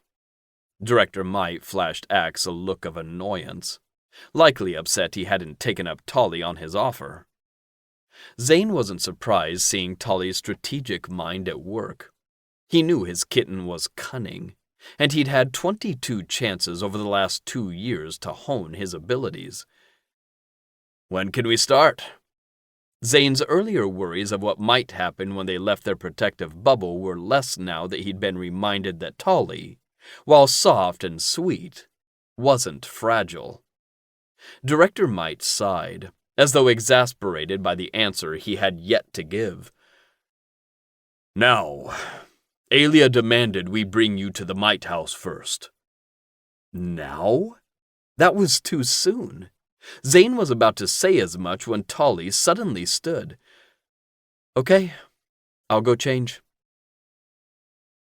Alpha Mite's home was a spacious, log cabin-style house located in the middle of Mite territory. Often, it acted as a hub or meeting place, when the group wasn't large enough to bother with Mite Hall. The exposed wood of the interior had always made Zane feel like he was walking into a holiday movie, where something was always baking in the oven, and the smiling faces reflecting from the family photos covering the walls matched the faces of the actual people who called the place home.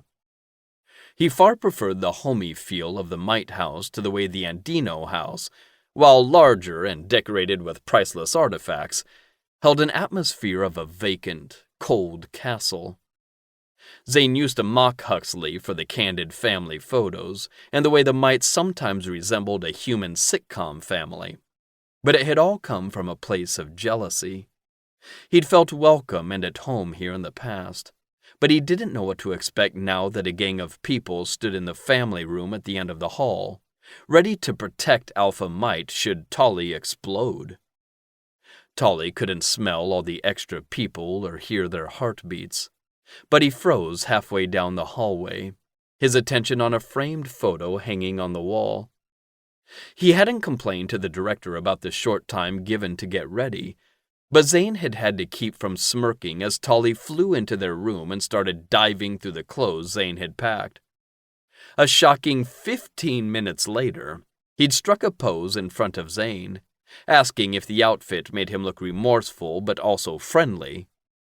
Zane wasn't certain what remorseful but also friendly looked like, but Tolly was adorable in tight black slacks, a white knit sweater with horizontal black stripes, and a white undershirt poking out under the sweater so that just the tails were showing. He'd braided his hair loosely to one side and had kept the makeup simple. Knowing what Zane did know about the origins of Tolly's style, it sent a message that he'd gone subdued for the occasion. But the outfit was still the most dressed up he'd seen his kitten since the full moon dinner. He'd been enjoying seeing Tolly's more casual side, the way he preferred oversized items that were soft on his skin, but he appreciated this side of Tolly as well, especially the lace panties he'd let Zane see a flash of, saying they were for confidence. Tolly reached for his hand without looking away. They look happy together. In all of these pictures, they look so happy. He smiled, but the heavy sorrow in his tone stretched to his shoulders, making him stand hunched over. You know how those go. It's why people say cheese, so it looks like they're smiling. Tolly shook his head as though defending the photo. That's not what we said. Yeah? What did the Powlow family say when you got your picture taken? Nothing. We said nothing. There aren't many photos of us, and none that include all of us. It was a security liability to have every member of our family in the same room at once. The people waiting down the hallway were surely listening, but they could stay quiet and keep waiting as far as Zane cared. When we get back home, we'll take 1,000 pictures. Tolly squinted, looking like he was thinking it over. Can I change looks in between? As many times as you want. And I can go back to the studio and grab more of your clothes, too. Tolly leaned into him and nuzzled the side of his head against Zane's shoulder. Don't forget the black floral lace body stocking. Zane immediately hardened at the mental image. Then he remembered where they were and who was listening. There better not be anyone in that room picturing the same thing Zane was. Zane went through the door first, glad he could take the full force of an entire room staring at him like they just discovered he kicked puppies for fun. Huxley stood with his entire family, all of them looking like guardian vultures, arranged in a loose circle around Alpha Mite sitting in a high-backed armchair. Sai and Axe loomed in the corner, their backs against the wall, their mates sitting side by side on a short sofa.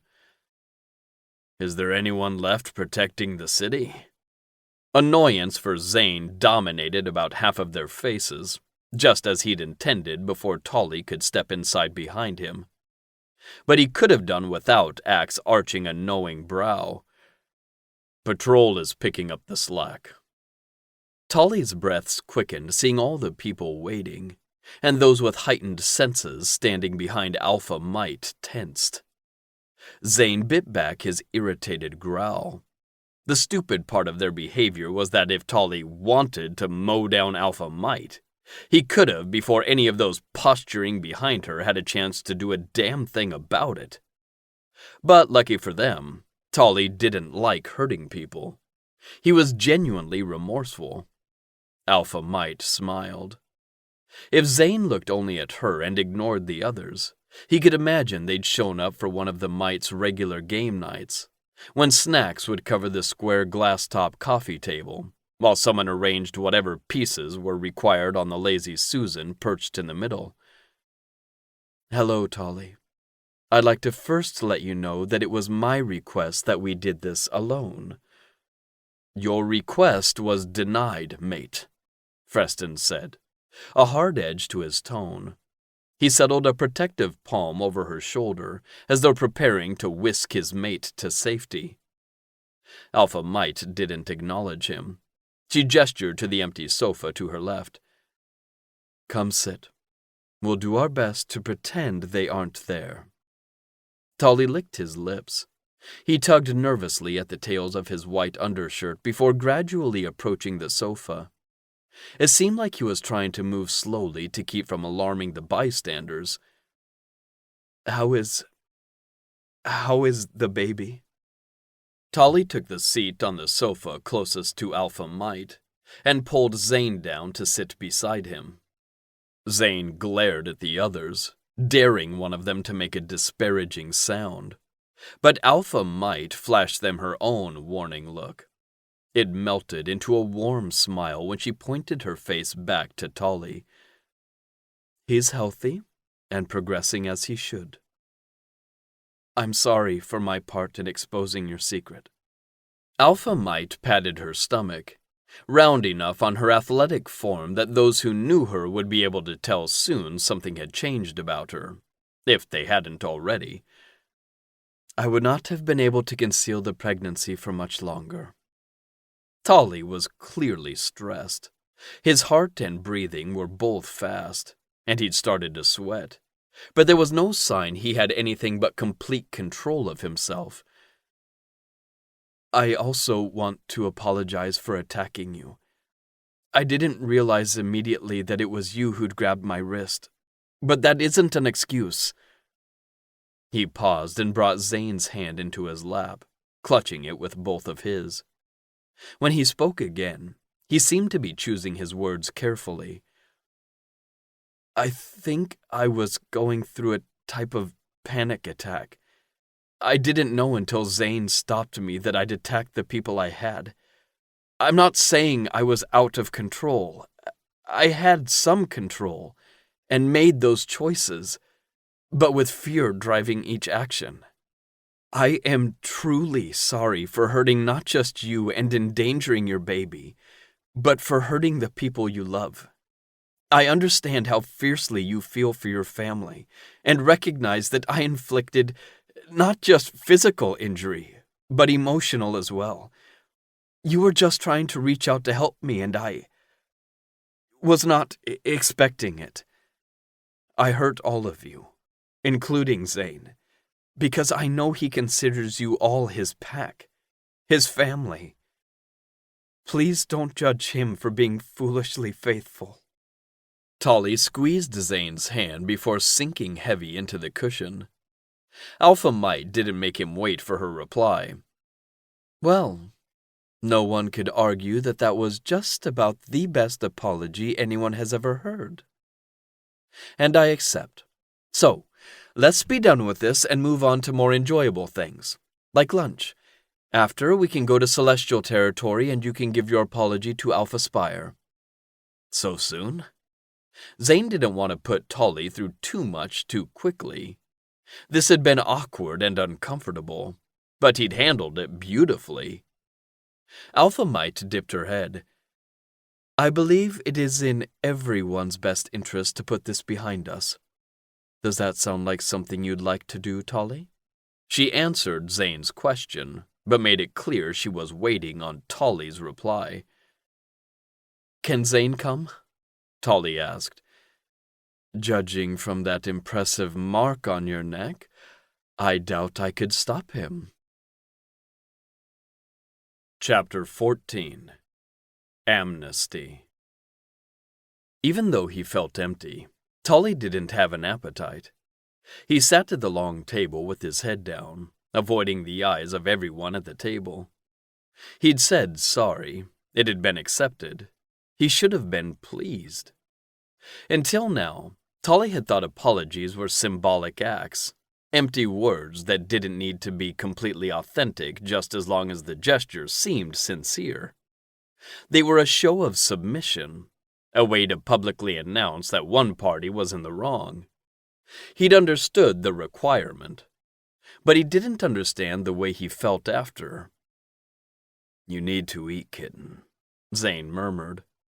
Tolly obediently picked up his fork. The few bites he'd had of the pasta salad had been good, but they'd refused to settle in his stomach. His apology hadn't been inauthentic. He'd meant every word. He assumed the emptiness he now felt was relief. He didn't understand why it made him sad, though.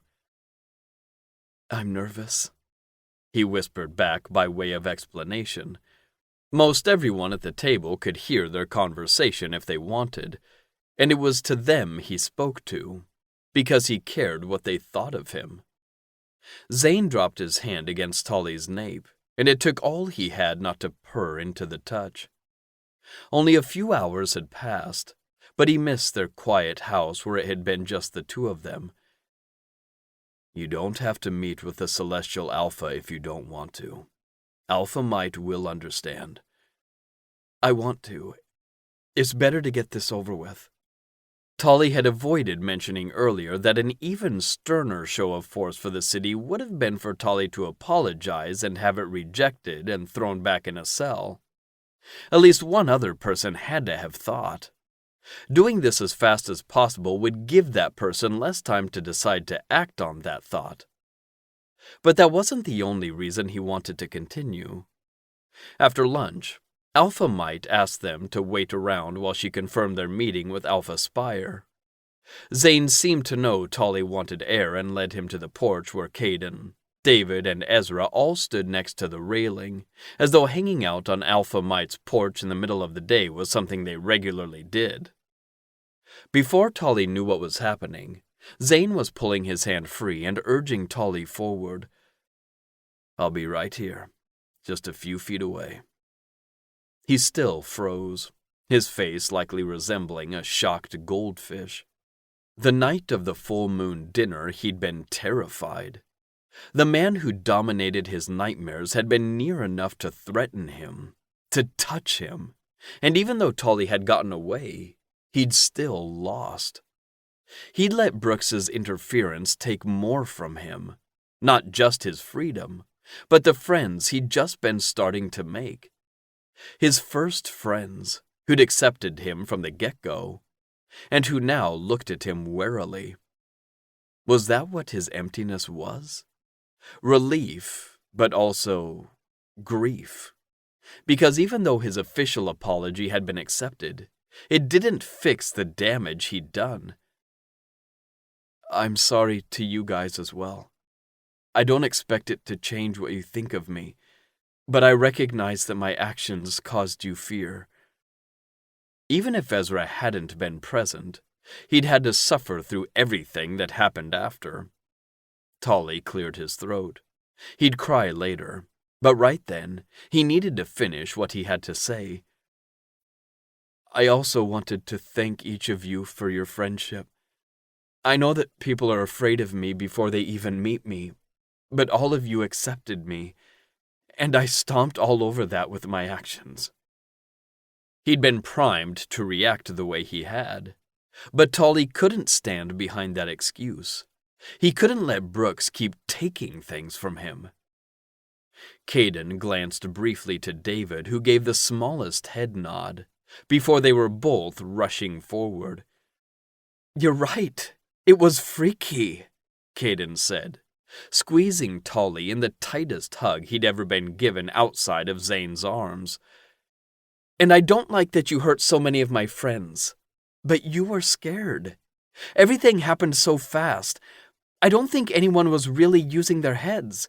If just one of those people had taken a moment to breathe instead of rushing to attack you, I think the situation would have been different. Caden swayed back and punched Tolly playfully on the arm. But promise you won't do it again. I knew you were terrified, David added. I could see it, and I told them that too. You were acting out of self-defense. But you have to promise us, because the others think they're doing the same thing. I promise. I've been working a lot with Zane, and I think I might actually be ready to start talking to someone. A healer, if the rest of my apologies are accepted, and I'm allowed to leave the house more. Maybe he wouldn't be able to tell that person everything, but Tolly had been holding on to the secrets of his past as though they were the life preserver keeping him afloat, and not the rock tied to his ankle making it harder with each moment to stay above water. Always trying to get back home to his loft had convinced him he'd been running towards safety, and it took losing that for him to realize he'd been running away from fear. He'd caused chaos and then moved on. He didn't want to do that anymore, and not because his clan had kicked him out. The boldest thing he could do to show Brooks he held no power over Tolly was to heal. Ezra stood separate from their group hug, silently watching. The other two hadn't seen their mates hurt, and Tolly would understand if that was an unforgivable offense. If the man who'd struck Nita's car had lived and tried apologizing, Tolly wouldn't have been able to listen, much less accept. Ezra met his gaze and the others backed off, likely feeling the tension.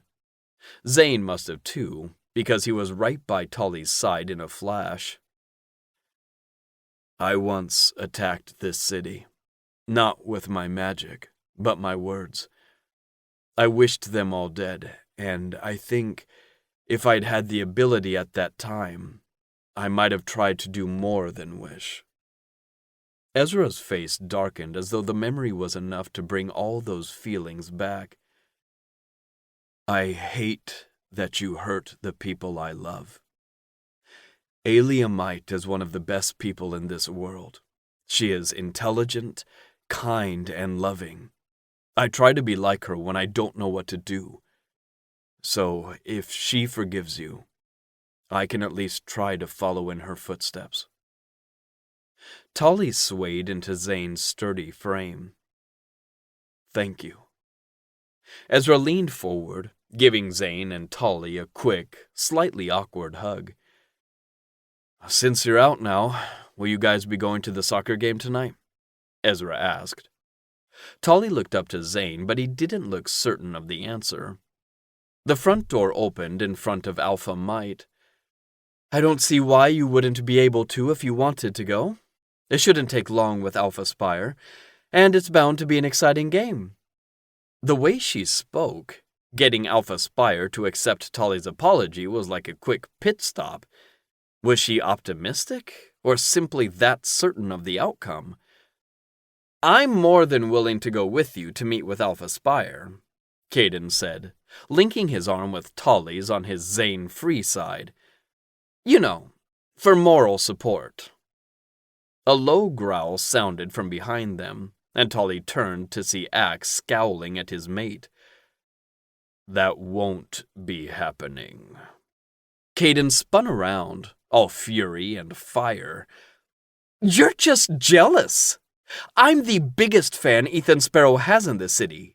I could be an asset to Tolly, and frankly, it's rude that you would let your personal feelings... Alpha Mite laughed. Let's just calm down. Caden, thank you for your offer, but Tolly needs to be doing this on his own as part of the agreement. I'll be sure to tell Alpha Spire you spoke of him, though. Axe grumbled at that and pulled Caden close, kissing his forehead. How could I not be jealous of my mate making moon eyes at a man who isn't me? Caden's mouth popped open. So you admit it! The Celestial Guardian met them at the entrance. Unlike the gate to Solar Territory, which had a swinging iron gate for vehicles as well as one for foot traffic that didn't obstruct the view of the other side, the Celestial Territory entrance had a garage-type building that, along with the 15-foot privacy fencing, blocked the territory from outside eyes. Ushered into the garage space, Tolly was glad to have Zane's hand when the door shut behind them. His nerves weren't due only to stress, but excitement. Out of all of Tolly's intel he'd gathered on Crescent City, he'd gotten the least info about the Celestial Wolves and was insanely curious about what made them so much more private. Were they hiding a massive fortune? A terrible secret? An organization wasn't as collectively secretive as the Celestial Wolves were unless they had something others wanted, or didn't want others knowing. The whole art is love, free spirit persona had to be a front. The Powwow clan was the same, purposefully perpetuating the idea that they were cold, unfeeling witches who didn't know the meaning of the word mercy. For them, it was their territory that they wanted to keep control of. They defended their small slice of New York before the area was as highly sought after as it was now. Whatever the celestial charm was meant to hide, Celestial Guardian Spire didn't seem on board with playing along. But his grumpiness didn't intimidate Tolly. It calmed him. You will follow me to the meeting place. You will not stray from our group. You will not look around excessively. What counts as excessively? Tolly snorted softly at Zane, but quickly sobered when Spire turned his glare on them. Anything more than glancing at something in passing, he explained, either ignoring that the question had been a joke or missing it entirely. Sign these. He held out 2 clipboards, one for each of them, but not Alpha Mite, who stood patiently a few feet away. I was grandfathered in, she explained. The sheet turned out to be a non-disclosure agreement, assuring neither of them would speak about what they saw on the other side of the door. Since Tolly wanted to know to satisfy his own curiosity, he had no reason not to sign, though Zane did force him to read through it entirely first. The final step required they both get fingerprinted. Again, something Zane had more trouble with accepting than Tolly. Likely because Tolly didn't actually have to touch things to interact with them, a fact he didn't bring up. When the wide bay door on the opposite end finally opened, Tolly's heart had pounded into his throat. Despite what they were there to do, he felt bubbly with excitement. He wasn't disappointed. The door opened to a cobblestone road that looked straight out of a fantasy.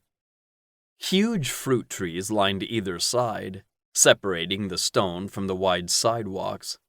Their limbs were heavy with purple fruit that perfumed the air as they walked by. A fat bumblebee buzzed around the branches of a plum tree, looking for late blooms. Ahead, Tolly saw a village that could have been the set for a fairy tale movie. Huge baskets of flowers hung from posts every few feet, their bright blooms cascading over the side like static waterfalls of color. The shops were all clean out front, the sidewalk looking as bright as though someone had just come through with a power washer.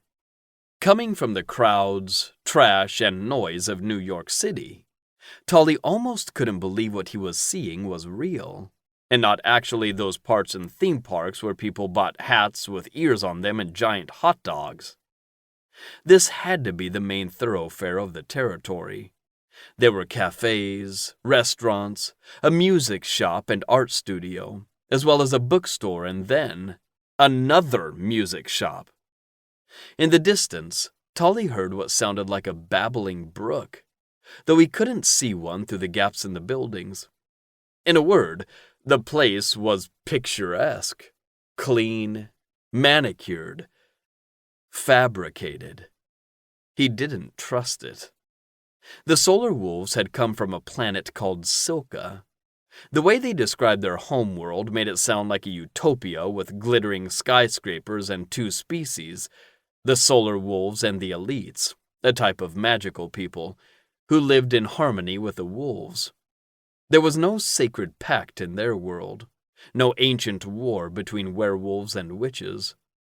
They'd fashioned their territory here on Earth with their homeworld in mind, brightly lit, even at night, every inch of it the best money could buy.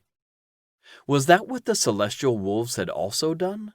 Did they come from a world ripped out of a Brothers Grimm book? The celestial guardian stopped at an open doorway. A rich aroma of spices wafted from the space inside, varied enough Tully couldn't picture what it was that he was smelling. Alpha Mite didn't enter, turning instead to gesture at Tully. She looked at his face, and must have seen his suspicion, because she flashed her teeth in a knowing smile.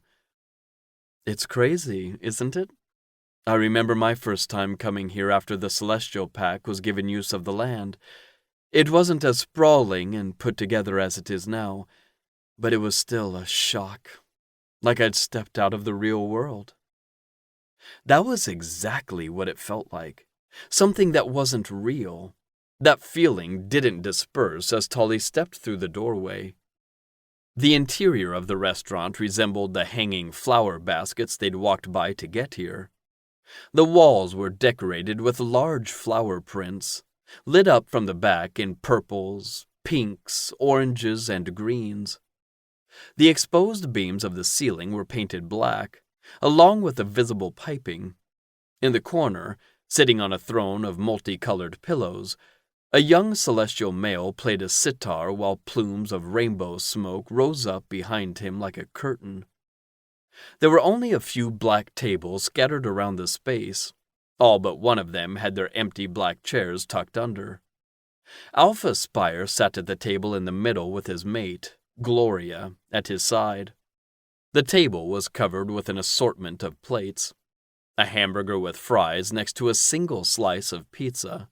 The plate touching a bowl of chicken curry and rice, kimchi, salad, roasted lamb, and something Tully didn't recognize that was gray and gelatinous.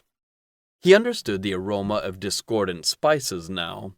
None of the dishes seemed like they should go together. The Alpha and his mate, Gloria, looked different from the times he'd seen them before. Something about their surroundings making them seem regal, like the king and queen of this far-off land. Of course, the last time he'd seen them, they'd both been bleeding. Gloria hunched over Alpha Spire with an ancient dagger sticking out of his shoulder. So maybe it was that which confused him. Tully's gut clenched at the same moment Celestial Guardian Spire barked out, "Alpha!" with enough annoyed indifference to remind Tully that they were brothers. As opposite as they were, Tully wondered if one of them was putting on an act. Alpha Spire rose, all white teeth and dimples. He'd made a name for himself in the human world as an action movie star, Ethan Sparrow, and Tully could see why the camera loved him, and why Caden obsessed over him. Tully released Zane's hand and stepped forward, stopping a respectful distance from where the Alpha still stood. "Alpha Spire, thank you for letting me come express my deepest..." The Alpha waved his hand in front of him in a silencing gesture. "We all make mistakes, Tully. Gloria and I understand. Tolly didn't know what to say to that. It felt irresponsible somehow for Alpha Spire to be so willing to give him an excuse for nearly killing him. Oh, what? Malice is a difficult thing to hide, and easy to spot. You possess the ability to send that dagger through my head or heart, or any number of places that meant I would not be sitting here. I mean it neither as a compliment nor an insult when I say you could have killed every one of us. That's proof enough to me that the full moon dinner was nothing more than a series of unfortunate events. He grabbed his mate's hand and squeezed, sharing a smile between them. Her red lips curled, love shining in her large blue eyes. Gloria looked from her mate to Tolly, her jet-black hair shining in the colorful light. If anyone asks, say you had to beg for our forgiveness. Tolly was stunned, but not stupid. He wasn't going to fight their decision. Alpha Spire gave him a movie star's grin and winked, helping Tolly understand the reason behind Caden's moon eyes a little better. It seemed Zane was also reaching an understanding regarding Axe's jealousy as he cleared his throat, thanked them, and then grabbed Tolly's hand, acting like it was a show of solidarity and not possessiveness. After the warm greetings Tolly had received from both Alpha Mite and Alpha Spire, finding himself the target of Alpha Prime's dark scowl was relieving. Finally, an emotion he understood, one he could trust. But, evident by his low growl, Zane felt otherwise as they stood before Alpha Prime and his mate, Emmett, in the men's locker room of the gym on Solar Territory. On the way in, Tolly had spotted a playing field and the people already gathering in the small stadium for the big game. Alpha Prime had placed himself in front of Emmett when they first arrived, and had made sure his mate was behind him as he mostly ignored their presence, pausing only to scowl between getting ready for the game. He stood between the two walls of lockers with his foot braced against a metal bench, tying the black laces of his soccer cleat. There'd been others in the locker room when they'd first arrived, but all but the four of them had cleared out. It was clear they were meant to wait until Alpha Prime said he could speak, but Tolly wasn't uncomfortable in the silence. He understood it. The posturing and intimidation tactics didn't anger him. They made him feel a little homesick. Hell, Emmett mumbled finally with a soft slap of the back of his hand against Alpha Prime's bicep. The Alpha's chest rumbled, triggering a flash of memory of this man looking at him with pure hate. Tolly still couldn't remember much of what had happened after he'd lost his mind, but some memories had surfaced, like the twisted expression of loathing that had hopefully been more of a testament of his love for his mate, and not a true indication of how he felt about Tolly as a non-rampaging person. "Did you have something to say? Zane's intended?" Tolly very nearly smirked. He wasn't offended by being called Zane's, but smiling wouldn't have endeared him to the Alpha. "Only that I am deeply sorry for harming your mate." A long apology wasn't what this wolf needed. Tolly's best chance was to apologize for the thing that made Alpha Prime the most angry. "It was nothing permanent. I was healed before the day was over." Emmett pushed to stand by his mate's side. He was as agreeable as his sister, but with an undercurrent of nervousness that Alpha Mite lacked. Tolly shook his head. "That makes no difference." "You're right. It doesn't," Alpha Prime replied sharply. "But the fact that you know that is a good sign." He shut the locker door as Emmett rubbed soothing circles between his shoulder blades. "If you hurt my mate again, I will not hold back. I will not stop. Harming Emmett is an unacceptable offense, one that I loathe to forgive now, but will, because my mate wishes it." "I understand," Tolly said. "Then you are forgiven. Alpha Prime paused and let his shoulders relax, dropping the stern demeanor from seconds ago.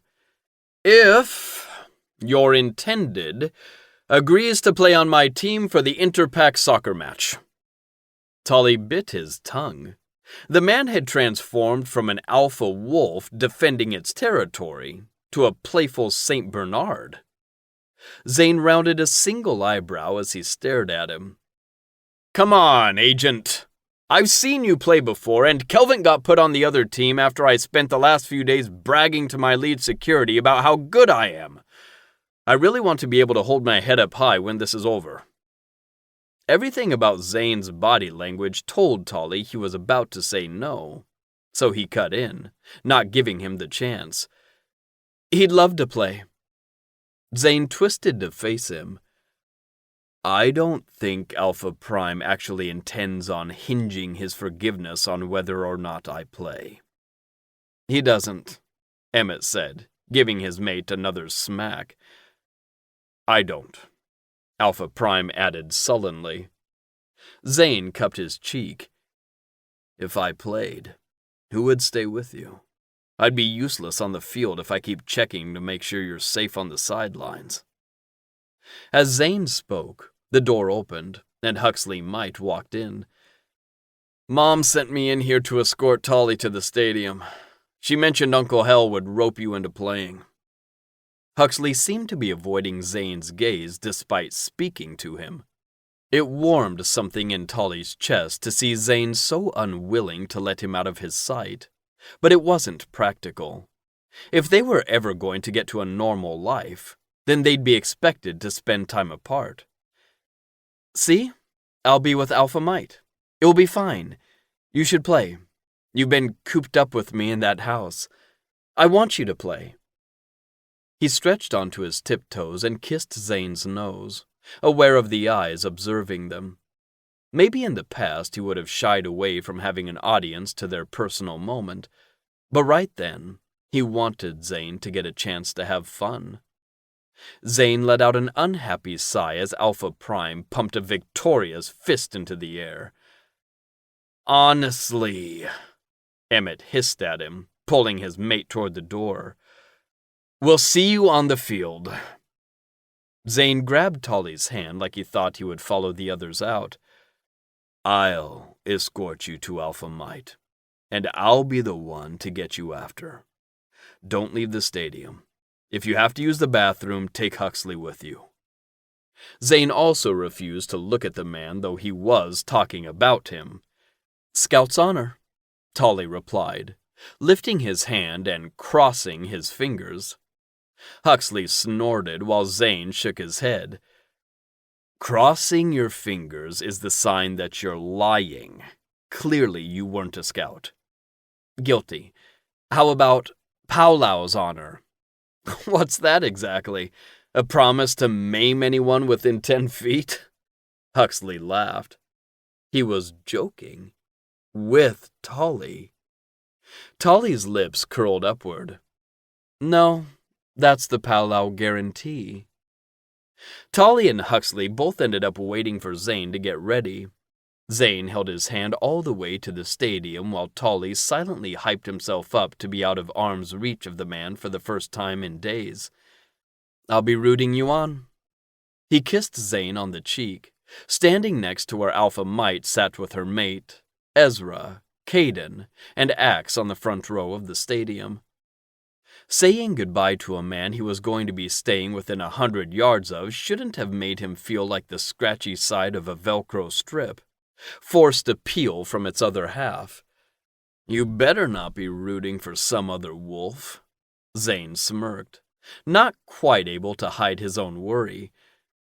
Oh my goodness, you two! He's going to play soccer, not to battle, Caden called out.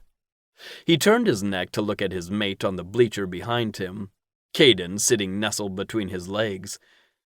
We weren't ever that bad, were we?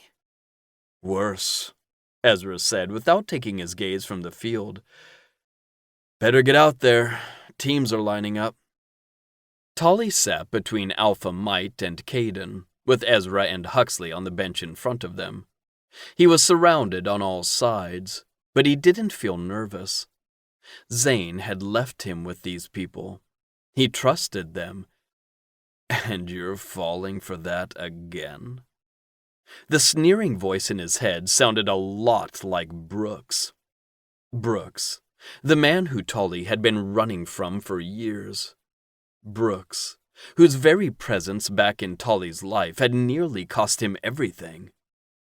Brooks, the man who'd just stepped out onto the field with his team, standing on the opposite side of the field as Zane.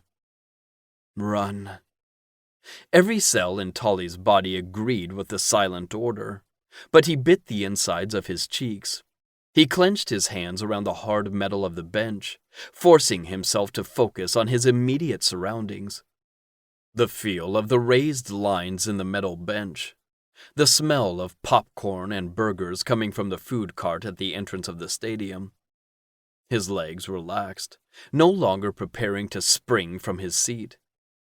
Tully was so tired of letting his boogeyman influence his actions, of running. Are you a fan of the sport? Alpha Mite asked softly. He let out the breath he'd been holding and shook his head as the referee blew on his whistle. Alpha Prime had the ball first and kicked it back to Zane, who charged down the field. I've never played or watched a live game. I've seen soccer played on TV before, obviously, but only with regular human players. She lifted her hand, pausing with it hovering over Tully's, knuckles white from where he gripped the bench. Tully nodded, and her warm palm covered his. The game is a little different with wolves on the field. There's more contact, similar to rugby, but still without being able to use hands. Tully had the techniques he'd been practicing with Zane to stay calm, but appreciated Alpha Mite distracting him. I know even less about rugby. The crowd around them gasped as two bodies collided on the field. Tully jerked to the edge of his seat when Zane popped up from the two-person crash, blood pouring from his nose. Brooks kicked up from his back, smiling at Zane. The crowd booed, but they sounded like white noise to Tully. He was too focused on the blood, on the fact that Brooks had hurt Zane. On purpose? Because of Tully? What if that was just the beginning? The game wasn't even 5 minutes in. What more would Brooks do to Tully's protector? His legs shook, that unfamiliar thrumming in his chest warning Tully his power was gathering on his skin. A crackling protective layer waiting for the tiniest catalyst to blow. He squeezed his eyes closed and breathed deeply, but it sounded like roaring in his head. It's already stopped bleeding. Zane's tougher than that, Huxley said. Tully opened his eyes, still shocked the man was talking to him. He wasn't looking at Tully, his face toward the field, but he swayed back slightly and angled his body toward him. That Sever guy is a real chode, huh? Oh, what? He'd never heard anyone referred to as that particular part. If it was meant to be negative, then Tully agreed. Absolutely. The biggest chode. Would you say he's the hugest chode in Chode Town? Tully let out a nervous, breathy laugh. I would say he's not just the hugest, but the mayor. Laughter erupted around him. Even Alpha Mite chuckled, though with a mildly disapproving shake of her head. The game had continued, that moment between Zane and Brooks not nearly the same life-shattering event to everyone else. There were several more collisions, one that resulted in a wolf on the opposing team needing to limp off the field as his replacement jogged into place. Werewolf soccer was violent, but not deadly. This was an accepted sort of violence, where causing harm wasn't the objective, only a byproduct. When Zane jumped to intercept a high pass, flipping in the air as he kicked the ball into the net, Tully stood and cheered along with everyone else. Alpha Prime had been right to ask him. Zane was a goal-seeking missile on the field, but he never hogged the ball, choosing to pass almost as often as he received. Zane jogged parallel to the bleachers, arms outstretched as the crowd cheered louder. He stopped in front of where Tolly stood clapping and pointed to him, singling Tolly out from all the others with a sweltering look. It was silly, ridiculous even, but Tolly's body temperature rose while his teeth bit his bottom lip. Caden snickered. "I think you have a little drool just right there." He leaned in, pretending to wipe the corner of Tolly's mouth. Such a casual, playful gesture, and yet Tolly felt his worries fading faster than he could think of reasons to cling to them. He was safe. He was with friends. Zane's goals seemed to light a fire under both teams.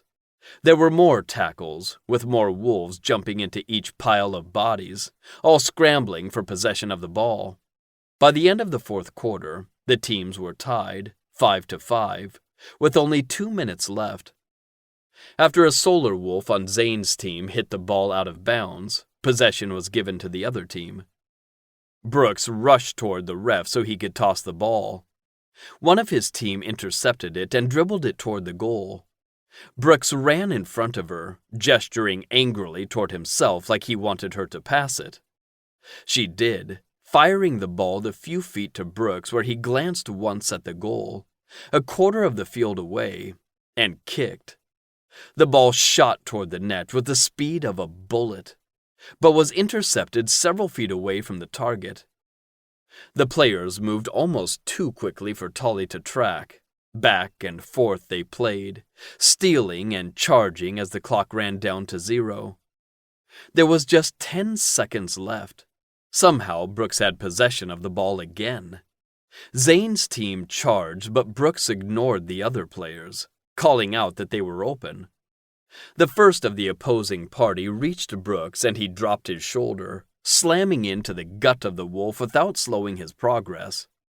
The man clutched his middle and dropped, but Brooks didn't look back. 2 more wolves went for the steal, but he was ruthless, leaving one holding on to her shin while the others stayed down until Alpha Prime reached down to help him to his feet. Nothing could stop him. Brooks tore through the opposing team with a brutality that hadn't existed in the game until these last few minutes. Tolly's heart pounded, those nagging whispers starting up again. When Zane ran for Brooks, Tolly held his breath. He didn't want to see. Zane moved like the wind, darting toward Brooks before passing him, the ball suddenly in his control, like magic. Brooks seemed just as confused, like even he couldn't see Zane take the ball. Zane was already on the other side of the field. He faked to the left, then the right, then the left again, before propelling the ball into the corner of the net just as the timer counted to 0. The stands erupted while the rest of Zane's team, Alpha Prime included, rushed for him. Someone handed him the ball and he grinned wide at the stands, once again with eyes only for Tolly. That's right. He's mine. All mine.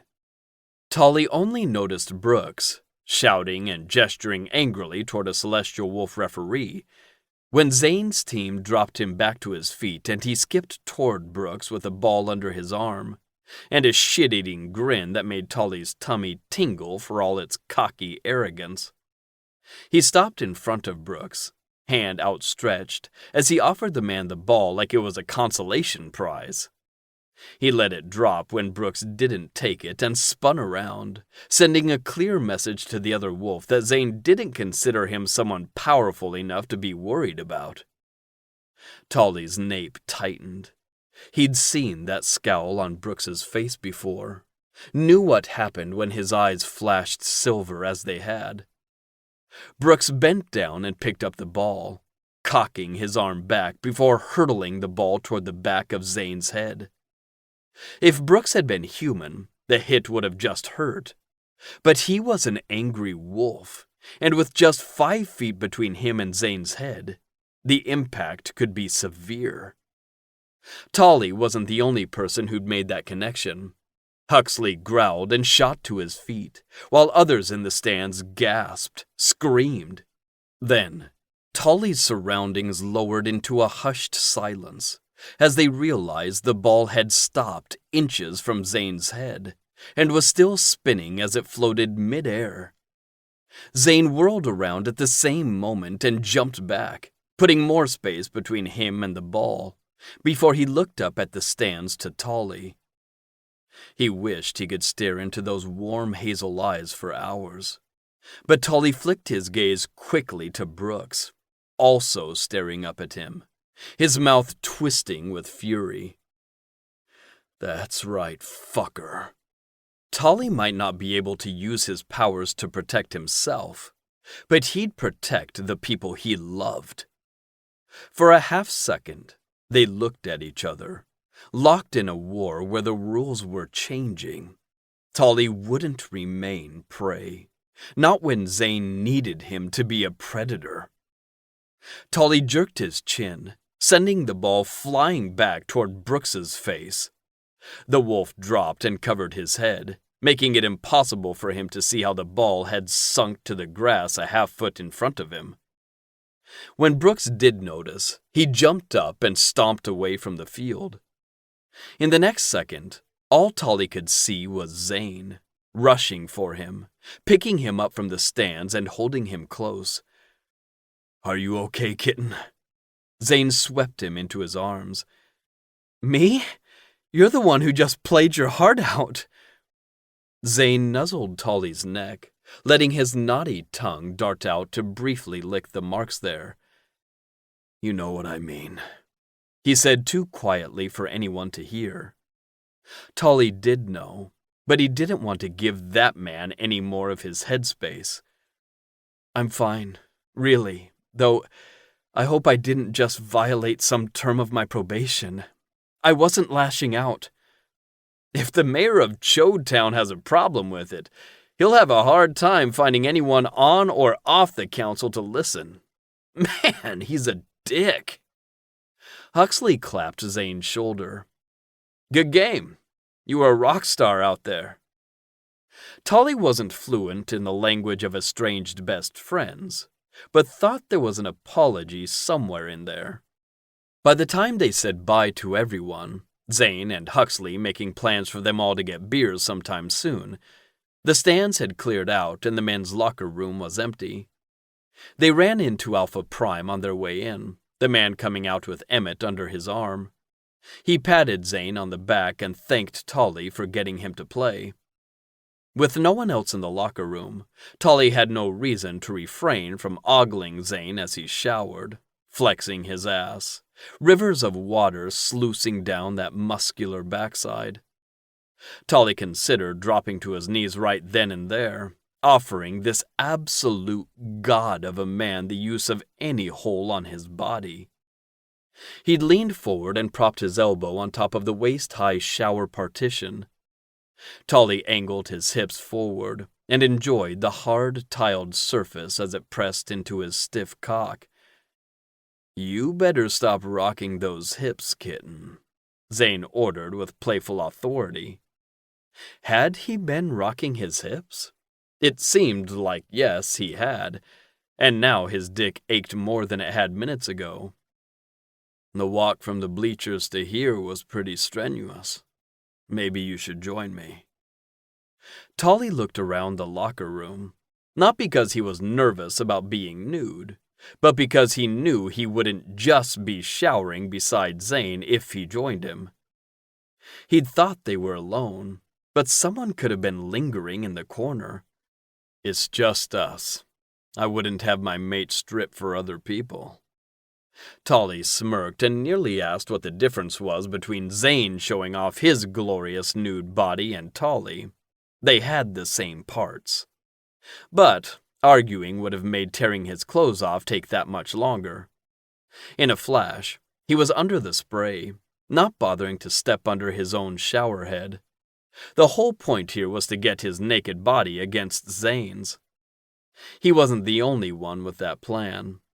Zane urged him to stand between his body and the shower wall. Water sprayed over his head as Zane amused himself maneuvering Tolly beneath the flow.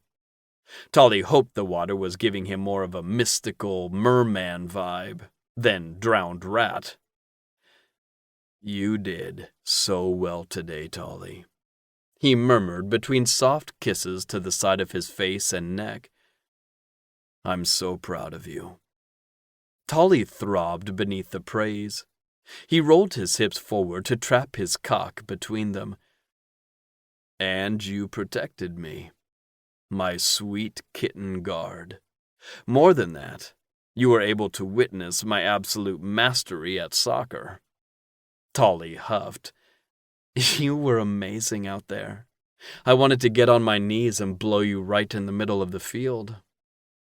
Zane's chest rumbled as his hand glided down Tolly's side. "Did you now?" "Yes. I wanted everyone to know you were mine. All mine. I wanted to taste your cum on my tongue and know I am the only one who gets to taste you." Tolly suddenly found himself braced against the wall with his legs wrapped around Zane's hips. He spoke between kisses, rocking their bodies like they would if they'd been fucking. "It must be fate, pet, because I wanted to do the same thing.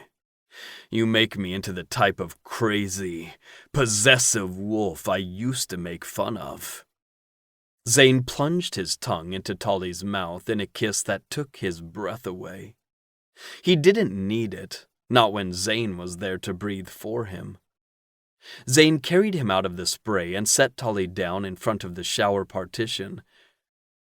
"Put your hands flat on the tile and keep them there." Tolly's palms slapped against the white-tiled surface, bending back to thrust his ass against the body behind him.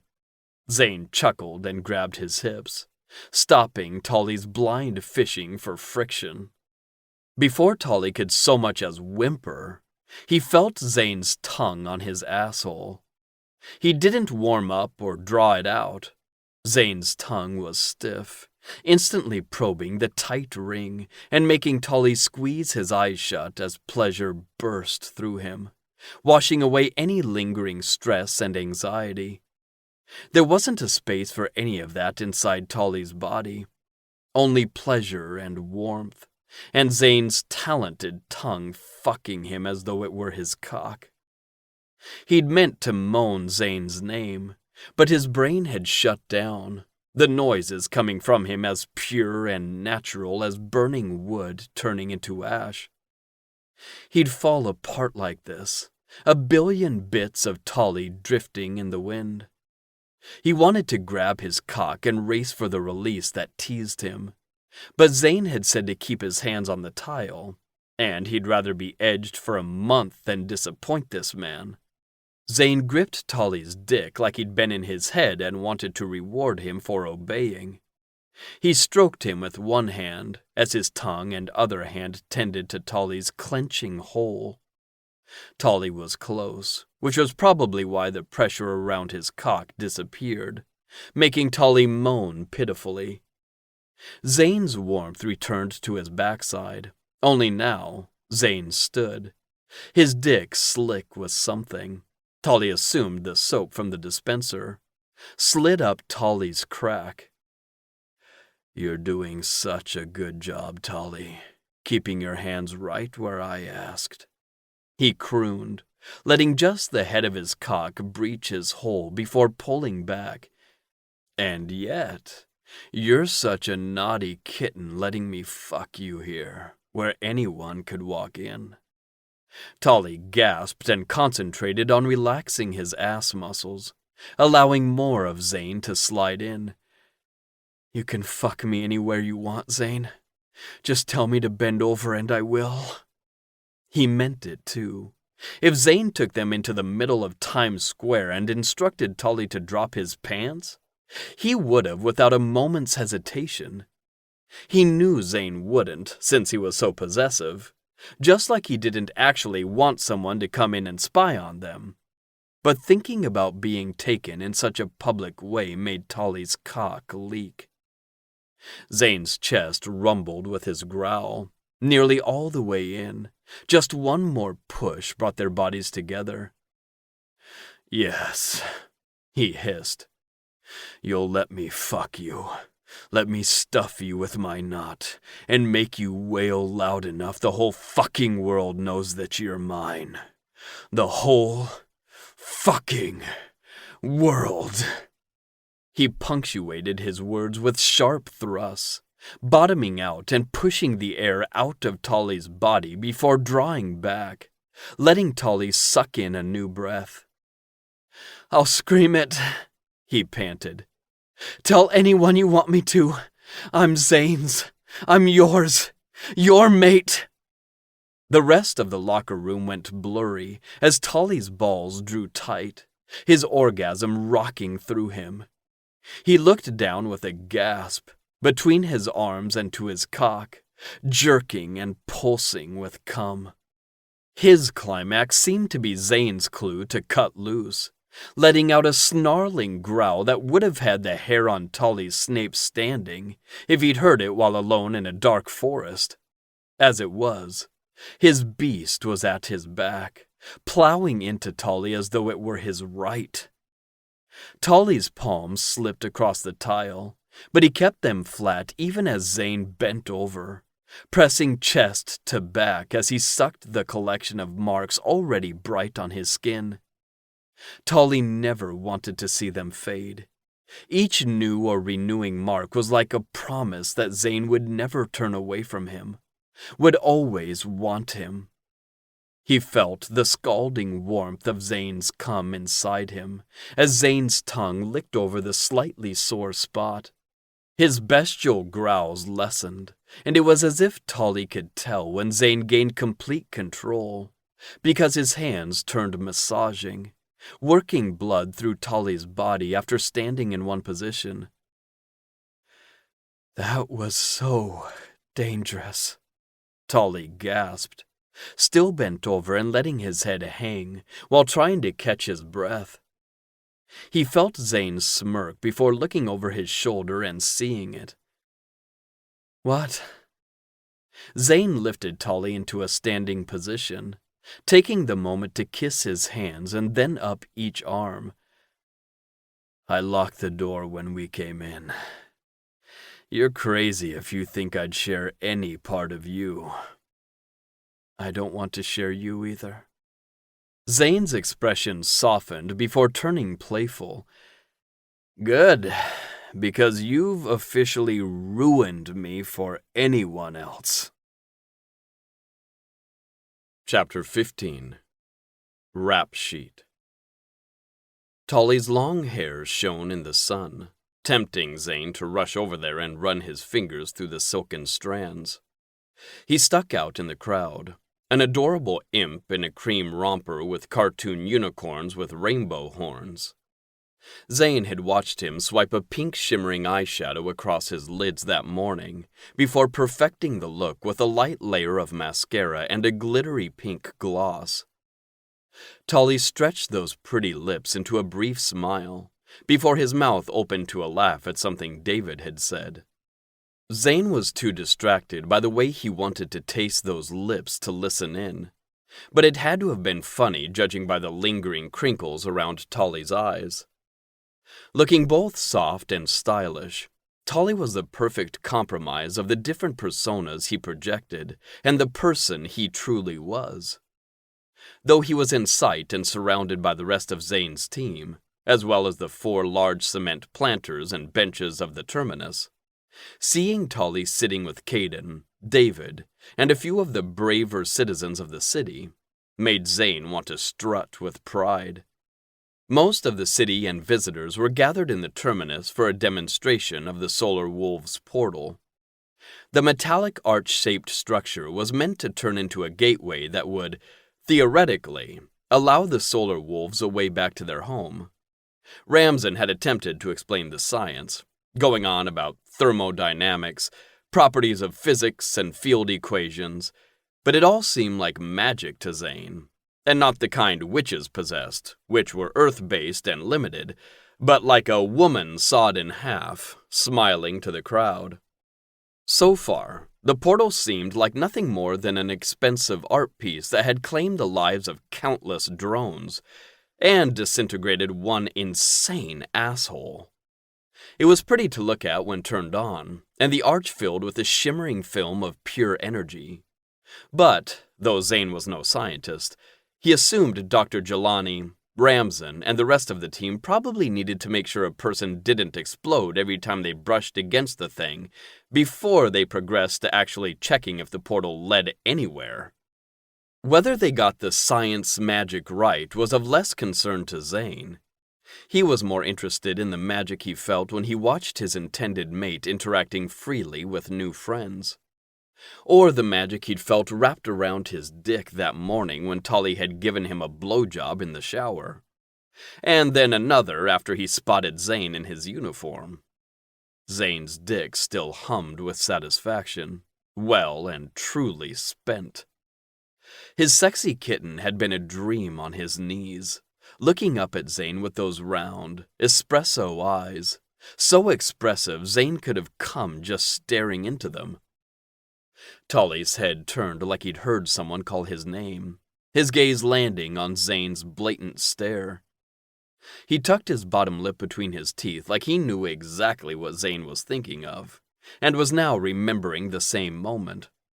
His head tilted to the side as he bared his marked neck in a gesture so subtle, no one around him realized Tolly was practically bending over in front of Zane and offering his complete surrender. Though sated seconds before, Zane's cock instantly hardened. Whether or not Tolly meant to make Zane stiff in the middle of the terminus was of little importance. Later, he'd punish his sweet mate for being so distracting in a way that would have them both sweaty and satisfied. Woo! Can we get Andino to stand downwind? That scent can't be appropriate for children. Huxley's voice crackled through the comms in his headset. He winked at Zane from his post at the south end of the terminus. Zane held back from flipping off his fellow junior agent. He didn't smell any more of arousal than every other mated pair within the terminus. Huxley had just caught him staring and guessed. "Stay focused, agents," Axe barked, giving them both a look. He was stationed directly across from Huxley, closest to the portal where Dr. Jelani and her team prepared for the day's test. Zane had waited until Axe wasn't looking at them before shooting Huxley a cocky smirk. The guy had grown from his days as a suck-up, but the reprimand probably still stung. Ha ha, brown-noser got in trouble. Huxley scowled, quickly looking away, his serious agent face in full effect. The portal's mere existence was still a contentious subject for many lunar wolves and witches. And with so many outsiders present, Axe wasn't wrong to demand they pay attention. At noon, Dr. Jelani and her team stood in a line in front of the portal, facing the crowd. Though most in attendance had heard her speak about the portal before, the terminus quieted as she described the purpose of the structure, the decades of research that had gotten them to this point, and the progress they'd made in the last few months. Today, we will attempt to capture our first images of Silka. Using a remote-control drone, we will breach the gateway where the drone will have 25 seconds to take pictures before it is programmed to return. Attached to the drone, you will also notice a braided nylon safety line that will act as a backup should the drone's program malfunction or lose connection with the remote. If all goes well, tonight, the solar wolves will be able to see a place we have not seen in 52 years, and everyone else will see images of our home for the first time. "Is it safe?" a man asked from the back of the crowd. Dr. Jelani nodded her head. Absolutely. Although a considerable amount of power is needed for its operation, Decades of research allowed us to construct a portal capable of containing the energy until it can dissipate at a stable rate. The only danger to this point has been to objects breaching the energy field," she added, since the portal had turned a werewolf into literal body glitter. With no more questions, Dr. Jelani huddled with her team, all circled around the drone. Zane gave Tolly's worried pout a slight nod, letting him know that they truly had no reason to believe this would be dangerous. Tolly's expression cleared, and he settled in his seat. The show of immediate trust made Zane want to beat his chest and howl. "Activate the energy cycle," Dr. Jelani instructed, standing next to Ramzan, who held a small, black drone in the flat of his palm, with a thin black rope hanging from the frame. The gate whirred to life, giving the air a metallic taste, like Zane had brushed his tongue against a 9-volt battery. Electricity cycled through the alloy frame, making the metal glow silver first before a shimmering sheet of power drifted inward, slowly filling the space within the arch. There was some crowd noise, but no one moved.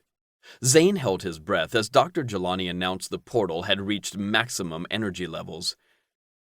"Activating the drone." She picked up the remote and pushed on the joystick. The drone's whir was barely audible before it lifted gently out of Ramzan's hands and flew forward. The sheet of power within the arch looked thick enough to grab onto as the drone hummed closer. A percentage of the audience was already cringing, likely all those who'd seen previous drones meeting this same fate. A few gasped preemptively, all eyes on the drone as it breached the arch made by the alloy frame, and passed through. Though Zane could faintly make out the large cement planter in the terminus on the other side of the portal opening, the drone wasn't there. It hadn't just flown to the other side, it had flown in. Holy shit. At once, the atmosphere within the terminus grew tense, mute. No one moved. Zane held his breath, his legs tensing, preparing to carry Tully away, just in case. 5, 4, 3, 2, 1. Attempting to extract the drone. Dr. Jelani's voice shook as she finished the slow countdown from 25. The drone emerged from the glowing surface, returning like a well-trained dog. It cleared the portal, whirring innocently through the air before it dropped neatly inside an open metal box as though it hadn't just crossed space and time into a different dimension. "Shut it down," Dr. Jelani murmured like she was worried speaking too loudly would frighten the drone before she could secure the lid. The distinct click of the latch sliding into place acted like a needle that popped the balloon of silence that held every person within the terminus. The place exploded with noise and movement, many people clapping while the solar wolves and attendants hugged each other, wiping happy tears from their faces. Alpha Prime pushed toward Dr. Jelani, stopping suddenly as though barely refraining from lifting her into a hug. He clasped her shoulder, squeezing as he smiled. "Well done, all of you. Tonight, we will celebrate being one step closer to home." In the hours that followed, the majority of the citizens of Crescent City were gathered in and around the terminus. Dr. Jelani had left with her team and Alpha Prime to test the drone for contaminants and extract the images it was able to take. They were supposed to return to the terminus for a public viewing of the photos, which was why most of the city had lingered in the area throughout the afternoon and into the evening. The celebratory mood had remained. At around dusk, the food carts started rolling in, quickly filling the air with a mouth-watering mix of flame-grilled spiced meat sizzling from the taco truck. A few celestial wolves had formed a spontaneous band beneath one of the trees outside the cement square and played acoustic versions of pop songs low enough to allow for conversation. Everyone had guesses about what the drone had found, from probable to not, but the one constant was excitement. Zane squeezed his arm draped over Tolly's shoulders. His kitten sat snuggled at his side, one of many who was listening to Alpha Might tell her version of the events that led to the solar and celestial wolves first arriving on Earth. Zane was more interested in being a distraction than listening. He'd heard the story for one, and couldn't deny his wolf the opportunity of scent-marking Tolly in front of an audience. He nuzzled the mark on Tolly's neck, flitting his tongue out for a fast lick that made Tolly's breath catch.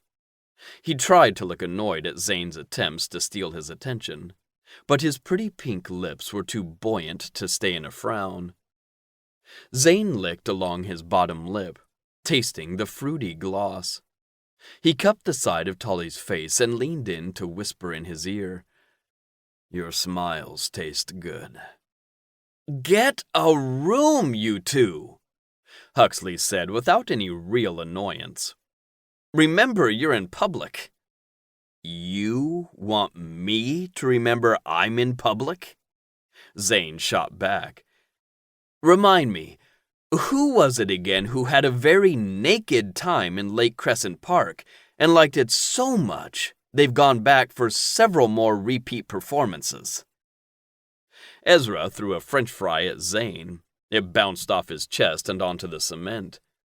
Zane opened his mouth in mock shock, his gaze darting from his chest to Tolly. "Mate? Why didn't you protect me?" His dark eyes glittered. "Because you deserved it for sharing other people's business." "There he is!" Zenobi's voice called out, his barking tone easily heard over the happy chatter of the crowd. It had been since the full moon dinner that Zane had any interaction with the man, and just hearing him now made his jaw clench. And seeing him charge into the terminus with Brooks and Alpha Sever at his side made him curl his arm in a protective hold over Tolly's shoulders. Alpha Might rose to greet them. "Alpha Sever, I didn't know you'd arrived. Welcome to Crescent City." Tolly's shoulders trembled.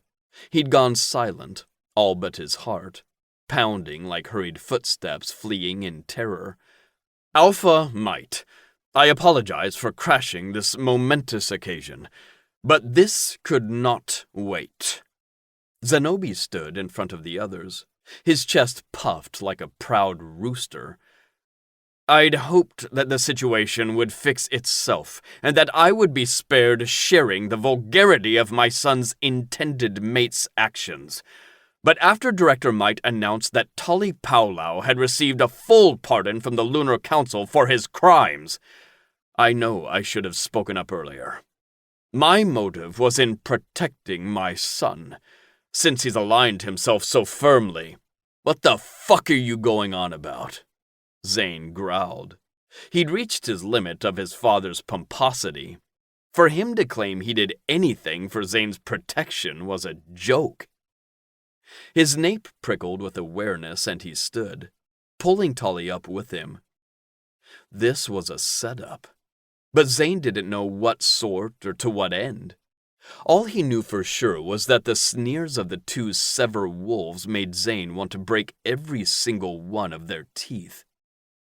Whatever the reason, it made Tolly's whole body go rigid.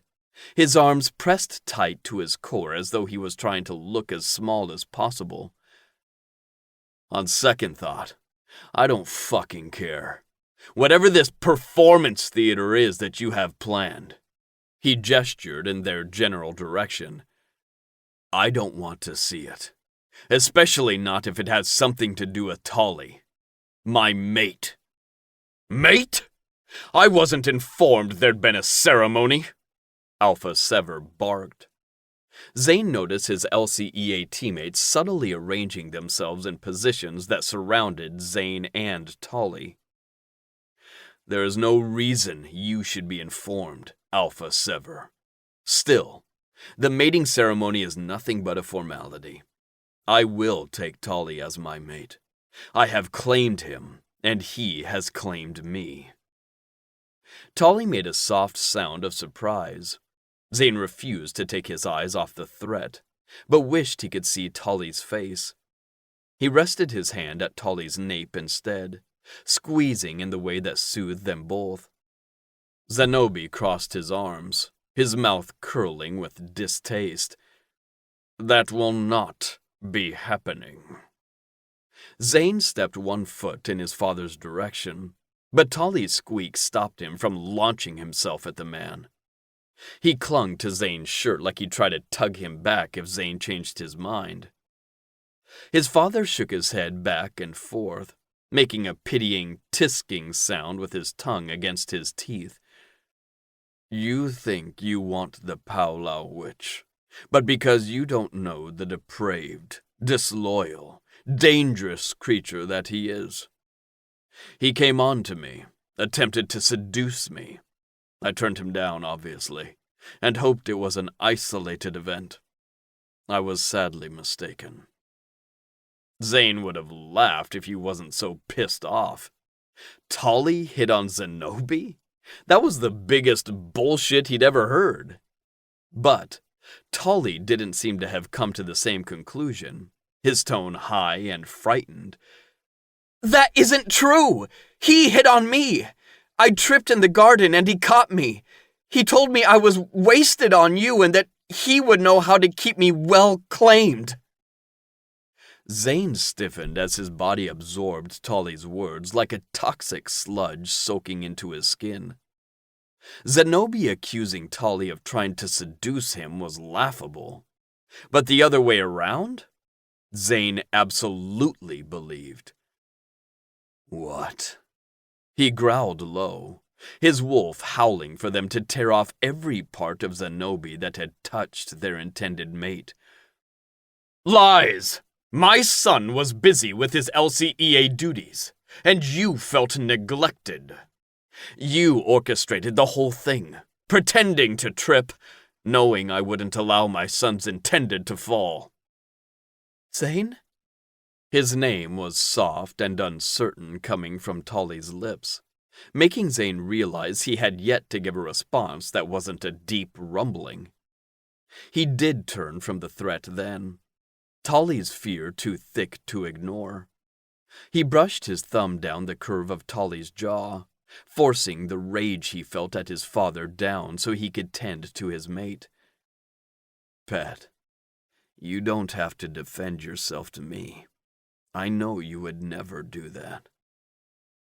That didn't seem to comfort Tolly much. He was still stiff, his fear thick. Zane needed to get him out of here, away from watching eyes. If he had an outburst here, it would undo all the work they'd done. Alpha Mite's tone was hard, the command in her voice ringing clear. "Zenobi, there is no reason this conversation needed to occur here, in this public place. I propose we relocate to Mite Hall or my own home, if you're more comfortable there." Brooks shook his head. "I must respectfully refuse, Alpha Mite. You don't know the true Tolly Powwow as I, unfortunately, do. He is a snake, a manipulator. If Zane won't believe his father, then he must believe me. I was once promised to Tolly." Zane sliced an irritated hand through the air. This was an act. Alpha Mite knew as well as him. The ploy was for as many people as possible to witness the accusations. It irritated the fuck out of Zane that they thought anything they claimed Tolly had done would convince Zane into rejecting him. "I know about Tolly's former intendeds, and about how he ended those arrangements. I'm thankful for every action he took that led him to me." He grabbed Tolly's hand and turned toward the closest exit behind them. There was no way he'd force his mate to stand there and listen to what was surely a fabricated, rehearsed speech. Brooks spoke to their backs, loudly enough his voice boomed through the terminus. "So you're thankful that in the weeks of our bonding period, Tolly fucked me, my father, and uncle?" Zane stopped dead. Alpha Sever spoke into the silence. It's true. I'm not proud of taking the witch to my bed, of insulting my son, but I was duped by a pretty face and irresistible allure. If you don't believe us, Zane, ask your kitten. Brooks called out with the tenor of a playground taunt. Tolly's face was pale, eyes wide and shining. His bottom lip trembled as he exhaled slowly, and Zane felt a burst of pride at his mate that even in a moment like this, he remembered the calming techniques Zane had taught him in training. But while his magic wasn't spilling out of him on a wave of raw emotion, Tolly was terrified. I don't care if it's true, he murmured, unconcerned by everyone listening. He spoke for Tolly's sake alone. You should care. Tolly Powlow is a scheming slut who cares about one thing: power. He's fooled you all into believing his act, just as he fooled me. We were each other's first intendeds, though clearly only one of us entered the arrangement still innocent. Tolly is... Brooks Sever was your first intended. It was Zane's turn to shake, only his trembling came from a place of pure rage. Tolly had said his first intended was cruel, violent. Tolly didn't confirm, but he didn't need to. The tortured look in his eyes was enough for Zane to see red.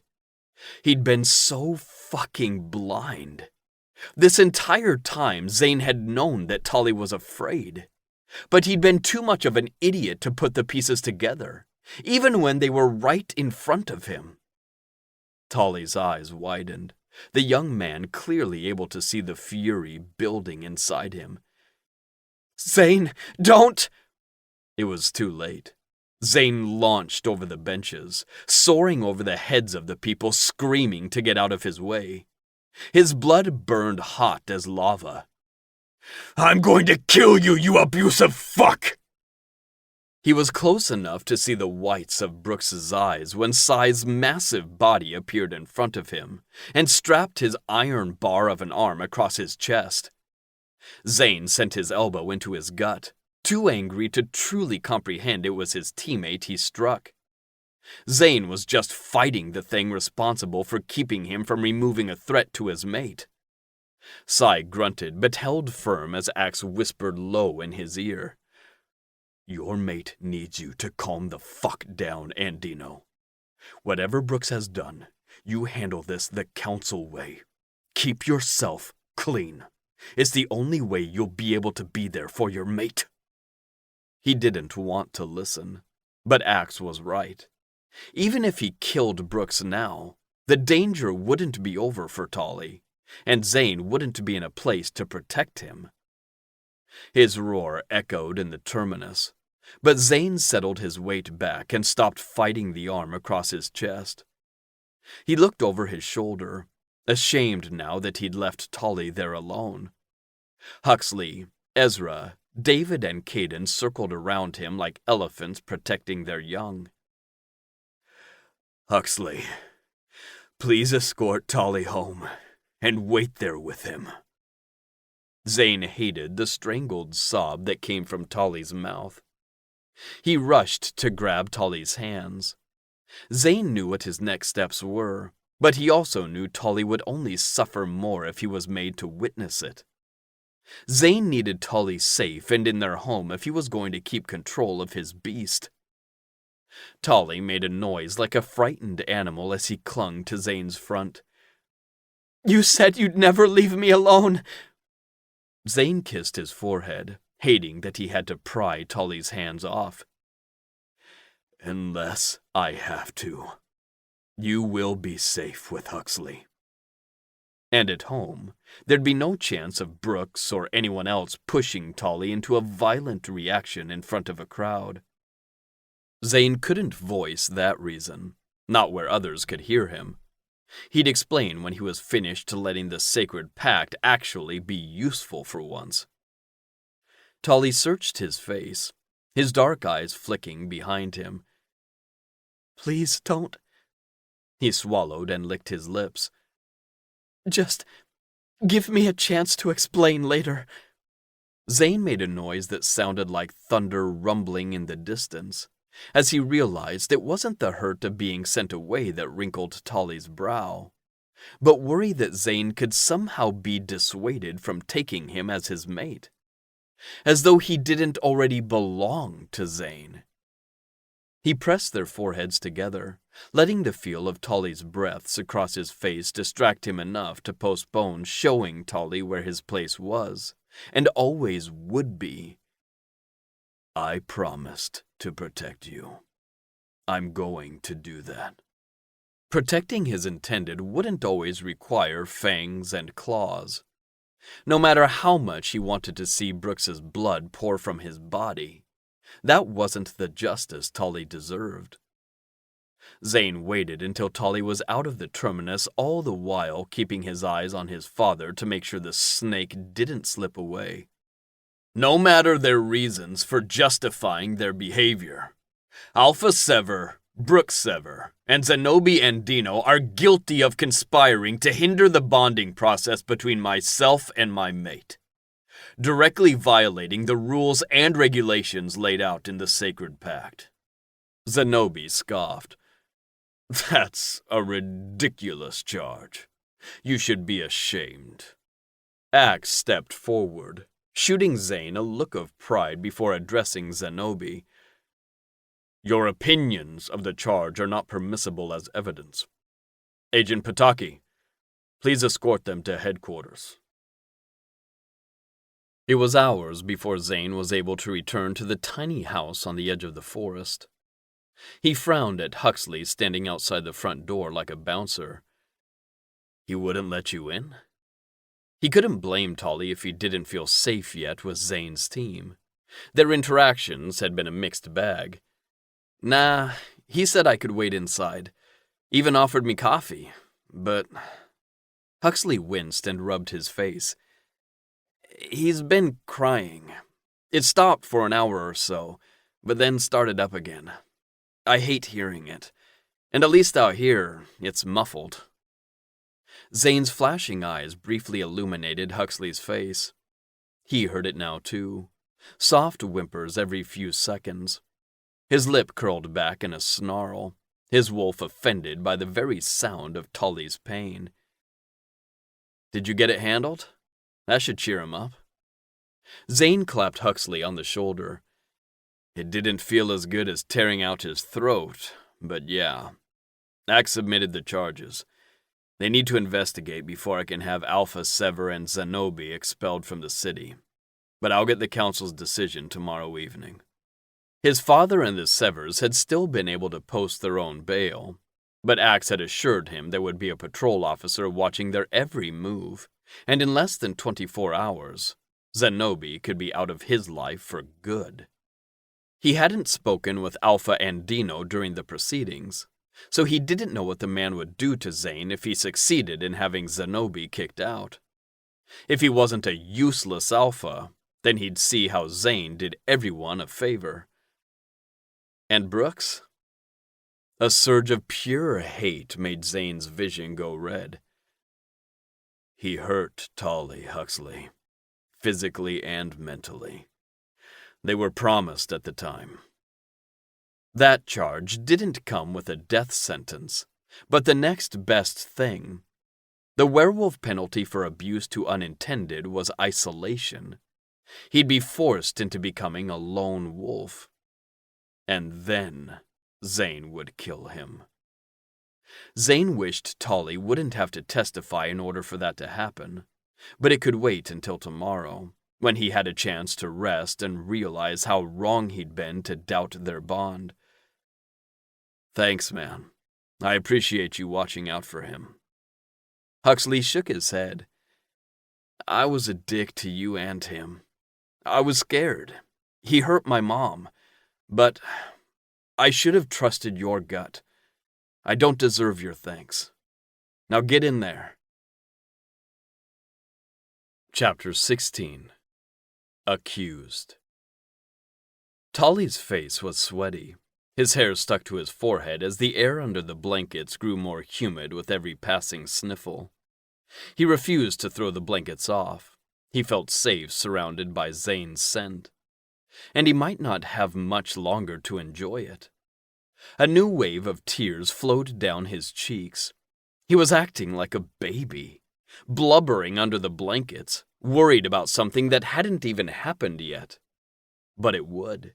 Somehow, Brooks would succeed in taking Zane away from him, just as he'd been able to take away all that Tolly had loved 2 years ago. His sister, his sense of purpose, his home. Tolly had been stupid thinking that standoff at the soccer game had meant Brooks would stay out of his life. He'd refused to confess to his mother what had really happened, and still didn't want to talk about it. But Tolly would tell Zane if it convinced him at all not to reject him. Tolly. He'd been too distracted in his misery to hear Zane approach.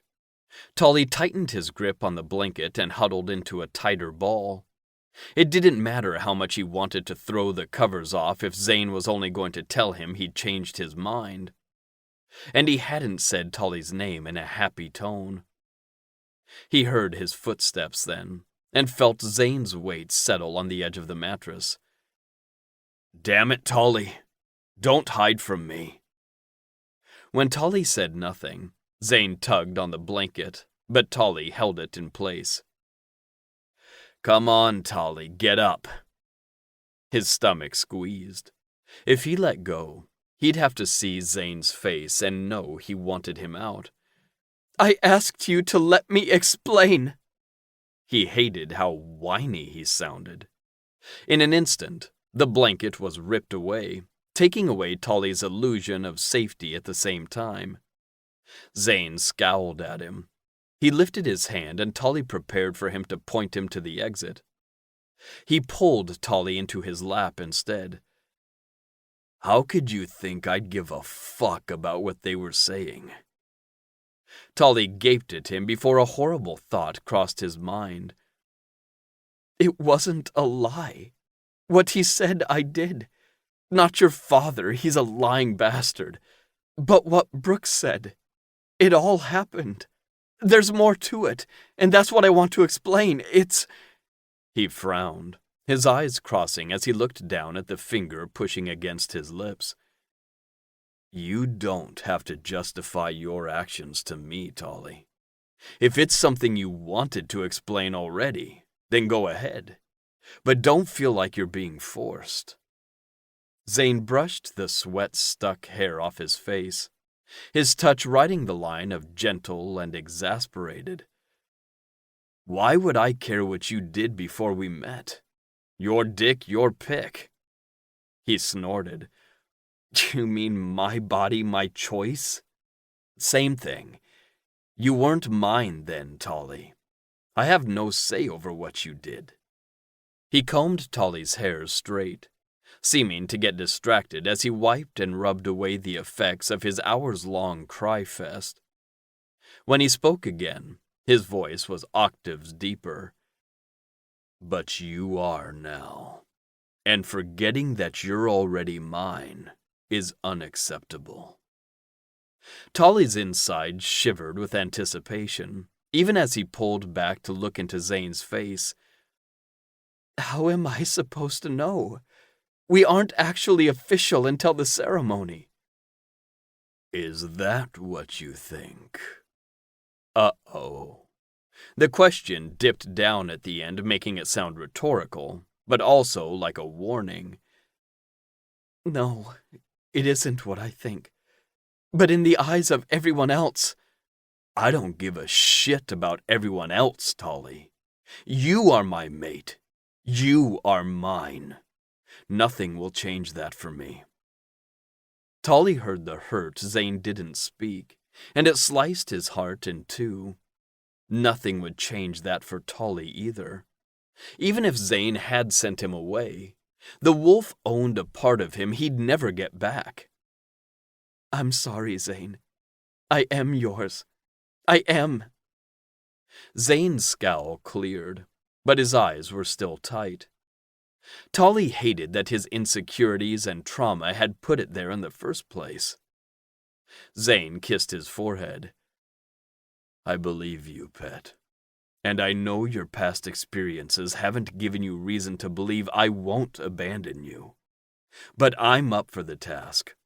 I'll remind you as often as you need until you believe without question. He needed that now, not because he doubted, but because his body craved the reminder. Without a word, Tolly spun, wiggling in place across Zane's lap with his face resting against the blanket. Zane made a sexy, amused sound, his hand automatically dropping to cup the fleshy part of Tolly's ass. What's this, pet? Let me feel that I'm yours. I'm sorry I doubted it. His voice was tight, but he managed to speak without releasing the surge of emotions dammed up inside him. Zane massaged his ass down to his upper thigh. His other hand drifted down Tolly's spine and back up, petting him. I'm not going to punish you for being scared, Tolly. No, that's not. I want to feel it, that I belong to you. I never thought I'd want to give up control like I do with you. It's yours alone, and I want to feel that. He'd done a shit job explaining what churned in his soul, but hopefully Zane could understand enough to know he was talking about his submission and wanting this visceral, physical reminder. The first time he'd been spanked by Zane, he'd emerged free of the shame and guilt that had been making him act out. He wanted that, too. Maybe Zane didn't want to punish him for doubting, but Tolly needed the absolution for himself. The hand petting his spine rose to Tolly's nape and stayed there, applying just enough pressure to make Tolly's stomach flip. If that's what my mate needs, then I will remind you who you belong to. Zane yanked down Tolly's pants with a growl, squeezing his bare ass cheeks one moment and spanking him the next. Tolly sucked in a loud breath. It felt more shocking than painful. He exhaled harshly, wanting to take this punishment as it was meant. But as Zane's hand descended over and over, warmth bloomed on his ass, spreading like oil that covered his cock even as his ass began to burn. Tolly had to hold his breath to keep from moaning. Breathe, Tolly, Zane demanded. Tolly whimpered, but he wouldn't disobey. Zane's palm hit his butt and pushed the air he'd been holding out. The needy sound that filled the room couldn't have come from a person, but some wanton creature in heat. Zane groaned in approval. Take what I give you, pet. Tolly gritted his teeth. He'd moaned, yes, and his cock was hard, another yes. But he wouldn't move his hips. He wouldn't search for friction. He'd accept this punishment as the punishment it was meant to be. Zane's next smack came from a different direction, hitting the bottom swell of his ass with enough momentum to push his body up, and then down. No! Ack! Fuck! His forehead was damp with sweat and his cheeks burned, likely a bright red by now. He was trying not to hump Zane's lap, trying to take his punishments appropriately. But Zane kept bringing his hand down in a way that made Tolly's hard cock slide against his thigh. He couldn't help the explosion of pleasure, the wailing moans each time Zane's palm connected with his backside. Before he knew it, he was on the edge, dangling over orgasm and holding on with just one finger. Zane's rumbling wasn't helping anything. It was almost as if Zane wanted him to come. Tolly looked over his shoulder, his gaze accusing.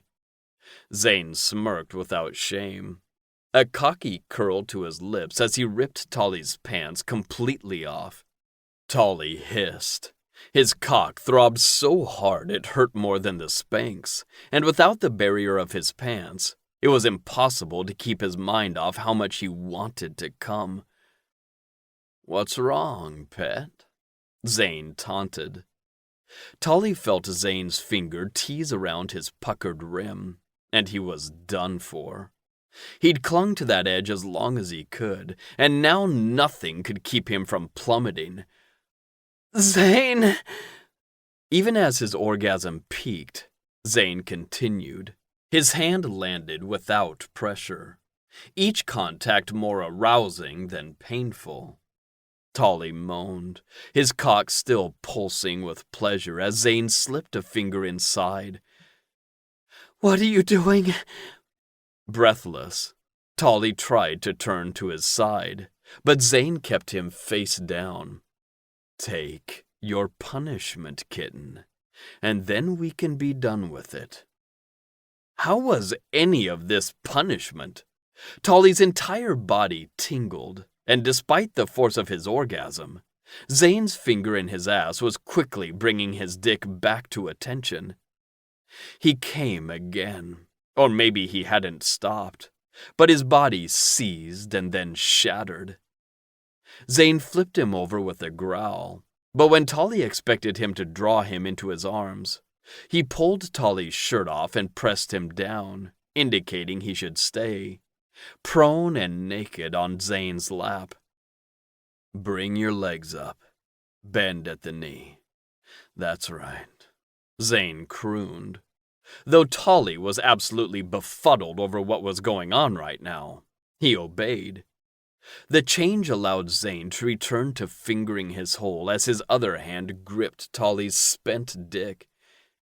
"It's sensitive," he whimpered. Zane said nothing. His gaze focused on the naked flesh sitting in his lap. His touch was gentle at first, coaxing. "Zane, I can't. No more. I can't," he hissed, but even though Zane wasn't holding him down anymore, he didn't try to move, didn't try to push away the hand steadily jacking off his spent dick. "One more. You can do it," he purred. Tolly was about to cry out that he couldn't, until Zane slid his fingers once more inside him, rubbing just right to make Tolly see stars. "Oh, fuck! Fuck! Zane!" He'd been right. Tolly could do it. But Tolly knew the only reason was because he could do anything that this man asked him to. His mate. His. Which was probably exactly what Zane had wanted him to learn, in the most leg-meltingly way possible. He felt his body sliding from Zane's legs to the bed, aware of the mattress dipping as Tolly floated. "Look at me, Tolly," came Zane's guttural order. His eyes flew open, and for a second, he thought maybe he could come again at the sight. Zane kneeled over the top of him, beautiful cock bared and hard, Zane's strokes fast and firm. "You're mine, mate. There is nothing that you've done, or could do, that would make me doubt that." Tolly was too exhausted to do more than shake his head and bite his lip. Zane had proven as much after the full moon dinner, when any man in their right mind would have dumped him to avoid the fallout. Instead, Zane had bound himself more firmly to his side. "Yours," he tried mumbling, hoping Zane could understand his lazy tongue. "Open your mouth." His lips parted as the first splash of cum cut across his cheek. The next landed on his lips and tongue, down to his chin, each powerful stroke sending another jet of molten lust that splattered against Tolly's body, claiming him not just with words, but action. Zane grunted and pulled Tolly up to lie on top of him, unconcerned by the mess spreading around between them. Tolly thought he should say something, at the very least. Thank you.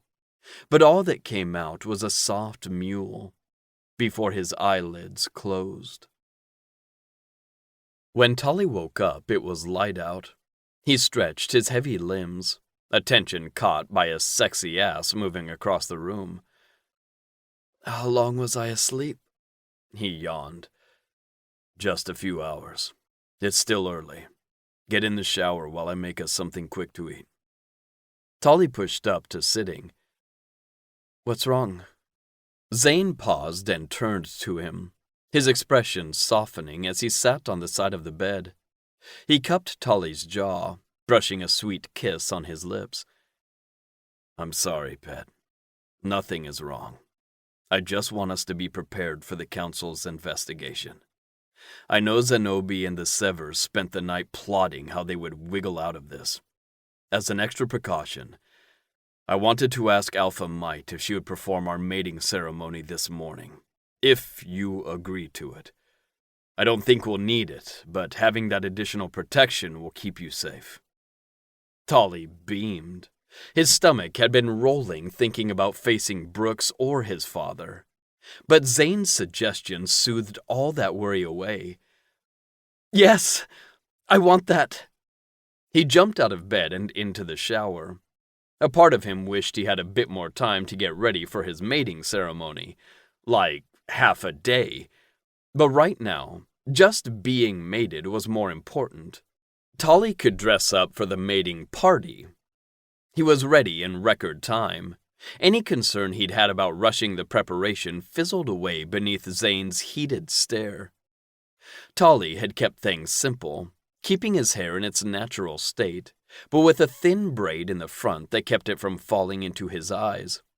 He'd chosen his cream-colored chinos and white dress shirt, that he paired with a silk blue bow tie and heels in a matching color. He'd worried slightly about the heels, hoping Zane wouldn't see them as a sign of him trying to act out. But as Zane looked him up and down, the desire never dimmed. "You're so fucking gorgeous." He pulled Tully by the nape, giving him a hard kiss. Zane's phone saved Tully from immediately ripping off the clothes he'd just put on. "Axe? We're on our way now." Zane's brow lowered as he listened. "What?" "Zane?" His voice shook. He pulled Tully closer, letting him just barely hear. "They found him this morning. I'm with the healers at the Andino house. Shit is going down. You need to get out now." "They found who? Someone who needed a healer?"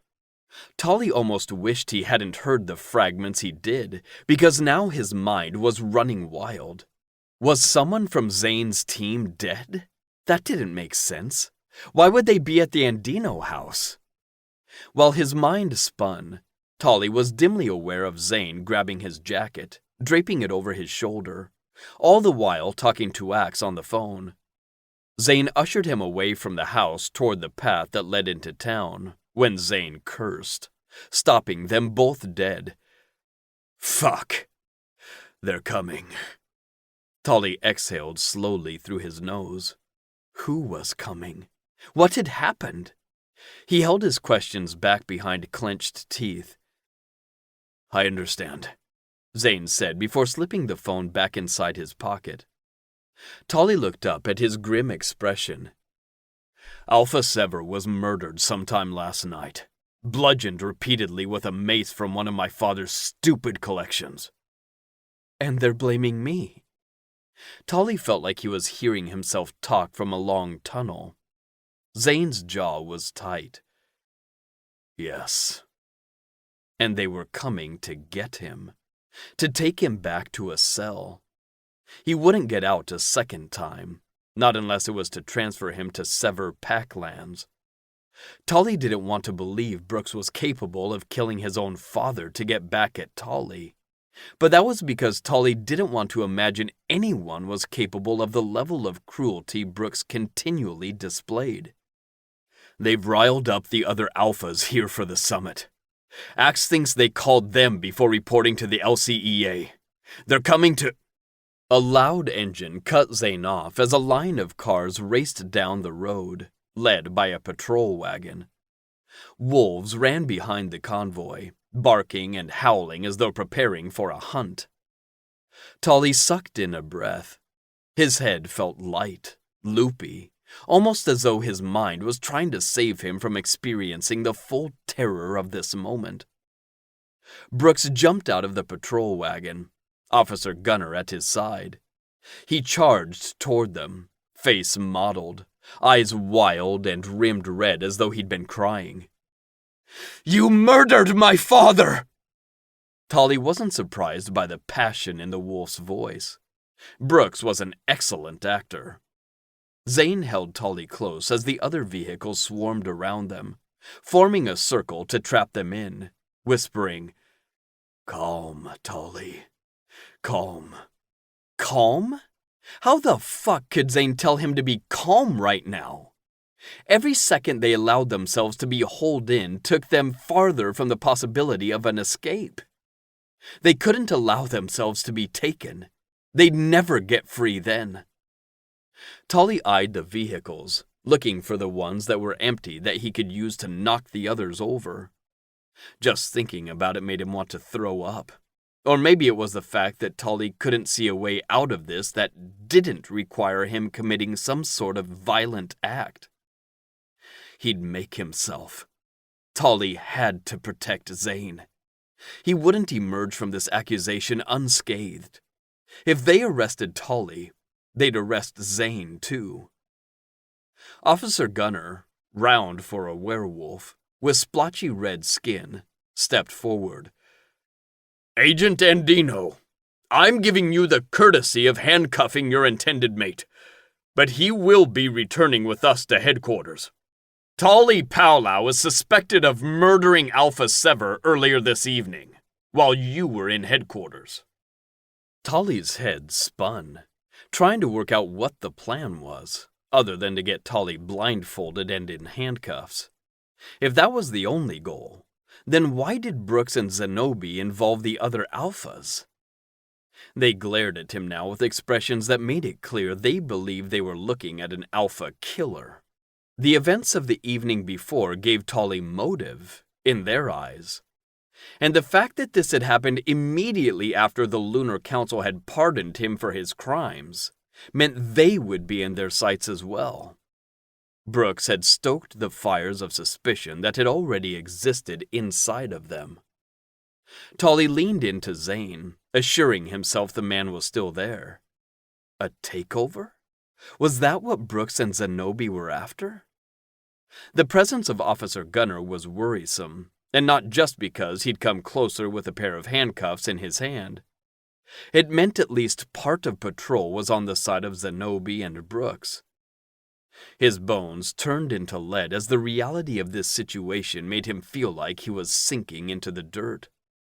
They'd be lucky to see a cell. "You couldn't just leave my family alone, could you?" Spittle shot from Brooks's mouth as he snarled. "Don't come any closer, Sever. You both should have been in a fucking cell for violating the sacred pact." Zane tried to tuck Tolly behind him, but he resisted. He needed a clear view to get ready to take his chance. "Lies! All lies! The Powlow witch is a master manipulator and a murderer! My father came to try to protect you, and Dino, an ally! And Tolly killed him for telling the truth."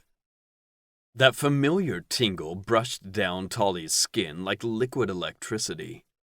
Tolly's head wouldn't be foggy this time. He'd know who he was hurting, and why. "Settle, kitten," Zane murmured low, his hand back at Tolly's nape. He wanted to shake it off, but his traitorous mind needed the comfort the touch brought him, even if it was false. Tolly recognized Alpha King from the full moon dinner, stepping even with Brooks. "An alpha killer threatens not just this city, but every wolf pack in the world. Be smart, Zane. None of us wants to hurt one of our own." Tolly bit back his whimper, He wouldn't let them hurt Zane. He didn't care how repulsed it made him. Their mating bond went both ways. Zane was his to protect. He let his fear feed his power. The forest on either side of the road began to shake, branches dropping leaves and needles as the trees came alive. "Cover his eyes! He can't use his powers without his sight!" Brooks barked, making no move to do the deed himself. Huxley ran through the circle of vehicles, hair wild as though he'd sprinted the entire way there. "Tally did nothing. I was guarding the house the entire time that Zane wasn't with him. He couldn't have left to go to the Andino house without me noticing." Brooks didn't hesitate. "You had your eyes on him the entire time you were guarding him?" Huxley scowled. "No, but I heard him. I heard him inside the house. Let me take Zane and Tolly to headquarters.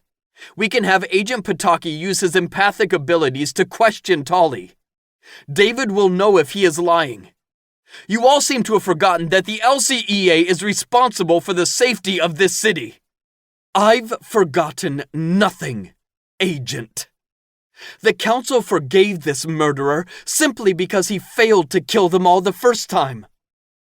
How much more proof do we need that the Council doesn't have the Lunar Wolves' best interests at heart?"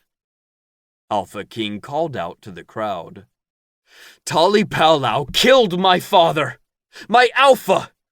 And if the Council doesn't have what it takes to make him pay for his crimes, I will!" Brooks's roar echoed in Tolly's ears. He was putting on a show for the crowd, but the hatred was real. Several barks and shouts of agreement answered, the sound growing louder. Zane's growls were loudest of all. He had Tolly tucked so tight beside him, he would have shoved Tolly into his body if it were possible. If Zane didn't want Tolly to use his power, then that meant he was planning on being the only one fighting back, and Tolly couldn't let that happen. Just like he couldn't ignore his mate demanding he stand down. The only other option was giving himself up. He knew what would happen if he did. But if it saved the man whose only crime was falling for someone like Tolly, then it wasn't a question. He tried to step out from under Zane's arm, but he only tightened his hold. "Zane." The whimpered name was a plea. It wasn't as though this was easy for Tolly, but he'd been left with no other choice. He wouldn't watch Zane suffer for him. "No," was the only thing Zane said in reply. Alpha Prime walked through the vehicles, stopping even with Huxley, clapping his hand on his shoulder. "Zane is your friend, Huxley, and I commend your loyalty. But Alpha King is right. I was convinced by the others that Agent Andino was able to fit a muzzle on his mate, but clearly, that isn't true. If Tolly is capable of killing an Alpha, then he's capable of killing anyone in this city. He's too much of a danger to my pack and to my mate." "Uncle Hell!" Huxley roared back, outraged. "I am not here as your uncle, Huxley, but as Alpha. Officer Gunner, assist Zane in loading Tolly into my vehicle. I will take him to headquarters myself." The patrol officer frowned, clearly stumped between doing what the Alpha said, since it was what they were there to do anyway, and denying him because he was a foreign wolf. Huxley spun to face the confused man. "No! That was not an official order, Officer Gunner. Chief Landry will give the order if he believes the claims." "If?" Alpha Prime roared along with the rest of them. "Agent Might, stand down. You may be an LCEA agent, but I am an Alpha. Officer Gunner, it's your choice. Do as I asked, or wait for Chief Landry's permission." Zane's growl shook from his chest and throughout Tolly's body. But Tolly couldn't manage the same rage. He was hurt. Alpha Prime hadn't been his #1 fan, but he'd thought they'd come to an agreement. The black blindfold he produced from his pocket said otherwise. No one else should suffer for this witch. His kind is insidious, turning reasonable wolves on each other. Zane? Tolly's voice shook at the regret he saw darken his mate's eyes. He didn't resist, his lip trembling as Zane knotted the blindfold at the back of his head. I'm going to carry you, Tolly. In a harder tone, he added, Move aside! I'm doing as you asked. He felt Zane's strong arms lift him off his feet, and then they were moving. A few seconds later, Zane seemed to be climbing into the vehicle, keeping Tolly in his arms rather than setting him on the seat. There was more movement, a door closing, an engine starting, and then they were bumping over the unpaved road. Tolly didn't speak. He didn't know what to say, why Zane had allowed them to be taken. Did he simply trust these people that much? He believed that acts would make the others see truth?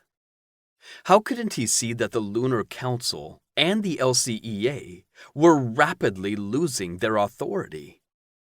He was too terrified to speak anyway. Not being able to see while Brooks had been in his vicinity felt too much like his threat coming true. Captain Kelvin is in position, Alpha Prime said, gunning the engine. What is happening? Tolly spoke into Zane's chest. A daring escape, Alpha Prime replied first. Tolly blinked against the light. The blindfold hadn't been on long enough for him to need a lot of time to adjust. He took in Zane, placing him into the seat beside him, buckling Tolly in, as Alpha Prime sped down a residential street. Tolly cupped Zane's chin and urged his face toward him. What's going on? Zane brushed his cheek over Tolly's temple and slid his wrist down the column of his neck. I hate the scent of your fear so much, he grunted while, Tolly assumed, he covered the offending scent with his essence. I'm sorry there wasn't time to tell you the plan, kitten. Fuck.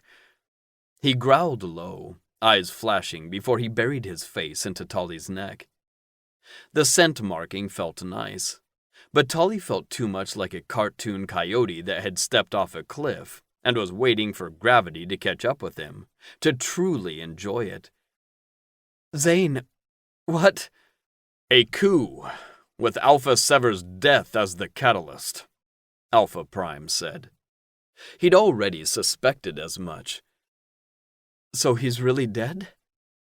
The man had participated in Tolly's torture, but Tolly still didn't know if he could be happy that he was dead. Very, Zane replied.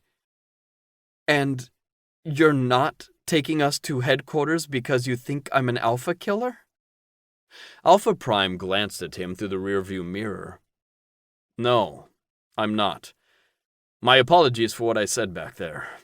Needed a way to get you out. The vehicle slowed as Alpha Prime turned through the solar territory gate. Are the head counts complete? Alpha Prime asked the solar guard standing watch. The guard nodded once. Captain Kelvin just radioed. All accounted for. Good. Shut it down. No one comes in or out. Do you understand? Yes, Alpha. As the gate swung closed, shutting with a final clang of the lock, the gravity of the moment hit Tolly. He let the new information settle between the spaces of what he'd already suspected. Wait, if you know Zenobi and Brooks are trying to overthrow the council, why hasn't Axe ordered them out of the city? Or contained them or something? If I don't show up at headquarters, it's all the battle cry those two will need to call in more people who believe them. Alpha Prime nodded, but with the patient air of an instructor, leading his student to the correct answer. If the outside world believes the Lunar Council invited Alphas to Crescent City and then mass detained them, we'll have greater numbers at our walls. Letting the blame fall on the Solar Wolves for now will help curb momentum for their cause and keep you alive. They'd driven through the downtown area and turned down a residential street with neat, modern-looking homes. So, we're going to hide in Solar territory? Zane squeezed his arms around him. No, we have to leave. It's too dangerous for you here. Tolly tried not to wince as he thought of all of these moving pieces needing to operate just right to fuel civil unrest. None of it possible without Tolly at the center. There was one, extremely easy option available to the Council to solve all their problems that either no one had thought of, or no one wanted to voice. Alpha Prime parked at a dead end. Emmett stood waiting in the grass about 25 yards away from the solar celestial boundary wall. The Alpha got out and rushed to embrace his visibly worried mate. Emmett held him for a long second before looking around Alpha Prime to where Tolly stood, still on the sidewalk. You'll want to hurry. Huxley just called. You were spotted turning into solar territory. Alpha Spire is in position. When he didn't move, Zane grabbed Tolly's hand, but he stayed rooted into the pavement. He wasn't trying to sound accusatory, but his questions still came out that way. Why not just turn me in? He didn't understand the irrational anger at these people not even seeming to consider the option that would fix everything for them. How can you even all be so certain I didn't kill Alpha Sever? My ability allows me to move silently. I could even fly. Theoretically, it wasn't something he did often, since it was too difficult steering while keeping line of sight on the object he manipulated. I had the ability to sneak out, kill Alpha Sever, and sneak back in. I even have motive! Thanks to the big reveal inside the terminus. Though, Alpha Sever couldn't have been aware that he was establishing a motive for his death. The blank looks he got only made him angrier. These people seemed to be joyfully leaping into a dangerous situation without looking at every practical option. Helping Tolly made no sense. He eyed Alpha Prime, the one who Tolly believed wouldn't be swayed by emotion when it came to making the decisions that would protect his pack. Why do you trust I didn't do it? Can you just tell me that? Alpha Prime sighed and lifted Emmett's hand, patting it softly. Because Zane is loyal to this city and to his LCEA pack. And you clearly love Zane. You wouldn't do anything that might hurt the things that he loves. He shared a glance with his mate that spoke of fondness and devotion. Believe me, I know. Tolly had wondered early on what had kept the solar and celestial wolves from fighting back all those years ago. From attempting to expand beyond the walls they'd been given, just as the majority of lunar wolves feared they would. Emmett Prime had once been Emmett Might. Alia was his sister. And Gloria, Alpha Spire's mate, was Freston's sister. Neither Alpha was willing to hurt the person they loved. Without those familial ties, things might have progressed much differently. This also meant that these people considered Zane a part of their family, and his love for Tolly extended that consideration to include him. I see. Tolly swallowed down the lump in his throat as they walked quickly over the grass, toward the boundary wall. They stopped at a section covered in ivy vines that hid a small gate until they were standing right in front of it. Director Might and Axe will contact you with what to do next, Alpha Prime said. They've been orchestrating this whole thing since the second Alpha Sever's death was called in, and they realized the true plan. You're to stay somewhere far enough away you can't be sniffed out. They are going to be looking for you. Zane nodded, accepting an envelope from Emmett. Thank you. Don't thank anyone yet. We still haven't gotten you out. Alpha Prime pushed open the gate. Alpha Spire stood on the other side, his stance and tones something out of one of his action movies. Did somebody call for a covert rescue? Stupidly, all Tolly could think was how much Caden would have loved to see this.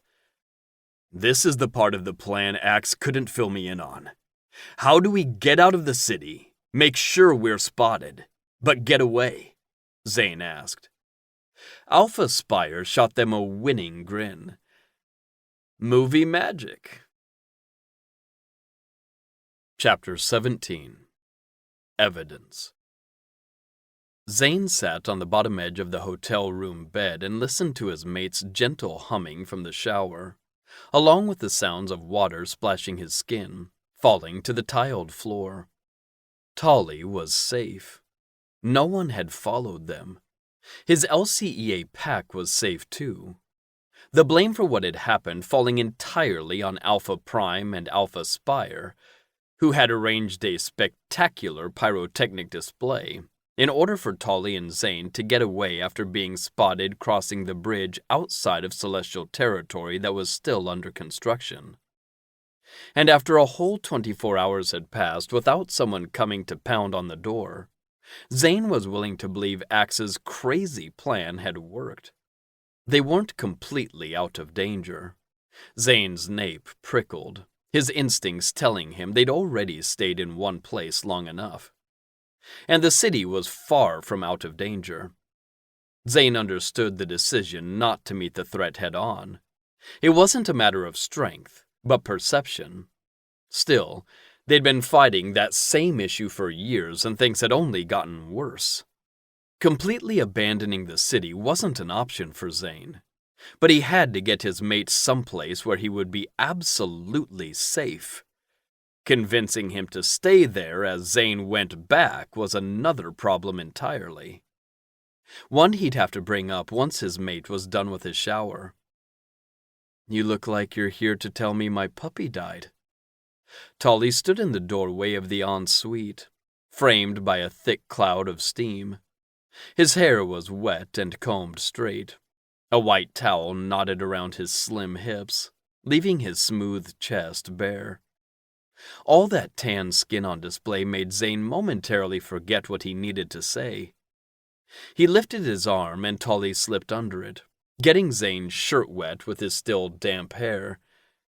"Whatever you have to tell me, you can tell me. Don't keep it to yourself. We'll figure it out together." Zane kissed Tolly's temple. He'd been amazingly calm since leaving the city, and Zane loathed the prospect of ruining that calm. But he refused to bring Tolly into a situation where he felt like he had to fight. Just contemplating fighting their way out of the mob that had come to take him had Tolly shaking and turning green. It wasn't who he was, and Zane wouldn't force Tolly to do anything, especially not in defense of him. "Tolly, wait, hold on. Before you tell me that you want to find a hole to hide me in so you can go back to Crescent City and save the day, I have something to say, and I won't be able to say it if I'm pissed off at you for even contemplating such a thing." Zane couldn't help the smile that filled his face. Tolly was just 19 and yet a master tactician. Of course he'd thought out their next steps, and what Zane would want to do. He slid his hands to Tolly's waist. "Okay, smartass. What is it?" "The whole story. What really happened." Zane leaned back. "I already told you. I don't need you to confess anything to me." "No, but you did say if I wanted to tell you, I could. And I do now. I'm not ashamed anymore. I think I was. No, I know I was." Zane felt like his ribs were closing in on his chest, dread mounting at what Tolly wanted to tell him, but at the same time, pride at the fact that whatever it was didn't hold the same power it had over him. Mate? Brooks was my first intended mate. Back then, I'd been excited by the idea, even if I hated leaving Nita and my home. But it didn't take long after the first time we slept together for him to show his true colors. It wasn't immediate, but gradual, like a pot of water slowly warming to boil. Once I realized who he really was, I wanted out of the arrangement. Couldn't stand the idea of living with a wolf like that, of sharing a bed with him. Our bonding period had weeks left, but when I told him, he freaked out. His taunts became more aggressive, and when he realized I wasn't going to use my power to fight back, he let every facade fall. I tried calling Mother, Nita, but they took my phone and made sure I couldn't get my hands on another. For the first time in my life, I felt helpless. Tolly took a moment to compose himself, and Zane did the same. I couldn't fight. I can't hurt people. So I thought of other ways to get out of the arrangement.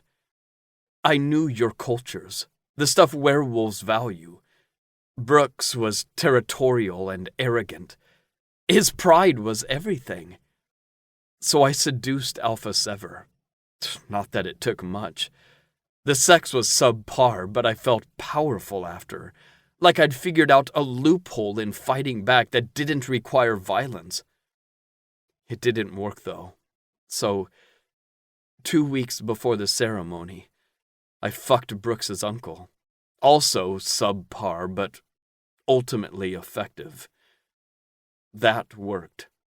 Brooks refused to mate me, but I didn't know to account for his levels of cruelty. Brooks wouldn't go through with it, but the Sever pack didn't let me leave. They wouldn't give up on the influence they got from the world thinking they had the Powwow clan leader's son in their pack. They kept me locked in my room for hours at a time. No one was allowed to talk to me except a few immediate family members. I was a prisoner. Every day, Brooks would come by the room with a fresh bouquet of roses. I think they were meant to be ironic or maybe mocking. He'd tell me about the lies they were telling everyone outside of the pack, to my clan. He complained about how that meant he'd never be able to take a true mate, and because of that, I owed him a mate's duties. He forced himself on me. Zane's heart stopped beating, all of his blood pooling in his vision, making the world red. He was going to kill that piece of shit. Nothing would stop him this time. He would tear Brooks's dick off and shove it down his throat. Zane. Tolly's voice was high as he rubbed Zane's biceps like he was the one who needed comforted. Tolly didn't need his threats.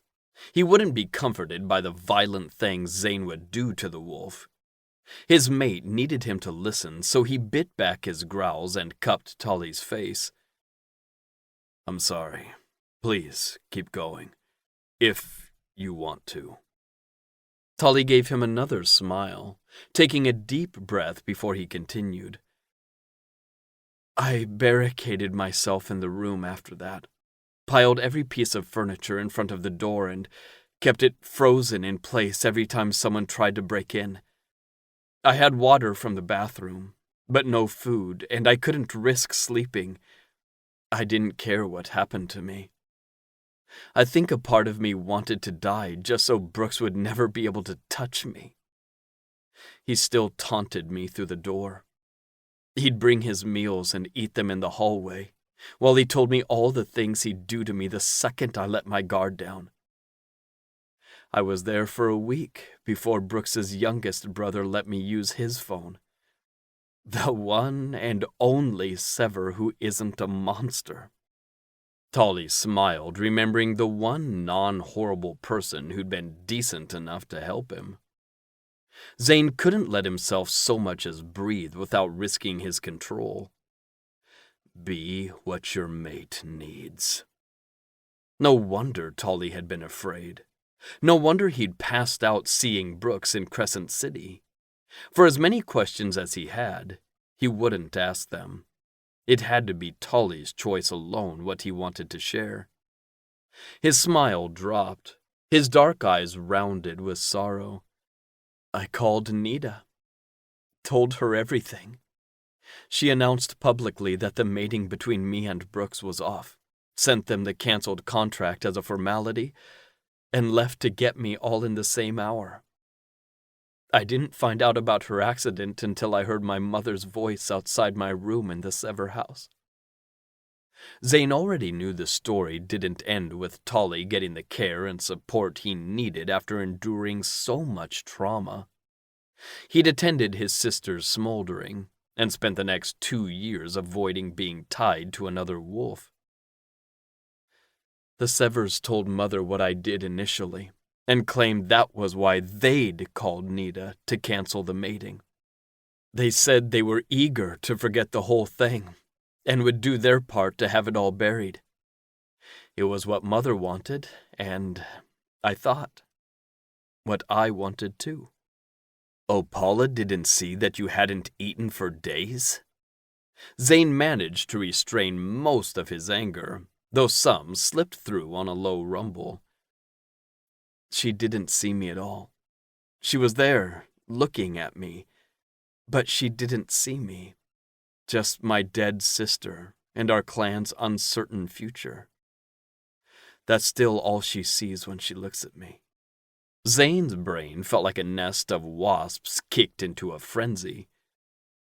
You are strong, Tolly. Most people don't have the resiliency it took for you to get yourself out of there. It never should have happened. None of it. But you kept your head and worked with what you had, without sacrificing who you are as a person. You are awe-inspiring, mate. So awe-inspiring that I freaked out at the full moon dinner. After Greta left, he found me. He said he was going to take me back, blind me so I'd be defenseless. The list of ways in which Zane would see Brooks suffer grew by the second, but he wouldn't share that with Tolly. He'd been my personal boogeyman for 2 years. He'd texted me before I got on the plane to meet you, claimed you were pals, that you taught him everything he knew. It didn't take long in your presence to see the truth. And then, at the soccer game, I realized I could fight him. I could face him, if it meant protecting you. That man keeps taking from me, and I keep running. But I won't anymore. So if you're planning on going back to Crescent City to face him, you're going to have to take me too. Oh, kitten. Tolly's eyelashes fluttered as Zane cupped his cheek. He kissed his witch, gently at first, and then more deeply. When he drew back, Tolly's eyes were still closed, and Zane grazed his lips down his jaw to his neck. The phone was an unwelcome distraction, but Zane couldn't risk not answering. He pressed one last soft peck on Tolly's lips before pressing the button to answer the call on speakerphone. Brooks Sever just challenged my mother, Huxley growled. At least 20 more lunar wolves issued their own challenges. It's a fucking setup. She won't let us tell my uncles. She knows it would lure them out. Zane, she's going to accept. Nothing Grandma and Grandpa are saying is convincing her not to. Not even Dad can get to her. His voice broke, and Zane heard a quiet shushing, likely Ezra on the other end, comforting his mate. Tolly's face was hard, his expression thoughtful before he nodded like he'd just figured something out. Refusing an alpha challenge is damning, but refusing one that's been made into a spectacle is as good as handing her pack over, putting her most loyal packmates and immediate family at great risk of being killed in a hostile takeover. Relinquishing the role of alpha to you to avoid fighting would be seen as just as weak, and there's no guarantee you'd survive so many challenges. Also putting her most loyal packmates and immediate family at great risk. "She's pregnant, Tolly!" Huxley didn't sound angry, but tortured. Yes, and if she still accepts, she saves Face and her family. Even if she loses, her actions will be looked at as brave, and those who challenged her will be seen as cowardly. She's doing the only thing she can think of to save those she loves. Tolly might have thought himself the black sheep of the Powwow clan, but it was clear he'd brought skills he'd learned from them. They were known for their strategy, for hitting hard, ruthless in their goals. Zane could admire him, even if he didn't like what Tolly was saying. That explains what she's thinking better than she could. All Mom would tell me was that she had to. She has until tomorrow before the first challenge. Grandpa's trying to get her away out of the city before that. Tolly was shaking his head, forgetting that Huxley couldn't actually see him. No, she can't do that. She won't. You know your mother 1,000 times better than I do. Do you honestly believe she'll go along with that? Then what are we supposed to do? That was Ezra, sounding as strained as Huxley. Tolly caught his eye, and Zane knew what he was going to say, just like he knew he couldn't refuse him. We're coming back. What? No! How does that fix anything? Huxley snarled. I'm not exactly sure yet, but it will at least give us more time before Alpha Might is expected to fight. Maybe we can bring back up the charges against him. I can tell them everything he did to me. The point is, me coming back will give us more than the shitty options we have now. And hopefully, at some point before we get back, I'll think of something better. Zane wanted to growl at his mate and refuse to let him leave. But he couldn't become another wolf in Tolly's life that tried to keep him down, locked away like a prisoner. He was cunning and knew how to take information he learned and turn it into action. Immediately, Huxley found Director Might and Chief, the three of them wanting to plan out the logistics of their return to make sure they'd even be able to get from the gate to the Might house. Meanwhile, Tolly snagged the phone on a side table near the bathroom and straightened the cord, making sure it would reach inside the bathroom. I need to make a call, one I should have made a long time ago. I won't be long. You can tell me the plan after. Zane didn't like the glint in Tolly's eye that made it seem like he was tying up loose ends in his life, but he nodded his understanding. He'd already told himself not to listen in, to pay attention to Chief's plan. But Zane still grinned as he heard Tolly pick up the phone and proceed to turn on the bathroom vent fan, sink, and shower. Zane didn't sleep. Instead, he watched the digital clock on the nightstand tick closer to 5 a.m., the time they decided to leave. That would give them enough time to get to Crescent City before the challenges began. Their plan relied on most of the city being focused on gathering for the challenge, ensuring they'd meet the least amount of resistance before news could fully spread of their arrival. Nothing in Zane wanted to bring Tolly back to his abuser. But he couldn't disrespect his mate. If it was what Tolly wanted, all Zane could do was make sure he kept his promise to protect Tolly, and hope like hell the little genius used the car ride there to think of a better plan than using himself as a distraction. He slid out of bed silently.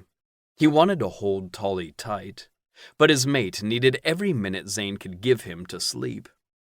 The day was going to be trying enough. There was a banging at the door. Zane wondered if maybe he'd imagined the exact sound he'd been dreading. But then Tolly shot up, and Zane growled sharply. Tolly jumped to his side and stared at the door with sleepy, frightened eyes. Zane, I know you're in there. It's Greta. Let me in. Please! Months ago, Zane would have already been at the door, but since Tolly's arrival, Greta had been nothing but rude to him. She'd abandoned him when he'd been afraid. Even if Zane blamed himself for choosing someone who couldn't protect Tolly, he could hate her for that. Please, Zane! They're on their way. I barely got in front of them. Stay behind me, he murmured to Tolly before going to the door, opening it a crack. His father's housekeeper looked as unkempt as he'd ever seen her, in a long flowery nightgown and low ponytail with dark strands sticking out. She blinked at him with relief in one eye, and fear filled the other. The Sever Pack is right behind me. Please let me in. You need to leave now. I overheard your father late last night. They had you tailed. They've been waiting for the Sever Pack to travel here to kill you, Zane, and take Tolly with them. They're going to make it look like Tolly turned on you. Zane opened the door and Greta rushed inside the room, grabbing Zane's shoes from the floor and thrusting them toward his chest. Tolly lifted his shoes and sat on the bed, pulling them on as Zane examined the woman he'd once trusted. At some point, he'd forgotten that Greta was his father's longest employee, and that she couldn't have made it that long if she wasn't just a little bit like him. Greta noticed his stare and started to scowl before her face seemed to grow too heavy to hold the expression. I believed him, Zane. The things your father said about Tolly before I'd ever met the witch. He knew about the Sever Pack and how Tolly had slept with... I was worried for you, Zane. Worried you'd get hurt. You have such a big heart, somehow. Even after everything. She shook her head as though shaking free a memory, continuing in the same urgent tone. Brooks Sever killed his father to frame Tolly. He and Zenobi had been working together from the beginning. It was why Zenobi originally sought out the mating with Tolly in the first place. Brooks told him about how his family, how and why they were paid to keep things quiet. Zenobi planned on seducing Tolly. He planned on getting evidence, either a video or something, I don't know. But he was going to take that evidence to Opala Paulau and demand money to stay quiet about it. Tolly stood, turning to Zane. He was already there, looping his arm around his waist. That fucking asshole. That was his plan? The same plan Zane had agreed to play along with. He never wanted to punch himself so much. Do you have any proof of Zenobi's plans, or that Brooks killed his father? Tolly asked sharply. Greta shook her head. He speaks freely around me. I'm paid well for my discretion. But he's gone too far this time. To allow his own son be killed. The shambles they've made of the city. Brooks wants control of the Might Pack, so that he will own the land the portal is on. He thinks they can manipulate the solar and celestial wolves to do what they want in exchange for paying for permission to use the portal. Zenobi is broke. He has been for some time, and has been siphoning money from Alpha and Dino. The man trusts your father. His fucking mistake, Zane snarled. We can use that, Tolly said without anger.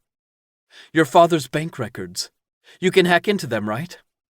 Yes, but I doubt it will be that easy. I'm sure your mother ran a check on him too. He must be hiding his poor finances. Behind investments, maybe? He's got his hand in everything. It would be easy for him to move money around when he needs to look wealthy. But, yeah, if he's truly broke, I can find us proof. Then we officially have a better plan. Zane opened the door and listened for footsteps. Hearing none, he closed the door, gathering the rest of their items. Brooks is obsessed with Tolly, Greta continued. The plan at first was to blackmail the Powwow clan, and then when that was finished, Zanobi was going to give Tolly to Brooks as payment for his help. When that didn't happen, and it was clear you weren't leaving him, Zane, they decided to frame him. Get him out of your protection. Zane drew Tolly toward him, pointedly kissing the mark at his neck. We're going to expose my father, Tolly. Once we prove he's broke, the rest will unravel. You will never be outside my protection. He didn't want to recognize how close Tolly had already come to reliving his nightmare, all made possible by Zane's ignorance. His father had planned on violating his mate, use him for money, and deliver him back to a monster. And none of that was why Greta had rushed here to finally come clean. Zane squeezed Tolly's hand, pulling him to the door. He turned to Greta, standing a few feet back. You're here because they said they were going to kill me. She scowled. Of course. I couldn't let that happen. That's the only reason you're here.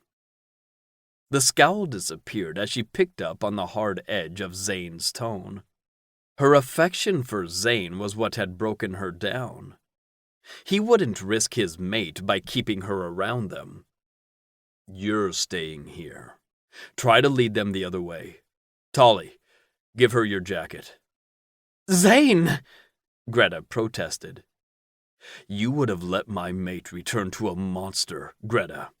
You kept my father's secrets. Knew he was stealing money, that he planned on using a human being. You left him alone when he was scared. You'll stay here and give us as much extra time as you can. It's the least you can do. And after? Her lip wobbled. Let's see if your callousness doesn't injure me or my mate first. Zane blocked Greta's quiet weeping, checking once more that the coast was clear. He pulled Tolly out behind him toward the stairs at the end of the hall. Zane lifted Tolly inside the stairwell, taking them 3 and 4 at a time. He counted the doors as they descended, mentally mapping the layout of the hotel. They'd gone down 13 floors. The garage was on the basement level, leaving 10 floors between them. 9 more. Shit! He heard the thunder of footsteps coming from somewhere above, and jumped down the next flight, squeezing Tolly tightly as he squeaked. It's okay, kitten. We're going to get out of here. 7 more flights. Zane bit back a curse as more footsteps sounded below them. The sounds overlapped too much for him to make a guess on how many were pursuing him. But as the 2 groups drew closer to reaching them, he knew it had to be at least 10 below, and possibly much more than 10 above. I smell them! An angry voice hissed. Zane shoved open the door to the 6th floor where the hotel had their banquet halls and ballrooms that guests could rent for large events. The Sever pack had picked up their scents, which meant hiding Tolly wasn't an option. Without knowing how many waited for them at the hotel's entrance, Zane couldn't be certain he'd be able to fight their way through. He set Tolly down and grabbed his hand as he searched the wide hallway. A row of wheeled carts lined the right side, each covered in a white sheet that draped down to the wheels. On the left, the entrances to the rooms were labeled Cascade Hall, Evergreen Hall. They turned the corner, reaching the Clover Ballroom. A map, Tolly said, breathing hard as he tugged Zane to the plastic square panel hanging on the wall next to the doors. There's a service exit through the ballroom, off the stage. It's closest. And there might not be as many wolves waiting for them at a side entrance. They slipped through the ballroom doors just as Zane heard the door leading to the stairs slam open back the way they came. Zane hurried Tolly in front of him through the spacious, mostly empty room. Tables and chairs were stacked against two of the outer walls, all covered in the same white sheets. The security lights gave off only a dim glow, but Zane didn't need light to see the stage at the other end of the room, and a sliver of a red exit sign through the gap of two thick maroon curtains drawn closed across the stage. Tolly was on the first step leading up to the left side of the stage when Zane got a whiff of wolf. He yanked Tolly back as a gray wolf ran toward them from the other end of the stage. It jumped, lunging for Zane with its jaws open. Zane swung his arm, his fist colliding with the wolf's muzzle, making a cracking sound before the beast dropped like a bird slamming into a window. Another black wolf followed, crouching low, its eyes flashing silver while it bared its teeth. The door they'd come in burst open just as Zane swiped at the black wolf's front leg, nearly severing the right paw. But there were more than enough bodies to replace it. The Severs hadn't brought their whole pack, but a large army of them, all streaming into the room and closing around them like ants surrounding spilled sugar. The hotel had to have noticed something was going on. Would they send their human guards? They would be of little help.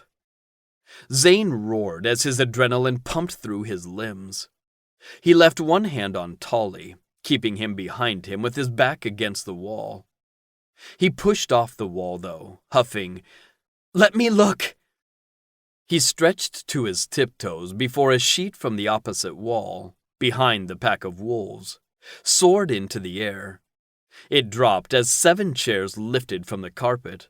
2 were caught before they could reach them, Tolly's ability only allowing him to move things not being actively touched by something with a heartbeat. 3 made it to fall at Zane's feet, while Tolly sent the other 2 slamming into the wolves who'd slid between them and the stage. Zane picked up a chair and threw it in the same direction, rapidly throwing the other 2, as together, they bowled through the bodies in their way. A loud bang bounced off the walls of the room, plaster exploding from the wall directly beside Tolly's head. Zane shoved his mate behind him as several more shots fired in quick succession. The entire front row of wolves was armed, each with their guns pointed at Zane and Tolly. "Hold your fire!" A burly, dark-haired man with a wide mouth and a deep voice roared, his cold blue eyes searching over Zane's shoulder for Tolly. "Byron Sever," Tolly supplied quietly, forgetting Zane knew who this man was. It had just been years since they last saw Brooks's uncle. Byron smiled at hearing his voice. "Tolly, it's good to see you again." His tone dipped as he said Tolly's name, making it sound almost intimate. Zane growled, not so loud it drowned out Tolly's dry reply. "Can't say the same." "Such hostility. You didn't seem to mind my company 2 years ago. I know my nephew can be a little shit. He ruined what could have been a good thing with his jealousy. How about this? You come with me now, and I promise to let your guard dog live. I'll even promise to protect you when we get back. I'll keep Brooks from you. I know what he did, how he hurt you. I won't let him touch you again. You won't be locked up like a prisoner." Tolly's pained gasp tore at Zane's ears. "You'll stay the fuck away from my mate. Look around, Dandino. I know you're a reasonable wolf. I watched you grow up. You can't fight us all. Don't you want to live?"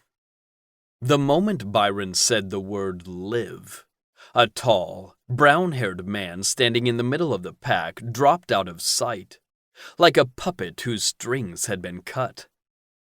Zane used the distraction to shuffle them closer to the stage, smelling blood a second later.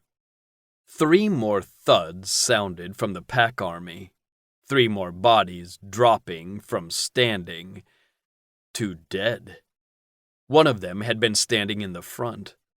Now he was on his side, blood pouring from a gaping wound across his neck. Byron snarled, "Are you doing this, witch?" By the time he took 2 steps forward, 5 more of his pack had fallen.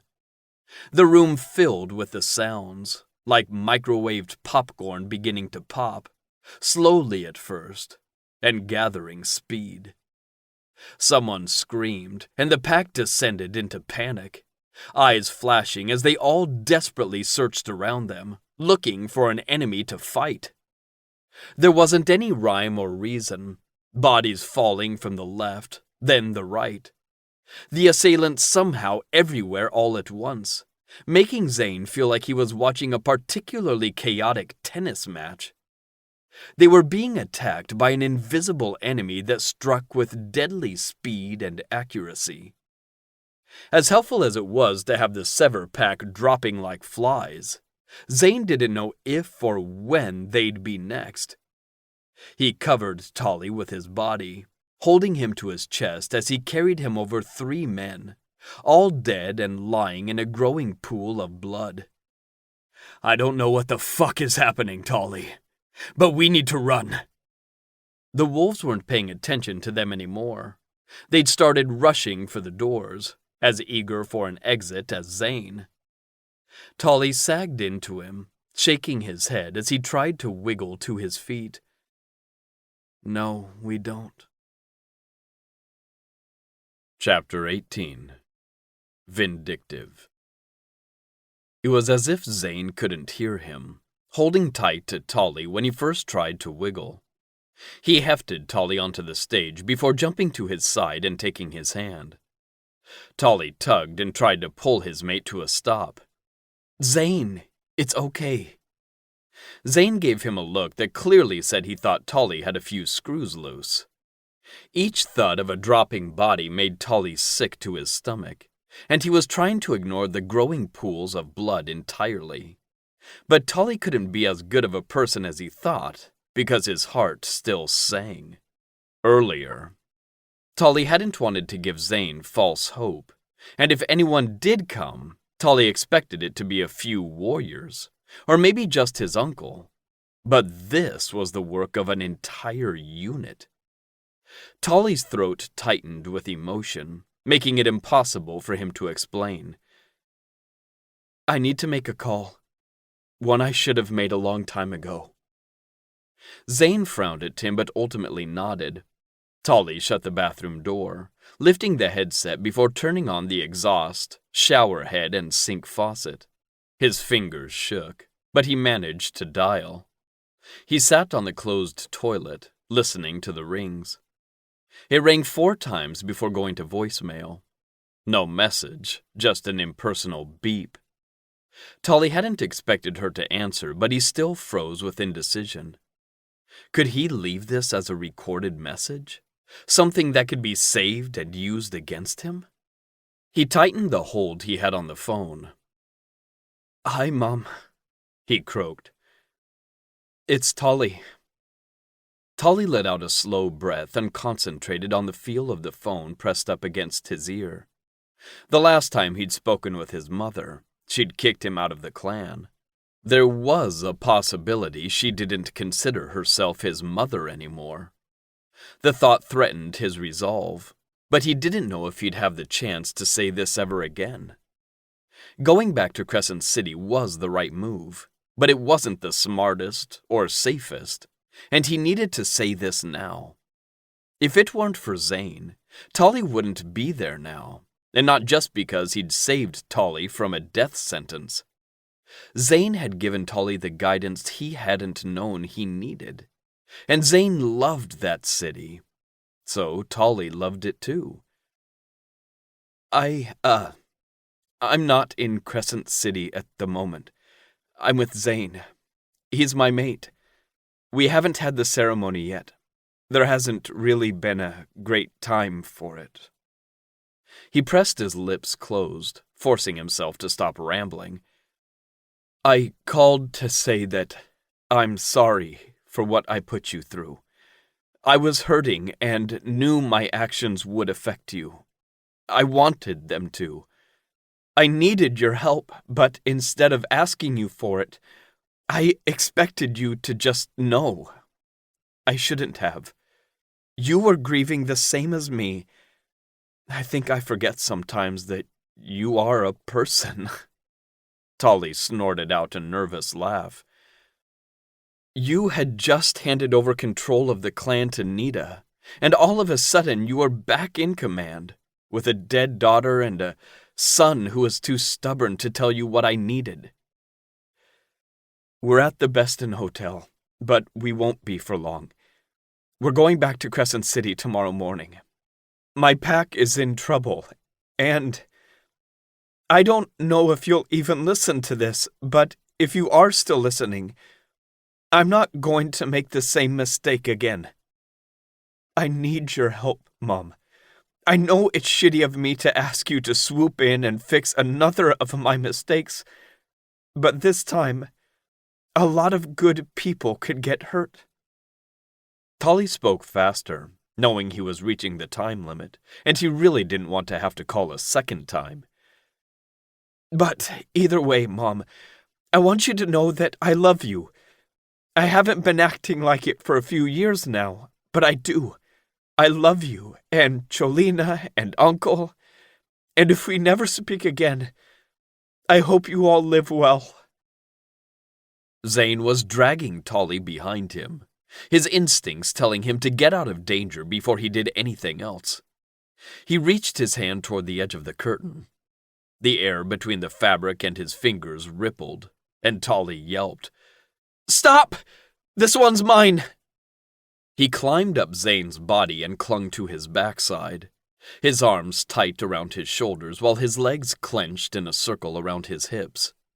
He heard Zane's shocked breath the moment his mother appeared seemingly out of thin air. She was in black from head to toe, her arms still bent back, her hand gripping the handle of a thin blade just centimeters from Zane's eyeball, as she stared at Tolly's mate with a hard gaze. Then why is he taking you where you don't want to go? Zane dropped back and Tolly loosened the grip his thighs had around Zane's hips. Zane grabbed him, pressing him in place like he wasn't ready to let Tolly back on his feet. He's confused. Understandably. Tolly took in the lithe